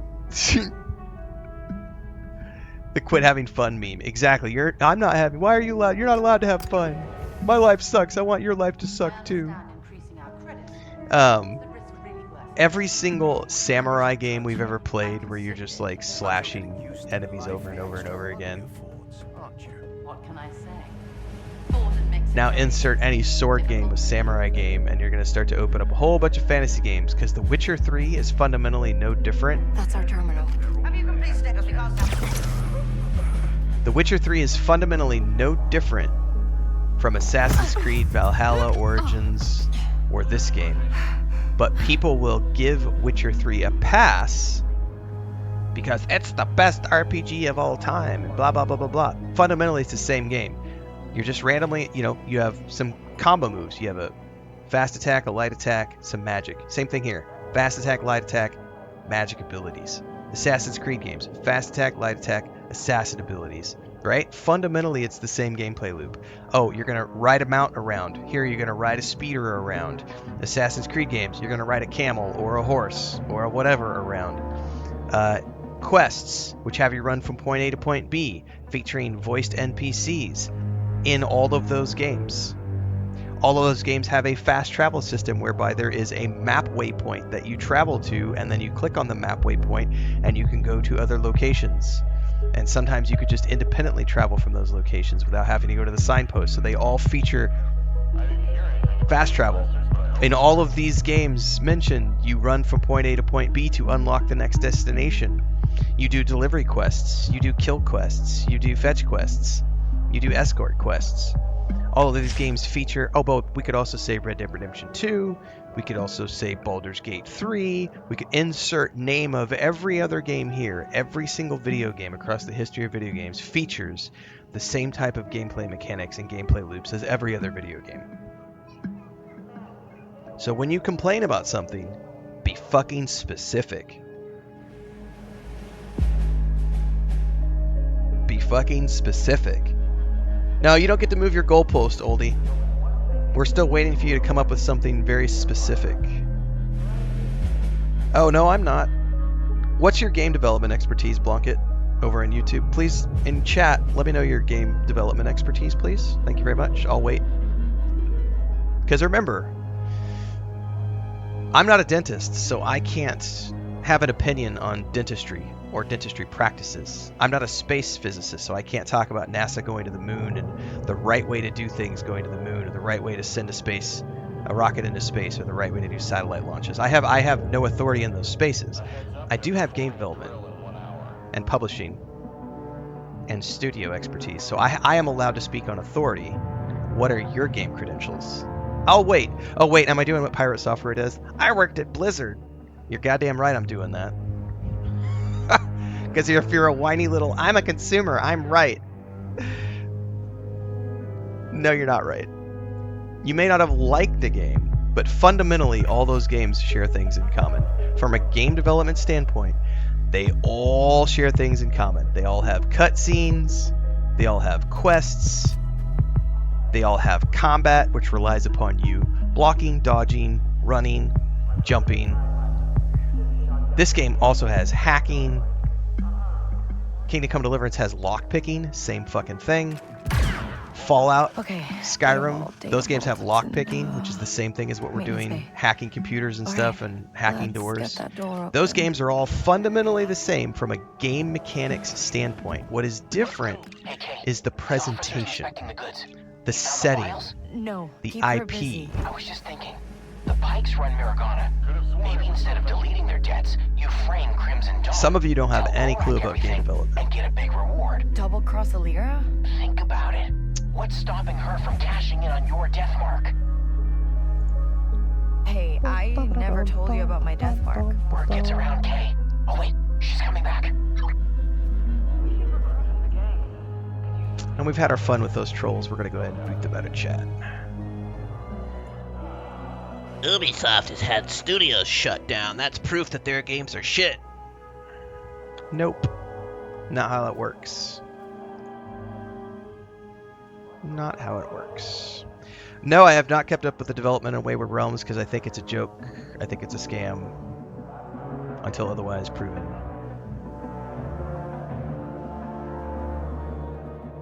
Their Kickstarter was one of the worst things I've ever seen. It was literally, help us kickstart a prototype, and then we're going to maybe make a game based on the prototype. It was one of the worst Kickstarters I've ever seen. Because it was not, you're not kickstarting anything. You're kickstarting someone's game prototype. That's literally all it was. I made a video about that when that Kickstarter went live, and I commented on how I thought it was a scam. Like, you need to build your prototype with your own money, then you present your prototype to Kickstarter, and you ask for funds to build the game. You don't ask for funds to build a prototype.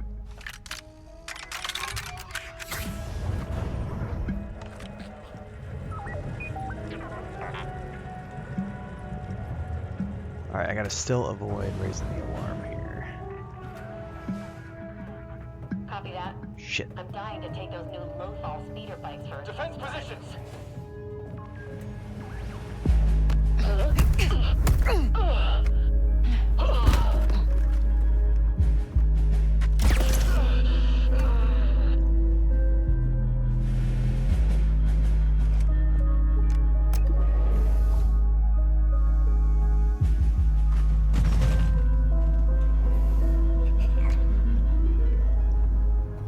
Take extra care. We have an inspection coming up soon. You don't have to tell me twice. I still remember the last time. Still can't believe we had to dump that shipment. Neither can Thornton. Alright.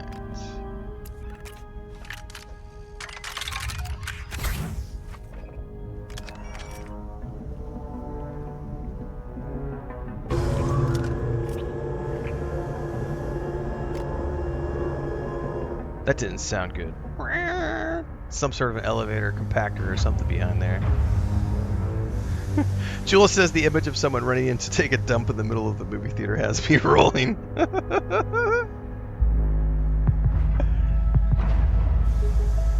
Yeah, Star Wars is Star Wars. You know, the expanded universe, which has now become Legends, that's just as fun to me as... And especially because I understand that that was all under George Lucas's thumb. So even though it was never officially considered canon, it was George Lucas approved. And he oversaw every single one of the outlines, all the tabletop stuff, all the video games. Like, I'll eat all of that up. The line I draw is fan created content. Any fan created content I don't pay attention to. But anything that's canon or not canon that was produced either under George Lucas and or Disney, I'm happy with all of it. Like, I love Star Wars. The High Republic stuff that they're turning out right now, I am extremely excited about. They've got several new upcoming games that are going to be absolutely phenomenal to play. They've already done some really cool High Republic stuff. Do I prefer the Old Republic? Fuck yeah. Do I, prefer this timeline, Empire Strikes Back? Fuck yeah. But I still love all Star Wars. Like, to quote my one of my favorite sci-fi fantasy franchises, you can't take the sky from me.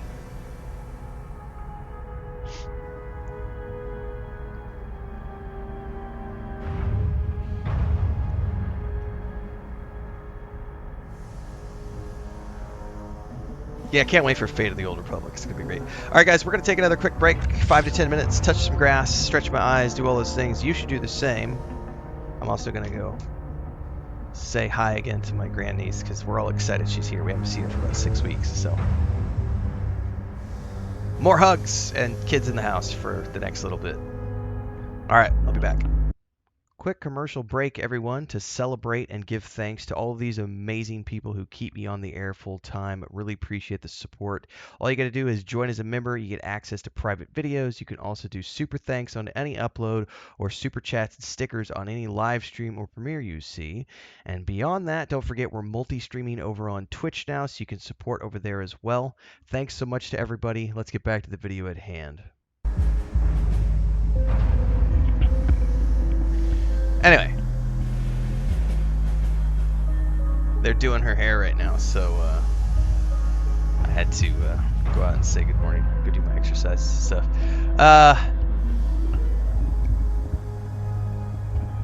Hey, the update went live for Dune Awakening, so let's get that patching in the background. And then I'll need to go read the patch notes here in a bit. Definitely be back to stream that this afternoon.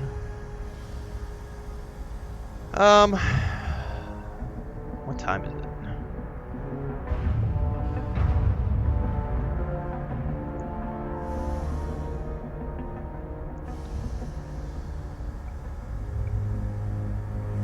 Yeah, it's the biggest patch they've ever done. So I'll go read the patch notes here in a bit and do a post about it probably. Slandered, what's up? You've never played this before. Is it any good? I think if you love Star Wars, yeah. It has some formulaic elements to it, but it is a great game from the perspective of a very young protagonist who acts very young and gets more mature as the game progresses. It's got great gunplay, great stealth gameplay. Speeder bikes are fun. The ship combat, I love being able to customize the ship, being able to like do the ship combat, all that stuff. I like the fact that there's ground combat as well as space combat, so you can not only get the gunplay in, but you can also go fly around in space and do space missions and be a space smuggler as well as, doing normal missions. It's all cutscenes and voice actors, and it's just a really good, and the 2 DLCs are really good, especially the second one, I think, because it brings Hondo in from the Clone Wars show. So if you're familiar with the Clone Wars and you watched all the Clone Wars, you would enjoy that. Yeah, Nyx is awesome as a companion. Like the little cutscenes you can get when you go have dinner with Nyx are really super cute. Let's give him a scritch right now, actually. You're just the cutest. He is the cutest. He's the cutest little boy. Come here. Hey, buddy. And you could decorate, there's so many cosmetic options. I bought the Ultimate Edition of this game when it came out. Loved my first playthrough. This is just me having fun because I was waiting for the Dune Awakening patch to go live this morning. And I've been getting all my footage together for a rerun series, so. Oh yeah, I've watched Andor all the way through when it aired, and then I went back and watched both seasons back to back, as well as Rogue One. I did a big marathon over the course of like 3 days. After I had finished watching season 2, I then turned around and watched all of season 1, all of season 2, and Andor, Rogue One back to back. Phenomenal show, and I love it because it has nothing to do with lightsabers, which is also why I love this game, because it has nothing to do with the Skywalker family. There's nothing to do with lightsabers. There's nothing about the Force. It's just a cool story set in Star Wars space. And then if I want lightsaber stuff, I can go play Jedi Fallen Order. You use your head. What's up? Don't just say spice out loud. Oh, hang on, guys. Están abajo. I didn't realize Chris was at the door. Whoa. Oh, gotta keep going.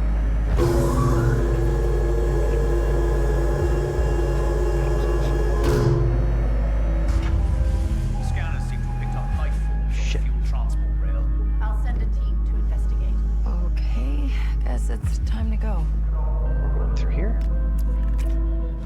There's a hacking minigame. I turned it off.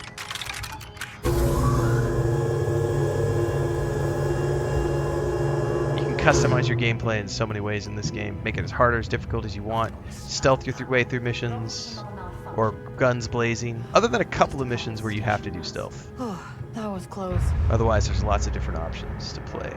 And all the ways you can customize your blaster to suit the gameplay style that you want to have. There's all the different armor sets that give you different stats to customize the way that you play. All the different ways you can customize your ship so that you can play space combat the way you want to play. Because there's, you want to use plasma torpedoes? Do you want to use missiles? Do you want to use rapid fire blasters? Do you want to use ion blasters? Do you want to... it's a fun... For me, it's a fun game. And it's a very, like... It has some open world elements to it, but it's mostly a pretty straightforward, 50 to 70 hours. If you're doing the DLCs, I would say 60 to 80 storyline wise. And then if you go completionist, you can do 100 hours of gameplay really easily. But you can also play on easy mode and get a very streamlined, like 50 hours from start to finish with all the DLCs and everything.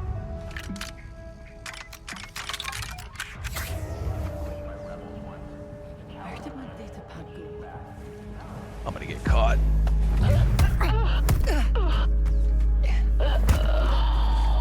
Nope. We're in the clear.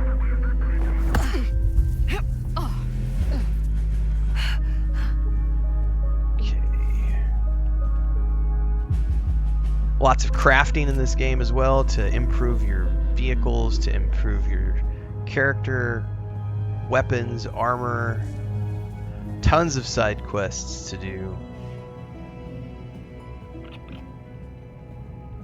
And I do like the balance between space combat and like normal combat. I gotta stop pushing the thumbstick when I'm about to go into the lockpicking because it swings the camera all over. No, I just don't think that anyone should be putting their time into early access programs, Carlos. I just don't, especially when it they have no... All you gotta do is look at Chronicles of Valeria and Ashes of Creation, and you should be very, very, very wary of early access programs and giving any developers money, especially for things where they promise the moon. I have no desire to look at anything that the Wayward Realms people have put together, because their Kickstarter was not good. I don't really have any interest in any development blogs that they've done because their Kickstarter was not cool. Like, I don't have any desire for it, so.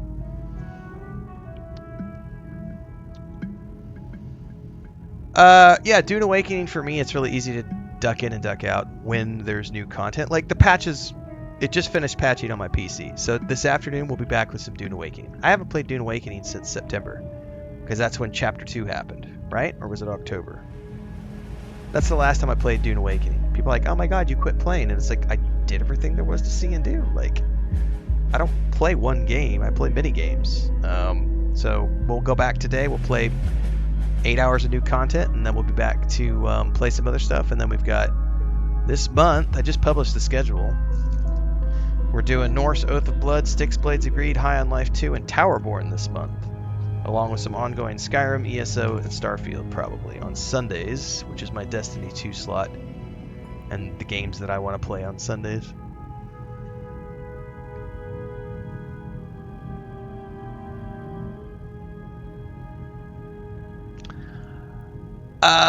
Yeah, Slander, the Ashes of Creation thing is very interesting. I am not down the rabbit hole of the rumor mill like so many other content creators are, because I'm only looking at the facts as they are presented. I'm mostly interested in what's going to come out with litigation, because I also went through a nasty legal thing with one of the game studios that I founded over an MMO, and I've been through that whole rigmarole, and so I have a little bit of perspective when it comes to what's probably going on behind the scenes. But since he's going to be doing a public filing, all we have to do is just sit back and wait.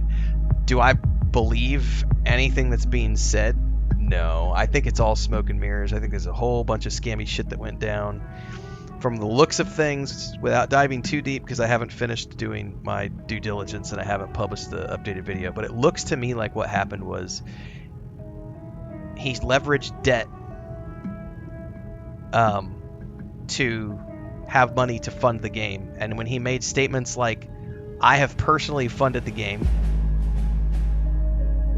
technically that wasn't untrue, but the way that he was personally funding the game looks like he was leveraging debt and using the company as assets. That's what it looks like at the moment. I don't know the facts yet, and it looks like some of the debt got called and a lien was placed on January 14th, and it looks like that lien includes all the assets of the company against the loan value. That's what it looks like at the moment. I can't confirm 100%. That's just, I'm still doing my due diligence, which is why I have yet to make a video on it. But it looks like that's what happened. And so there's a lot of people being upset about, he lied. Not really.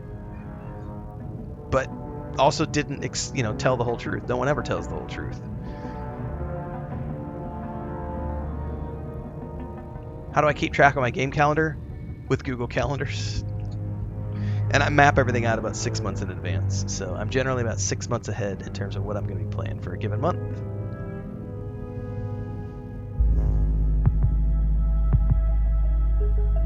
Grace says, I can't say much. I already bought The Expanse 2 years early. I think in some cases you can trust certain companies. Owlcat is one of those. Larian Studios, Owlcat Studios. I would definitely trust both of those companies because they have successfully managed early access programs for years. Everything Owlcat did for their first 3 games were all done through early access. So they've already proven themselves. Larian Studios, they've done 4 or 5 early access games now to completion. They have proven themselves. I think that it's very important that we understand that there are companies who are exceptions to the rule, but unless that company has proven themselves, I don't think you should give anybody money for early access. I think you should, especially if it's a first-time studio. Even if you have veterans on the team, if it's a first-time game studio that has never produced a game, do not give them a fucking dime. Because they have not proven that they are worth the trust. And if they have an idea, that's great. Go find investors. And or, sell pre-orders or something. But, yeah.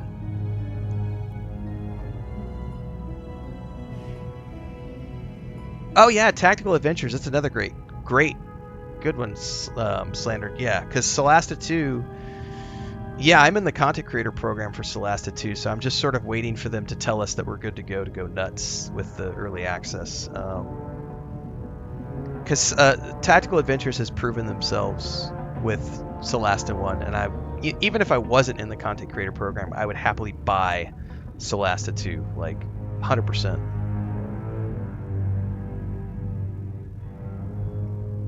But I'll definitely, like yesterday, as of last night, I did the video.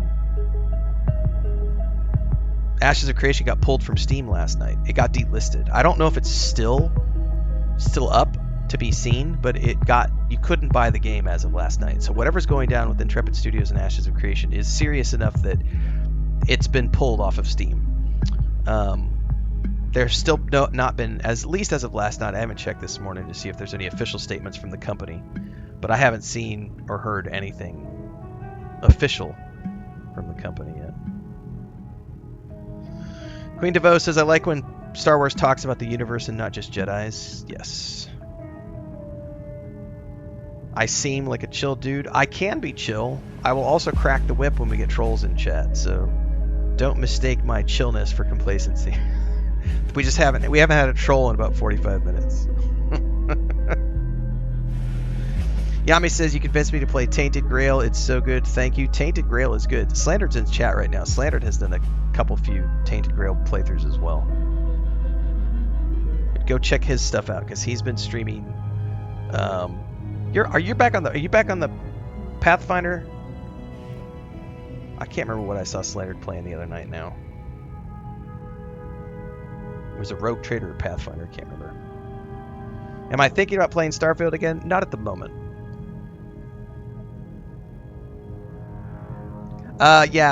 Slandered. There's a separate creator program for Solasta. They've also Kepler sprung up one as well, and Solasta is in the Kepler program, but there's also like 8 other games in the Kepler program one.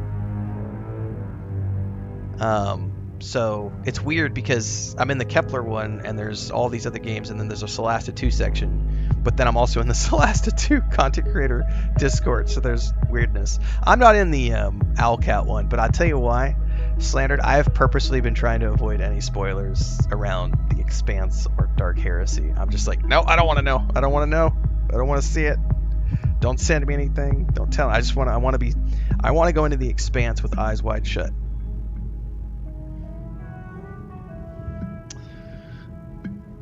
I did a couple, like 7 or 8 sessions of Divinity Original Sin 2 around Christmas time, but I didn't feel compelled to play the whole thing through again.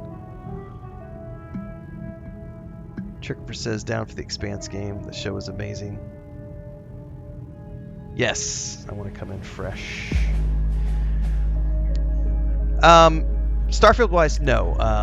I will, if the rumors prove to be true. Are you going to school? Are you going to school? Let me give you a hug.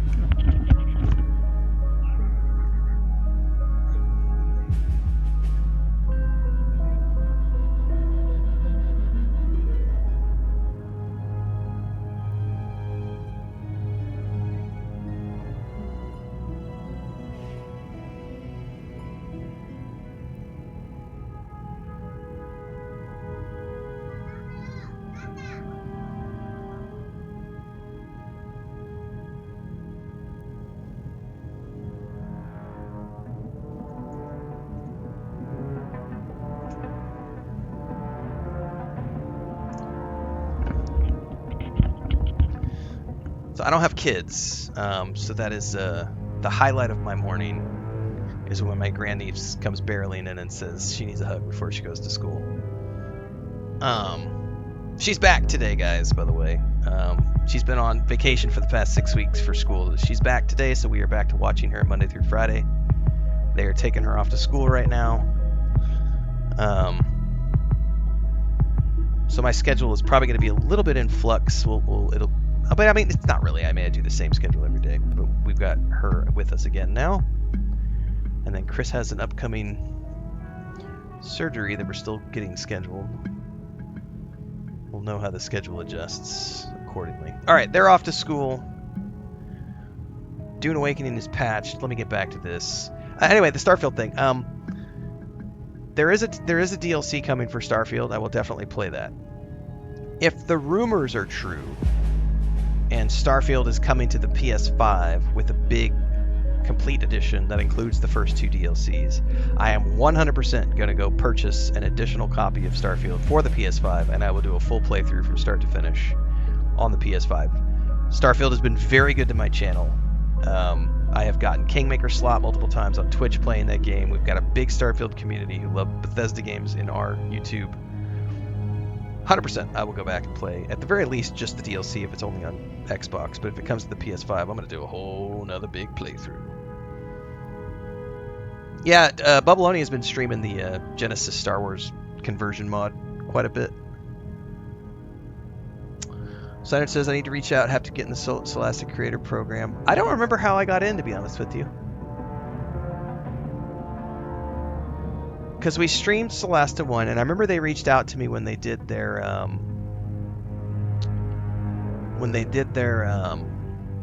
tabletop. They launched their they had their tabletop, the Solasta tabletop guide that went out. They sent me a review copy of that, which was like a year after the game had come out, and I remember doing a review of that tabletop guide. And then sometime around that time was when I think I got invited to their Discord for the Content Creator Program.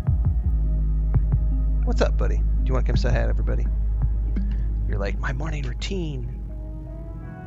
The monster is here again. The little monster is here, and she's disturbing my morning.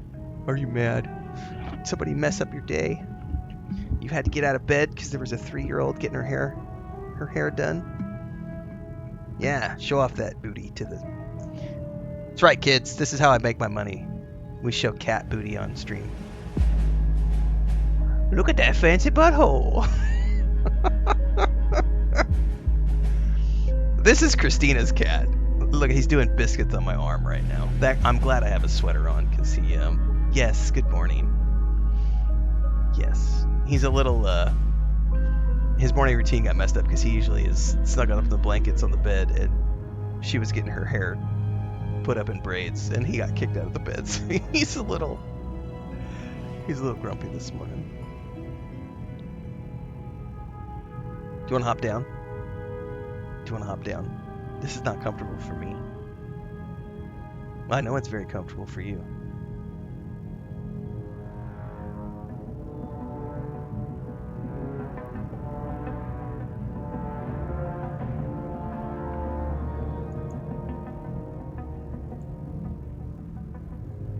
Ow!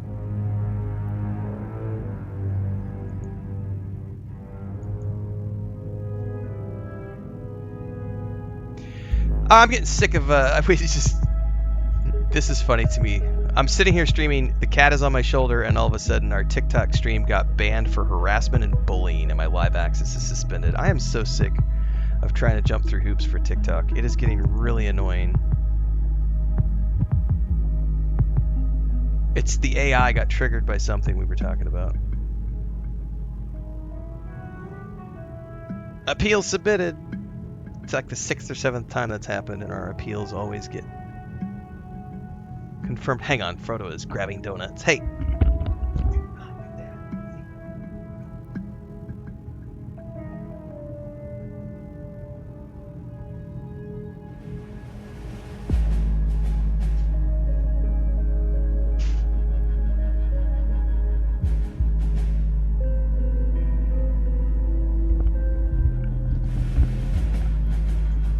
Oh, the cat buttholes. Oh, I didn't even think about that.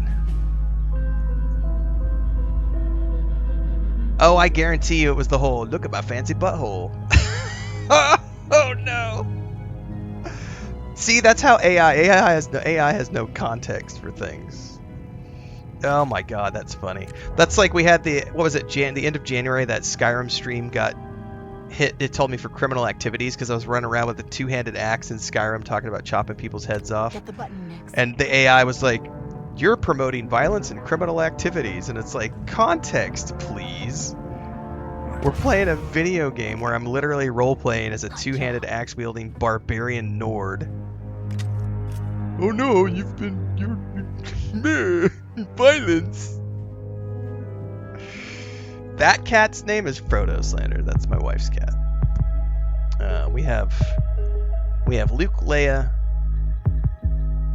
Luke and Leia are the first two that came with Dora, the Exploradora. Dora is the mama cat that came with the homestead. And then we got Luke and Leia, are her first two, and then she was pregnant with 5 more when she got here, and that became Frodo, Sam, Merry, Pippin, and Smeagol. Unfortunately, we lost Sam, Merry, and Pippin. We still have Frodo and Smeagol. We also have Snow White, who is here in a cat carrier right now because the other cats will attack her, so she's sleeping on my bed. So we still have 6 cats. The appeals do get reviewed, James, so I've had 6 or 7 times where my live streams have gotten hit, but I just appeal it. I'll have my live access blocked for I think it's usually 3 or 4 days. The appeal usually goes through within 48 hours, and I'll have access back.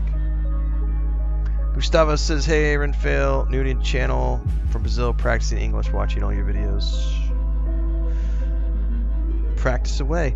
I run all my chats through the same place, Slandered, so it's all in... Well, I was using Streamlabs for everything, and now I've started using Stream Elements.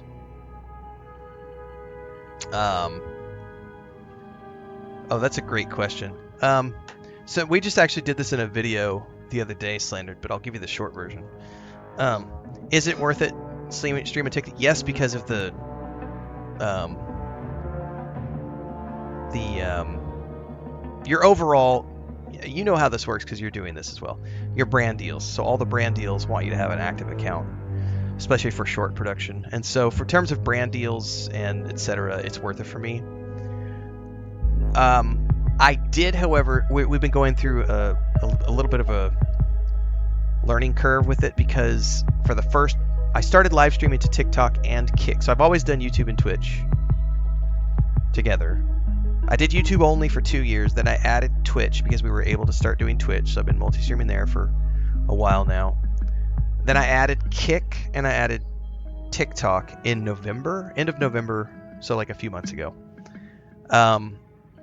However, I was running everything through Streamlabs, and I didn't even know that TikTok had its own app to stream from until like a few days ago. So if you're from the US, the US version of TikTok got bought out, and ever since then there's been some chaos. So when I used to run TikTok through Streamlabs, you have no control over the chat. You can't mod anybody. You can't put in prohibited words. There's zero control. You can't do follower only for chat. You can't do any of that. So the chat, over the last 3 months that I've been doing TikTok, the chat is just wild. And it got really, really bad to the point where about a week ago, I had to just shut down the stream and pull TikTok out of Streamlabs and just not use it anymore because people were coming in yelling racial slurs. I've had people coming in trying to spell the N-word various different ways. People coming in yelling about how they like violating / molesting / small human beings in video games, and just horrible things being said in that chat. So I had to strip it out. I found out that TikTok has its own streaming app called the TikTok Studio app. And so that app lets you control, and you can put in your blocked words like you can on Twitch and YouTube and everywhere else. So I can put in all the blocked words so that people aren't allowed to say those things in chat.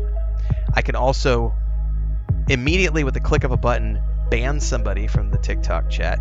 I can I can make it so that only followers can chat. So I can get, once you add all of the moderation tools that I have on the other platforms, yes, it is very much worth streaming on TikTok because it's just more followers and it's more everything. But you have to, the TikTok algorithm, the AI moderator is extremely stupid. Like, not stupid as in lame, but stupid as in not very bright. It doesn't understand context. So I've had probably 6 or 7 of my streams hit now for harassment or violence when it's just me playing a video game or saying something stupid like, look at my cat's fancy butthole. But then the appeals, I've won every appeal I've ever made. Like, every single time I appeal it, I'm like, that, and a human being looks at the appeal and goes, oh yeah, that's right. The context of that was that you weren't actually saying or doing anything bad. So I've won every single appeal. Well, here's the power of it, because when I started streaming, I had like 3,500 followers on TikTok when I started streaming. And now I think I have like close to 20,000 followers on TikTok. So it has grown in 3 months. It's grown by like, 16,000 followers in December, January, February, like 3 months. That's how powerful that's been in terms of the live streams, bringing in new people and helping the content that's my short form content do well and go viral. And like December, I had like 15 million views across TikTok and Instagram because those accounts both blew up over December. So yes, in terms of brand deals and overall pushing people to the live streams and getting people over to the long form content, it's been extremely useful. But here's the other thing TikTok will do to you, right? If you ever, like, I can't live stream events, so if you want to do a watch party, you can't do a watch party on TikTok. Because you know how, like, YouTube will ding you, or Twitch will ding you for, like, the copyrighted music that, like the Game Awards, right? You'll be watching the Game Awards, and a trailer will come on that has licensed music. It'll be like a Led Zeppelin song. YouTube will just demonetize that, right? And they'll tell you, and then you can go, like, erase the song. TikTok or Twitch will just tell you, hey, that's copyrighted music. So in the playback, it'll mute that section out. TikTok, on the other hand, will completely de-live you. It'll unauthorize your live streaming access and tell you that you broke rules, and they'll suspend your live streaming for 3 or 4 days. So I have found that it's great for streaming games. It's not great for streaming events. Also, the other caveat would be that if you need to take an extended AFK, TikTok will give you a warning if it detects that there's not a person in the chair, or if that there's a still image on the screen that's been there for more than like 5 minutes. It will throw a warning at you and be like, because they don't want you abusing the system by going live and not being in front of the audience or doing something. So it'll detect that there's a still image. So like if you have an AFK screen that you just put up on screen while you go to the bathroom, that will trigger the AI to say there's a still image on the screen, someone's not at the chair, and it'll give you a message. It'll tell you your live stream is being suppressed in the algorithm until we detect that there's actually something happening. And one more thing is, so I have a troll thing that we've done, which is when we get trolls, one thing I was doing, I had an image of Ben Stiller as Simple Jack from Tropic Thunder, and anytime we would get a troll in chat, I would put that image on screen, and we would make fun of the troll and tell them, "You're just being stupid, but like Simple Jack." You know, we would make fun of the troll and use their words against them while showing this image of Simple Jack on screen. And TikTok got mad at me, and I got 3 different live streams got hit for using reproduced content because it's an image of a film character. And so TikTok says you're not allowed to do that. So I won the appeals, but it was still like, there's some really silly stuff that the algorithm, the AI detects. So that I think that TikTok is worth using, but there are caveats, and there's definitely learning curves. You can't say things like, if the AI, if you say something like kill or assassinate, there's a reason why people are starting to use the word unalive a lot instead, because it doesn't understand that the AI doesn't understand the context.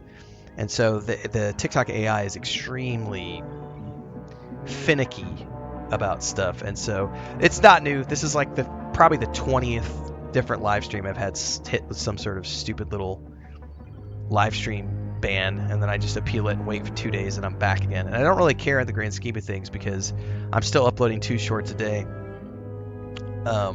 So in the grand scheme of things, it doesn't matter. Plus, I'm not monetized on TikTok, so it's not like I'm losing anything. The Instagram question is great. I don't do Instagram, even though I could, because I have like I think I have 40,000 on Instagram, and I get like a monthly like 2 million views a month or something on Instagram. I don't use it for live streaming because A, I'm not monetized there, but also B, they make it really difficult to live stream. So the only way you can live stream with Instagram, if you're multi-streaming, is you have to go, every single time you go live, you have to go to the Instagram app. You'd have to go do it on your desktop, but you would have to open up a separate window with a separate tab. You have to get the stream started. You have to then take that key, copy and paste the stream key, and it's a different key for every single time you go live. So every single time you go live, there's this like 10-minute administrative process that you have to go through to get the Instagram stream added to everywhere. And I'm just like, fuck that. That's too much work. Because I can literally click a button and I'm live in 4 different places with a click of a button. I have about 90 seconds of post live stuff that I do every single time I go live, where I have to make sure the ads are turned on YouTube and make sure that the category is set on Kick.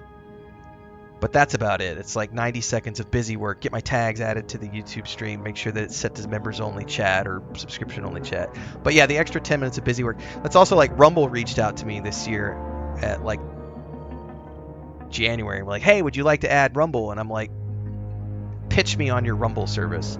And I was like, it doesn't, the decision not to go there was because it's the same process. Every single time you go live, you have to it's a unique key, it's a unique ingress server. You have to get a different code and a key every single time you go live, and it's like 10 minutes of busy work. And I'm like, I don't need the money that bad to be worried about that kind of shit. Kick is easy. So I just added it to the rotation because why not? And it'll eventually get monetized at some point, but I only get like 3 to 5 people watching there every day, so it's not something I really, it's growing very slowly. I'll give it a year. If I'm not monetized by the end of 2026, I'll probably drop it. We'll just see how it goes. But it doesn't cost me any extra time or energy to do it. So it was like a no-brainer to just add it to the service. But, yeah, TikTok is worth it, but there's obviously some kinks in the system that you have to work out.